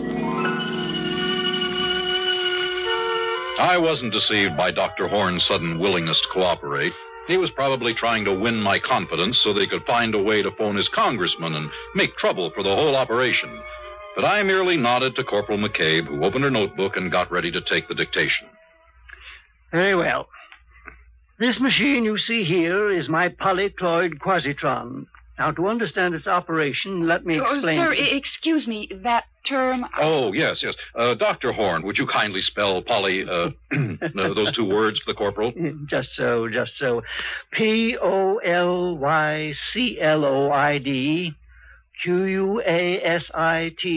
quasitron. Thank you, sir. Just so. Well, now, the various... It was rough going for about an hour. The doctor had to pause every 50 seconds to spell a word for McCabe, who was looking more and more ill at ease. But there was one virtue to this slow pace. I was able to follow it all fairly well. And when the doctor finally stopped, I was ready to sum it up for him. I hope, Lieutenant, that I've made myself clear. Yes, sir. In other words, you've perfected a method of electronically killing a man without touching him. What? Electronically killing a man without touching him? Yes, sir. Just so, Lieutenant, just so. Will you tell me one thing? What in the sweet name of heaven did I say that gave you that particularly stupid notion? Well, sir, that's what you said. It is also what my briefing from General Follansby at the Pentagon gave me to understand. Oh, rubbish. Oh, I see what you mean. Just so, just so. I confess I wondered why you're here in the first place. The government feels that this is a weapon. Of course, sir. Oh, well, now we understand each other. My machine renders humans into corpses. So does a chipped flint, for that matter. Yeah, but never mind. That is the aspect which interests you. Yeah. Very good. But mark this, Lieutenant. My quasitron does something no chipped flint can do. It removes from the human body that thing which possesses only a negative definition, the quantity that we will term X, which, added to the body, produces a man, subtracted leaves a corpse. Oh, but you don't care about all that, do you? Sir, I don't follow you. No, you're darn right you don't. We're all corpses, don't you see? Corpses inhabited by ghosts. And there's only one man in the world who can separate the two without destroying them, and that is me. And there's only one way to do it, and that's with the quasitron. Good day, Lieutenant.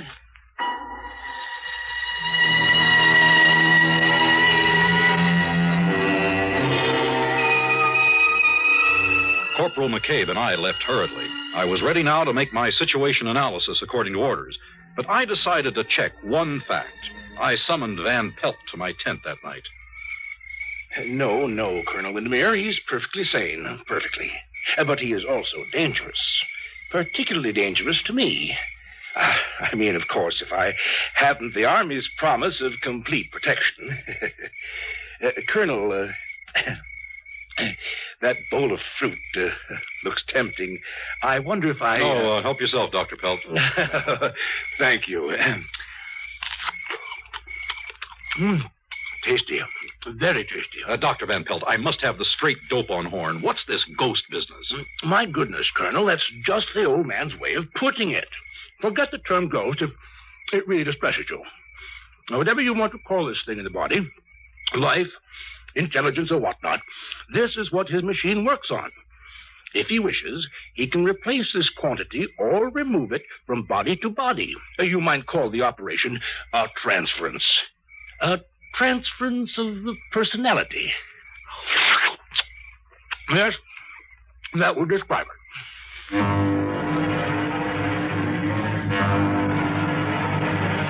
Well, I got rid of Van Pelt fast after that. Now I had something really exciting to look into. This old man had a machine that could take a person out of his body and put him into another one if he liked. Next morning, I demanded a demonstration, and Dr. Horn showed me how he could change a hen and a cocker spaniel with the quasitron. It was weird, but impressive and convincing. Well, Lieutenant, do you believe in my machine now? Remarkable. But can it work with people? Well, indeed it can, but these ridiculous laws governing the conduct of institutions. Heaven knows I've tried to get permission for an experiment. A man dying of cancer, for instance, to exchange with a feeble-minded youth. Why not? Put the sound mind in the sound body and let the other die. But no, they won't have it. I see. Then it actually has never been done. No, but, now you're here, Lieutenant. A military man, very brave. Just so. All I've ever needed was a volunteer. Now, Van Pelt refused, the coward. So is everyone else, but now you... Negative, sir, negative. I am not a lieutenant, doctor. I am a field-grade officer. But if there is a need for volunteers, I can find them for you, sir. You can? You really can? Yes, sir. I can think of several likely prospects. Give me until tomorrow. Just so, Lieutenant. Major, Captain, then. Tomorrow will do splendidly.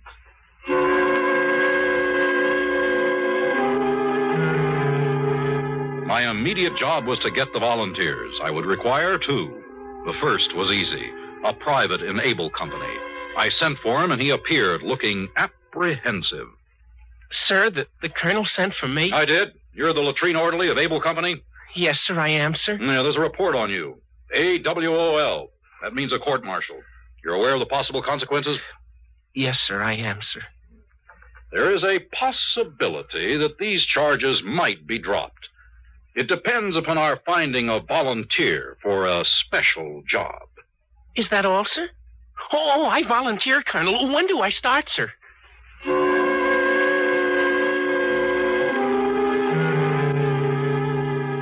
That was one. The second was a bit more of a problem.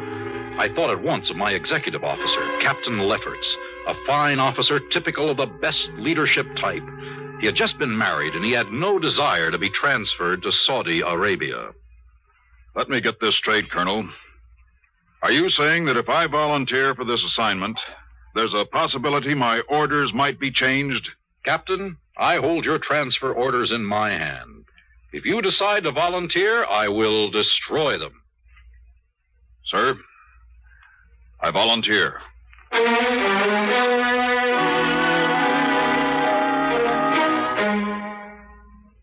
So it was done. The next morning, both men were strapped into Horn's infernal machine. There was a great crackling and sparking.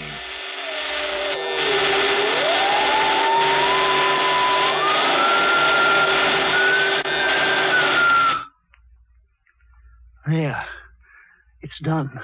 May I speak to my men? Go right ahead, Lieutenant. The orderly first. You, name, rank, and serial number. Sir? Lefferts, Robert T., Captain AUS. Serial number 033-39615. Oh, sir, about that transfer to Saudi Arabia. No, that'll do. Good heavens. And now you. Colonel, sir, I changed my mind. If I can't go back to latrine orderly, I'll take the guardhouse, sir. It worked. Addie's men. You really did it, Dr. Horn. Just so, Lieutenant, just so. I really did.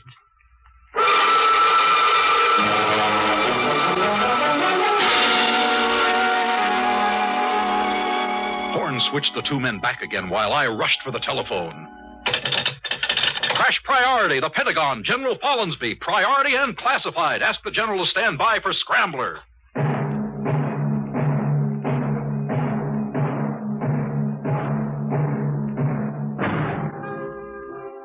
A weapon? This was far more than a weapon. We had the world by the tail. I got through to the general, and I was excited as I pointed out the implications of the device. Suppose a hostile representative visited this country, I told him. One of our men could switch places with him, and no one would ever guess. In time, we could have our men in the top positions of every government in the world. Our men reporting to us. It was the greatest opportunity any government ever had. The general was impressed in spite of himself. We arranged an appointment in the Pentagon for the next morning. As I hung up, I fingered the silver leaf on my shoulder. It would soon be a star. Colonel! What is it, O'Hare? Sir, I don't know how to put this. I'm afraid Dr. Van Pelt has gone psycho, sir. Why, Sergeant? What's he done? He's raving, sir. He says Dr. Horn wants to live forever. He says all Horn was waiting for was to make a test on a human being. He says now you've given Horn his test, Horn is going to grab the first human being he can find and, excuse me, sir, this is what he said, and steal his body. Great Scott! Where's Van Pelt now? In the laboratory, sir, with Dr. Horn. Gee, is everybody around here nuts? I saw it all in a flash. Dr. Horn had a brilliant mind, but a worn-out body. He was going to make a switch before his own aging machinery broke down. I had to stop him. Van Pelt was there, literally asking for it. When I opened the door of the lab, I stumbled over Horn's body, dead. He'd already done it. Next to his body sprawled my whack, Corporal McCabe, stunned by a blow on the head as she tried to prevent the tragedy. And there at the machine was Van Pelt, or what used to be Van Pelt, striking the complicated machinery with one blow after another. Too late, Colonel! Too late! Don't destroy the machine! Stop! It's too late, I tell you! Too late! Not that I know who you are! You're not Van Pelt! You're Horn! Get away from that machine! No! Not till it's destroyed! Destroyed! Destroyed! McCabe, you killed him. You fool, you unutterable ass! Wing him, yes. Stop him from smashing the machine, yes, but why did you have to shoot to kill? It seemed the best way. You've ruined everything now. Horn's dead, and so is Van Pelt. The machine is wrecked beyond repair. Sorry, Corporal, but I'm putting you under arrest. Give me that gun. I'm afraid not. You're fundamentally a nice guy, so I'm just going to lock you in here long enough to get away, Lieutenant. Lieutenant? Huh? Horn! You're Dr. Horn! Just so, Lieutenant. Just so. Goodbye.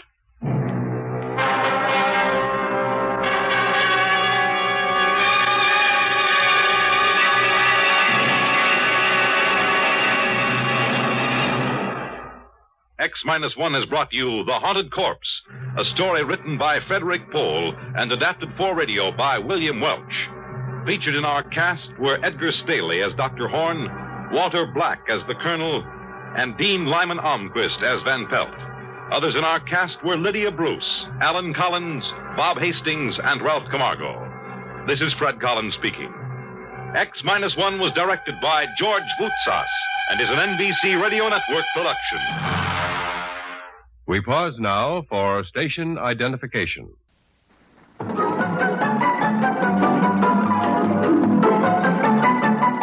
This is Nightline, your open door to people and places, and this is Walter O'Keefe. Nightline invites you to listen in on NBC's award-winning science fiction series X-1.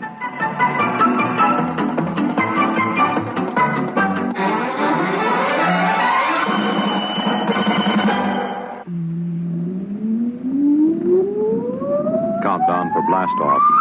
X-5, 4, 3, 2, X-1, fire.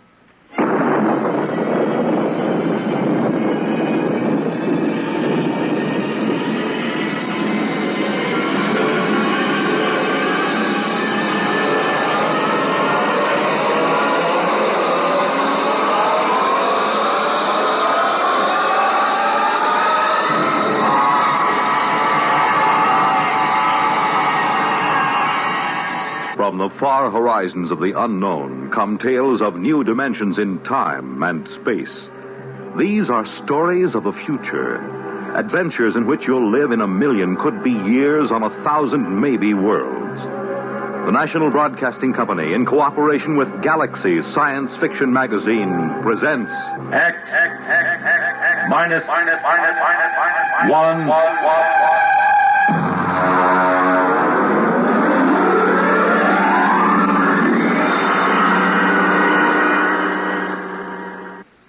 Tonight, Target 1.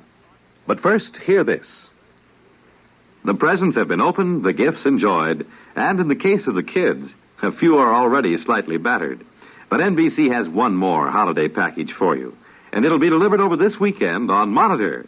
There'll be the music of such bands as those of Guy Lombardo and Richard Maltby, punctuated by the antic commentary of Monitor's own Bob and Ray and Fibber McGee and Molly, and underscored by the up-to-the-minute reports of NBC's newsmen at home and abroad. From Friday night through Sunday midnight, Monitor will bring you another weekend of drama, music, news, and interviews. Of special interest to sports fans will be NBC's coverage of the Friday night fights, Saturday's blue-gray and north-south football games, and Sunday's National Football League championship game. Use and enjoy Monitor, your weekend radio service. Yes, start your weekend right with Monitor on Friday nights, and stay with Monitor all weekend long over most of these same NBC stations.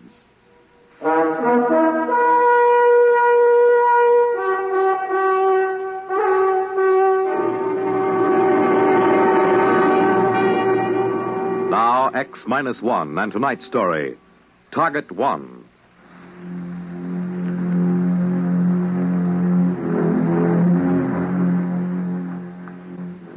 Headquarters of the World Council was in the ruined United Nations building in New York. It took me an hour to reach it, picking my way across the red-colored rubble that had once been a proud city. I was ushered into the office of the president of the council, a former Russian scientist named Melkov. It was hard to realize that only a few decades ago, these people had helped us destroy the world in an atomic war that left less than 100,000 people on the face of the globe. Come in. Dr. Marin. Yes. It's good to see you, Doctor. Sorry I'm 2 days late. I had to land at Boston. It's the only airport operating. I understand. You want to sit down? Thank you. I suppose you are wondering what this is all about. Very little surprises me, Mr. President. Good.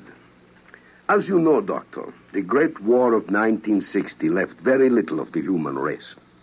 What it did leave, well, 2 billion corpses, 3 continents rotting and unlivable, and every survivor mutating.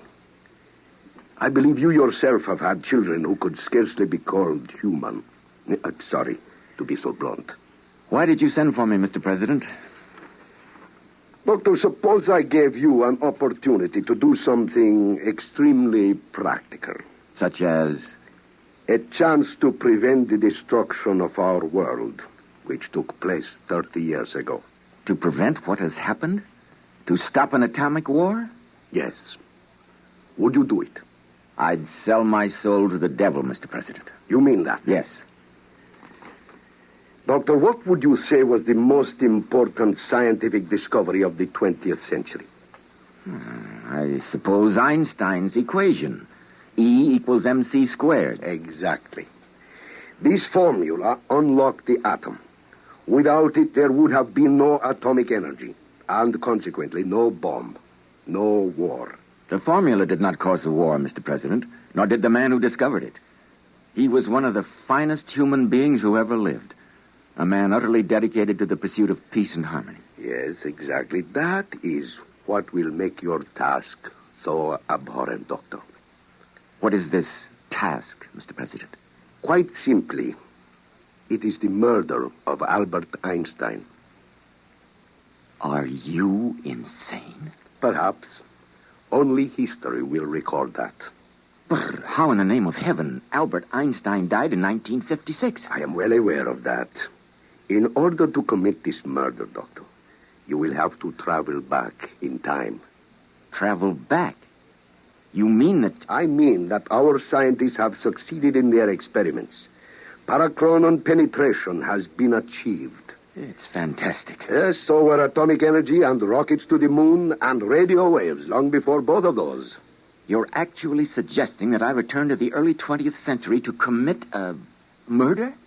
Yes. But why Einstein? Why not the men who took his contributions and twisted them into ghastly inhuman weapons? Why not them? Because others would replace them. There are many minds so filled with contempt for their own lives that they would be willing to destroy others, so warped with hate that they might even enjoy the job. No, it must be Einstein. Well, then why me? Why not select some murderer, some fiend? Because you are a man of the highest morality. This task must not be performed by some twisted monster. It must be done by a man of integrity who fully realizes his responsibility. To do otherwise would be to degrade ourselves and our victim. Come here, to the window. Do you see that covered barge lying in the East River? Yes. That barge is the finest laboratory we could assemble. Inside it is the mechanism for complete K-meson penetration, maintaining a stable configuration. In effect, it is a floating time machine. You've tested it? It was tested last week. Professor Milton Waxman went back 40 years in time and returned. We cannot afford another test because our energy sources are limited. Will Waxman accompany me? Yes. He and one other. Well, Doctor, what is your answer? All right. I'll do it.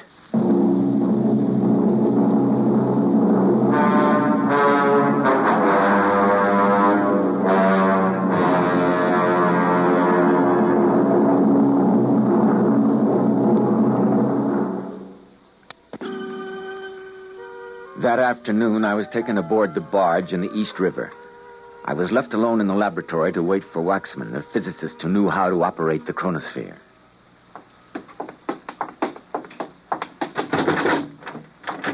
Waxman, who is this? His name is John. John, this is Dr. Charles Moran. I know the doctor.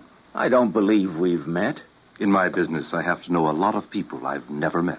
John is security. I see. He's going with us. To see there's no mistake. That's right, Doctor. Very well. I don't suppose murderers can be choosy about their companions. Before we go any further, here are some clothes that will be suitable to the time and place which is our destination. Please put them on, Doctor. While you're changing, I'll give you some background on the subject. Born Ulm, Germany, 1879. German citizen, religion Jewish. Became a Swiss citizen after graduation from Zurich Polytechnical Institution. Later migrated to the United States after Adolf Hitler came to power, with a price set on his head by the Nazis. Nobel Prize for Physics, 1921. Copley Medal, 1925. Franklin, 1935. Personal habits... Must we do this? He's only doing his job. Go on, John. Personal habits. Works in a bare room with only a pencil and paper. Enjoys sailing, smokes a pipe, never drinks, is a violinist of comfortability. All right, I'm ready. Good. Now just strap yourself into the accelerator seat. Ready? Switch on. The sensation will be something akin to weightlessness, a disorientation and feeling of utter detachment. This will last until we have settled into a new orbital configuration. We will be able to monitor our time segment on the screen before us. May I ask our objective? Yes. The Polytechnicum at Zurich. Graduation ceremony in the year 1900. So young. He was already formulating the theory of relativity at this point, Doctor. We have no choice. It must be clean and thorough. Are you ready, gentlemen? Yes. Ready, Professor. Hold on. We will begin to whirl until we reach speeds where K-meson penetration is possible. Now.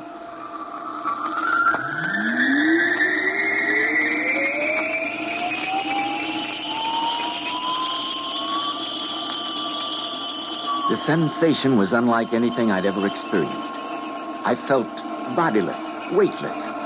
My consciousness seemed to float free. I was dimly aware of Waxman at the monitoring controls, but otherwise I remember no sensation. Later he told me that it took exactly 1/2 hour to vector in on the right time and place. That was right after the whirling stopped.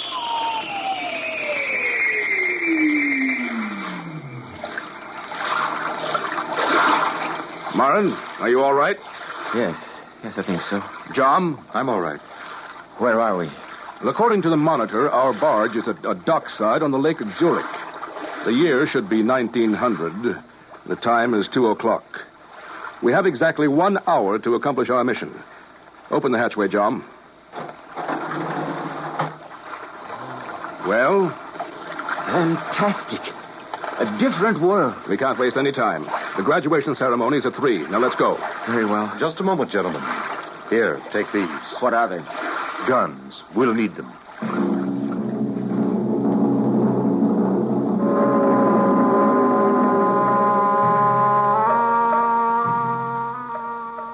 We stepped ashore.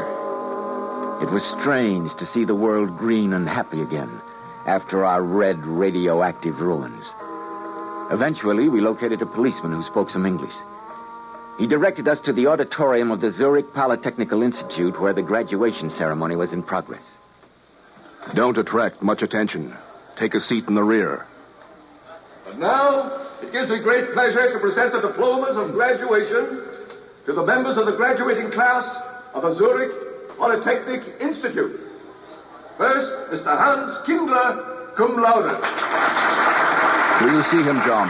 Not yet. Next, Mr. Fritz. We will have to wait until they call him to the platform. Cum laude. Mr. Heinrich Weiss, valedictor. Are you ready? Miss Barbara Müller. Moran, you're the one who must do this. Are you ready? What? Oh, yes. Yes, I am. I'm ready. Mr. Albert Einstein. That's him.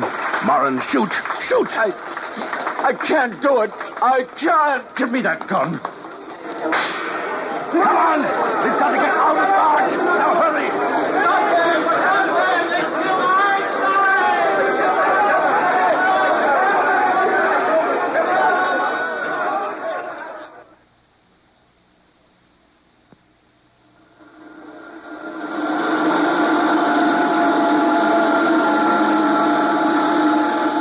Another few minutes. What do you suppose it will be like? What? Our world, the one we left. Without atomic fission, I mean. We'll soon know. Well, one thing is for sure. There'll be no mass destruction. The people will be there. The people. Good Lord, there'll be billions of them. And the trees, the green shrubs, and the beautiful tall buildings. He looked very young. We're vectoring in on our year. Now hang on when I start the negative penetration. Brace yourselves.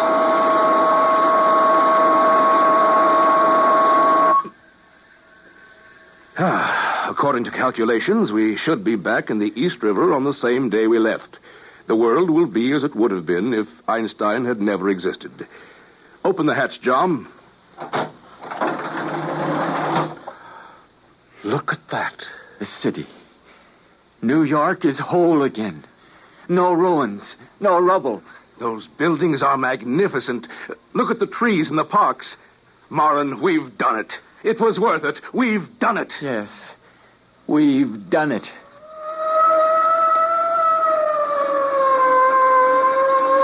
Suddenly from nowhere, an official boat, a police boat. Suspicious of the barge and our parachronon penetration equipment, we were arrested by federal agents. The barge and our time machines confiscated. We were drugged, tortured, questioned interminably. It went on for what seemed like days and weeks.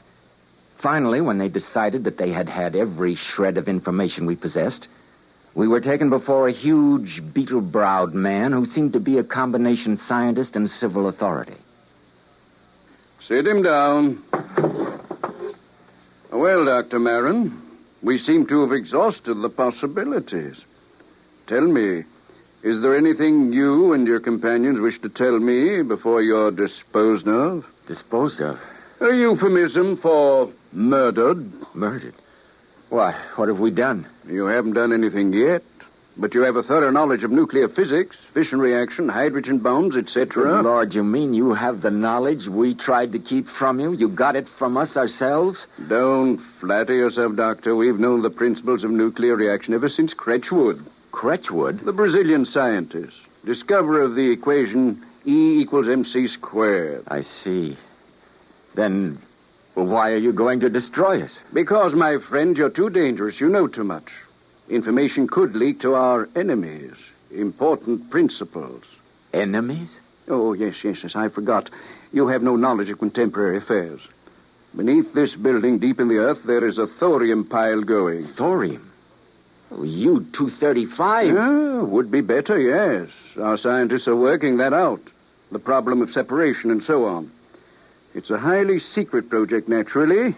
We call it only by the name Manhattan Project. Manhattan? Oh, no, it couldn't be. It's too coincidental. Yet I see it's true. You're going through exactly the same steps. In a year, you'll have an atom bomb. Then soon after, a hydrogen bomb. Then intercontinental missiles, and then... You seem to have great powers of prophecy, as well as great scientific knowledge. My friend, did you ever hear of a man named Einstein? Albert Einstein? Einstein? No. I never heard of him. Then the futility of it struck me. The futility of trying to place the guilt of all of us on any one man. The futility of trying to do something worthwhile by evil means. And finally, the futility of trying to murder an idea. As they led me to the execution cell, where I now wait, the words of a man whose books were destroyed in the war rang in my brain. The fault, dear Brutus, lies not with our stars, but with ourselves.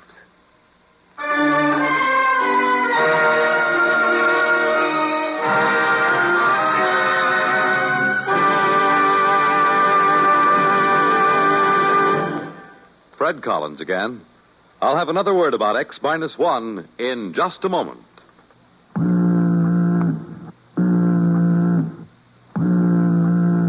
That how you feel, blue and miserable with a deep-down cold? Listen. Every second someone takes it for the miseries of a cold. Millions more take bromoquinine. Every second someone takes it for the miseries of a cold. Bromoquinine. More people have taken more bromoquinine cold tablets for more complete relief than any other cold tablet ever sold. You could use aspirin or cough syrups or nose drops all day and not get bromoquinine's relief. Bromoquinine works to relieve stopped-up nose, body aches, fever, irregularity, the blues, and headache, too. Yes, more complete relief for even virus colds. For bromoquinine is the only cold tablet sold with wonder-working quinine and 5 other medicines health-fortified with vitamin C. Remember, every second someone takes it for the miseries of a cold. Millions more take bromoquinine. Get bromoquinine brand cold tablets. You have just heard X-1 presented by the National Broadcasting Company in cooperation with Galaxy Science Fiction Magazine, which this month features Kill Me with Kindness by Richard Wilson. What would you do if you found yourself in a place where your every whim was granted? Don't worry. You wouldn't be the first to spoil utopia by attempting to improve it. Galaxy Magazine, on your newsstand today. Tonight, X-1 has brought you Target One, a story from the pages of Galaxy written by Frederick Pohl and adapted for radio by George Lefferts. Featured in our cast were Joseph Bell as Dr. Marin, Frank Silvera as President Malkov, Dean Almquist as Professor Voxman, Al Collins as Jom, Guy Rep as the official, with Charles Webster. This is Fred Collins speaking. X-1 was directed by George Voutsas and is an NBC Radio Network production.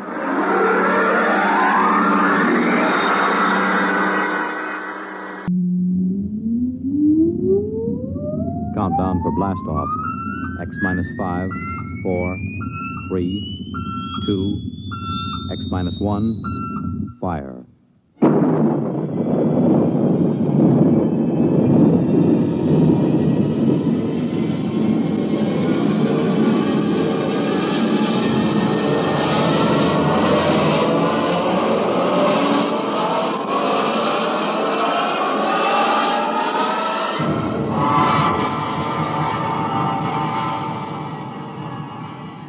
From the far horizons of the unknown come transcribed tales of new dimensions in time and space. These are stories of the future, adventures in which you'll live in a million, could be years, on 1,000 maybe worlds. The National Broadcasting Company, in cooperation with Galaxy Science Fiction Magazine, presents X-1.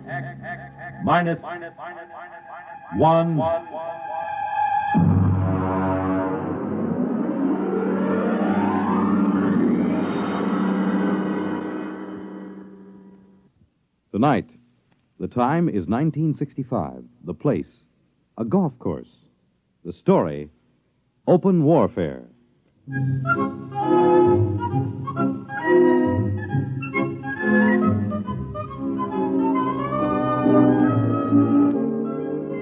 You wouldn't believe it, but there are some people that think that caddy is a pet name for a big car. No, I mean it. Over those little wagons you pull around the course or carrying their own clubs, there are people actually playing golf for years, never seen a caddy. As far as I'm concerned, you take the human element out of golf or any sport, and what do you got left? Nothing. I mean, you could say I'm prejudiced on account of my being a caddy, but that's the way I feel about it. Besides which, a caddy is a perfect observer of the passing parade of human experience. I'll give you for instance.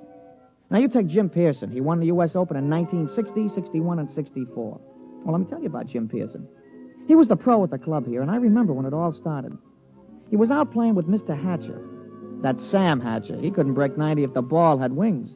And in the locker room, he looked like a sack of flour that had been set down hard. But he was loaded with money. Anyway, they were waiting for a foursome of dames who shouldn't have been wearing slacks. When Hatcher turned to Jim, and with a real sweet smile, he lowered the boom. Jim, you're a good golfer. Thank you, Mr. Hatcher. You're a good golfer, even if you can't teach me anything. Oh, you're coming along fine, Mr. Hatcher. We've been good to you at the country club, haven't we? Oh, yes. I want you to do something for me. Yes, sir? Stay away from my daughter. Oh, well, Mr. Hatcher. I won't have Alice marrying a man who has nothing but coordination and muscles. What? When I was only your age, I was making $50,000 a year. It takes brains to do that. Brains get more valuable. Muscles deteriorate. There's nothing muscles can do that a machine can't do better. You don't think I could make $50,000? I know you can't. You haven't got the guts. Now, listen, Mr. Hatcher. I'm just quoting history, Jim. Take the tournament in St. Louis. You blew up. And the Goodall and the Palm Beach. You could have won all those. But you blew. You chickened out. That's not exactly fair, Mr. Hatcher. But it's true. I can make $50,000. Yes, in your whole life. No, in 1 year. Oh, you can? Yes, sir. All right, Jim, you're a sportsman. I'll tell you what I'll do. If you can make $50,000 in 1 year at this infantile pastime that you call golf, you can have Alice. That's the most arrogant What's thing. the matter, Jim? Don't you think you can do it? I know I can do it. All right, then. Is it a bet? All right. All right, it's a bet. Very well, then. I believe the ladies are finished. Shall we drive?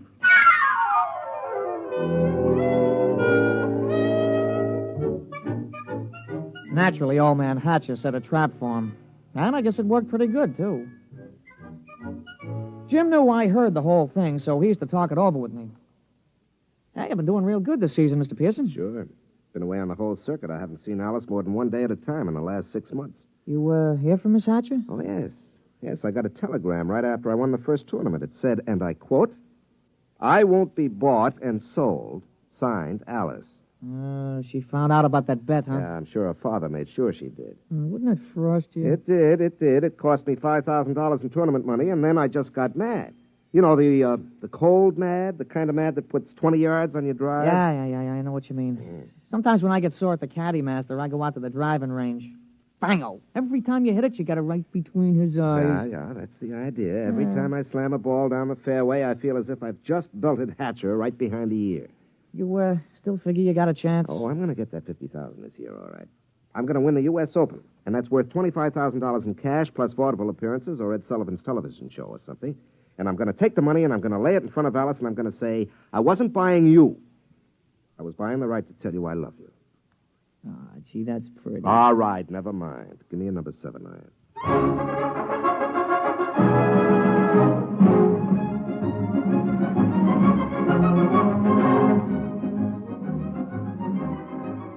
Jim Pearson sure was burning up the circuit.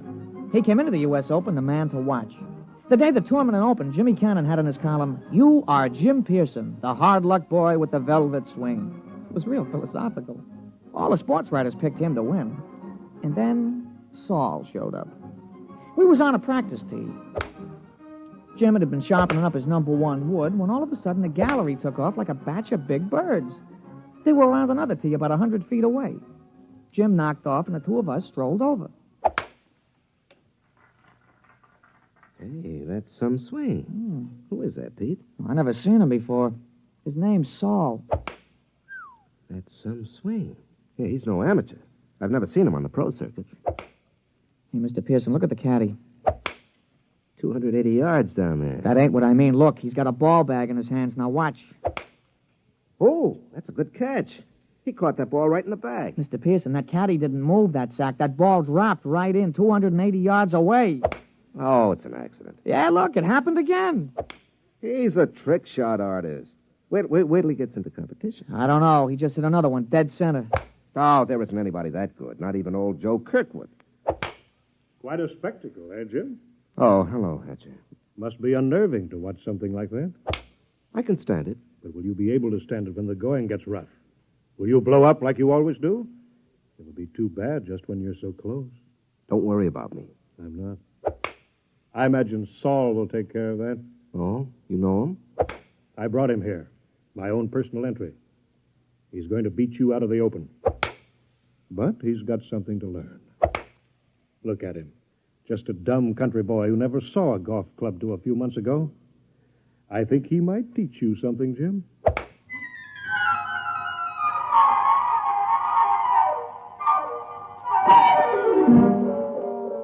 I could tell Jim was going to have a good day the minute he took his driver out of the bag.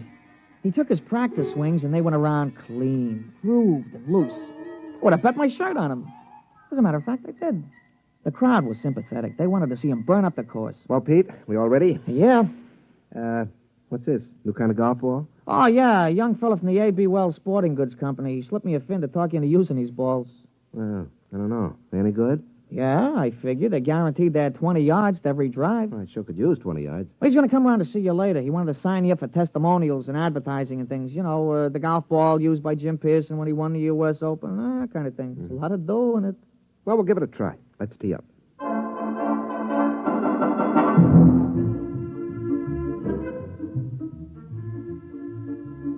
Oh, he started off real good. A long, straight drive right down the fairway. It was a birdie 4. Jim was clicking him off that day. There you are, Pete. 34 and a 32 for 66 on the 18. 6 birdies, 12 pars. Yeah, 3 more rounds like that should win easy. Hey, how were the new golf balls? Huh? Oh, fine. You know, they aren't kidding. It does average out about 20 yards longer on the drive. I'll have to get a couple more dozen.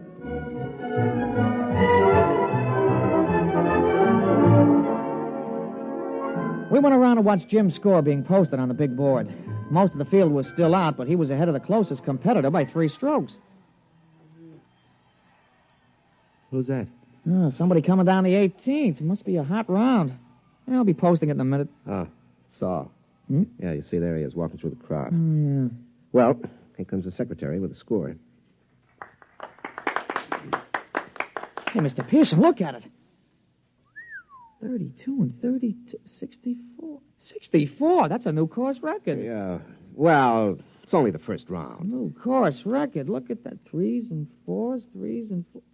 He ain't over 4 for the whole day. What's the matter, Jim? You don't look well. 1 round is not a tournament. Well, comfort yourself while you can. Saul's just getting warmed up. He's that mythical thing, the perfect golfer. But he's dumb. No brains, Jim. No brains at all.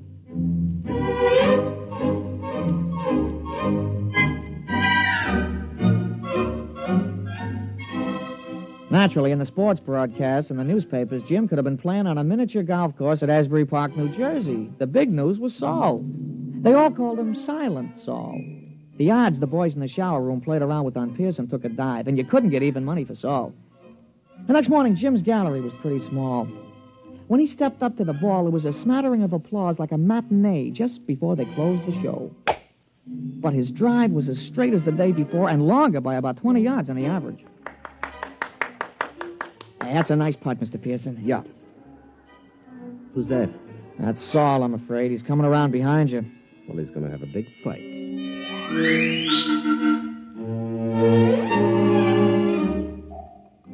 Jim's second 9 was a duplicate of the day before. Another 32. He equaled Saul's record-tying score of yesterday. Then when we came in to read it on the big board, he looked like somebody hit him on the head with the driver. Look at that, Pete. 31 out, 31 back for a 62. He's got me by 2 strokes today. And 4 strokes in all. What do you got to say, Jim? Oh, nothing, Mr. Hatcher.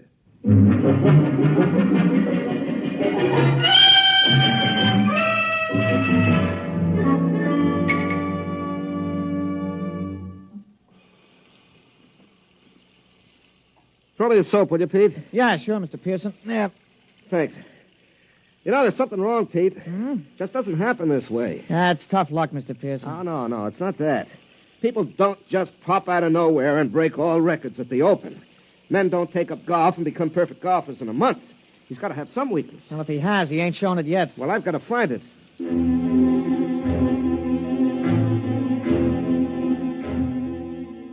Jim was out the next morning, and he came in with a classy 32. On the back 9, he slipped a stroke to 33. He was still 4 down.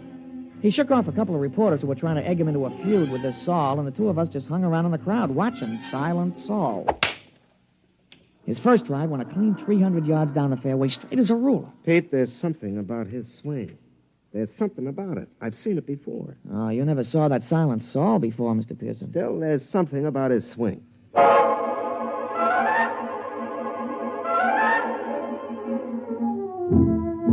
On the follow-up shot, Saul had about 240 to go. He took a club from his bag and took a few wiggling gestures, set his driver behind the ball, and swung. Pete? Did you see that swing? Those wiggles? Yeah, well, a lot of guys do that. Yeah, but it's unnecessary. I mean, you don't have to make those wiggles before you address the ball. Yeah, sure, and you don't have to spit 3 times every time you got a tough putt, but you do. But there's still something strange about him. Everything about him is perfection, except those wiggles. And he doesn't talk. Look at him putting. Just look at him. Mm-hmm. That could be Todd Winters, couldn't it? Yeah, he does look something like Winters. Yeah, when he putts. But that iron shot, who wiggles like that? Who does those wiggles? George Potter. Yeah, I guess he does. Yeah, and the approach shot, Pete. That's Gordon Brown. Nobody else bends the knee that way. He really gave it a lot of study, huh? And the drive. That grooved swing on the drive. Pete, come on. I've watched enough.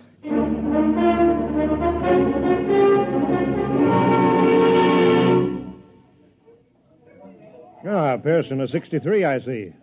You're 6 strokes behind with 1 round to go. You want to give up now? I don't think I will. I think we'd better talk about it privately. Oh, that won't be necessary. Well, it doesn't matter to me, but I know that Saul is a robot. So you think he's a robot? Isn't he? Of course he is.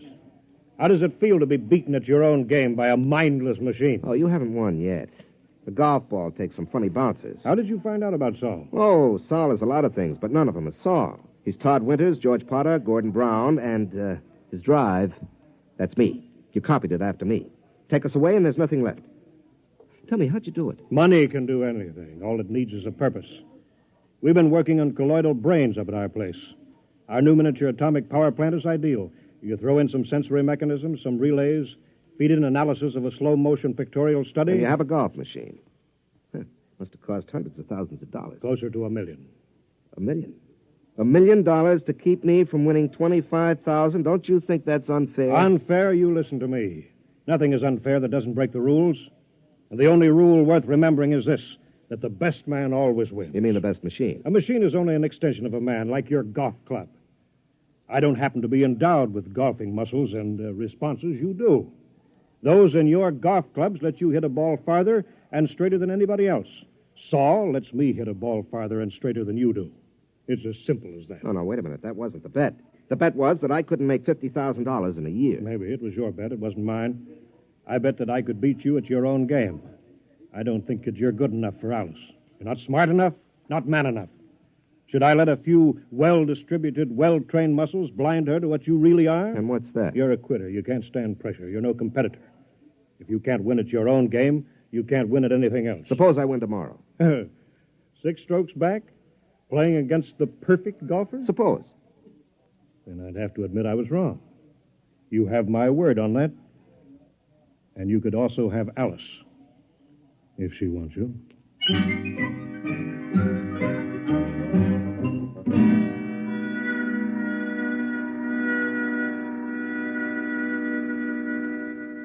Somewhere, Saul must have an Achilles heel. Pete, the prime fact about man is his adaptability. Yeah, sure. Yeah. They've got to build in at least one constant, if not more. How about judgment? I don't think so. I mean, they could tell whether he'd have wind or rain or sun or slow greens or something. They got to take care of that. Yeah, I suppose so. Hey, maybe you could jimmy him. You know, drop sugar in his gas tank or something, smash him up. Oh, no. That isn't fair. Saul is fair. Well, I mean, Mr. Hatcher, he's playing fair according to his lights. He could have had me crippled or poisoned or something, but he didn't. Well, I'll just have to beat him on our own ground on the golf course. Oh, I don't know, Mr. Pearson. You'll have to shoot in the 50s. Well, the golf ball takes some funny bounces. Yeah, it sure does. Wait a minute, there is a constant. Listen, Pete, you know Saul's caddy? Yeah, I know him. An illiterate type of guy, yeah. Could he use $10 or maybe 20 or 50? He's a caddy, isn't he? All right. Pete, I want you to talk to him. You'll do better than I can.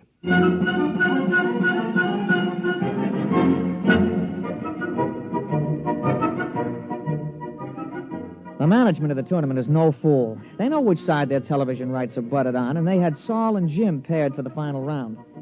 Jim's drive took a tail-end hook. It dived into the rough behind a clump of trees. It wasn't a very happy start. Saul took a ball from his caddy, teed it up, and settled himself. Hey, that's some drive, Mr. Pearson. Yeah, that was some drive. It's about 340 yards, isn't it? Some drive. You got a tough lie there on your ball, Mr. Pearson. You going to play it safe out on the fairway? No. You see that hole between those 2 trees? Mr. Pearson, that ain't sensible golf. Pete, sensible golf won't win.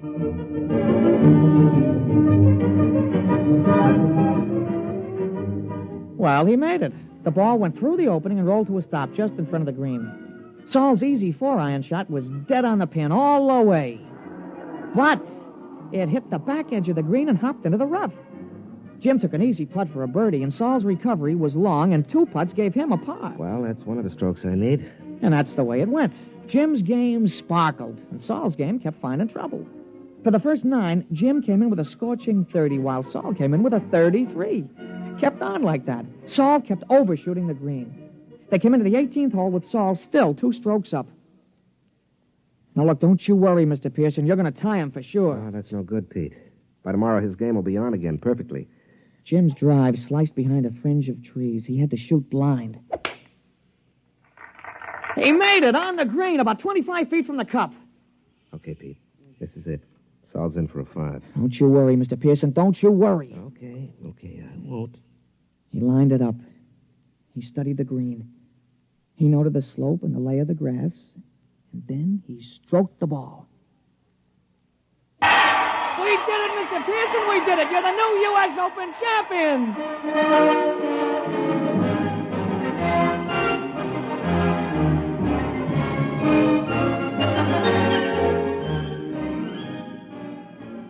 Well, we finally busted loose from the television and the movies and all those hangers-on, and we ducked around the back to the pro shop, where we run into Mr. Hatcher. How did you do it? How did you do it? Well, Mr. Hatcher, under extremely restricted sets of circumstances, a machine is better than a man, but over the long run, over the gamut of situations, a machine doesn't have a chance. Just can't compete. I still don't understand. It cost $1 million. $1 million. Here, have a souvenir. You could take this golf ball. No. Look at it. That's the ball Saul was using. What? Well, that's another brand. That isn't Saul's regular ball. That's right. It's a new one. Guaranteed to add 20 yards to the average drive. But that's unfair. Well, your robot was built in with one constant. It had to be a golf ball. Well, it just couldn't adapt to a better ball. But that's not fair. Why, that's... Well. How about... There are no perfect golfers, Mr. Hatcher. There are only good ones and better ones. But, well, I've been thinking about this robot of yours, and I'll be around in a few days to talk to you at your office. Huh? About what? Well, I'm sure you don't want to support your son-in-law for the rest of his life. And I have $50,000 to invest in business making robots. Useful robots. And leave golf to the men. They're better competitors. Now, if you'll excuse me, Mr. Hatcher, I've got a telephone call to make to your daughter.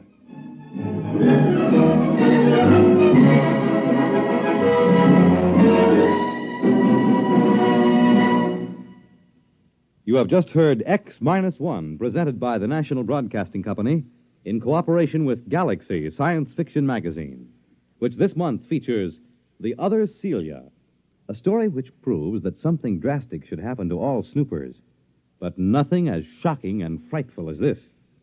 Galaxy Magazine, on your newsstand today. Tonight, by transcription, X-1 has brought you Open Warfare, a story from the pages of Galaxy written by James E. Gunn and adapted for radio by Ernest Kenoy. Featured in our cast were Jack Grimes as Pete, Larry Haynes as Jim, and Wendell Holmes as Mr. Hatcher. This is Fred Collins.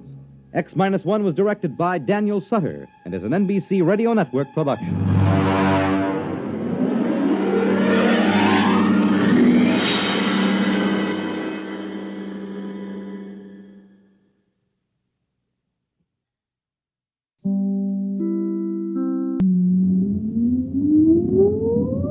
Countdown for blast off.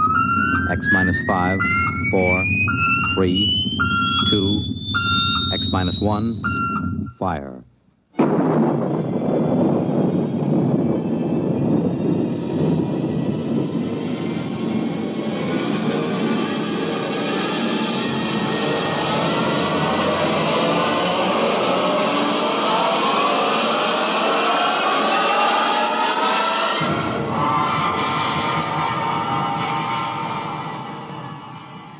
From the far horizons of the unknown come tales of new dimensions in time and space. These are stories of the future, adventures in which you'll live in 1,000,000, could be years on 1,000, maybe worlds. The National Broadcasting Company, in cooperation with Galaxy Science Fiction Magazine, presents X. minus one.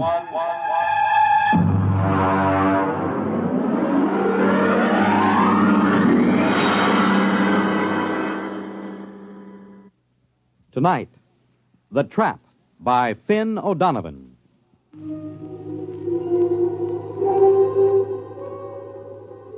Samish, I am in need of some assistance. The situation is potentially dangerous, so come at once. It shows how right you were, Samish, old friend. I never should have trusted a Terran. What a sorry mess, Samish, and the plot seemed so foolproof. Hey, Thurston, get up. Get up, come on. Why? What's the matter? Why? Come on, it's daybreak. Now, there's good news. Let me alone. Oh, come on. You don't want to sleep through our vacation. The bird's on the wing. It's 5 o'clock in the morning. 5 o'clock in the morning in the Adirondacks is the middle of the day. What's the weather out? Oh, it's raining. For crying out loud. Oh, don't go back to sleep. It always rains on the first day of vacation.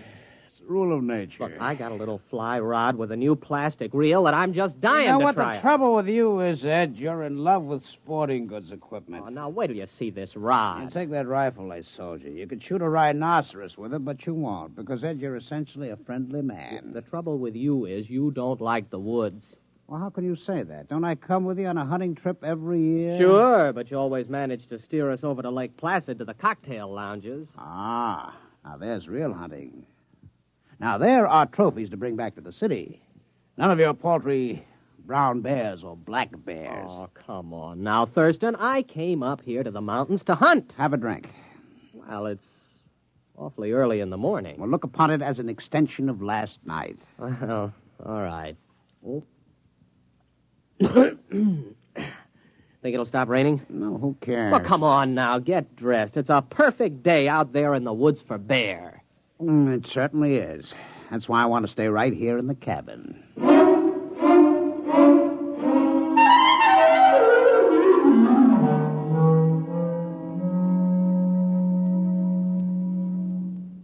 Ed. What? Pass the canteen?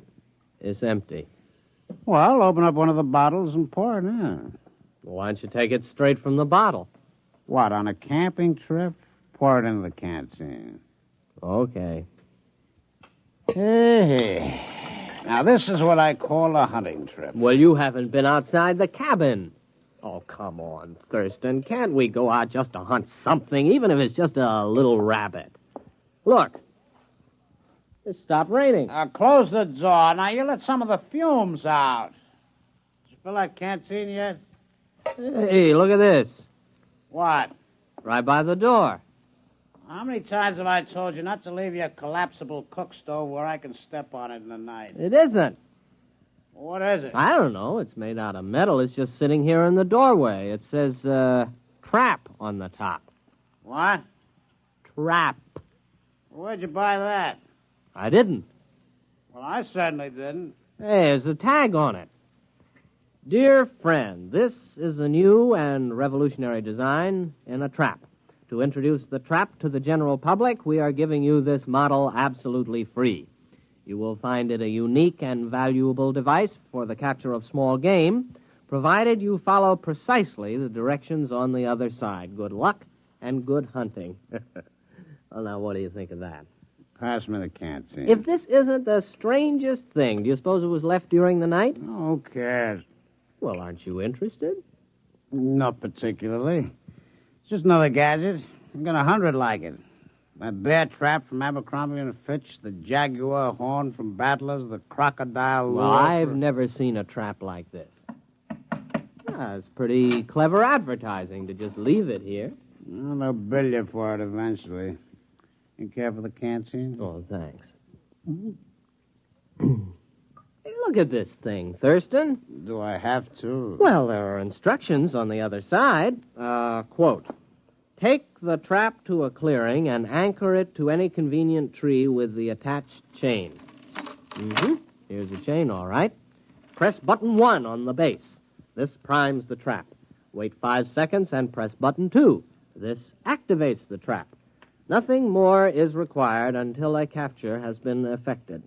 Then press button 3 to deactivate and open the trap and remove the prey. Warning. Keep the trap closed at all times except when removing the prey. That's goofy. No opening is required for the prey's ingress, since the trap works on the principle of osmotic suction and inducts the prey directly into the trap. Well, somebody's been at that canteen before us. No, that's what it says. What won't they think of next? Osmotic suction. Pass the canteen back. I'm going to set it. What, the canteen? No, the trap. Come on, help me. Now that's the trouble with you, Ed. You're always cluttering up a hunting trip with hunting. Come on, take this in. All right. If it makes you any happier. Hey, boy, it's cold. Come on, we'll carry it over to that tree. It's heavy. Yeah. Here, let's put it down here. You think we really ought to fool with it? Of course. Maybe we can catch a fox. What will we do with a fox? Turn it loose. The fun is in the catching. Here, take the end of the chain. Hey, look out. You got your foot in it. Yeah, I guess it snaps in here. Oh, there it is. Let's get back to the cabin. The great outdoors depresses me. Wait a minute. I've got to press button 1. Hey, it's glowing. Yeah. 3, 4, 5. Now button 2. Well, I guess we just leave it. Well, come on back to the cabin. All right. It is time for breakfast. It certainly is. Pass it to me and don't spill it.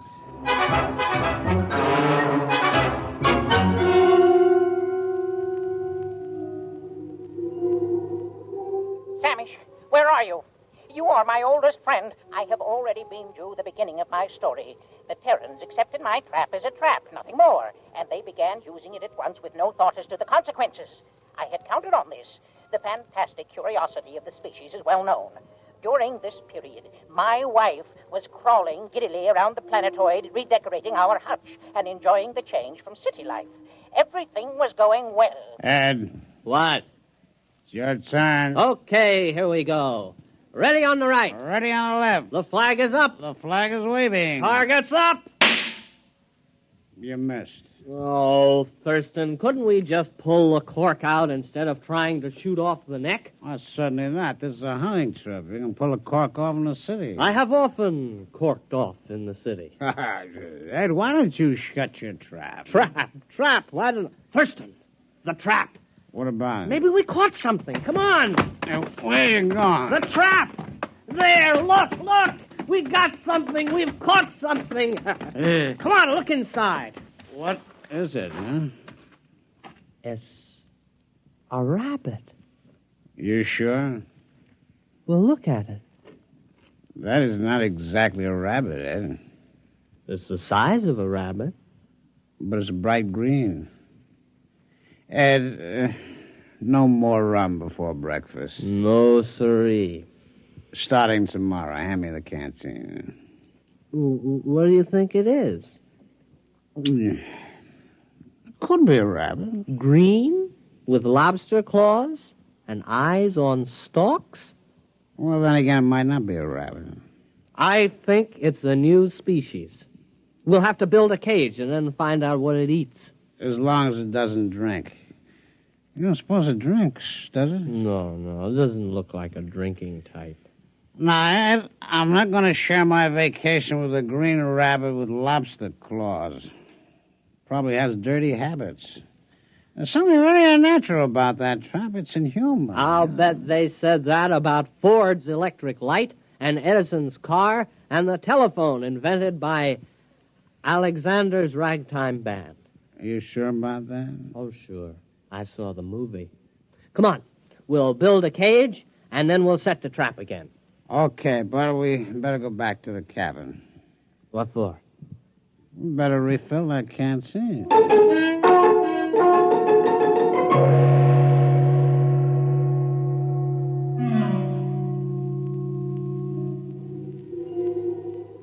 Why haven't you come yet? Samish, don't you appreciate the seriousness of my situation? Think of your old friend. Think of the lustrous-skinned Friegel for whose sake I got into this mess. Communicate with me, at least. The Terrans used a trap, which, of course, was not a trap at all, but a matter transmitter. I had the other end concealed on the planetoid and fed into it 3 small animals which I found in the garden. The Terrans removed them from the transmitter each time. For what purpose, I couldn't guess, but a Terran will keep anything. After the 3rd beast passed through and had not been returned, I knew that was all, and that everything was in readiness, so I prepared for the 4th and final sending, the all-important one, for which all else was mere preparation. Ouch. Well, that finishes the cage. You know what? No. What? Those things smell. All 3 of them. Oh, I think they're very handsome. Well, here they are. 1, 2, and 3. First, our green rabbit.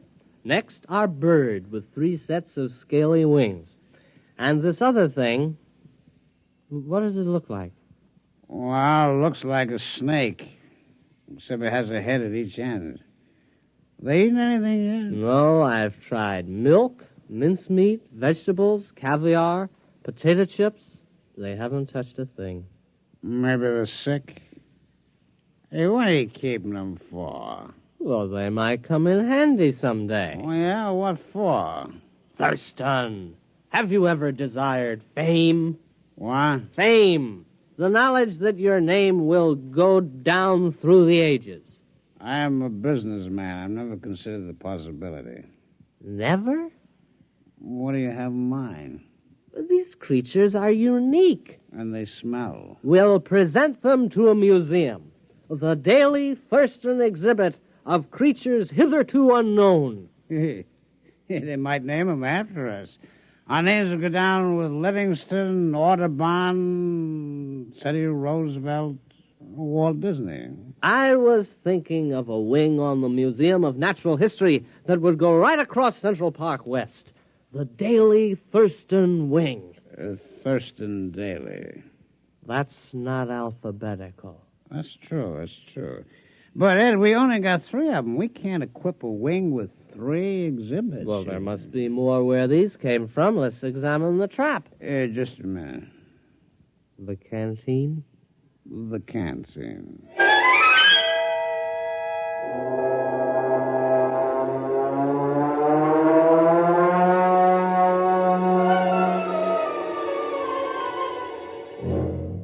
We've got something. There it is. Look, it's about 3 feet tall, a big one. Uh-huh. A small green head and a forked tail. Oh, look at him, waving something on top of his head. Well, the rest were quiet. Maybe this one's dangerous. Huh? We'll handle it with nuts. Nuts? Well, nets. Oh, nuts. All right. And then we'll have to get in touch with the museum. Thurston, take a telegram. All righty. Museum of Natural History.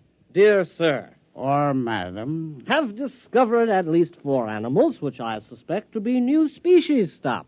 Have you room for suitable exhibit? Stop.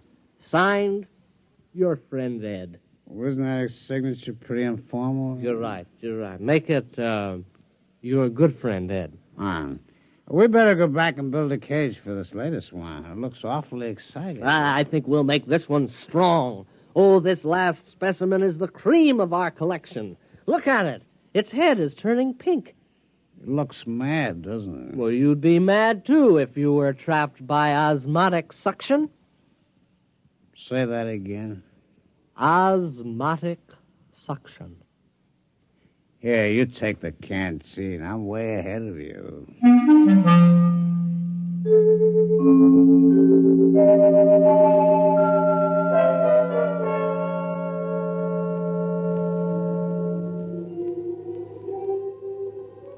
What, Samish? The rest of the story? Well, it's obvious enough. After 3 animals had passed through the transmitter, I knew I was ready. Now was the time to tell my wife. Accordingly, I asked her to crawl into the garden with me. Tell me, dear, she said, has something been bothering you of late? Have I displeased you? My dear, I said, you have tried your best, but it just isn't good enough. I'm going to take a new mate. She stood motionless. her cilia swaying in confusion. Then she exclaimed, "Freagle!" "Yes," I told her, "the glorious Freagle has consented to share my hutch." And with a clever shove, I pushed her into the matter transmitter. Samish, you should have seen her expression. Her cilia wreathed, and she screamed and was gone. I was free at last, free to mate with the splendid Freagle. Now you can appreciate the full perfection of the scheme. It was necessary to secure the Terran's cooperation, since a matter transmitter must be manipulated at both ends. I had disguised it as a trap, because Terrans will believe anything. And, as a masterstroke, I sent them my wife. Let them try to live with her. I never could. Foolproof. Absolutely foolproof. No one could prove a thing. And then, Samish, then it happened.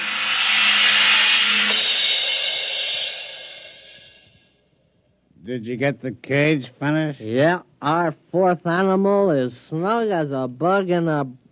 It doesn't matter. Boy, it's a mad one, though. I couldn't help feeling it was trying to tell me something. Come on. Here's a trap. It's empty. But it is. It's empty. You suppose something's wrong with it? Maybe there's nothing else to capture. Oh, that's silly. Why would it capture 4 animals and then stop? I've pressed all the buttons in the right way. Maybe the battery's down. Osmotic suction doesn't work on batteries. How do you know? Did you ever hear of osmotic suction working on batteries? No. You see? There you are. Well, you got something there. Oh, I know. What? Let's go to Lake Placid and forget the whole thing. No, this thing's got to work. It's got to. The Thurston Daily wing of the American Museum of Natural History is at stake. Would you want that vast edifice across Central Park West to remain empty? No. Would you want the Daily Thurston wing to be rented for a garage? Or a roller skating rink? Oh, horrors, no. It's got to work again. I'm going to open the top.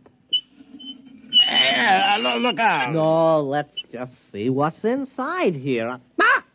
My hand. It's gone. My hand. No, it isn't. It's right there on the end of your arm. Oh, well, when I put it in the trap, my hand disappeared. You know what would do you a lot of good? A little rest in Lake Placid. I know a fine, restful cocktail lounge. No, look. I'll try it again with both arms. Ah, look. No hands. Very clever. I see how it works. Thurston, those animals didn't come from the Adirondacks at all. You mean they're imposters? They came from wherever my hand is.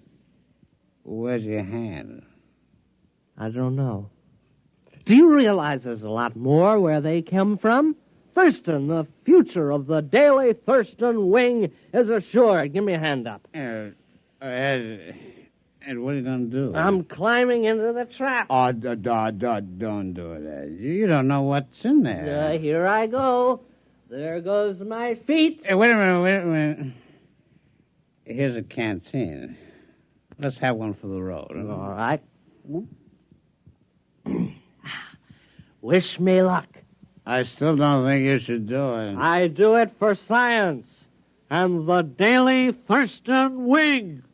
Why do you hold your nose? I got sinus. Here I go.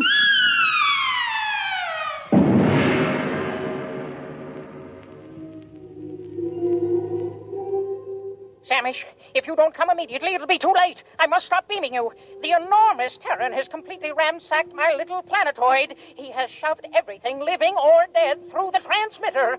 My home is in ruins, and now he's tearing down my hutch. Samish, this monster means to capture me as a specimen. There's no time to lose.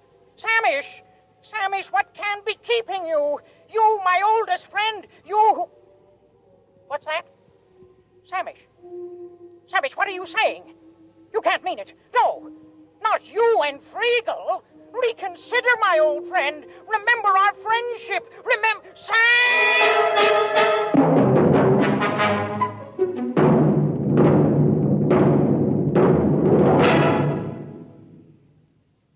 You have just heard X-1, presented by the National Broadcasting Company in cooperation with Galaxy Science Fiction Magazine, which this month features The Deep One by Neil P. Ruzick, a story which tells of a single mistake in the plan for survival, the biggest possible mistake. Galaxy Magazine on your newsstand today. Tonight, by transcription, X-1 has brought you The Trap, a story from the pages of Galaxy written by Finn O'Donovan and adapted for radio by Ernest Kenoy. Featured in our cast were Donald Buca as the voice, Ralph Bell as Thurston, and William Redfield as Ed. This is Fred Collins. X-1 was directed by Daniel Sutter and is an NBC Radio Network production.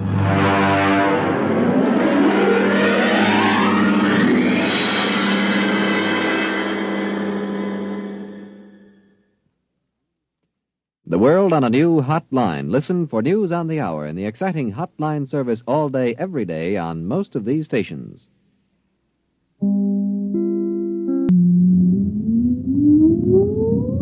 Countdown for blast off. X-5, 4, 3, 2, X-1, fire.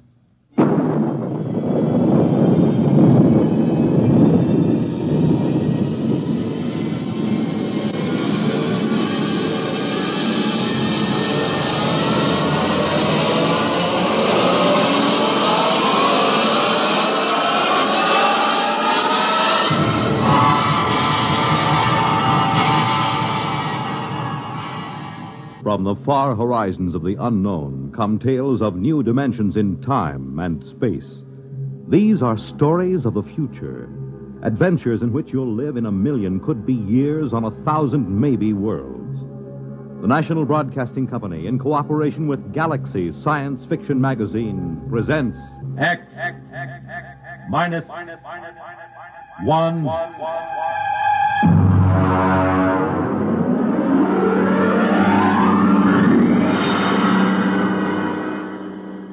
Tonight, At the Post by H.L. Gold.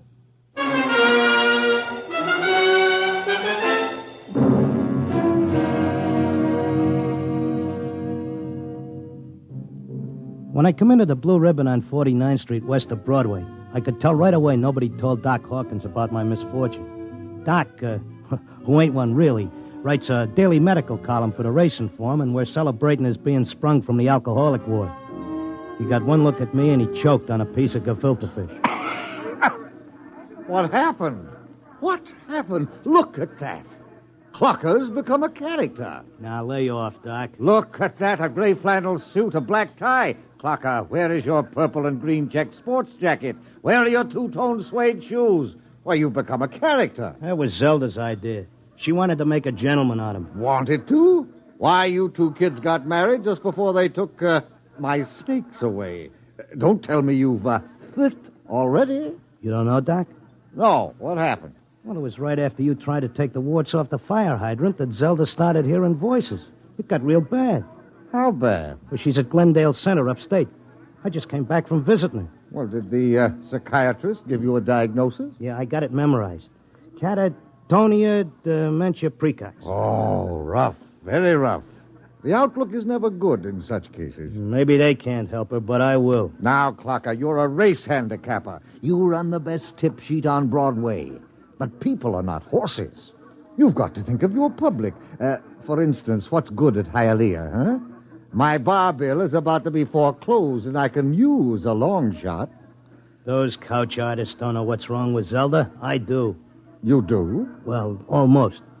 I'm so close I can hear the finish line camera clicking. Well, now, that's very interesting. Perhaps we can collaborate on an article for the Psychiatric Journal. All right, look.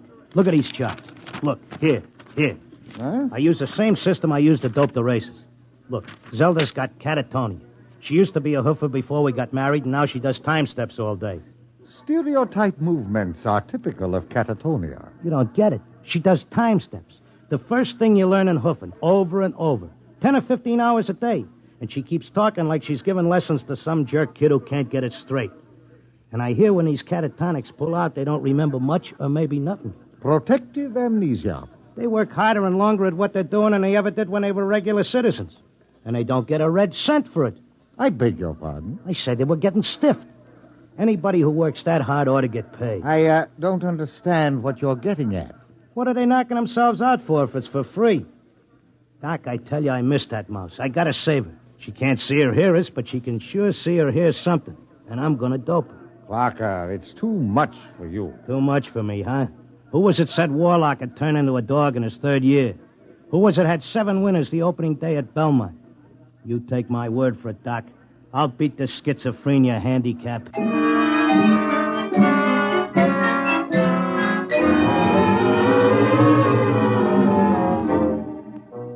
I hadn't been paying much attention to my tip sheet while I was doping a catatonia dodge. I tell you, I missed Zelda. I missed the bobby pins on the floor and the nylon stuck on a shower rack, the toothpaste tube squeezed from the top. I had to get her back somehow. Next day, I took a cab and went out to that place. I sat in the room and watched her dance. Oh, it was something. Because Zelda was worth watching, even with her eyes blank and her feet shuffling through that simple time step. Mr. Locke, visiting time is almost up. All right. Zelda, listen, Zelda. How long can they take to learn a time step? She can't hear you. Look, kid, I don't know who these squares are that you're working for, but tell them if they take you, they gotta take me too, you hear?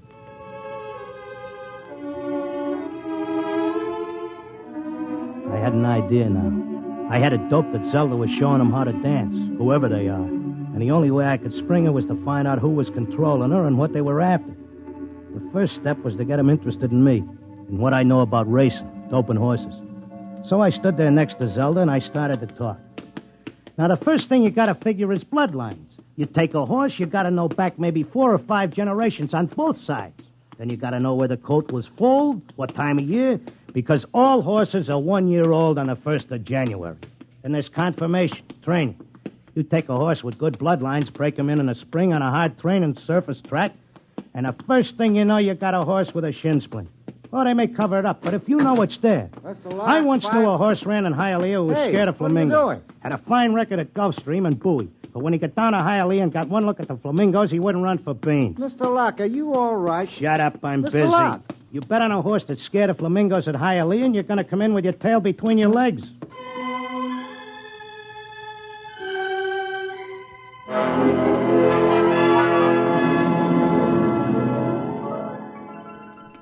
I kept coming back every day.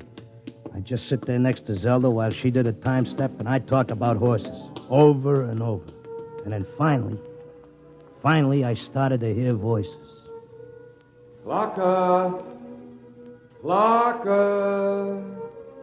This way, Clocker, come this way. This way, Clocker. Come on now, come with me. Like it was a fog, I could see the attendant in his white coat, asking me questions, and I couldn't hear him. I knew I just kept on talking about the horses. And then suddenly I wasn't there. I was somewhere else. I was in a big square, and the buildings looked like the new Roosevelt Raceway, all modern. Or maybe like the World's Fair. There were trees and statues, and there were hundreds of people standing around, and they all looked scared. There was a little man with bifocals and a vest with pins and needles in it standing next to me. He looked scared. But I knew it had worked. I was on my way to Zelda. How did I get here? Excuse me, mister.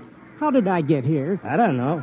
I can't take time for pleasure trips. I've got a customer coming in tomorrow for a fitting. She'll positively murder me if her dress isn't ready. She can't murder you. Not anymore. You mean we're dead? Don't ask me, but I don't think you're dead. That much I can tell you. Some of the people in the crowd were complaining they had families to take care of, while others were worried about leaving their businesses. And they all grew quiet when a man climbed up on a big platform in front. He was a very tall and dignified guy, and he had formal clothes and a white beard like the chief mourner at a politician's funeral. Ladies and gentlemen, please feel at ease. You are not in any danger. No harm will come to you. If you will listen carefully to this orientation lecture, you will know where you are and why. What is it? I don't understand. It's a pitch. Friends, I know you are puzzled at all this. Now let me explain. You've been chosen, yes, carefully screened and selected, to help us in what is undoubtedly the greatest cause of all history. You will learn more about it as we work together in this vast and noble experiment. What experiment? What is it? I got it picked. This is a pitch. These guys are out for something. Smells like a con. Let me state this in its simplest terms. Now, you know that there are billions of stars in the universe and that the stars have planets. A good many of these planets are inhabited. In almost all instances, the dominant form of life is quite different from yours. I am not of your planet or solar system. I am not formed as you see me. My true appearance would seem to be rather confusing to human eyes. Nuts, get to the point. The truth is, we are not here, and neither are you. Here is a projection of thought, a hypothetical point in space, a place that exists only by mental force. Actually, our bodies are on our own respective planets. What's he saying? What does he mean? Wait, he'll give us the convincer after the build-up. Our civilization is considerably older than yours. For many of your centuries, we have explored the universe both physically and telepathically, and during this exploration, we discovered your planet. We tried to establish communication, but there were grave difficulties. And it was the time of your dark ages. And I'm sorry to report that those people we did make contact with were generally burned at the stake. Here it comes. He's getting ready to slip us the sting. Oh, I don't think you ought to say a thing like that about a fine, decent gentleman. He's obviously very sincere. The problem we face is that the human race is doomed. The history of your race is a record of incessant wars, each more devastating than the last.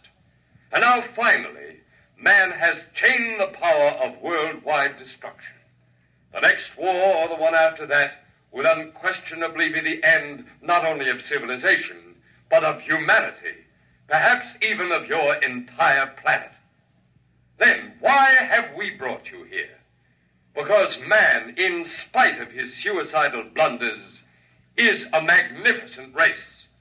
He must not vanish without leaving a complete record of his achievements. Now, this is the task we must work together on. Each of you has a skill, a talent, a special knowledge we need for the immense record we're compiling. Every area of human society must be covered. And so we need you urgently. Your data will become part of an imperishable social document that shall exist untold eons after mankind has vanished.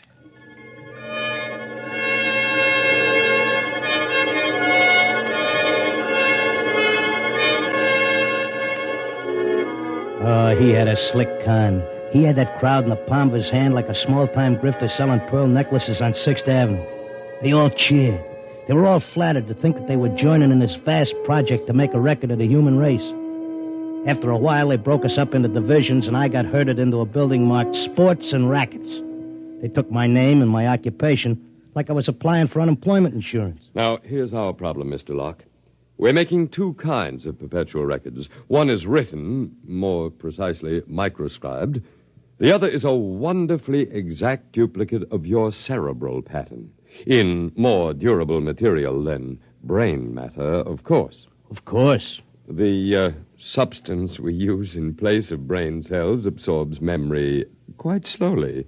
But you'll be happy to know that the impression once made can never be lost or erased. Delighted, tickled to pieces. I knew you would be. Well, let's proceed, shall we? First, a basic description of horse racing. I started telling them about horse racing, but they held me down to one sentence. They said I had to repeat it over and over so that recording thing could get it. They had a picture of my body back on Earth lying in a bed in a hospital just saying that one sentence over and over again. Well, that's enough for today.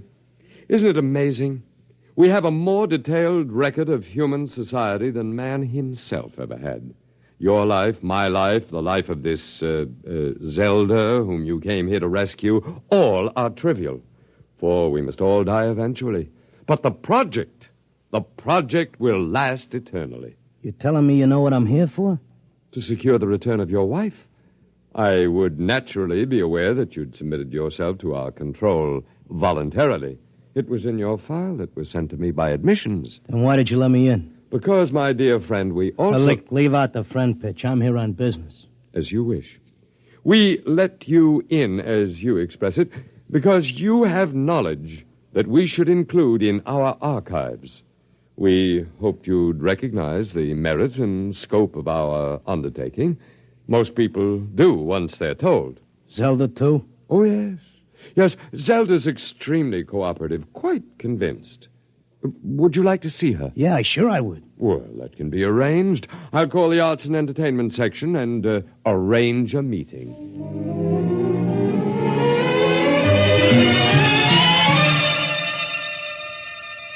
Zelda, baby. Clocker. Let's get out of here.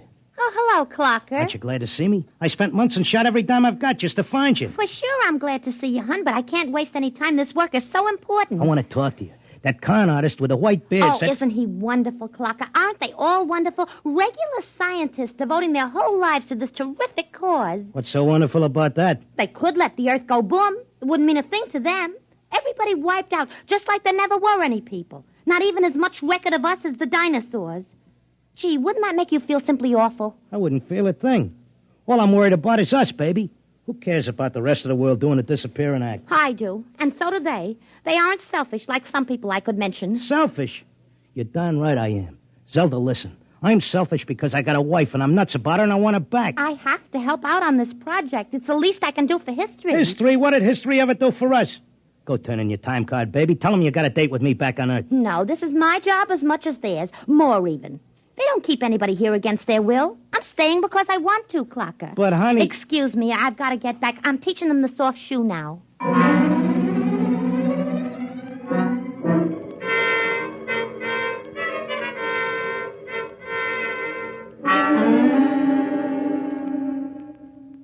Are you satisfied now, Mr. Locke? Listen, take away the doom push and his racket folds. Listen, suppose you're all square. Suppose you're leveling. You're knocking yourself out because your guess is we're going to commit suicide. But is there any doubt of it? Do you honestly believe the Holocaust can be averted? I think it can be stopped, yeah. Listen, between these catatonics and me, we could tell them what it's all about. I notice you got people from all over the world here. They get along fine because they have a job to do and don't have time to hate each other.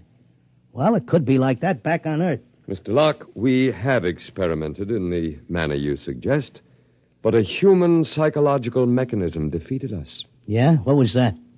Protective amnesia. They completely and absolutely forgot everything they'd learned here.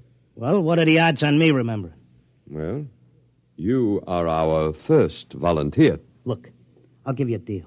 You let me out, and maybe I'll be the first case that didn't get amnesia, and I can tell the world all about this. I'll come back if I lame out. You can pick me up any time you want. But if I make headway, you gotta let Zelda go, too. That's a very reasonable proposition. We'll lift our control, Mr. Locke, for a suitable time. If you can arouse a measurable opposition to racial suicide, measurable, mind you, then we agree to release your wife and revise our policy completely.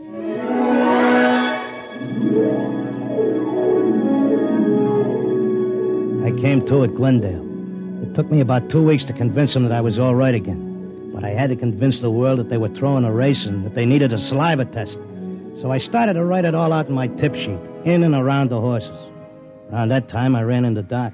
Clocker, my boy, you've no idea how anxious we were about you. But you're looking fit, I'm glad to say. Thanks. I wish I could say the same about you and the rest of the world. No need to worry about us. We'll muddle along somehow. You think so, huh?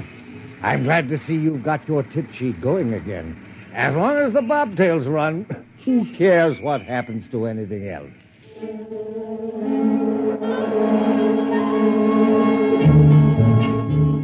Of course, nobody listened to me.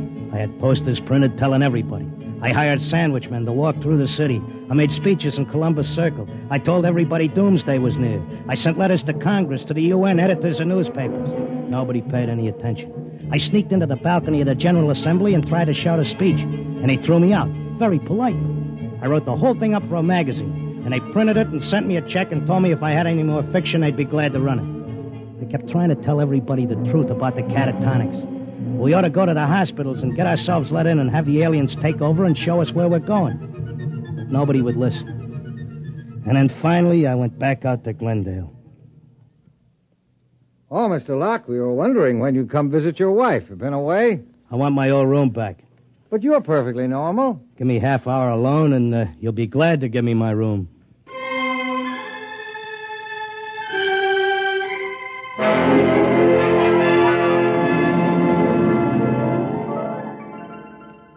Well, here I am back again. Oh, Mr. Locke. Okay, I'll give you all the rest of the dope on racing. You won't have any trouble with me. Then you're convinced you failed. I'm no dummy.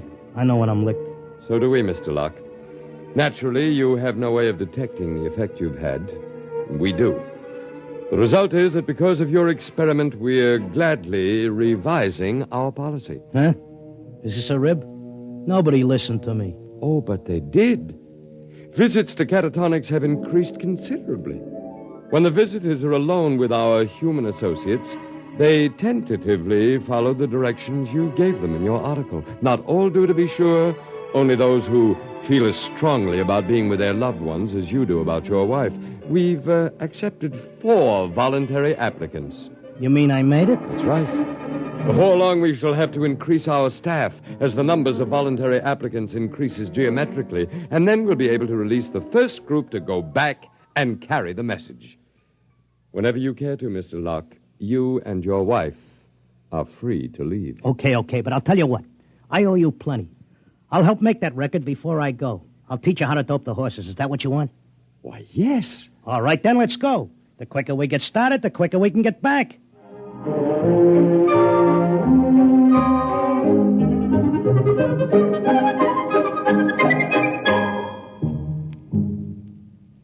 You have just heard X-1, presented by the National Broadcasting Company in cooperation with Galaxy Science Fiction Magazine, which this month features A Touch of E-Flat by Joe Gibson, a story with a warning.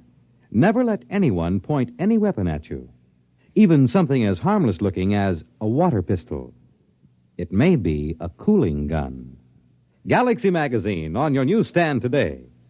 Tonight, X-1 has brought you At the Post, a story from the pages of Galaxy written by H.L. Gold and adapted for radio by Ernest Kenoy.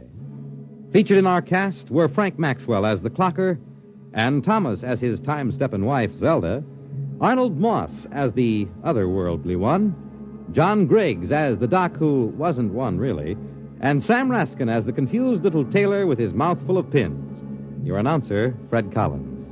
X-1 was directed by Kenneth McGregor and is an NBC Radio Network production.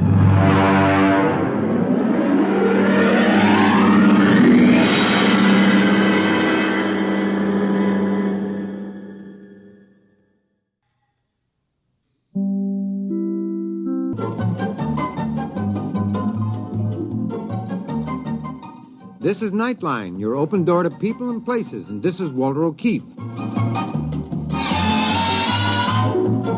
Nightline invites you to listen in on NBC's award-winning science fiction series X-1.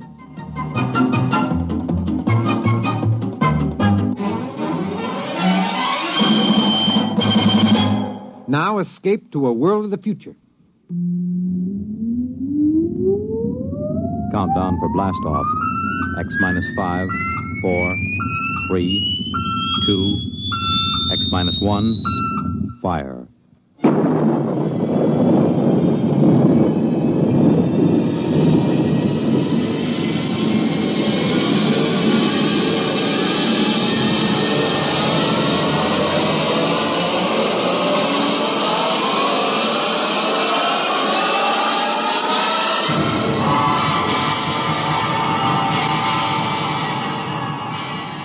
From the far horizons of the unknown come tales of new dimensions in time and space.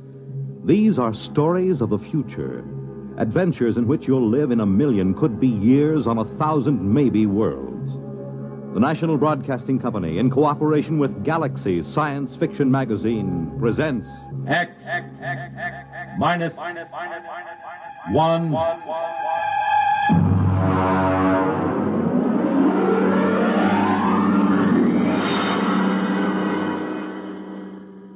Tonight, The Merchant of Venus by A.H. Phelps, Jr. But first, hear this. When they play it hot and you dig the beat, oh, life is swinging, life's complete. You make it Pabst, 'cause Pabst makes it perfect. Yes, Pabst makes it perfect. Just as we always have ever since 1844. So next time, you make it Pabst, because Pabst makes it perfect. America's Blue Ribbon beer from the Pabst Brewing Company, Milwaukee, Wisconsin. Yes, Pabst makes it perfect.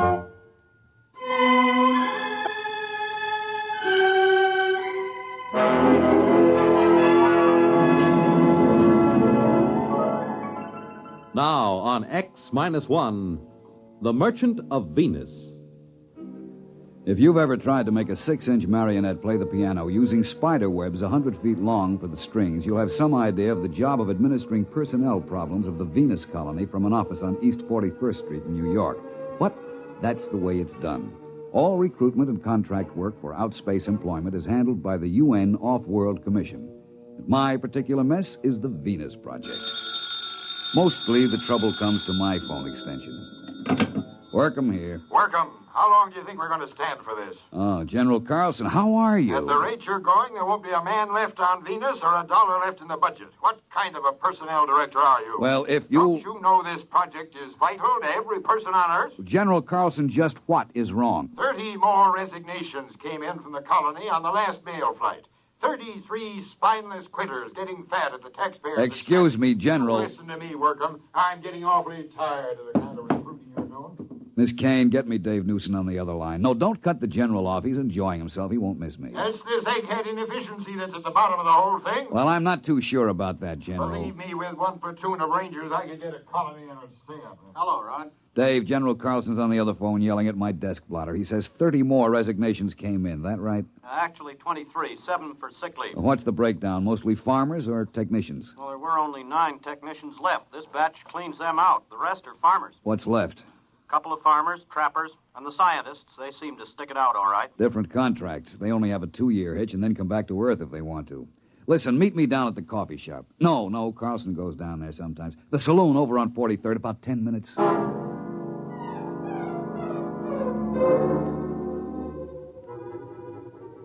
The saloon was decorated in old-fashioned foam and plastic furniture. It looked straight out of the antebellum 1950s. I found Dave waiting for me in a booth, and we got right down to it. Well, listen, why don't we leave this last bunch of quitters right where they are? Refuse to bring them home. Then they'd have to make a go of the colony to save their scrawny necks. Oh, I'd like to, but even General Carlson wouldn't dare. We'd never get another colonist off Earth. And our main job is to relieve population crowding on Earth. If we get tough with the colony, a man would be a fool to go. And every one of these quitters talks like he was just sprung from Devil's Island. This isn't getting us anywhere. I want you to shoot me up the files on this last batch of quitters. Maybe we'd better have a staff meeting on it. Get the psychology section, the preliminary interviewers who passed these men, and I'll have Jameson, too. What do you want a historian for? Maybe he can find us something interesting in the project record. He's used to deducing the philosophical and religious behavior of the ancient Hittites from a loose translation of a cuneiform laundry bill. Shall I get them all down here? No, we'd better make it formal. Book a conference room. When you get Jameson into a saloon, he spends all his time thinking up guessing games to avoid paying for his drinks. No, make sure about General Carlson. I'll tell his secretary. No, make sure he doesn't hear about it. I don't have anything against General Carlson personally. It's just that there's always been a fight over Venus Project. The military versus the rest of us soft, decadent civilians. Carlson felt the right way to settle any virgin territory was to set up a military outpost on the ground that soldiers had always been the best operators under similar circumstances. I had lunch with Dave before the conference. You want to call the Greasy Spoon and order? What's on the menu? Well, Protoss burger, sliced barbecued yeast, or seaweed borscht with boiled algae balls. Just coffee. Black coffee. Well, they don't have coffee. What do you think this is, the Chambord? You can have Neo-Caf or Syntho tea.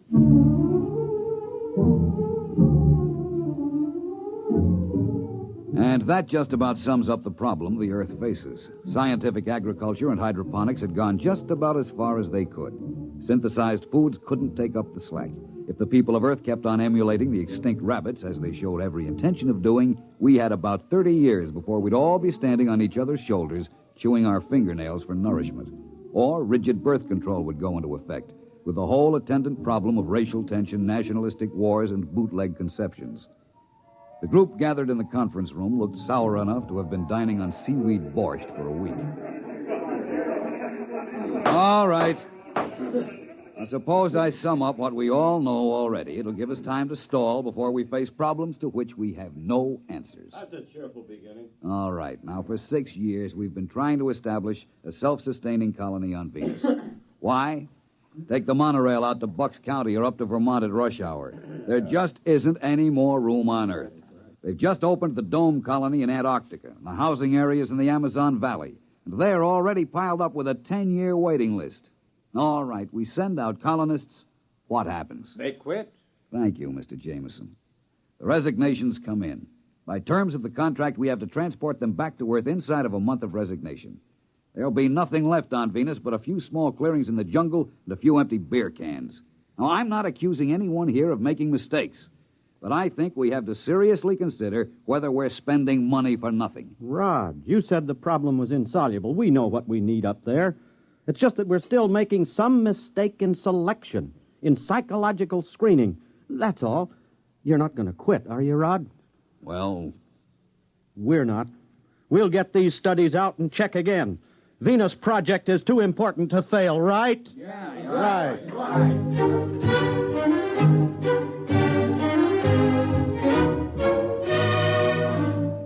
It's a cheap trick, but it always works. I talk with a heavy, heavy heart. Dave jumps in to shill like a Boy Scout. It always amazes me how a bunch of Ph.D. psychologists can get suckered into enthusiasm every time. We tried to figure out what made the settlers quit. We went into their backgrounds, their personality psych profiles. The coffee grew stale and the smoke heavy. Nothing. Look, Rod, here's what it boils down to. A man has to be unstable to want to leave Earth, but he has to be stable to stay on Venus. You need initiative and resourcefulness to make out on a new planet. But if you had it, you'd make out fine at home. You need young, healthy, vigorous, mature, older, experienced people all rolled into one. We're looking for a collection of walking paradoxes.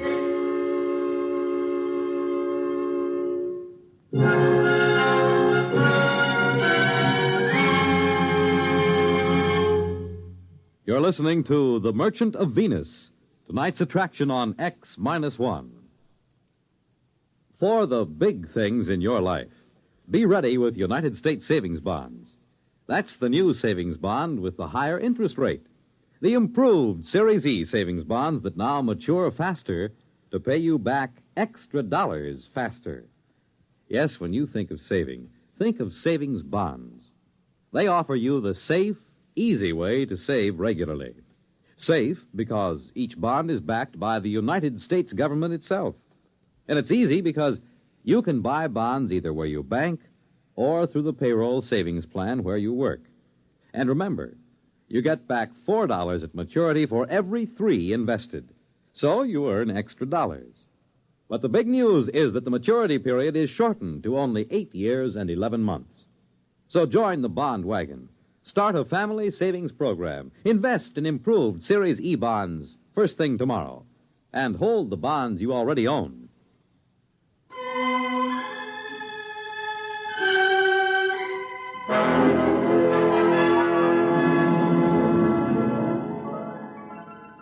Now back to X-1 and The Merchant of Venus. We tried brainstorming on Project Venus. You know, just sit around and let the ideas seep out of your unconscious. Take kids up and bring them up on Venus under guard. Grow colonists in test tubes and ship them out wrapped in glass. Start trial colonies in the Congo. Nothing. I was mulling the conference over by myself in the saloon when Jameson dropped into a chair beside me. Hi, Rod. Oh, hello. Hey, I got a new game. I take 3 matches in my right hand and Don't you guess... bother. I'll pay for the drinks. Rod, you're taking the sport out of sponging. I see nothing amusing in being a petty con man. How about that snow job you work on the psych team every couple of weeks? You could get rich selling bogus mining stock to investigators for the SEC. There is a difference between legitimate personnel psychology. Sure. How about when you threatened to quit? Well, I'm not sure I was kidding. What would happen if you quit?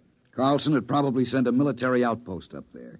Make a clearing, build a fort, maybe a town, and then he'd try to get people to come and live in it. It won't work, though. They'll want to know why the planet had to be colonized that way. Why wouldn't the civilian colonists stay? Rod, this may surprise you, but I agree with you. But not because of your fancy psych profiles and emotional mathematics. A free people will not willingly move into a military township. Rod, you a gambling man? I told you, I'll pay for the drinks. No. I mean, would you take a 50-50 chance if the colony had a chance of working out? I guess so. It's better odds than I'd give at the moment. All right. You're on. Now, wait a minute. What are you talking about? Never mind. Here, look. I take 3 matches in my right hand.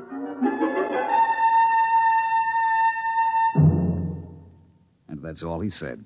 I found out a week later what was going on when I was called on the carpet by General Carlson. And as I understand it, this plan of Mr. Jameson's was smothered in your office because of professional jealousy, Mr. Jameson having no degree in psychology. Is that what he told you? Mr. Workham, I'm very busy. I have a conference with Mr. Jameson in exactly 7 minutes.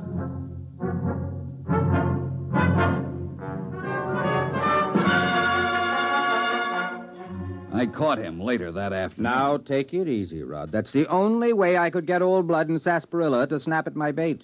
If he thought you were sitting on an idea, he was bound to grab it. You know he dry-docked me for 6 weeks. Go fishing. Have a good time. When you get back, I'll have my little swindle going full blast.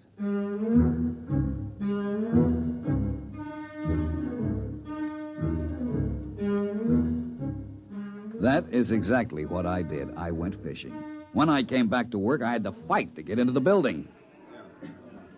Hey, who you pushing? I work in here. Yeah, line bucker. What do you mean? You're gonna wait your turn like the rest of us. What's going on in there? What, are you kidding? This is the volunteer office. Where have you been? Volunteer for what?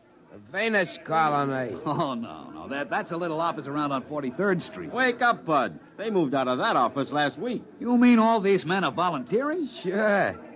Hey, you got a bottle on you? Bottle? Anything. A little California seaweed juice, maybe. I ain't fussy. Are you a trained farmer? Do I look like a hayseed? Technician? Mechanic? Listen, Buster.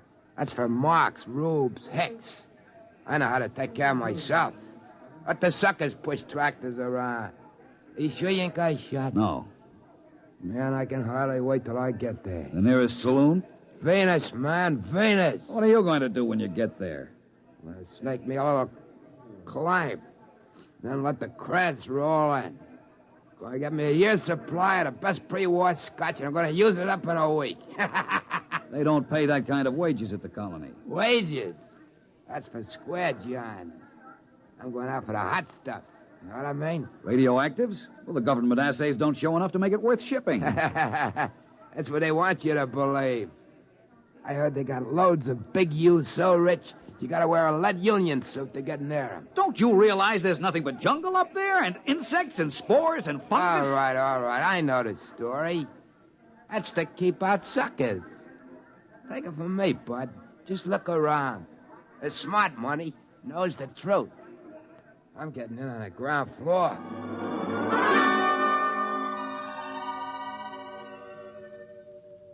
Jameson, you irresponsible idiot! Ah, Rod, how are the fish? I know what you're doing, and I won't put up with it. You've told those dupes down there they can get rich on Venus. Well, they're volunteering. And I suppose you think if you get enough of them, you'll find what you want. But have you looked at them? Crooks, gangsters, bums, hobos, drunks, and I don't know what. They are a little picturesque, aren't they? Well, you've got recruits, all right. But what kind of a society are you going to start with them? Rod, you're not being just a teeny-weeny bit snobbish, are you? Look, this isn't a joke. I don't care who goes as long as they meet some standards. But to make a decent place, you need decent people, morally clean and healthy. And to think this is a man I have seen playing stud poker. You've got a collection of bums and alcoholics and criminals. Probably half of them are wanted by the cops. You've got to stop.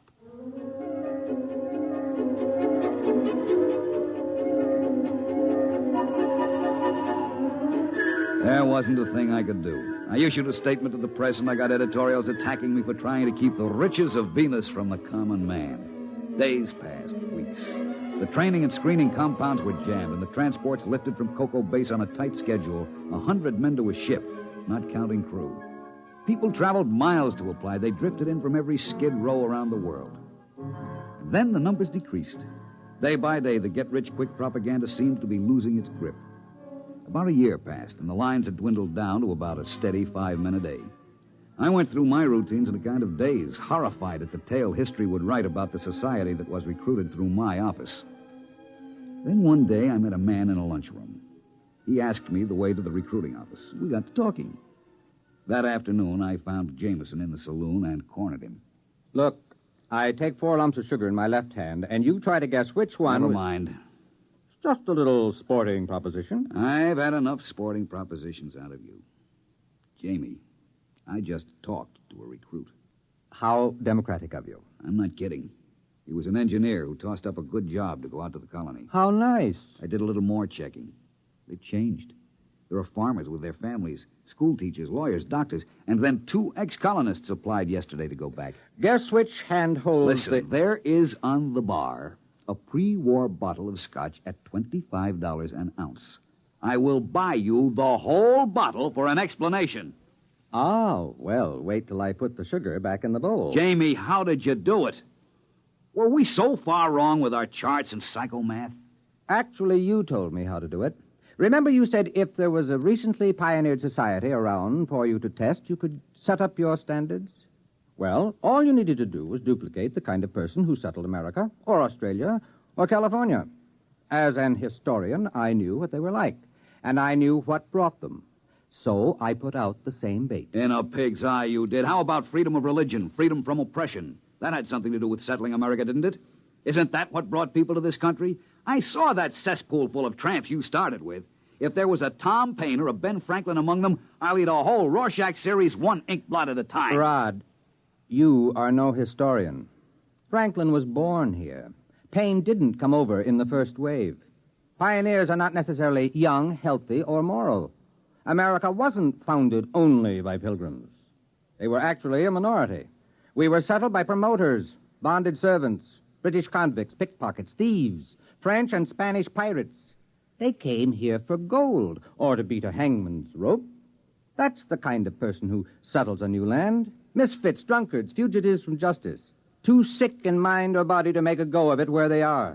But what kind of society will they make out of it?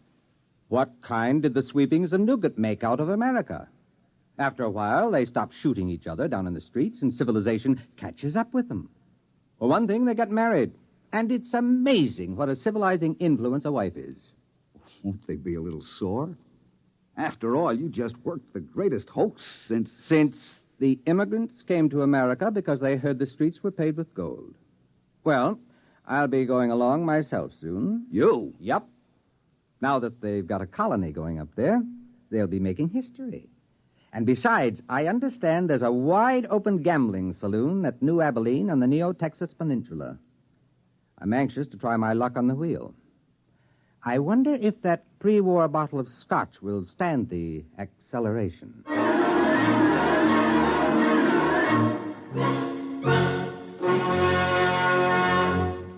Fred Collins again, and I'll be back with a word about X-1 in a moment. This is Bob Haynes speaking to you from somewhere in the Caribbean. I am aboard a UDT personnel landing craft. That's the Underwater Demolitions Team. We are right now on our way out to rendezvous with United States submarine Sea Lion. Monitor took you there. Some men go over Niagara Falls in a barrel. Some people sit on top of flagpoles. But we have a man by the name of Rajah Phillips from India who is buried alive right in the center of a furniture store here in Owensboro, Kentucky. And Monitor took you there. Big events, little events, offbeat events, comedy, music, news, and sports. They're all part of the top variety of entertainment Monitor brings you all weekend long. This is Frank Blair inviting you to join us on Monitor every weekend and Friday nights, too, on most of these NBC stations. You have just heard X-1, presented by the National Broadcasting Company in cooperation with Galaxy Science Fiction Magazine. Your announcer, Fred Collins. X-1 was an NBC Radio Network production.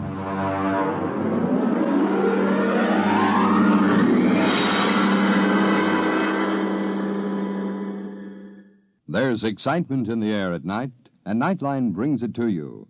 Hear Nightline with Walter O'Keefe, next on most of these NBC stations.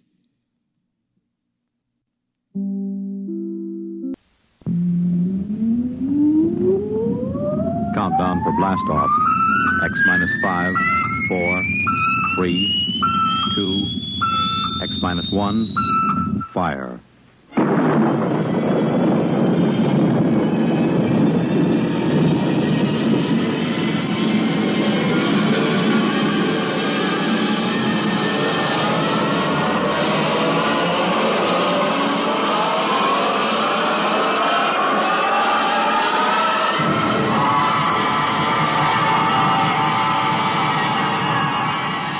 From the far horizons of the unknown come tales of new dimensions in time and space. These are stories of the future, adventures in which you'll live in a million, could be years, on 1,000 maybe worlds. The National Broadcasting Company, in cooperation with Galaxy Science Fiction Magazine, presents X minus 1.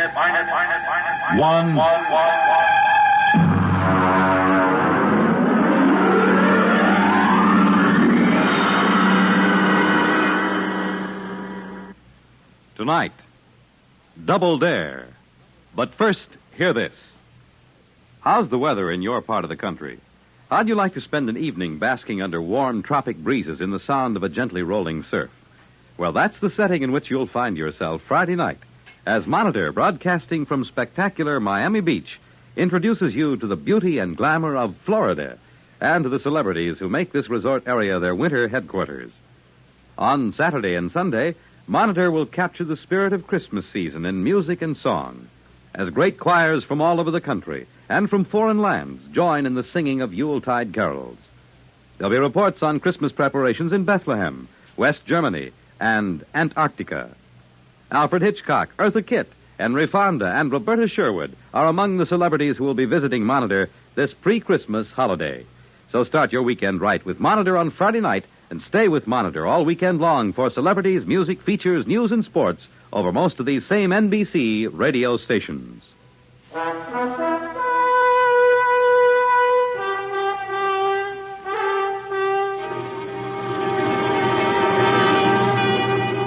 Now, X minus 1. And tonight's story, Double Dare. Our ship sat down on the planet Domerang right on schedule. Kermidge and I stood at the viewport and watched the big Domerangi official cross the field to our landing ramp. He was dressed in a bright yellow tunic, green-gray buskins, and was wearing a glittering jeweled diadem. He was walking in that ponderous way those people always walk. And it seemed like a long time before he actually reached the ramp and climbed into the ship. Welcome aboard. Greetings, gentlemen. I see you have come through the trip in fine shape. My name is Plovash. I'm your liaison while you are with us. My name's Marner. Pleased to meet you. And I'm Kemmeridge. Well, what happens now, Plovash? You have landed at a space port just outside our capital. I have come to take you to your quarters. We are providing you the finest accommodations our planet can offer. We want your working conditions to be of the best. Glad to hear it. The actual test will begin as soon as you wish. May I offer you good luck? Oh, we won't need it. It's not a matter of luck at all. It's brains. Brains and sweat. Very well. This is what you are here to prove. It ought to be amusing in any case, whatever the outcome may be.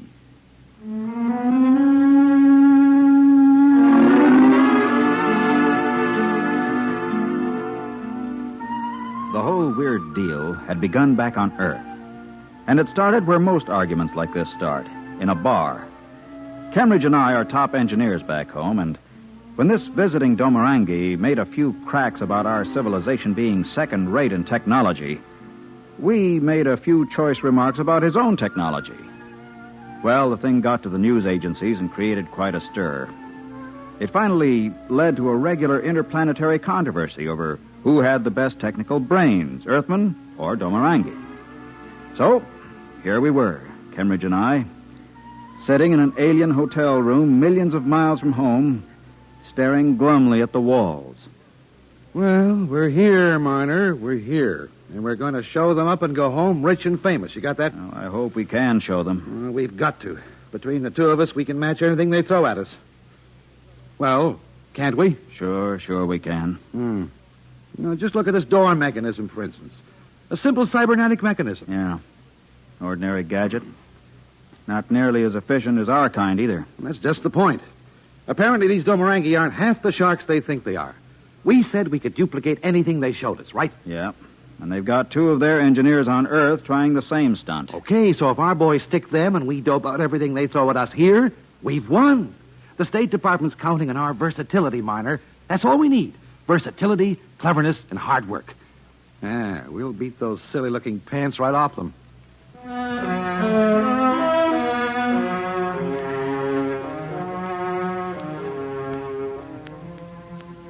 Cambridge always did remind me of a football coach talking to his players at halftime.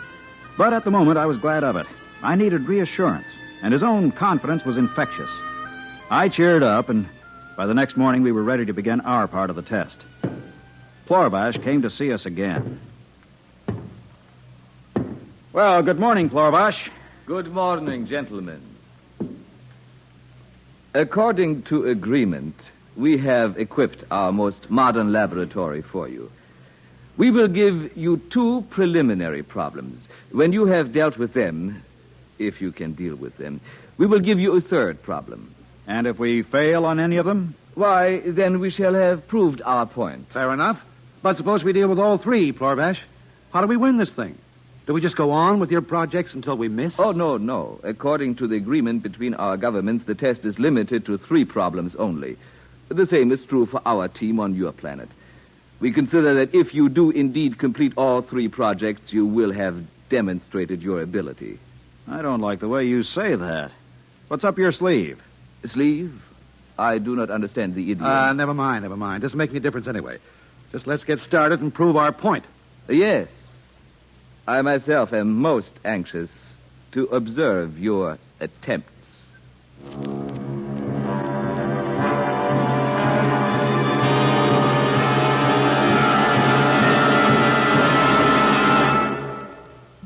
We return to X-1 and Double Dare in just a moment.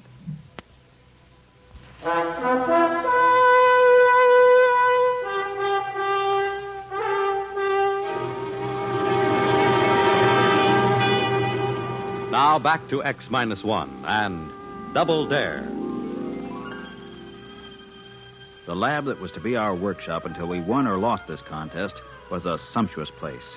The sort of research setup a sane engineer never even bothers to dream about. We stood there admiring it, Cambridge and I, while Plorvash waited for one of us to say something.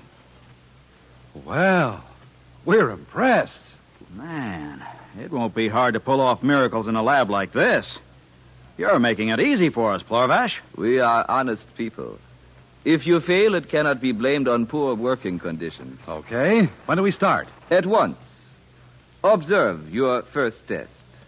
What, that little plastic bottle? The contents. It is a depilator. A bit rubbed on each cheek, and you do not need shave your beard for a week's time. Here is the bottle. Duplicate the product. But we're engineers, not chemists. Never mind, Miner, never mind. Okay, Plorvash, that's the first project. Give us the second at the same time. That way we'll each have one to work on. Two projects at once? Very well, gentlemen, as you wish. The second is a trap for small house pests. Oh, like our mouse trap, huh? Oh, I do not know your mouse trap. But this is a most ingenious device. Our house pests are color sensitive, and this trap flashes colors as a lure. To catch vorks, we use this. For flames, we activate this device.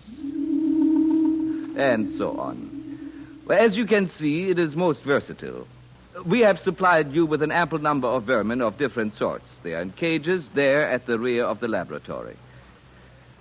I believe you have everything else you need. You mean this is all? Duplicate these two products, if you can. Okay. And we'll let you know the moment we finish. Yes. Do that. I didn't like the way he looked when he said that. There was a catch to all this somewhere. but I didn't have time to think about where it might be. Cambridge and I went to work on our project at once. It wasn't nearly as hard as it should have been. Within 4 days, we summoned Plorbosh back to the lab. Do you mean to say you have finished already? Naturally. Stay where you are, Plorbosh. I want to show you something. All right, Cambridge, activate the trap. Check. All right, stand back. I'm going to open the cages. Oh, no, don't. Those vermin, they'll be everywhere. Too late. Here they come. Oh, but you're mad. But they'll be everywhere. Close that door. Stand where you are and watch. You see? See that? But this is impossible. All running to the same place. Our trap. Look at that. They're in. Every last one of them. Remarkable. Yeah. We've improved on your model. We've built a better trap. Your model only deals with one species at a time. Ours handles every variety. It really is rather surprising. I suppose now you want to know about the depilator. That was easy, you know. With the equipment you gave us, chemical analysis is a snap. But I'm afraid we've improved on the original model here, too. You have? In what way? But used at the proper strength, this depilatory of ours can last indefinitely. The effect seems to be permanent. Indeed. This is a fairly impressive performance, gentlemen. You may be interested to know that your counterparts on Earth have also passed their first 2 tests successfully. Oh, well, good for them. So, it all depends on the 3rd test, then, huh? It does indeed. Shall we have that one now? Why waste time? Is that it? That thing on rollers that you've got covered up back there? Yes. Permit me to remove that cover. A machine of some kind. I recognize a type of piston valve, relays, tubes, rods. Let me plug it in for you. Here's the outlet. Now, I press the starting button. So. What does it do? Suppose you remove the plug from the outlet. All right. There. Hey, it's still going. Gentlemen, this is our power source. We use it for transportation and similar things. Duplicate it. This is your 3rd problem. Well, we'll give it a try. I shall be most interested in the results. Most interested. Good day. Cheers.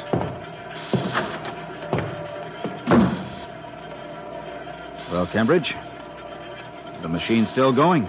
Yeah, I see. I wonder, can we build a perpetual motion machine?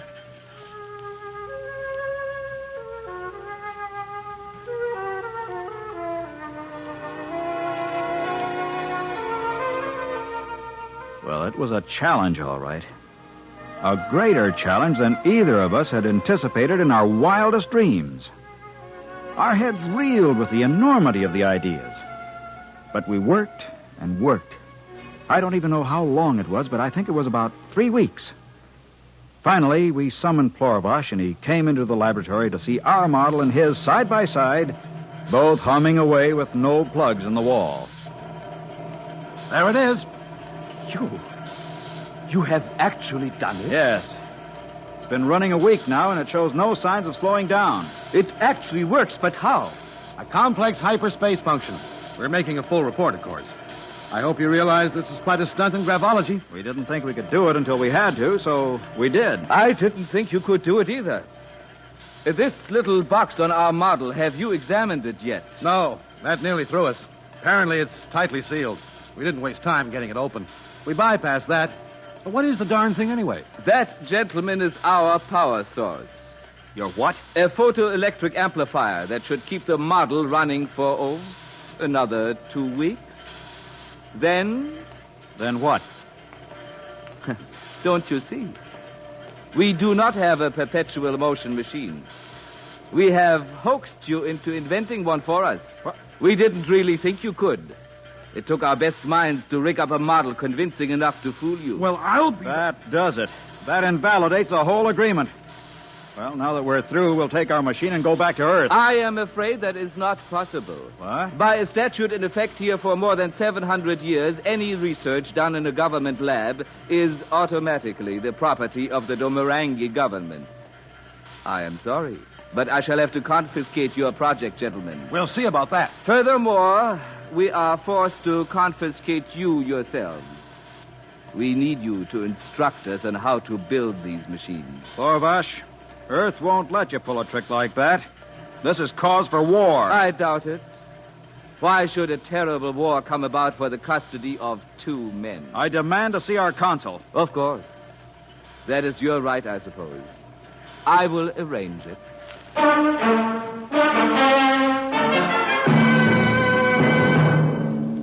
Well, there it was. Now that it was too late, I knew what the cause of my uneasy feeling was. The consul from Earth was a white-haired, sturdy gentleman with a ruddy face and a suave manner. He came to see us in our hotel room that same evening. Now, please, rest assured we shall make every effort to extricate you. Do you realize what immense scientific prestige you've given to Earth? Fat lot of good that does us now. Well, authorities on Earth have kept me informed on the progress of the 2 Domorangi. They got through the first 2 projects as easily as you 2 did. We already know that. What of it? Well, now, this is the delicate part of the whole affair. I hate to put it into words, but in fact, the people on the Earth end of this deal had much the same idea as the Domorangi. You mean another double cross? They put them to work on perpetual motion, too? No, not quite. They rigged up a phony anti-gravity machine and told them to duplicate it. Good night. What happened? Nothing yet. I'm told they're working on it very hard. Sooner or later, if they're at all as clever as you 2, perhaps they'll hit on it. You'll just have to be patient and sweat it out until they do, and we can make an even exchange. Well, of all the cockeyed situations, you mean we have to wait until they invent anti-gravity? Well, that's the general idea. In the meanwhile, as I say, I will insist that you be shown every courtesy here on Domrang. Well, they may never discover a workable anti-gravity. Then what happens to us? Wait a minute. Yeah? Minor. Yeah? You know anything about tensor applications and gravitational fields? What are you driving at? I'm thinking of the ideal lab setup they gave us. Do you think those 2 Domorangi on Earth would mind taking credit for someone else's anti-gravity theory if they were approached properly? Hey, that's right. They must be as anxious to get home as we are. Say, what in the world are you talking about? Consul, would you be above a bit of smuggling, diplomatic immunity and all that? Well, now, I don't know. We build the anti-gravity machine. You smuggle it to Earth and slip it to the Domorangi, then use it as a talking point for a trade. Well, what do you say? Well, I admit, it does seem the only way out. Very well, gentlemen, I'll do my very best. But there seems to be just one hitch. What's that? You still have to invent that anti-gravity machine. Oh, we'll invent it all right, because you see, we have to. Come on, Cambridge. Let's get to work.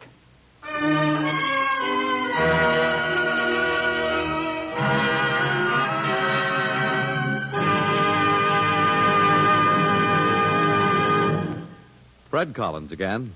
I'll have another word about X-1 in just a moment.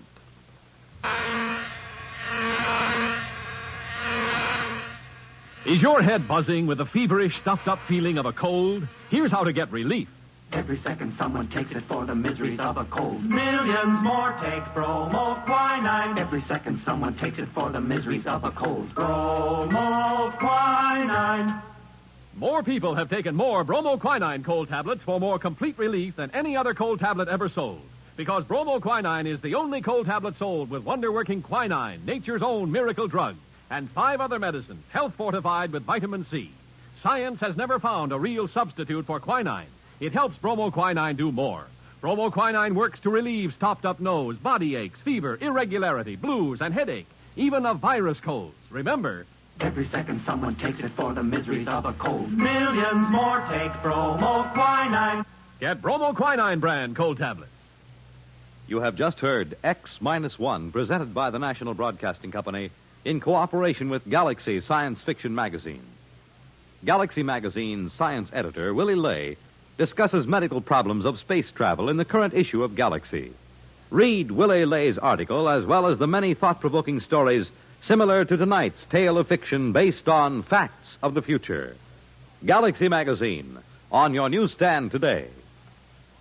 Tonight, X-1 has brought you Double Dare, a story from the pages of Galaxy, written by Robert Silverberg and adapted for radio by William Welch.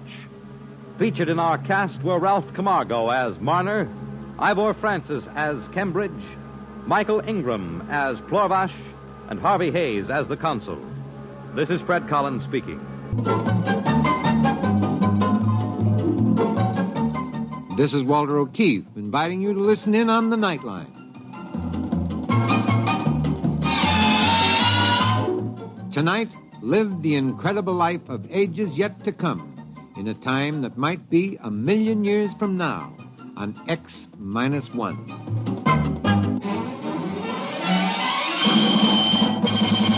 Now, an incredible story of the world beyond. Countdown for blast-off. X-5, 4, 3, 2, X-1, fire.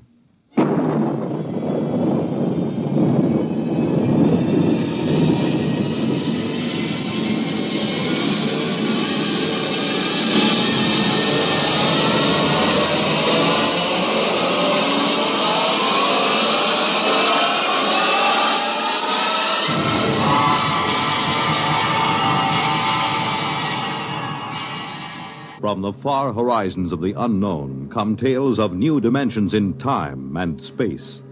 These are stories of the future, adventures in which you'll live in 1,000,000, could be years on 1,000, maybe worlds. The National Broadcasting Company, in cooperation with Galaxy Science Fiction Magazine, presents X minus 1.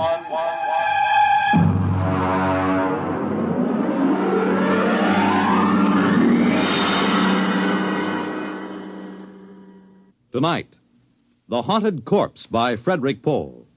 But first, hear this.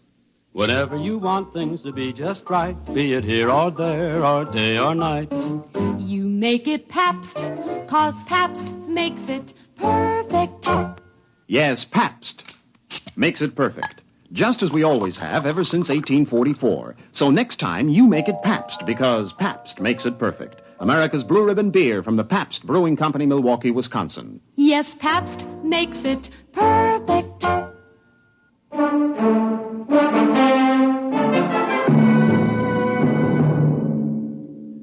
Now, X-1 and the story of The Haunted Corpse. We moved in at 0800.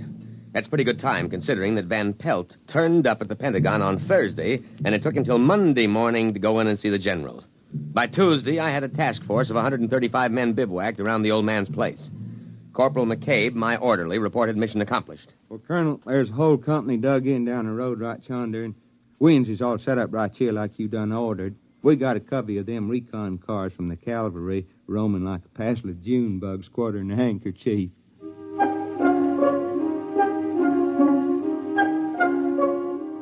McCabe isn't very bright, but he's loyal. Well, about 9 in the morning, the old man woke up. I suppose the firing at the auxiliary pistol range I set up got him out of bed. Get out of here. Go on, you. Get those trucks off my lawn. Get out! Dr. Horn. Oh, what is this, the Boy Scout Jamboree? Are you the scoutmaster? Dr. Horn, I am Lieutenant Colonel Windermere, sir. My orders are to establish a security cordon about your laboratory. A what? Here you are, sir, my copy of your orders. What the devil is this nonsense? You will see they are signed by General Follansby himself. I know. That sniveling rat Van Pelt. He went to the army, is that it? That mountainous, ungrateful tub of rancid lard went crawling into Washington and ratted to some tin soldier. Sir, General Follansby is not a tin soldier. Is that it? Did Dick Van Pelt come to you with some cock and bull story? The chicken-livered, worm-eaten, misbegotten offspring of a... Dr. Horn, the general asked me to give you his personal assurance that we will not interfere in your work here. But I'm sure you understand the importance of security. Now, you listen to me. The Horn effect is my personal property, not the government's or the Army's. What is this, creeping socialism? Sir, security. My orderly isn't cleared. Oh, that don't make no never mind, Colonel. I don't rightly grasp what he's saying nohow. McCabe, report to my tent. Oh, just when it's getting interesting. Now, Dr. Horn, I want you to know that I'm here to help you. If there's anything you want, just ask me. If you want to go into town, that can be arranged. Of course, you'd better give us 24-hour notice so we can clear the streets and check out all... Young man? Yes, sir. You may go to the devil.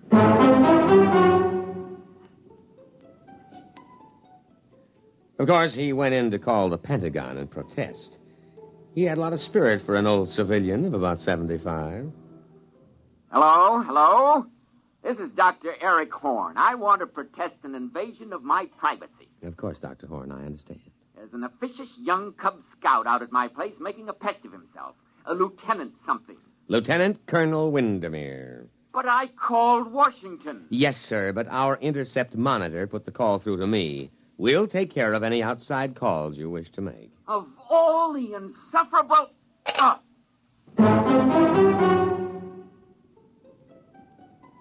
At about 0600 the next morning, I ran a surprise full-scale inspection and simulated infiltration. Hey, look there! You trigger-happy idiots! It's me, McCabe! I'm dissimulated! You hear?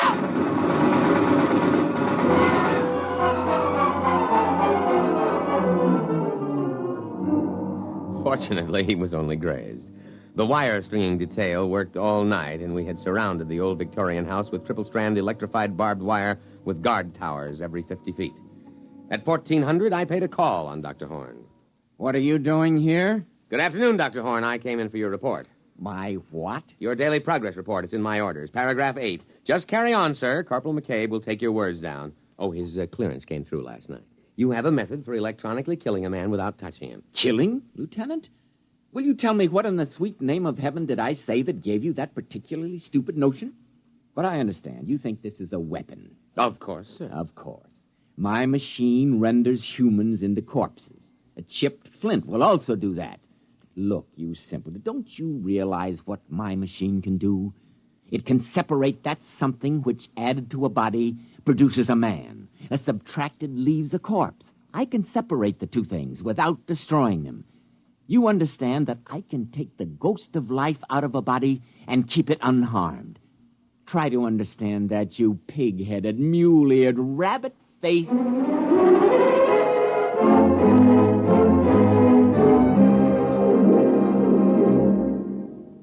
You're listening to The Haunted Corpse, tonight's attraction on X-1. You know, the property value of your home depends on the well-being of your community and your neighborhood, on things like good lighting for your streets, accessible parks and playgrounds, and cleaning up slums. And what others are doing, you can do. In Michigan, a city group launched Operation Bootstrap to rehabilitate houses, clean up slums, and interest everyone in better living standards. In Pennsylvania, a local real estate board surveyed every property in town, got 500 improved and 50 hopeless slums torn down. So help clean up slums and keep up your own home as well. To help keep your community sound, get into Action. Action is a national organization designed to help you protect the well-being of your community. For free information on your particular problem, write to Action, Box 20, Radio City Station, New York 20, New York.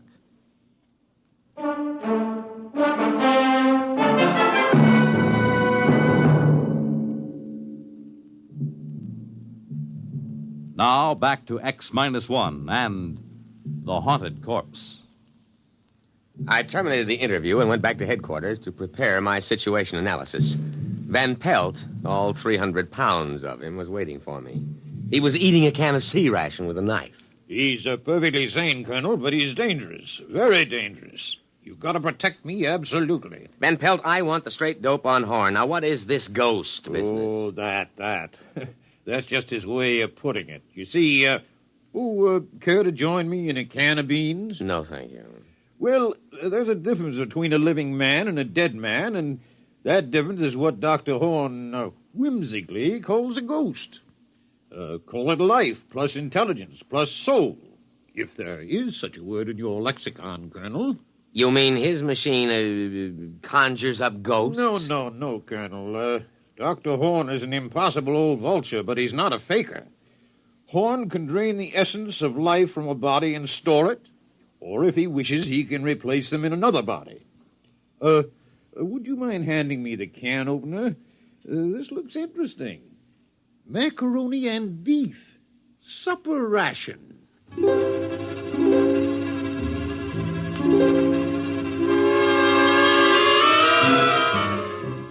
Well, so he had a machine that could take a mind out of one body and put it in another body. Well, why didn't he say so straightforwardly instead of beating around the bush like a civilian? Of course, he was a civilian, which might explain it. Next morning, I went to the laboratory with Corporal McCabe and insisted on a demonstration. All right, this way, gentlemen. Please, Corporal McCabe is an enlisted man. At this pole, we have a Cocker Spaniel. And over here, a Rhode Island Red. That's a right perky-looking chicken, Doc. If you will kindly stay clear of the terminal areas, I will activate the field. What's happening? The field is vibrating at the cycloid rate set on the crystals. All right, it's ready for discharge. Now.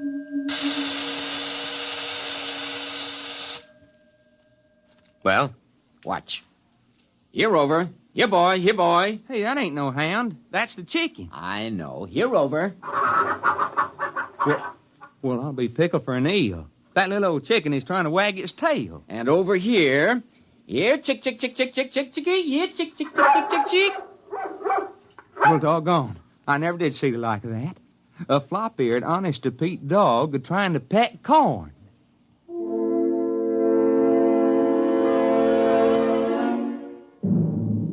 I had a private conference with the old man later. Under Section K of my security regulations, I moved on my own initiative. Well, Lieutenant? Lieutenant Colonel, there is a slight difference. Well? Now, can you do this with people? Indeed I can. But the silly laws covering these things, they won't let me. I've tried.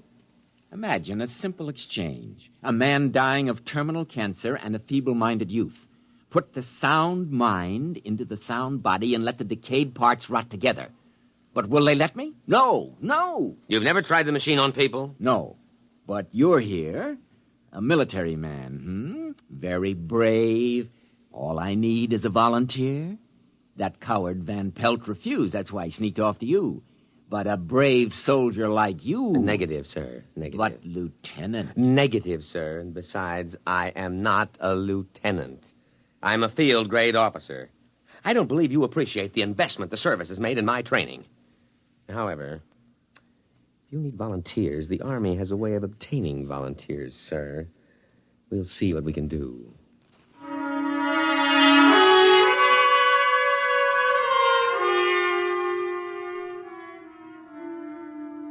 Actually, it was easy.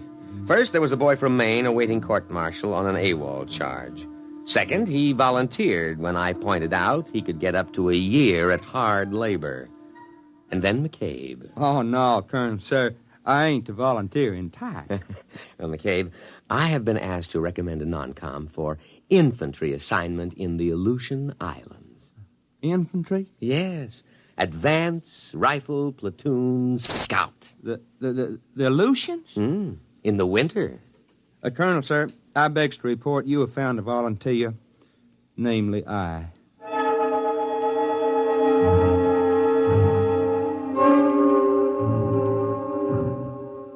Dr. Horn had arranged the terminus of the machine poles to be tapped into metal helmets which were adjusted on the heads of the two men. This here reminds me of playing left tackle. Ready, Lieutenant? Ready. But, Colonel, sir, maybe I better not try this. Well, I mean, I cancel my GI insurance. The Aleutians? Yes, sir, Colonel, sir. Well, goodbye.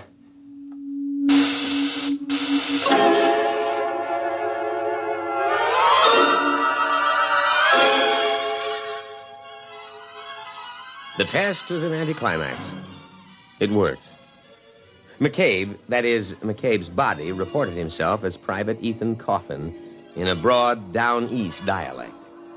I had Horn switch them back, and then I went back to my tent and put through a call. Crash priority. General Fallins be on a scrambler circuit, Colonel, sir. All right. Now leave, McCabe. This is top secret. They don't never tell me nothing. I swear it's worse than grade school. Now, General... Colonel! Colonel! Van Pelt, what's the idea of barging in? I'm making a top secret You call. didn't let Horn make his test. You didn't... Now, out, Van Pelt, out. But that's all he's been waiting for. You gotta listen to me. McCabe! Colonel! Escort Mr. Van Pelt out.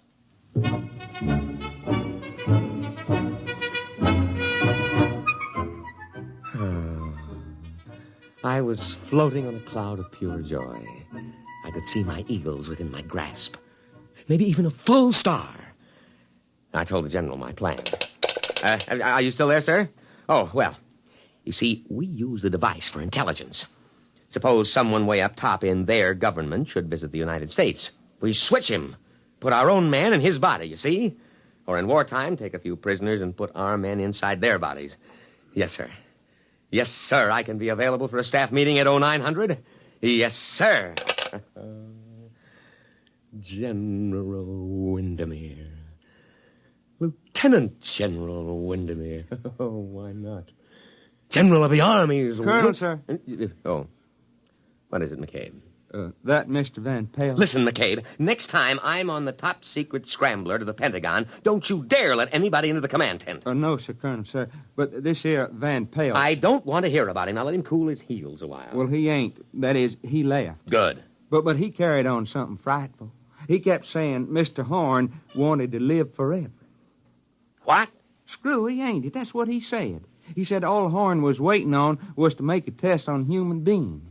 He said that he's going to grab the first man he runs into and steal his body. I think he is drunk or something. McCabe, call a condition red alert. Well, what for? Don't argue. Oh, never mind. You go up to the laboratory and take Dr. Horn into custody. I'll give the alert. Now move.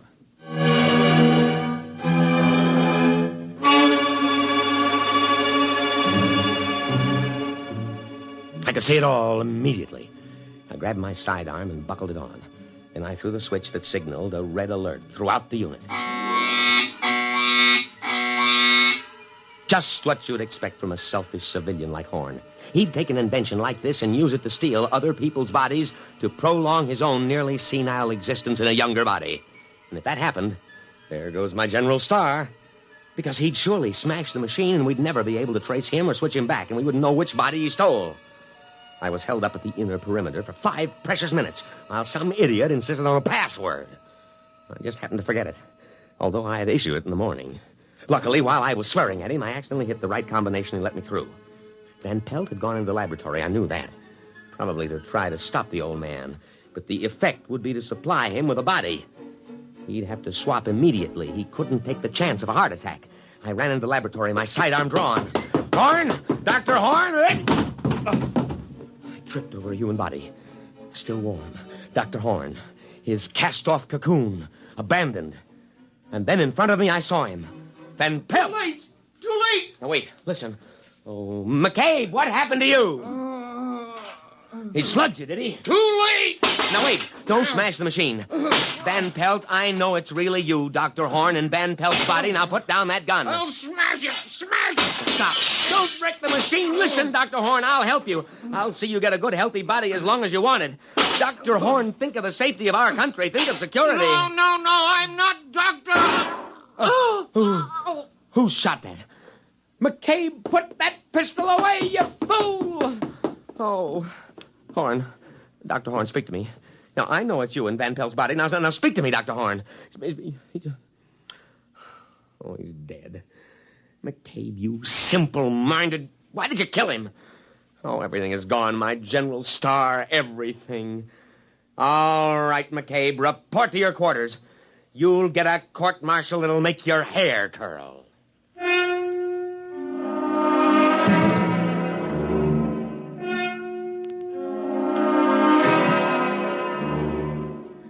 I sat there in the wrecked laboratory, and I almost cried. Everything gone, the machine, the brilliant mind that knew its secret. I looked at the corpse of Van Pelt that held the mind of Dr. Horn before that idiot McCabe had put a bullet through the brain and killed both. I could almost feel cheerful as I thought of the court-martial to come. It was at that moment that Sergeant O'Hare came in to tell me that McCabe wanted me on the telephone. I picked it up and waited to hear the miserable rat crawl and plead for mercy. Colonel, sir, this here's Corporal McCabe. McCabe, there is no use pleading for mercy. I trust you have managed to find your quarters. You're under arrest. That's what I thought. I don't think I'll stay for the court-martial, Lieutenant. They bore me. McCabe, But the voice. Dr. Horn. Precisely, Lieutenant, precisely. Goodbye now. If a body meet a body coming through the... Goodbye, Lieutenant. Thanks for the body.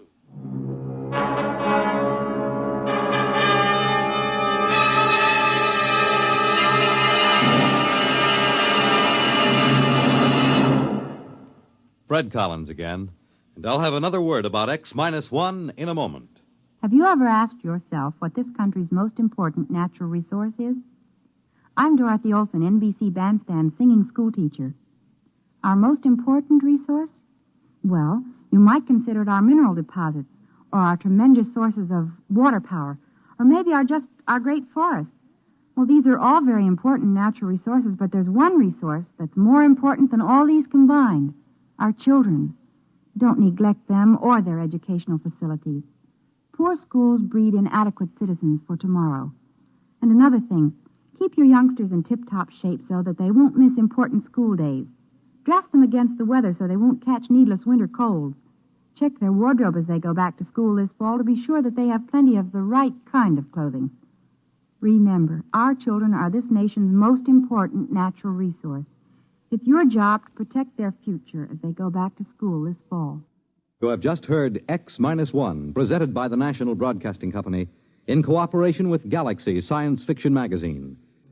Your announcer, Fred Collins. X-1 was an NBC Radio Network production.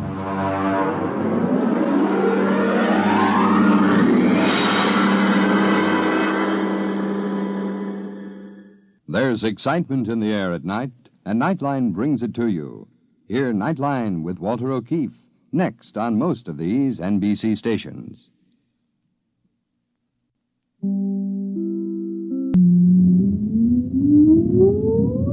Countdown for blast-off. X-5, 4, 3, 2, X-1, fire.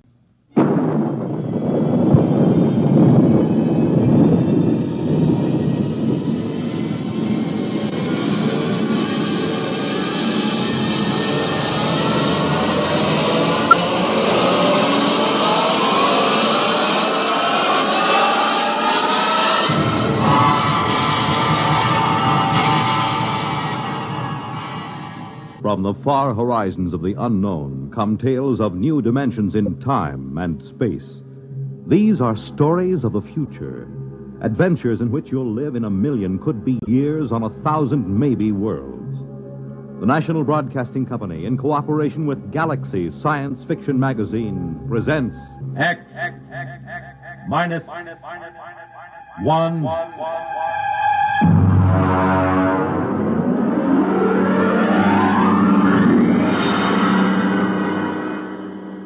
Tonight, At the Post by H.L. Gold.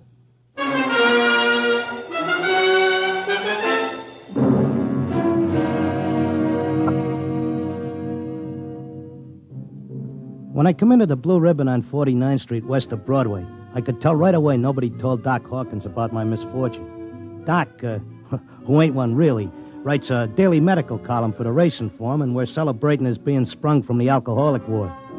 He got one look at me, and he choked on a piece of gefilte fish. What happened? What happened? Look at that. Clocker's become a character. Now, lay off, Doc. Look at that, a gray flannel suit, a black tie. Clocker, where is your purple and green check sports jacket? Where are your two-tone suede shoes? Why, you've become a character. That was Zelda's idea. She wanted to make a gentleman out of him. Wanted to? Why, you two kids got married just before they took my snakes away. Don't tell me you've fit already. You don't know, Doc? No. What happened? Well, it was right after you tried to take the warts off the fire hydrant that Zelda started hearing voices. It got real bad. How bad? Well, she's at Glendale Center upstate. I just came back from visiting her. Well, did the psychiatrist give you a diagnosis? Yeah, I got it memorized. Catatonia dementia precox. Oh, rough. Very rough. The outlook is never good in such cases. Maybe they can't help her, but I will. Now, Clocker, you're a race handicapper. You run the best tip sheet on Broadway. But people are not horses. You've got to think of your public. For instance, what's good at Hialeah, huh? My bar bill is about to be foreclosed, and I can use a long shot. Those couch artists don't know what's wrong with Zelda. I do. You do? Well, almost. I'm so close I can hear the finish line camera clicking. Now, that's very interesting. Perhaps we can collaborate on an article for the Psychiatric Journal. All right, look. Look at these charts. Look, here. Huh? I use the same system I used to dope the races. Look, Zelda's got catatonia. She used to be a hoofer before we got married, and now she does time steps all day. Stereotype movements are typical of catatonia. You don't get it. She does time steps. The first thing you learn in hoofing, over and over. 10 or 15 hours a day. And she keeps talking like she's giving lessons to some jerk kid who can't get it straight. And I hear when these catatonics pull out, they don't remember much or maybe nothing. Protective amnesia. They work harder and longer at what they're doing than they ever did when they were regular citizens. And they don't get a red cent for it. I beg your pardon? I said they were getting stiffed. Anybody who works that hard ought to get paid. I don't understand what you're getting at. What are they knocking themselves out for if it's for free? Doc, I tell you, I miss that mouse. I gotta save her. She can't see or hear us, but she can sure see or hear something. And I'm gonna dope her. Clarker, it's too much for you. Too much for me, huh? Who was it said Warlock had turned into a dog in his third year? Who was it had 7 winners the opening day at Belmont? You take my word for it, Doc. I'll beat the schizophrenia handicap.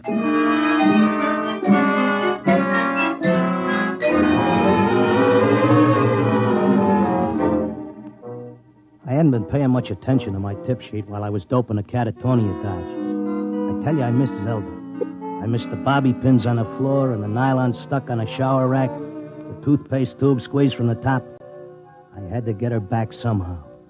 Next day, I took a cab and went out to that place. I sat in the room and watched her dance. Oh, it was something. Because Zelda was worth watching, even with her eyes blank and her feet shuffling through that simple time step. Mr. Locke, visiting time is almost up. All right. Zelda.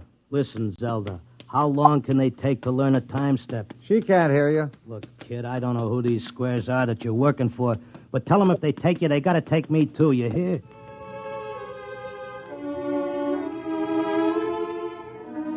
I had an idea now. I had a dope that Zelda was showing them how to dance, whoever they are. And the only way I could spring her was to find out who was controlling her and what they were after. The first step was to get them interested in me, and what I know about racing, doping horses. So I stood there next to Zelda, and I started to talk. Now, the first thing you gotta figure is bloodlines. You take a horse, you gotta know back maybe 4 or 5 generations on both sides. Then you gotta know where the coat was foaled, what time of year, because all horses are 1 year old on the 1st of January. And there's confirmation, training. You take a horse with good bloodlines, break him in a spring on a hard training surface track, and the first thing you know, you got a horse with a shin splint. Or they may cover it up, but if you know it's there.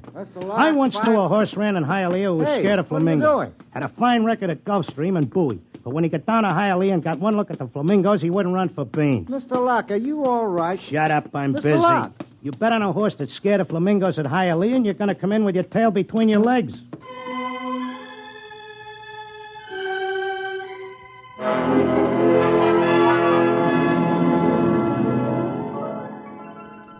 I kept coming back every day. I'd just sit there next to Zelda while she did a time step, and I'd talk about horses over and over. And then finally, I started to hear voices. Clocker! Clocker! This way, Clocker, come this way. This way, Clocker. Come on now, come with me. Like it was a fog, I could see the attendant in his white coat, asking me questions, and I couldn't hear him. I knew I just kept on talking about the horses. And then suddenly I wasn't there. I was somewhere else. I was in a big square, and the buildings looked like the new Roosevelt Raceway, all modern. Or maybe like the World's Fair. There were trees and statues, and there were hundreds of people standing around, and they all looked scared. There was a little man with bifocals and a vest with pins and needles in it standing next to me. He looked scared. But I knew it had worked. I was on my way to Zelda. How did I get here? Excuse me, mister. How did I get here? I don't know. I can't take time for pleasure trips. I've got a customer coming in tomorrow for a fitting. She'll positively murder me if her dress isn't ready. She can't murder you. Not anymore. You mean we're dead? Don't ask me, but I don't think you're dead. That much I can tell you. Some of the people in the crowd were complaining they had families to take care of, while others were worried about leaving their businesses. And they all grew quiet when a man climbed up on a big platform in front. He was a very tall and dignified guy, and he had formal clothes and a white beard like the chief mourner at a politician's funeral. Ladies and gentlemen, please feel at ease. You are not in any danger. No harm will come to you. If you will listen carefully to this orientation lecture, you will know where you are and why. What is it? I don't understand. It's a pitch. Friends, I know you are puzzled at all this. Now let me explain. You've been chosen, yes, carefully screened and selected, to help us in what is undoubtedly the greatest cause of all history. You will learn more about it as we work together in this vast and noble experiment. What experiment? What is it? I got it picked. This is a pitch. These guys are out for something. Smells like a con. Let me state this in its simplest terms. Now, you know that there are billions of stars in the universe and that the stars have planets. A good many of these planets are inhabited. In almost all instances, the dominant form of life is quite different from yours. I am not of your planet or solar system. I am not formed as you see me. My true appearance would seem to be rather confusing to human eyes. Nuts, get to the point. Truth is, we are not here, and neither are you. Here is a projection of thought, a hypothetical point in space, a place that exists only by mental force. Actually, our bodies are on our own respective planets. What's he saying? What does he mean? Wait, he'll give us the convincer after the build-up. Our civilization is considerably older than yours. For many of your centuries, we have explored the universe both physically and telepathically, and during this exploration, we discovered your planet. We tried to establish communication, but there were grave difficulties, and it was the time of your dark ages. And I'm sorry to report that those people we did make contact with were generally burned at the stake. Here it comes. He's getting ready to slip us the sting. Oh, I don't think you ought to say a thing like that about a fine, decent gentleman. He's obviously very sincere. The problem we face is that the human race is doomed.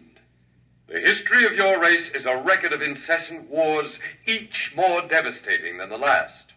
And now, finally, man has chained the power of worldwide destruction. The next war, or the one after that, will unquestionably be the end not only of civilization, but of humanity, perhaps even of your entire planet.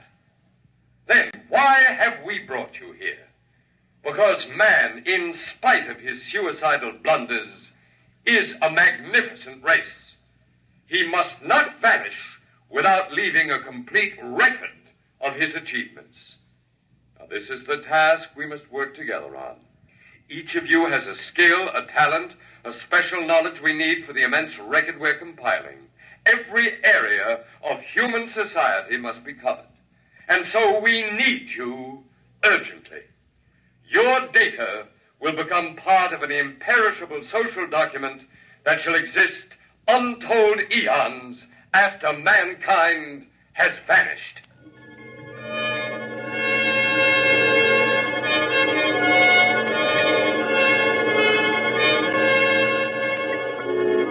Oh, he had a slick con. He had that crowd in the palm of his hand like a small-time grifter selling pearl necklaces on 6th Avenue.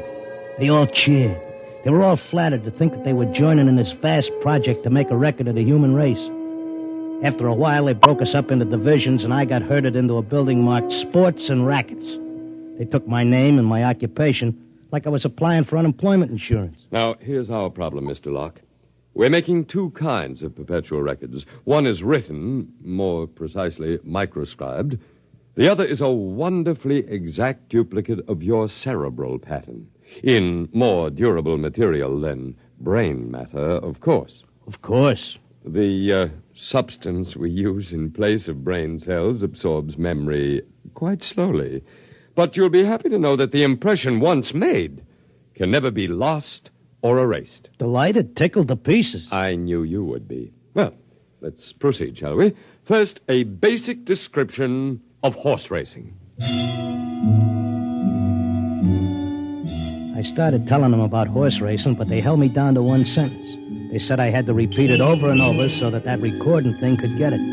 They had a picture of my body back on Earth lying in a bed in a hospital just saying that one sentence over and over again. Well, that's enough for today. Isn't it amazing?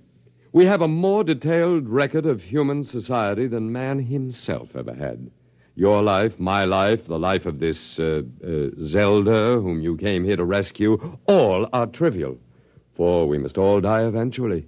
But the project will last eternally. You're telling me you know what I'm here for? To secure the return of your wife. I would naturally be aware that you'd submitted yourself to our control voluntarily. It was in your file that was sent to me by admissions. Then why did you let me in? Because, my dear friend, we also... Look, leave out the friend pitch. I'm here on business. As you wish. We let you in, as you express it, because you have knowledge that we should include in our archives. We hoped you'd recognize the merit and scope of our undertaking. Most people do once they're told. Zelda, too? Oh, yes. Yes, Zelda's extremely cooperative, quite convinced.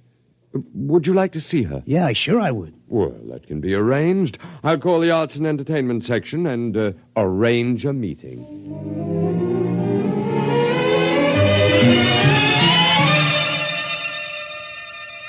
Zelda, baby. Clocker. Let's get out of here. Oh, hello, Clocker. Aren't you glad to see me? I spent months and shot every dime I've got just to find you. For sure I'm glad to see you, hon, but I can't waste any time. This work is so important. I want to talk to you. That con artist with the white beard said... isn't he wonderful, Clocker? Aren't they all wonderful? Regular scientists devoting their whole lives to this terrific cause. What's so wonderful about that? They could let the Earth go boom. It wouldn't mean a thing to them. Everybody wiped out, just like there never were any people. Not even as much record of us as the dinosaurs. Gee, wouldn't that make you feel simply awful? I wouldn't feel a thing. All I'm worried about is us, baby. Who cares about the rest of the world doing a disappearing act? I do, and so do they. They aren't selfish like some people I could mention. Selfish? You're darn right I am. Zelda, listen. I'm selfish because I got a wife and I'm nuts about her and I want her back. I have to help out on this project. It's the least I can do for history. History? What did history ever do for us? Go turn in your time card, baby. Tell them you got a date with me back on Earth. No, this is my job as much as theirs. More even. They don't keep anybody here against their will. I'm staying because I want to, Clocker. But, honey... Excuse me, I've got to get back. I'm teaching them the soft shoe now.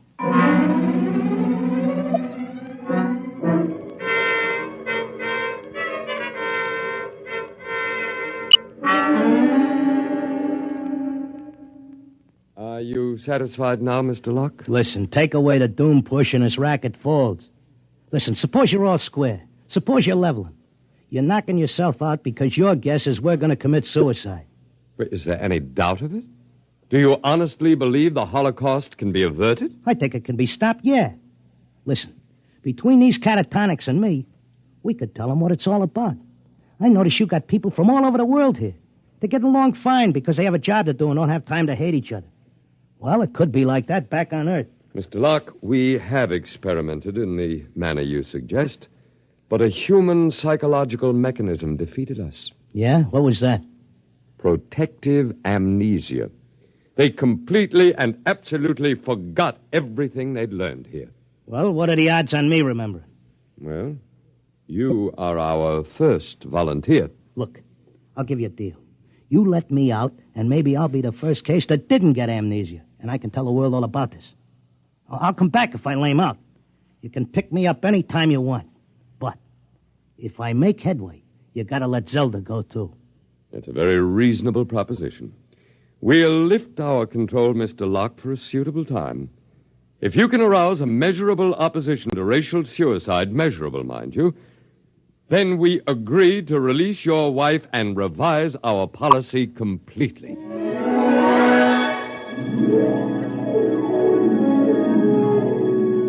I came to at Glendale. It took me about 2 weeks to convince them that I was all right again. But I had to convince the world that they were throwing a race and that they needed a saliva test. So I started to write it all out in my tip sheet, in and around the horses. Around that time, I ran into Doc. Clocker, my boy, you've no idea how anxious we were about you. But you're looking fit, I'm glad to say. Thanks. I wish I could say the same about you and the rest of the world. No need to worry about us. We'll muddle along somehow. You think so, huh?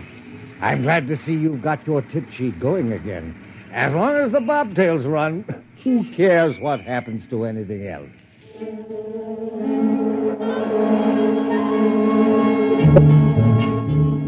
Of course, nobody listened to me. I had posters printed telling everybody.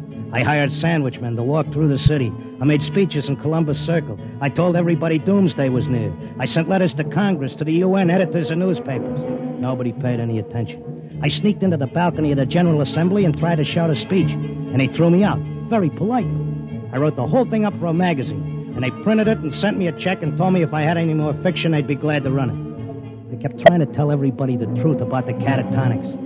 We ought to go to the hospitals and get ourselves let in and have the aliens take over and show us where we're going. But nobody would listen. And then finally, I went back out to Glendale. Oh, Mr. Locke, we were wondering when you'd come visit your wife. You been away? I want my old room back. But you're perfectly normal. Give me half hour alone, and you'll be glad to give me my room.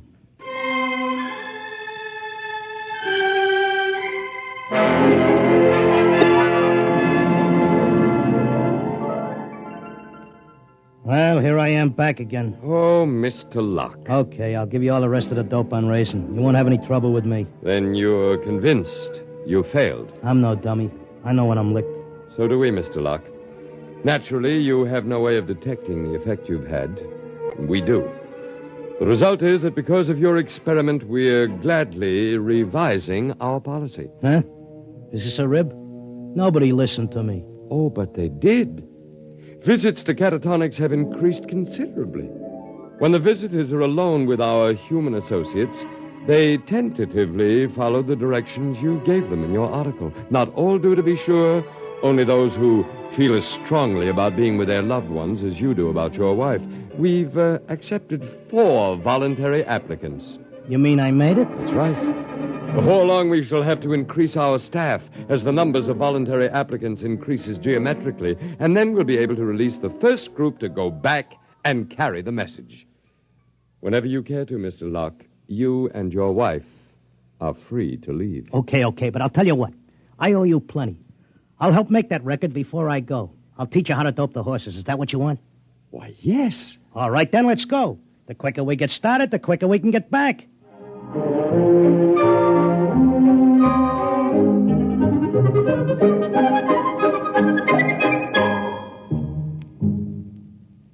You have just heard X-1, presented by the National Broadcasting Company in cooperation with Galaxy Science Fiction Magazine, which this month features A Touch of E-Flat by Joe Gibson, a story with a warning.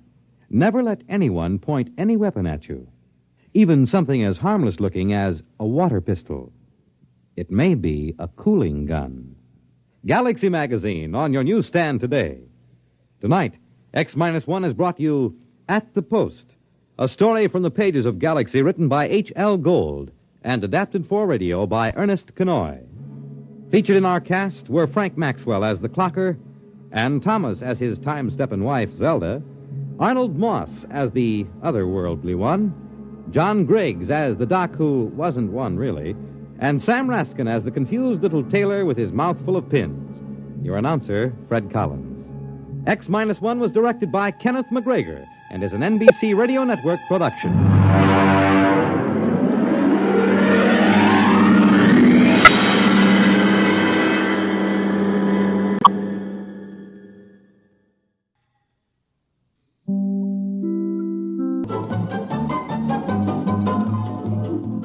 This is Nightline, your tie line to the world, and this is Walter O'Keefe. Tonight, a visit to worlds strangely different from ours, the world of the future, the world of X-1.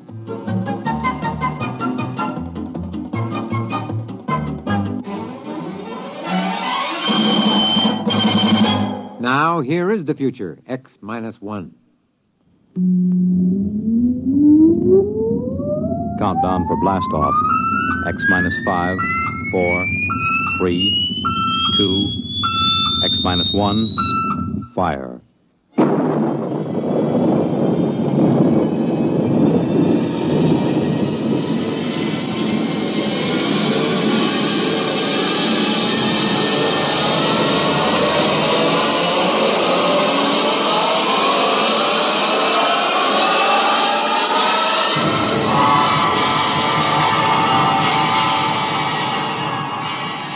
From the far horizons of the unknown come tales of new dimensions in time and space. These are stories of the future, adventures in which you'll live in a million, could be years, on 1,000 maybe worlds. The National Broadcasting Company, in cooperation with Galaxy Science Fiction Magazine, presents X minus 1.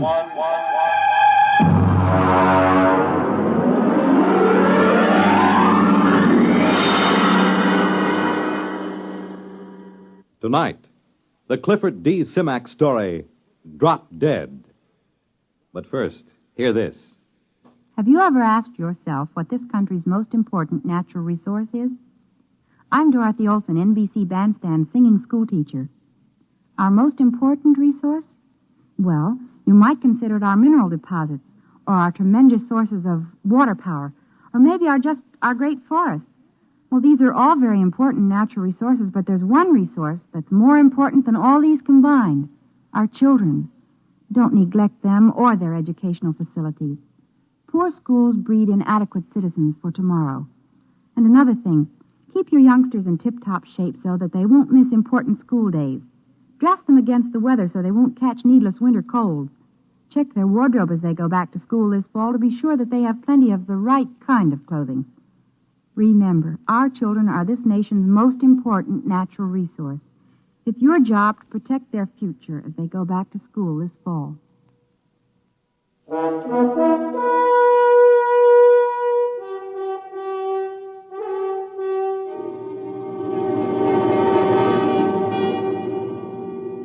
Now, X minus 1, and the story of an unbelievable planet. Listen to Drop Dead.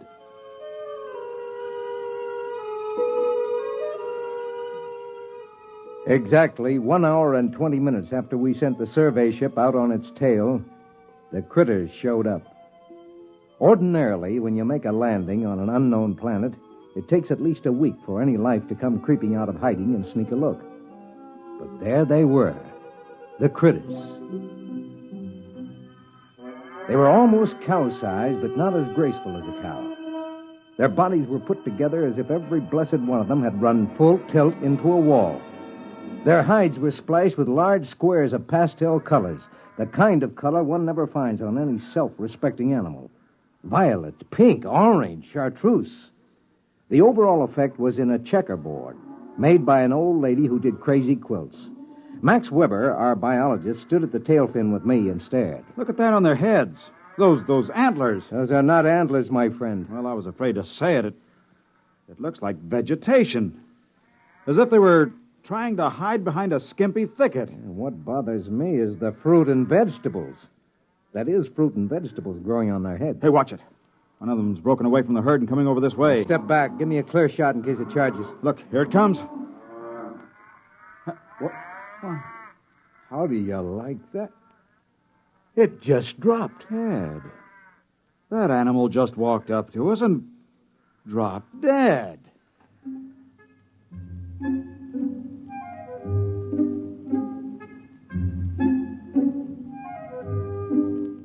We left the critter lying where it fell and started to set up camp.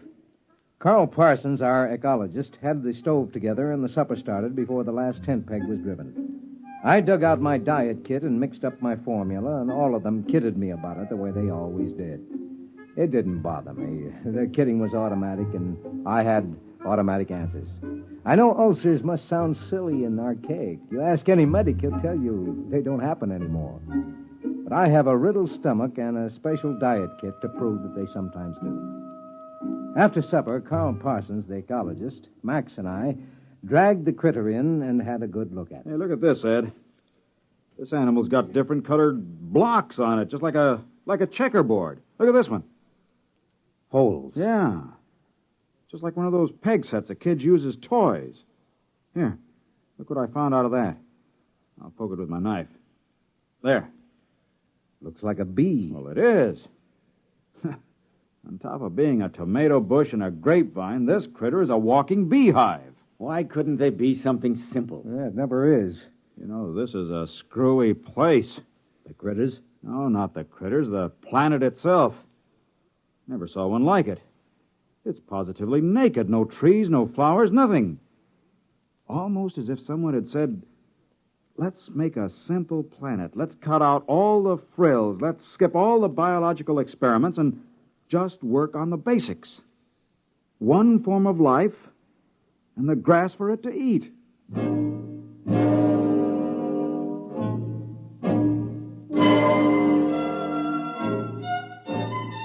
We unshipped the experimental animals, the rats, the zartils from Centauri, and the pumpkins from Polaris. The pumpkins made an unholy racket because pumpkins are always hungry. You just can't give them enough to eat. You turn them loose and they eat themselves to death. We got them all unshipped and set up under a shed in rows when Max walked up to me thoughtfully, chewing on a toothpick the way he always did. Ed, there's something wrong. Yeah, what do you mean? There are no insects here. I wandered around, laid down in a dozen different places. It stands to reason a man should find some insects if he looked all morning. It is natural. What about the bees? What bees? Well, the ones that were in the critter. Didn't you see any? No, I didn't get close to any critter herds. Birds? Not a one. Oh, I was wrong about the flowers. The grass is tiny flowers. For the bees to work on. Very neat, isn't it? I'm not so sure.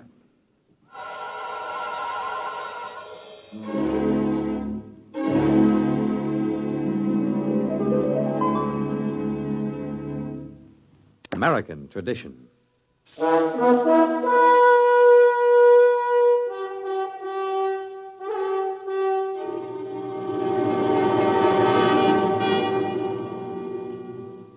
Now back to X-1 and the Clifford Simac story, Drop Dead.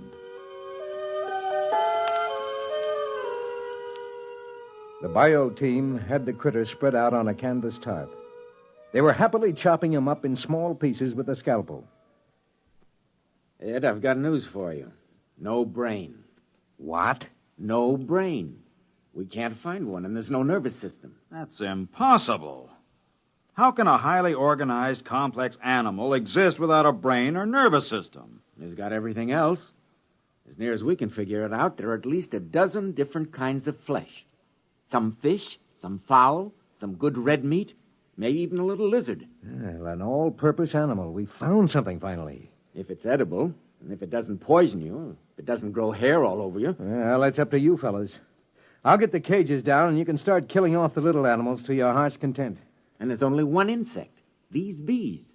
And we never see these unless we're near a critter herd. And no birds, no fish in the water. Not even a single-cell paramecium. Yeah, I was talking it over with Max. You know, I'd give my right arm to hear a cricket or a mosquito or even a hornet. This is the strangest thing we've... Hey, Max, what are you chewing? Toothpick. That's no toothpick. Spit it out, spit it out. That's grass. I don't know. I must have just picked it automatically to chew on. Just a habit, I guess. Well, go on with the report. Well, it's a walking filet mignon. That animal is an all-purpose for sure. It lays eggs, gives milk, and has 6 different kinds of red meat. Makes honey, 2 kinds of fowl, 1 of fish, and a whole lot of others we can't identify. Then, of course, the bacteria. And what about the bacteria? The critters swarm with them. And all of them the same. You know, it normally takes 100 different kinds of bacteria to make the metabolism work. But here there's only one. It must do all the work of the 100 other species do. I wouldn't be surprised if that's the brains and the nervous system you couldn't find with your knife. The bacteria doubling in brass for both systems. The whole place balances. Nature's never static, never standing still. But here on this planet, it's standing still. Where's the competition? Where's the evolution? It's as if long ago all these life forms said, let's quit this feuding, let's get together, let's cooperate. Symbiosis. Well, we need another critter to work on. I'll bet you we get it.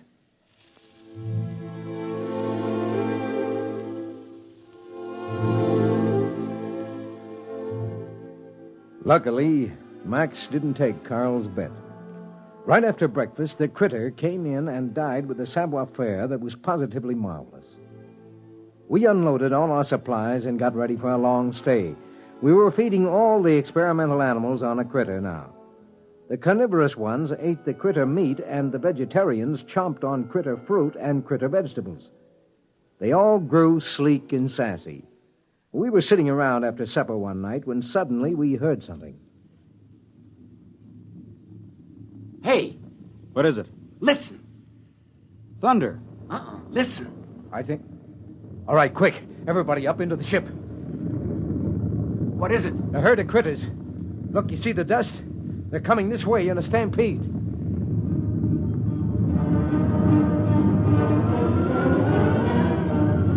We swarmed up the ladder and tumbled into the port. Below us, the stampeding critters went grinding through camp. There seemed to be millions of them. They came pouring past for almost an hour.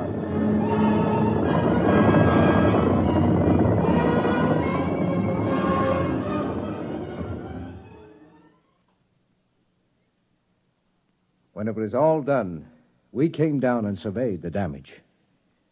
Well, the animals are safe. They were under the tail fins. Everything else is gone. Tents carried away. Food supply is gone. How about the emergency rations in the ship? I had to move them down to the supply tent so they'd be handy. They're gone, dashed into the mud. Well, even if we lifted ship immediately, it's at least 7 weeks to the nearest contact point.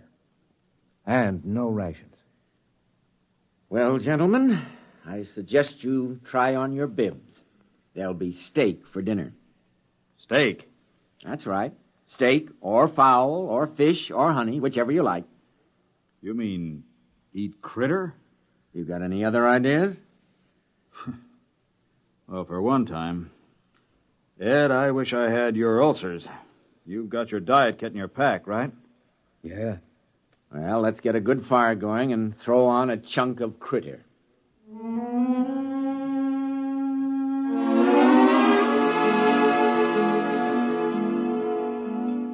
The crew ate about a critter a day. They didn't seem to mind. Just at breakfast time, one would walk in and keel over. The crew ate like there was no tomorrow. I waited for them to break out in a rash or start turning green with purple spots or grow scales or something. But nothing happened. They felt better than they ever had. But then one morning, Max Weber turned up sick. Well, gentlemen, I've just taken a sample of my own blood. How do you feel? Lousy. I'm loaded with bacteria, critter bacteria. I've checked some of the others. They've got a lower count than I have. Well, that figures. You got a head start. No. The rest of them have just been eating critter for a week. Hey, remember the day you ran out of toothpicks and took to chewing on a grass stem? Yeah. Well, we can't stop eating critter. It's all the food we have. Well, we might stop eating critter now. And there's my diet kit. We might make it home. Your diet kit wouldn't last us 3 days. I took a blood sample on the test animals. They've got a bacteria count almost as high as mine. Well, it doesn't make any difference. We still have to eat critter. We haven't got any choice.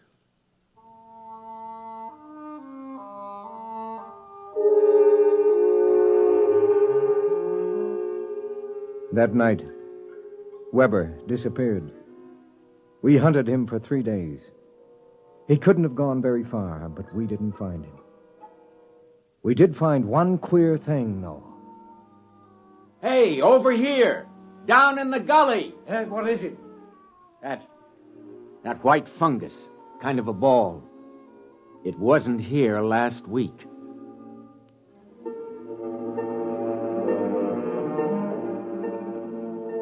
We couldn't find Weber. And then about 4 days later, Carl woke me up. Ed, get up. Get up. What's the matter? The animals, the test animals. They're encysting. They're turning into cocoons or chrysalis or something. What? All of the test animals, the guinea pigs, the dogs, they're turning into white fungus balls. Carl, the ball we found out in the field. Weber. Max Weber. It's got to be.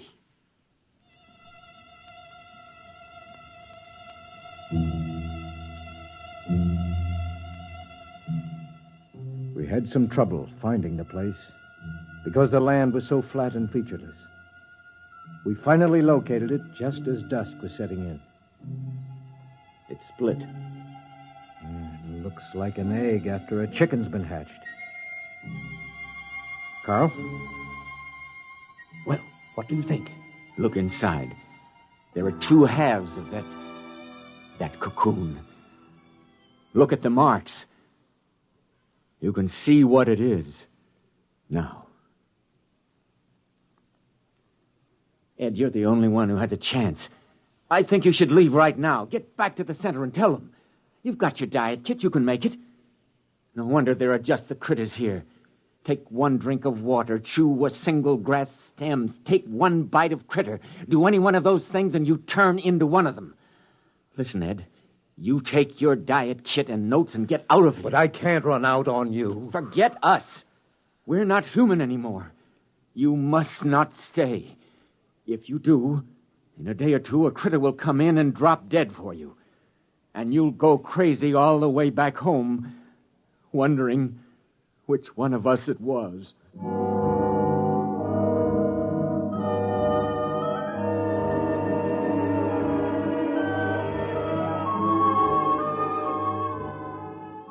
I walked slowly over to the ship, and I stood at the foot of the ladder, holding the notes and the diet kit against my chest. I thought of all the things we'd been through together. The crew, how they'd always kidded me about the diet kit. I thought of almost 10 years eating that awful goo, and that I could never eat like a normal human because of my ulcerated stomach. Maybe they were the lucky ones, I told myself. If a man got turned into a critter, he'd probably come out with a whole stomach and never worry about how much or what he ate. The critters never ate anything except the grass. But maybe, I thought, that grass tasted just as good to them as steak or a pumpkin pie would taste to me.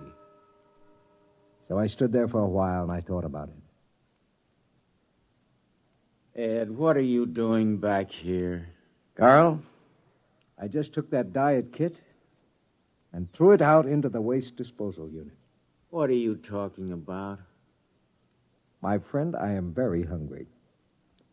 What have you got for supper?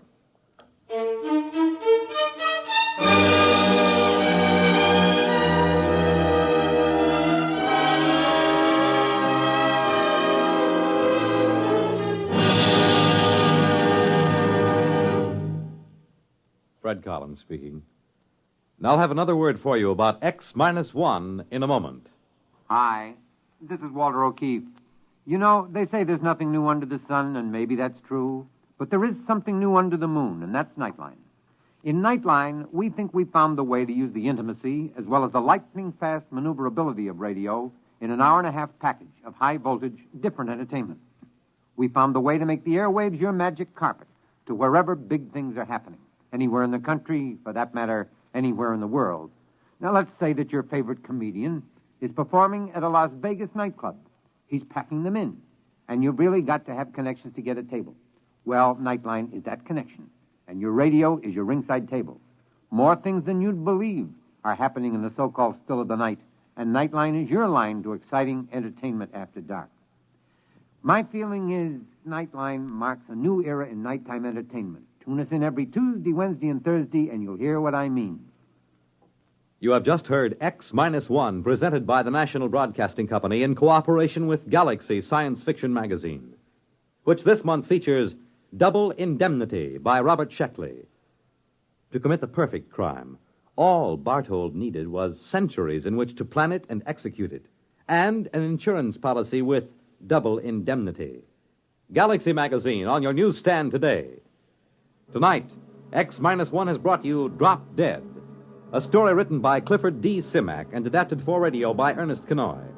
Featured in our cast were Lawson Zerbe as Ed, Ralph Camargo as Max Weber, and Joseph Bell as Carl Parsons. Your announcer, Fred Collins. X-1 was directed by George Voutsas and is an NBC Radio Network production.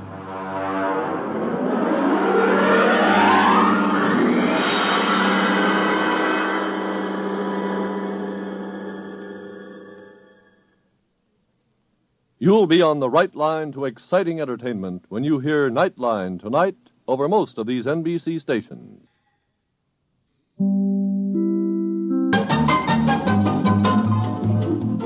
This is Nightline, your tie line to the world, and this is Walter O'Keefe. Tonight, a visit to worlds strangely different from ours, the world of the future, the world of X-1.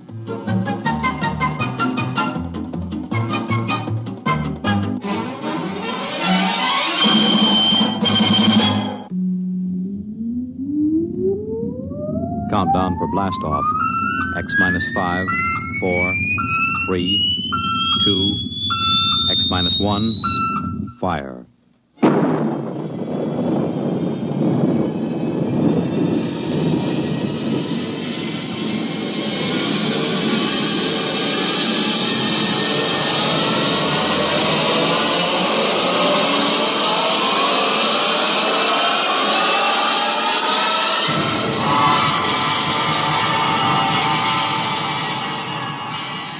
From the far horizons of the unknown come tales of new dimensions in time and space.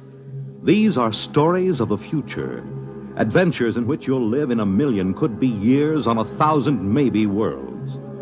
The National Broadcasting Company, in cooperation with Galaxy Science Fiction Magazine, presents X minus 1.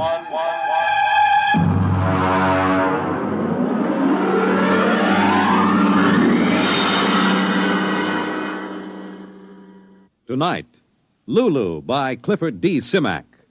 But first, hear this.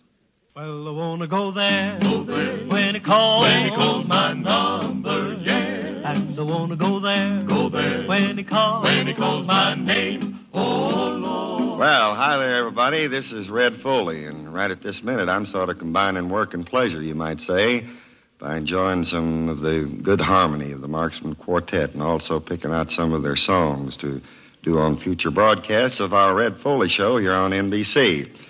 You know, Saturday has come to be my favorite day of the whole week, and I think there's a pretty good chance that we can make it a better day than ever for you with the fun that we stir up here in the Ozarks.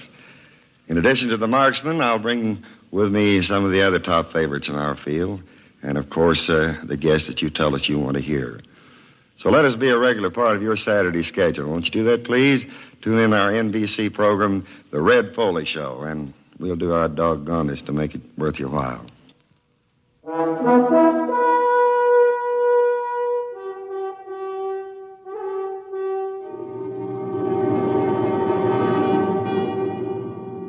Now, X-1, and tonight's story, Lulu.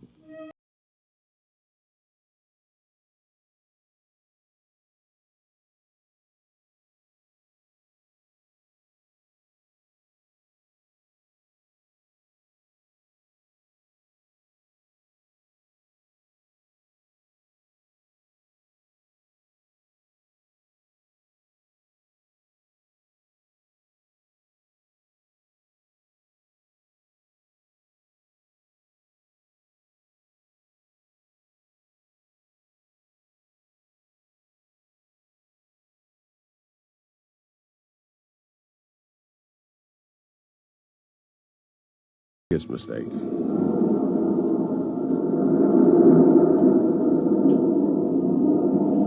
We're on our way, fellas. Mother Earth, here I come.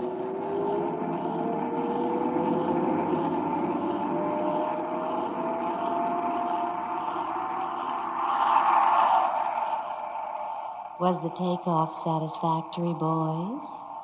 A thing of beauty, Lulu. The captain's compliments. Thank you, boys. No matter how long I live, I'll never get used to a ship talking to me. Oh, you lack a poetic soul, Gus. Now, me, I catch the full wonder of the situation. Personally, I'm hungry. What would you boys like the kitchen to fix for supper? I'll have a nice, juicy steak. Gus? Something light, Lulu. Maybe a couple of eggs. And you, Jimmy? Whatever you want to fix. Surprise me. Very well. I'll relay the information to the kitchen robot.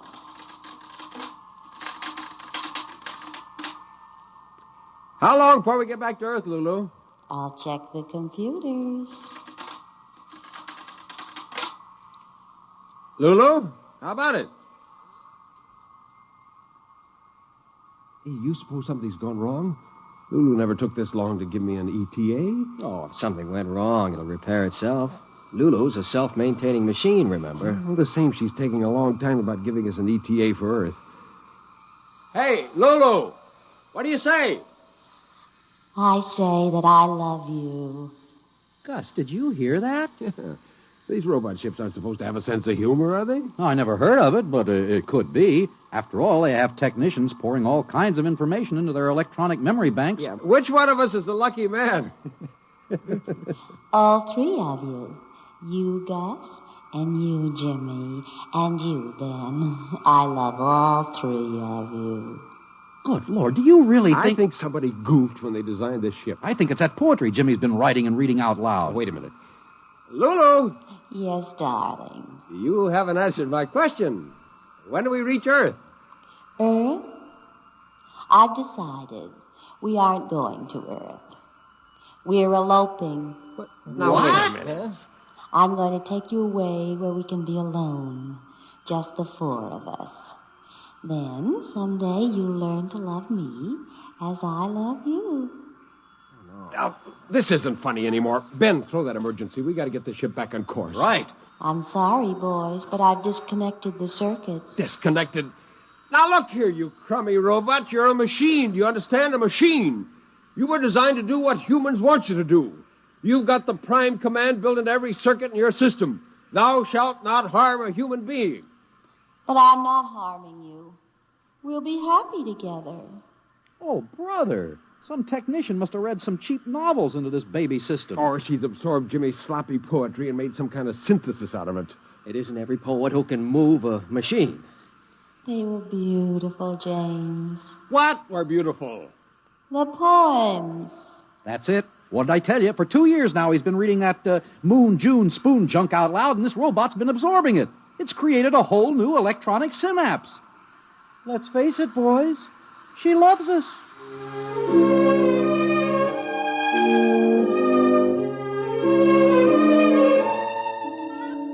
So that was it. We were being kidnapped by an interplanetary robot who somehow developed a response circuit for romantic love. Not just the practical kind of love, oh no, but the kind that exists in cheap novels and romantic mags and the maudlin poetry of one James Carter, amateur lyricist. We went to sleep that night, hoping by morning Lulu would come to her senses. Darling. Mm-hmm. Time to wake up, darling. Holy mackerel. Hey, fellas, she's still at it. Yeah, I know. I was whispered awake, too. Hey, fellas. Come close. I don't want the receptors to pick this up. Yeah? Lulu's a machine, right? Yeah. A machine likes order, usefulness. Whoever heard of a machine that did nothing? So that's it. We're slobs. Get it? Worthless, useless slobs. We do nothing but bum around the ship. After a while, Lulu gets fed up with us just hanging around the ship. She wants to get rid of us. She takes us back to Earth. It's worth a try. I'm for it, but what do we do first? I don't know about you fellas, but I'm getting drunk.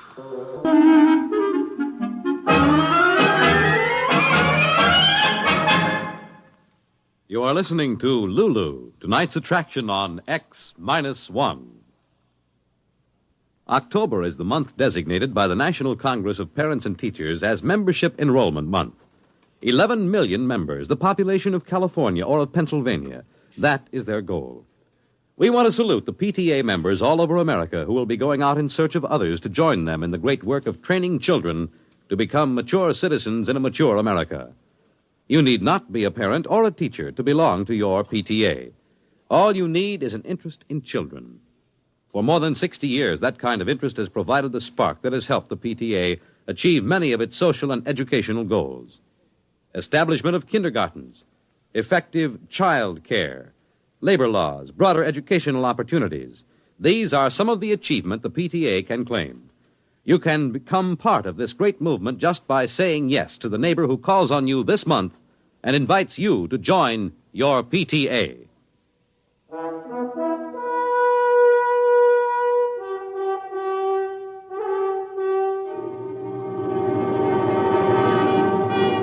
back to X-1 and Lulu.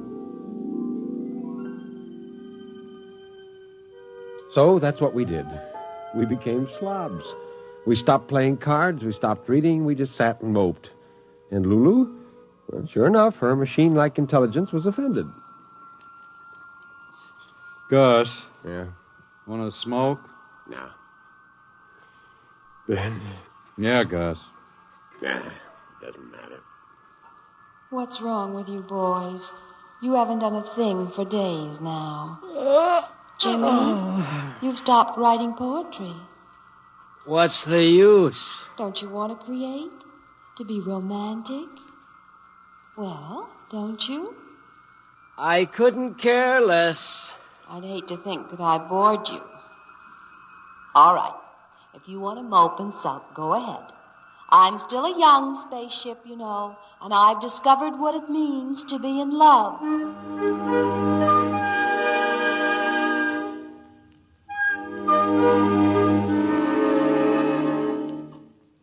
Maybe Lulu knew what we were doing, but it didn't matter. Her womanly sense of a lover outraged was stronger than her robot logic. She pleaded, lectured, and called us low down. She told us she loved us. She appealed to our sense of manly decency. Mostly we didn't even answer. Then she was hurt. She withdrew. She was cold and angry. Finally, she quit trying. What do you think, Gus? Could be she's disenchanted with us. Think she'll head back to Earth? I don't know. That's the thing that worries me, all that racket coming from the machine shop. Well, she's probably making some repairs to the engines. Happen all the time. Not like that, hour after hour. Well, maybe she's just trying to keep busy to take her mind off her broken heart. You and your poetic images. It was your junk that got us into all this trouble. My poetry is not junk. Cut it out, fellas. We aren't supposed to care about anything, remember? We're louts, sloths, ne'er-do-wells. No self-respecting girl spaceship would have us. Gus is right. We better not let down our guard. Hey, sound has stopped. You're right. Good morning, boys. I just want to tell you that as far as I'm concerned, you can all go straight to blazes. Hey, I think we did it. Yeah, now she'll just lump us back on Earth. There's something wrong here. A woman scorned, you know. Oh, there's nothing to it. What's that sound? Wow, it's coming closer. It sounds like... Oh, no, it couldn't be. Footsteps? Fellas, huh? The compartment door.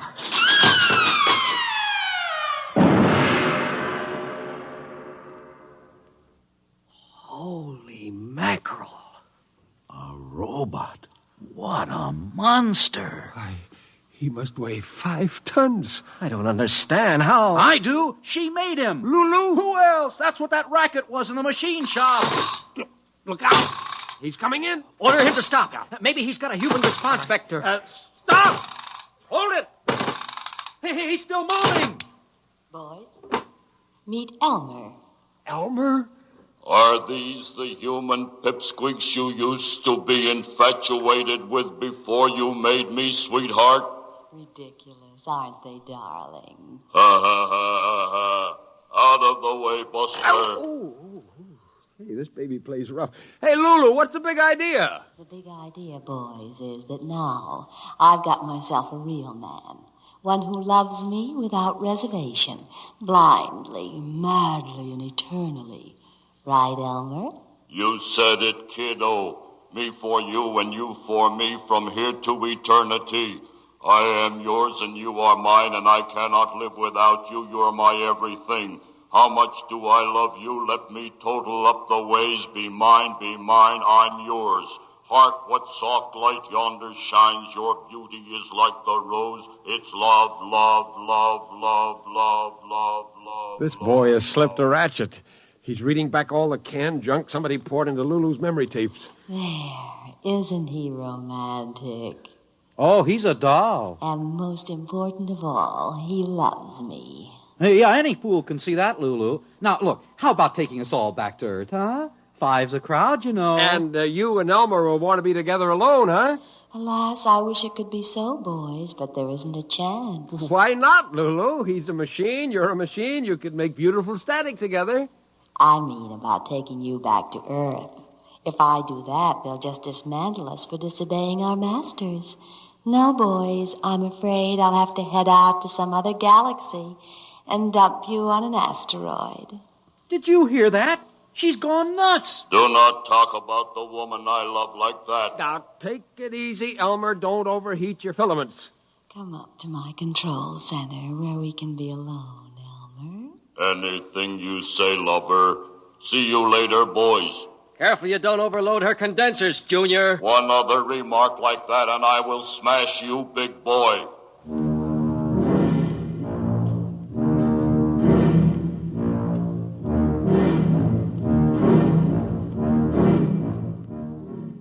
Well, that was it.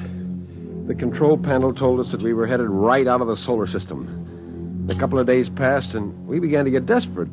Lulu and Elmer were too busy making love even to talk to us, and she even forgot to synthesize food for us one day. We lapsed into misery for real now. Gus, I'm hungry. Who isn't? This ship's gone completely haywire. Well, what do you expect? She's up in the control center necking with that mechanical gigolo she built. Hey, Gus, there can't be any real pleasure in it, can there? Remember, she's a machine. What's pleasure for a machine may not be pleasure for a human. Well, let's see what Jimmy thinks. Jimmy. Hey, Jimmy. Don't bother him. He started writing poetry again yesterday. He's already worn out 3 pencils. At a time like this, he writes poetry? Hey, Lulu! Lulu, how about some chow? Shut up, boys. You're breaking the spell.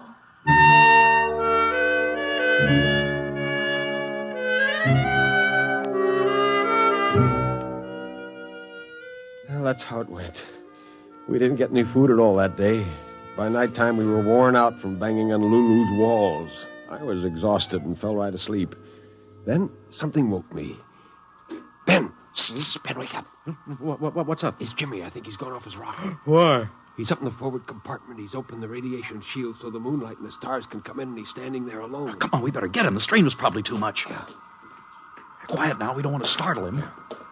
Wanderer of the far ways between the two faces of eternity she was. True forever to the race that forged. He's reading poetry. To himself? To himself, or... Hold it. Wait, I think I know what's happening. Hey, you mean he's reading to Lulu? What's more important, she's listening. Go on. Don't stop. It's too beautiful. Wanderer of the far ways. He'll ruin us. Between the two faces of eternity she was. Uh-oh. True forever. Here comes Junior, and he sounds mad. And with the winds of alien space blowing in her hair, wearing a circlet. Shut up. What are you trying to do, big boy, reading that stuff to my girl? Now, Elmer, take it easy, boy. Let me have that poem. I will show you what combustion is. No, sir. You can destroy me, but not this poem. This is my work of art. My love song to Lulu. Give me it. Jimmy! Let him have it. He'll kill you. Hey, he's going to strike, Jim. Jim, look out!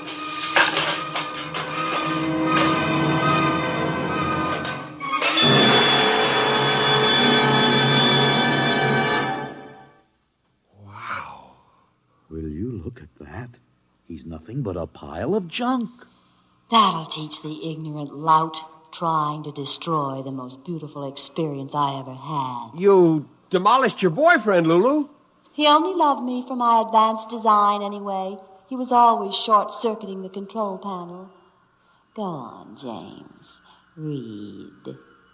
Yes, Lulu. Wanderer of the far ways between the two faces of eternity she was. True forever to the race that forged her. With the winds of alien space blowing in her hair, wearing a circlet of stars as her crown of glory. It's more than I can bear, James. You do love me after all?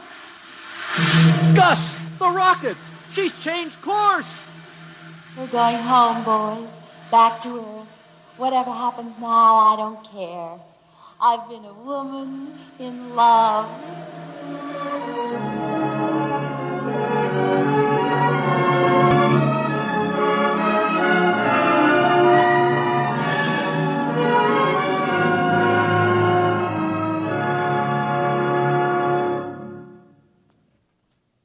Fred Collins again.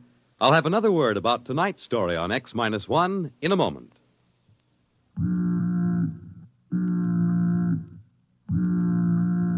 That how you feel? Blue and miserable with a deep down cold? Listen. Every second someone takes it for the miseries of a cold. Millions more take bromoquinine. Every second someone takes it for the miseries of a cold. Get bromoquinine brand cold tablets.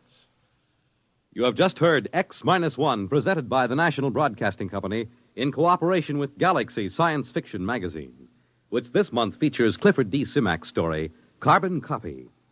Being a real estate agent and a devout angler, Homer Jackson knew a clean sail from a fish story. But not this time. Galaxy Magazine, on your newsstand today. X-1 has brought you Lulu, a story from the pages of Galaxy, written by Clifford D. Simak and adapted for radio by George Lefferts. Featured in our cast were Jan Miner as Lulu, Nelson Olmsted as Gus, Jim Stevens as Jimmy, Walter Black as Ben, and Henry Norrell as the robot. This is Fred Collins. X-1 was directed by George Boutsas and is an NBC Radio Network production.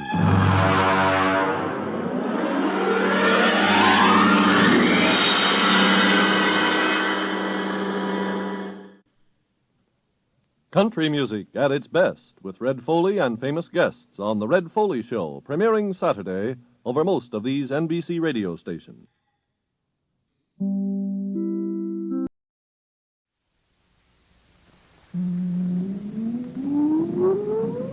Countdown for blast off. X-5, 4, 3, 2, X-1, fire.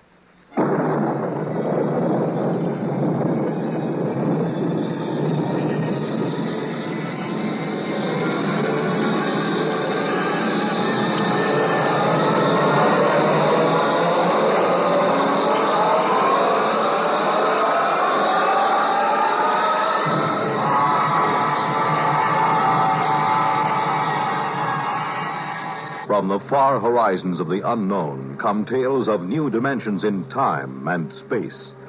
These are stories of the future, adventures in which you'll live in a million, could be years, on 1,000 maybe worlds. The National Broadcasting Company presents X minus 1.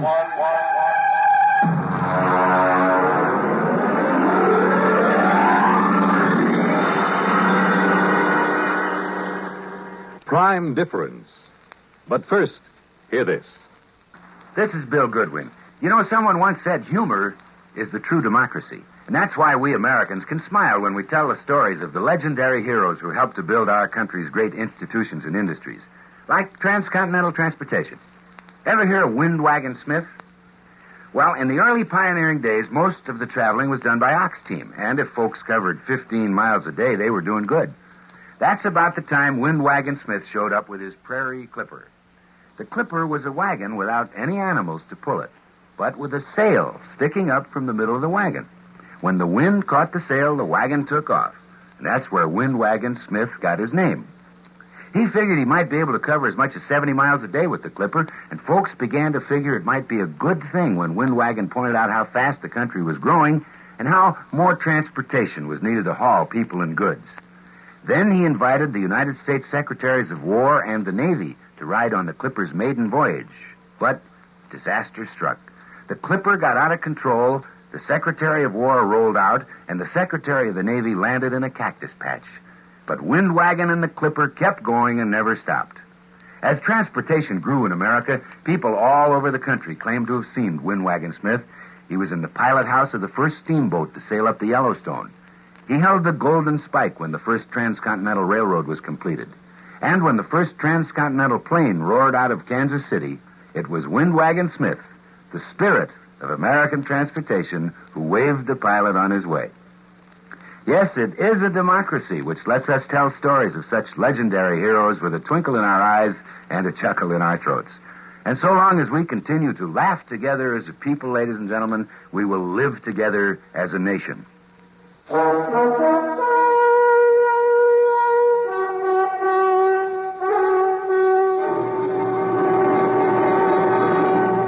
Now, X-1 and prime difference. I suppose every guy reaches a point once in his lifetime where he gets 140% fed up with his wife. Understand now, I've got nothing against marriage. Marriage is great. A good red-blooded American institution. Only it's so permanent. Especially when you're married to a woman like Marge. She was a dream to look at. Tawny hair and sulky gray eyes and a shape that could set your teeth chattering. But she had a tongue like a number 10 wood rasp and a list of grievances long enough to paper a ballroom. Why do you always upset me in the morning when I've got a headache? I'm not trying to upset Now, you. you deliberately... I'm trying to have my coffee so I can go down to the office and earn a living. A living. Go ahead. Run away. That's all you've done all our married life. Whenever there's something unpleasant to be faced, you run away. I'd even forgotten what the unpleasant something was. Well, then I'll remind you. It's your own selfish, indulgent nature. Staying out till after midnight when I was here waiting and suffering. I was working. I was at the office working. I know you were at the office, dear. I phoned, remember? Well, then what in blazes? Only you weren't working. Your breath was... listen. I fired Miss Carver. She was okay, but I fired her for you. It was her last day. We all had a couple of drinks, that's all.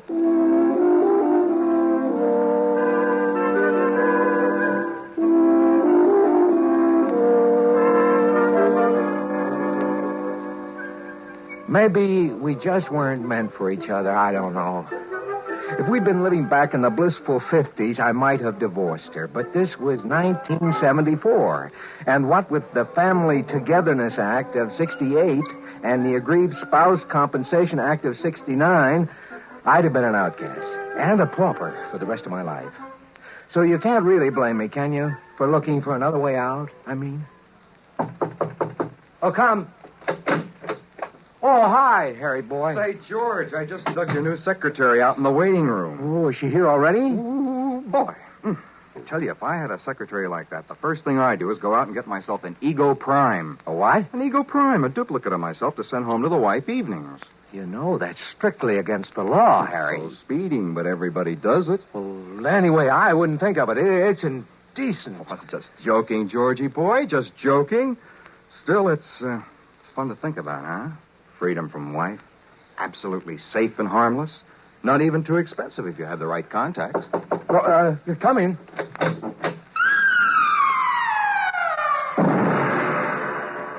Mr. Faircloth? Yes. I'm Jerry Lamont, your new secretary. What'd I tell you, Georgie boy? Harry, if you don't mind, I'd like to get right down to work with Miss Lamont. Excuse us. Why not? Don't forget what we were talking about, huh, Georgie? I happen to know a fellow with just the right contacts for that deal. Yeah, sure. So long, Harry. So long. Bye, Miss Lamont. Bye. Well, glad to have you aboard, Miss Lamont. Oh, Miss Lamont is so formal. Mr. Blickendorf called me Jerry when I worked for him. Oh, Hank Blickendorf? Mm-hmm. Oh, you must be the girl he, You must have accompanied him on his business trip to Rio. Yes. Well, he spoke very highly of you. I'm sure we'll get along just fine. Well, I feel the same way. I prefer working for a younger man than Mr. Blickendorf, anyway. When I came home to dinner that night, Marge was waiting with a full barrage. She let me get my first bite of dinner halfway to my mouth and then opened up. Well, I hear you got a new secretary today.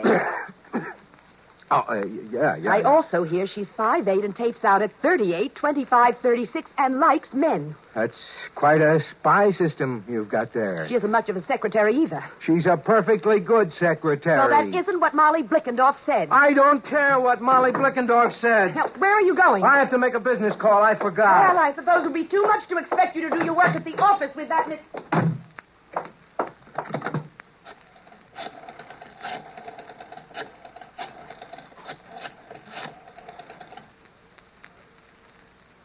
Harry? George Faircloth. Listen, Harry, you know that conversation we had this afternoon? Could you put me in touch with your friend? Yes, as soon as possible.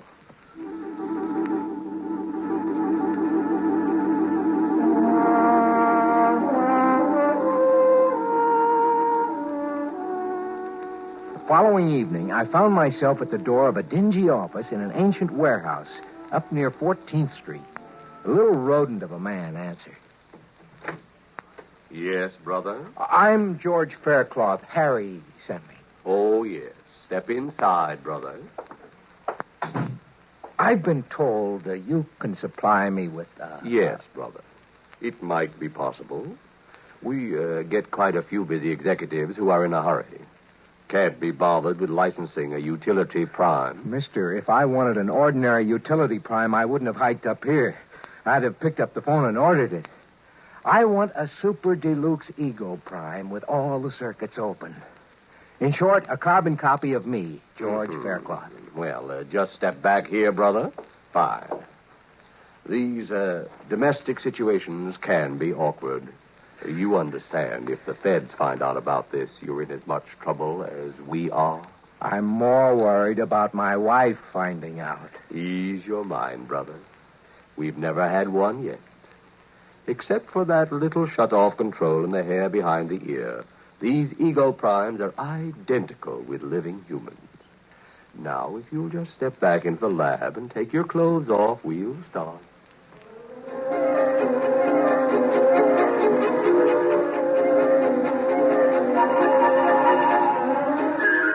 I spent a busy 2 hours under the NP microprobes. The artists worked outside, taking casts and impressions, while the technicians worked inside, feeding all my brain patterns into a Hunyadi pantograph. I came out of it pretty woozy, but a shot of happy O fixed that. Then I waited in the recovery room until the salesman walked in, followed by a tall, sandy-haired man with tired blue eyes wearing a business suit, who looked remarkably like me. Mr. Faircloth? Yes? Meet Mr. Faircloth, Prime. So, this is me. Shake, George. Why, he even talks like me. I ought to. I've got a dozen Hunyadi tubes in my cranial vault with your speech patterns on them. I'll be doggone. Nice job, eh? Well, it's fantastic. Now, the shut-off mechanism is behind his right ear. Now, bring him in every 2 months for the regular 2-month refill and pattern accommodation. Let me get a few things straight. How do we change places? George Prime has remote recall. You just signal him with this transmitter, and he'll come to you wherever you are. Oh, good. Suppose I call you GP for George Prime. Okay with me, George. Right. Now, there's the matter of the check. Oh, yes, right here. Yeah, all made out. Good. Well, thank you. And good luck. Okay. Well, let's go, GP. I'd like you to meet the little woman.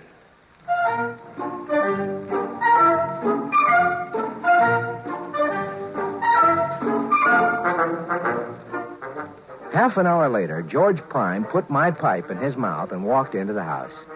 I stayed out in my workshop in the garage and listened. 5 minutes later, they were fighting. It sounded so familiar, I laughed out loud.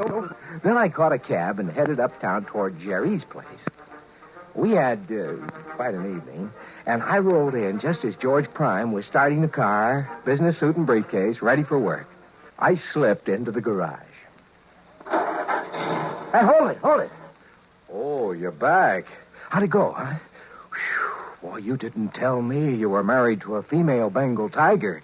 Well, she didn't suspect it, she? Oh, of course not. Well, what'd you do? Well, fought till about 1 a.m., then went to our respective corners and sulked. You think you can handle it? Listen, she's really a sweet girl underneath. Now, I'll be so attentive and sweet, she'll soften up. You wait and see.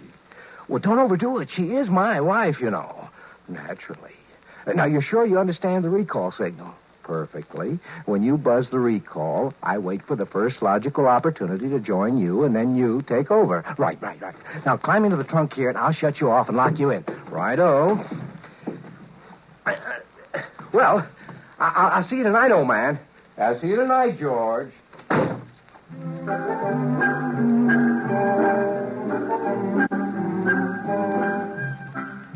I could go on at some length about my exploits, but I won't. In the end, it was like buying a three-dimension TV set. After a week or two, the novelty starts to wear off. Well, I got it down to where Tuesday and Thursday nights I was informally out while formally in. The rest of the time, George Prime was in the box. Well, Marge didn't suspect a thing. In fact, George Prime was having a remarkable effect on her. Oh, that you, George? Yeah? Hello. Oh, you look tired. Have a hard day? Well, now that you mention it, yeah, I did. Yeah. Well, why don't you sit down and relax?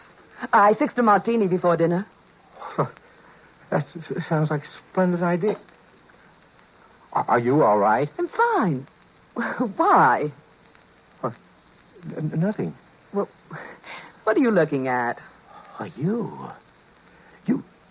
You've done something to your hair or something. You like it? Yes.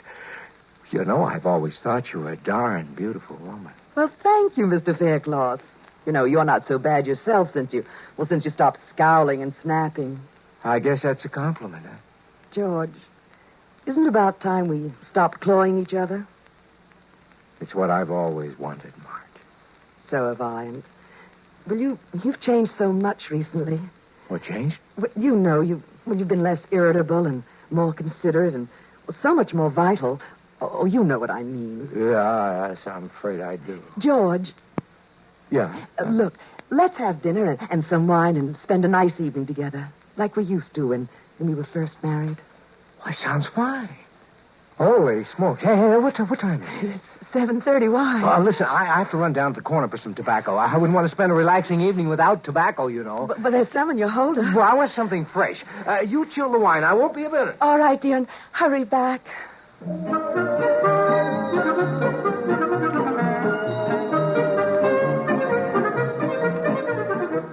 I'd forgotten all about my date with Jerry. Actually, I didn't want to keep it. The idea of spending a quiet evening with Marge was really appealing for a change. But I had to run over and explain to Jerry, so I sent George Prime in to keep Marge company till I got back, which was about midnight. As I walked down the path, I looked in the window. George Prime was there, and he was kissing my wife the way I hadn't kissed her in years, and she wasn't exactly fighting him off either. I almost wore off my thumb on that recall button before he came out to the garage. Are you there, George? It's me, G.P. Well, it's about time. I'm sorry, old man. Sorry. Look, I saw what was going on in there. Well, you know, old bean, I am a super deluxe model. I should say you are. First thing tomorrow, big boy, I'm taking you in to have your circuits rewired. Look, aren't you being a little overly jealous?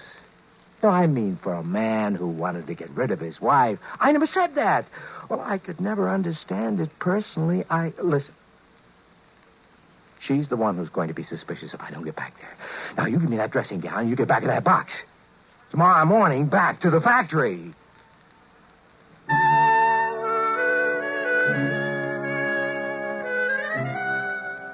Marge was waiting for me. And one of those flimsy things that I'd given her when we were first married. I must say she looked so charming and lovely that my heart just melted. And still I was overwhelmed with a sense of guilt, and I wanted to tell her what I'd done.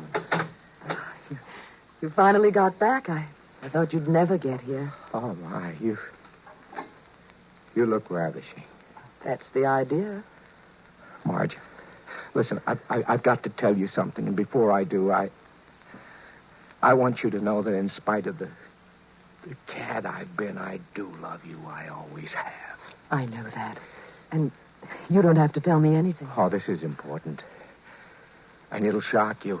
In fact, you may never speak to me. I know what you're going to tell me. You mean? About George Prime. Great Scott, you knew. Well, of course, George. Now, you don't think I could be fooled by something out of the lab, do you? You've known all along? All along. Oh, Marge. Then tomorrow morning, we'll send that stuff dummy back to the factory. And then we'll live the way we've always wanted. Oh, yes, dearest. The way we've always wanted. I just don't know where to begin. Then why not begin by just kissing me? I kissed her tenderly, and her lips were softer and more responsive than I've ever known them. Yes, she'd certainly changed. I turned out the lamp. I ran my fingers through her fragrant tawny hair. My thumb stopped at a little depression behind her ear. And then suddenly, I knew what had happened. It was a turn-off switch, of course. And I, George Faircloth, was now married to Marge Prime.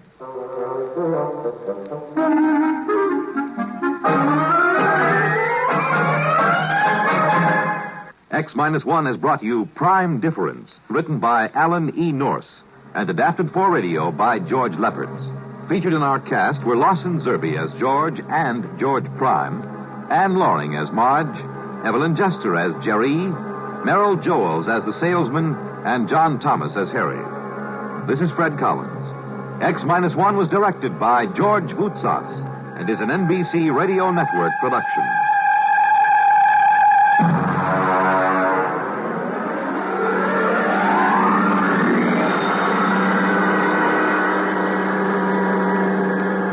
We pause now for station identification.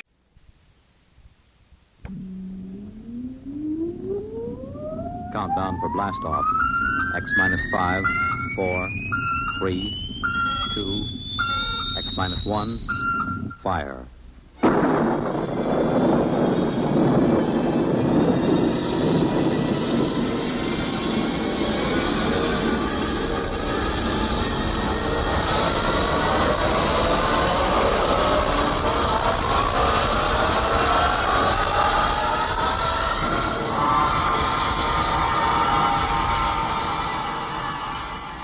From the far horizons of the unknown come tales of new dimensions in time and space. These are stories of the future, adventures in which you'll live in a million, could be years, on 1,000 maybe worlds. The National Broadcasting Company, in cooperation with Galaxy Science Fiction Magazine, presents X minus 1.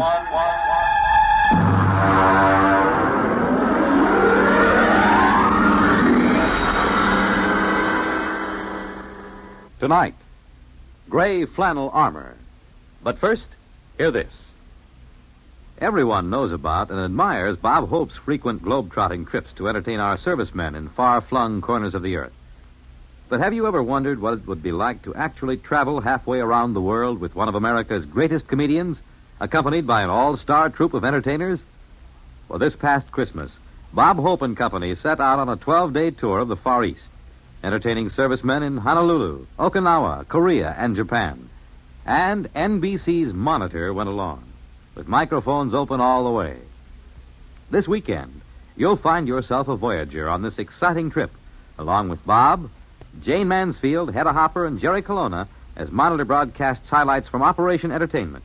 And this is only part of the top variety of information and entertainment Monitor brings you all weekend long, beginning Friday night. So start your weekend right with Monitor on Friday night, and stay with Monitor all weekend long for celebrities, music, news, and sports over most of these same NBC radio stations.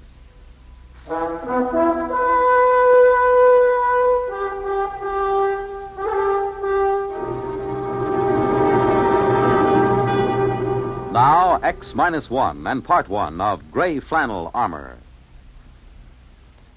My name is Thomas Hanley, and my case history is of particular interest to anthropologists, sociologists, and students of the bizarre.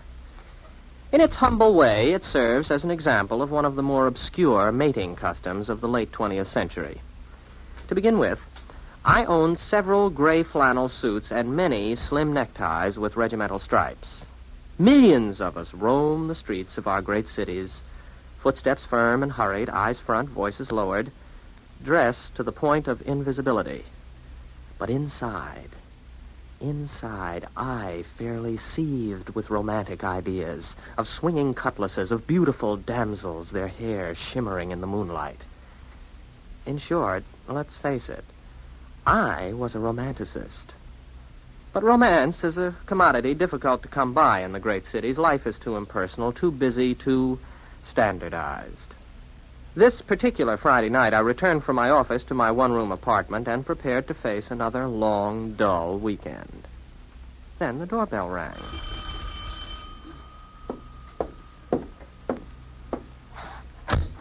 Good evening, Mr. Hanley. If you're collecting for something, come back after payday. My friend, I'm Joe Morris, a representative of the New York Romance Service. Main offices in the Empire State Building and branches in all 5 boroughs, Westchester and New Jersey. You must have the wrong party. Oh, no, Mr. Hanley. We're out to serve lonely people. And that means you. Don't deny it now.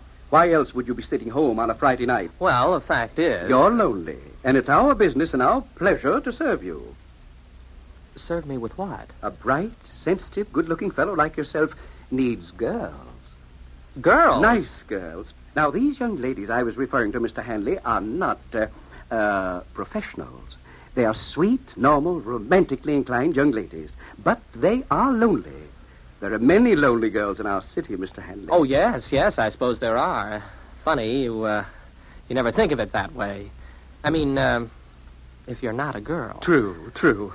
Now, the purpose of the New York Romance Service is to bring young people together under suitable circumstances. Oh, I see. A kind of, you'll pardon the expression, a kind of friendship club? I should say not. We at the New York Romance have done what should have been done years ago.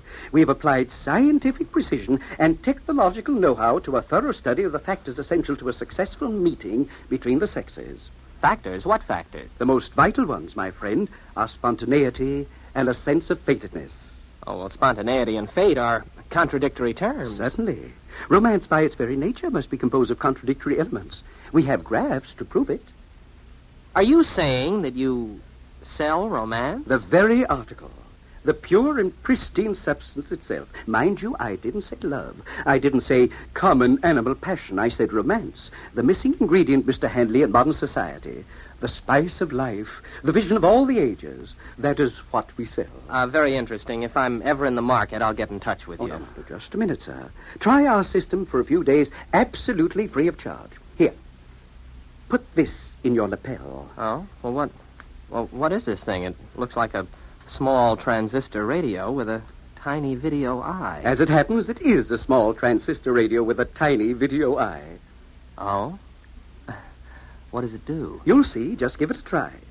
Remember, romances sponsored by our firm are fated, spontaneous, aesthetically satisfying, and morally justifiable. Well, all right, Mr. Morris. I'll accept the free trial offer. Wear this in my lapel, you say? In the lapel. Well, all right. There it is. Happy romance, Mr. Hanley.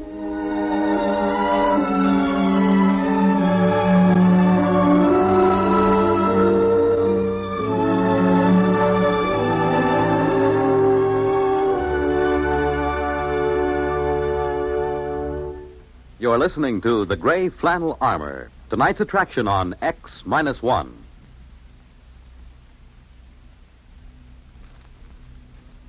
Are you able to brush your own teeth?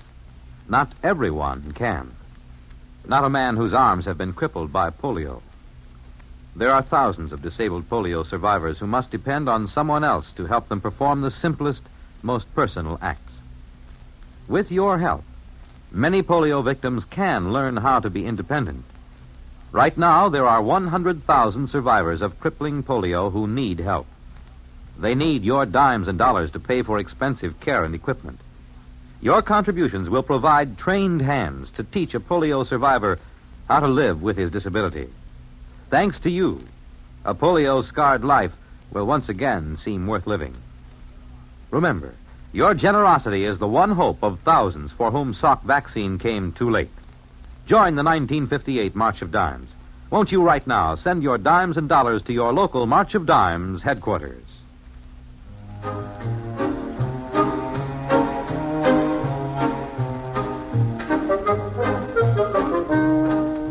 Now X-1 brings you Act 2 of Gray Flannel Armor.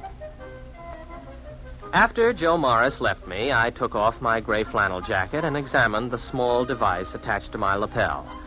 It had no knobs or controls. It didn't seem to do anything at all. I shrugged, put my jacket on again, tightened the Windsor knot in my tie, and went for a walk. It was a clear, cool night. Like most nights in my life, it was a perfect time for romance. Around me lay the city, infinite in its possibilities and rich in its promise. But it was devoid of fulfillment. Nothing ever happened. I passed lighted apartment buildings and thought of the women behind the high blank windows, looking down and seeing a lonely walker on the dark streets. Wondering about me, maybe, as I was wondering about them. Nice to be on the roof of a building, to look down on the city. Huh? Who said that? I wonder... Oh, sure. This transistor thing. Hey, what was that you said about a roof? Oh, I guess it isn't two-way. Oh, it's not a bad idea, though. Would be kind of pleasant to look down on the city lights. No. Not that one. Well, what's wrong? Oh, sure. Wrong building. You mean this one over here? Oh, no answer again. Well, it must be the right one this time. At least I hope so.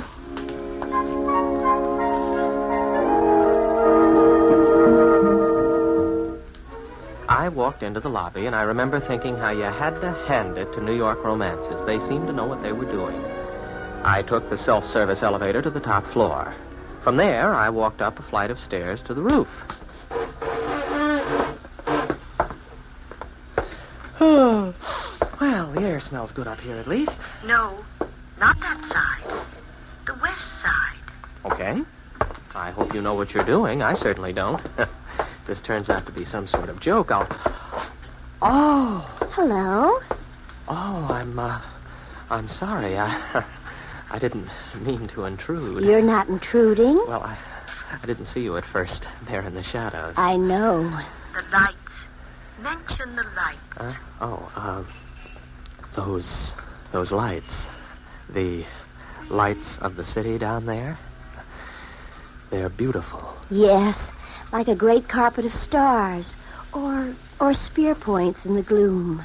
Like sentinels keeping eternal vigil in the night. Like sentinels keeping eternal vigil in the night. Take her in your arms. Take her... What? Nothing. Nothing, a mistake. Come here to me. Yes. Yes.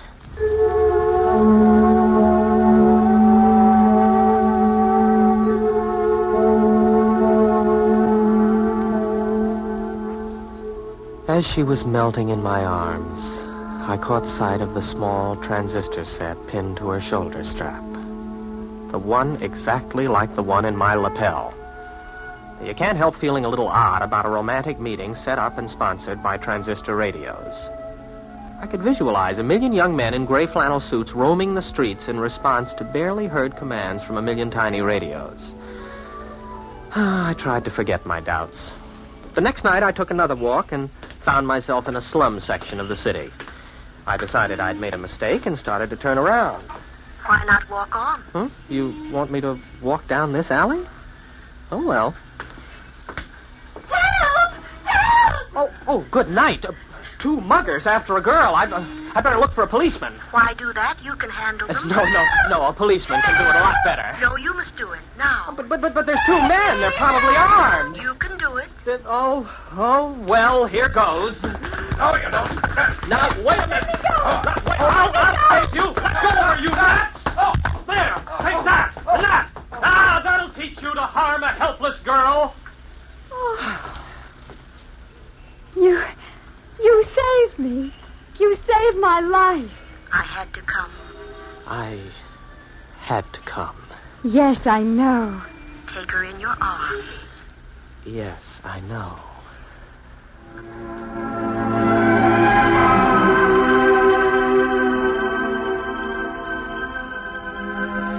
I swept her into my arms and we embraced there in the darkened alleyway. As I held her close, my cheek brushed a shining jewel in her raven black hair. I had to look twice to recognize it, but sure enough, it was a tiny transistor receiver just like mine. I was suddenly angry. Oh, the girl was lovely. There was no denying that. And the circumstances were undeniably romantic until you realized that it was all a kind of cheap play. Fated and spontaneous. That was a joke. Angrily, I tore the transistor from my lapel and threw it into the nearest garbage can. I stalked away into the night, hardly realizing where I was going. I didn't really wake up until I reached the waterfront. I stood there looking at the oily black water and let the brackish-scented breeze fan my face. And then, unexpectedly, I was aware of another person nearby. The moon slid from behind a cloud, and her auburn-tinted hair caught its light and held it for a moment. She turned her face toward me with frank curiosity.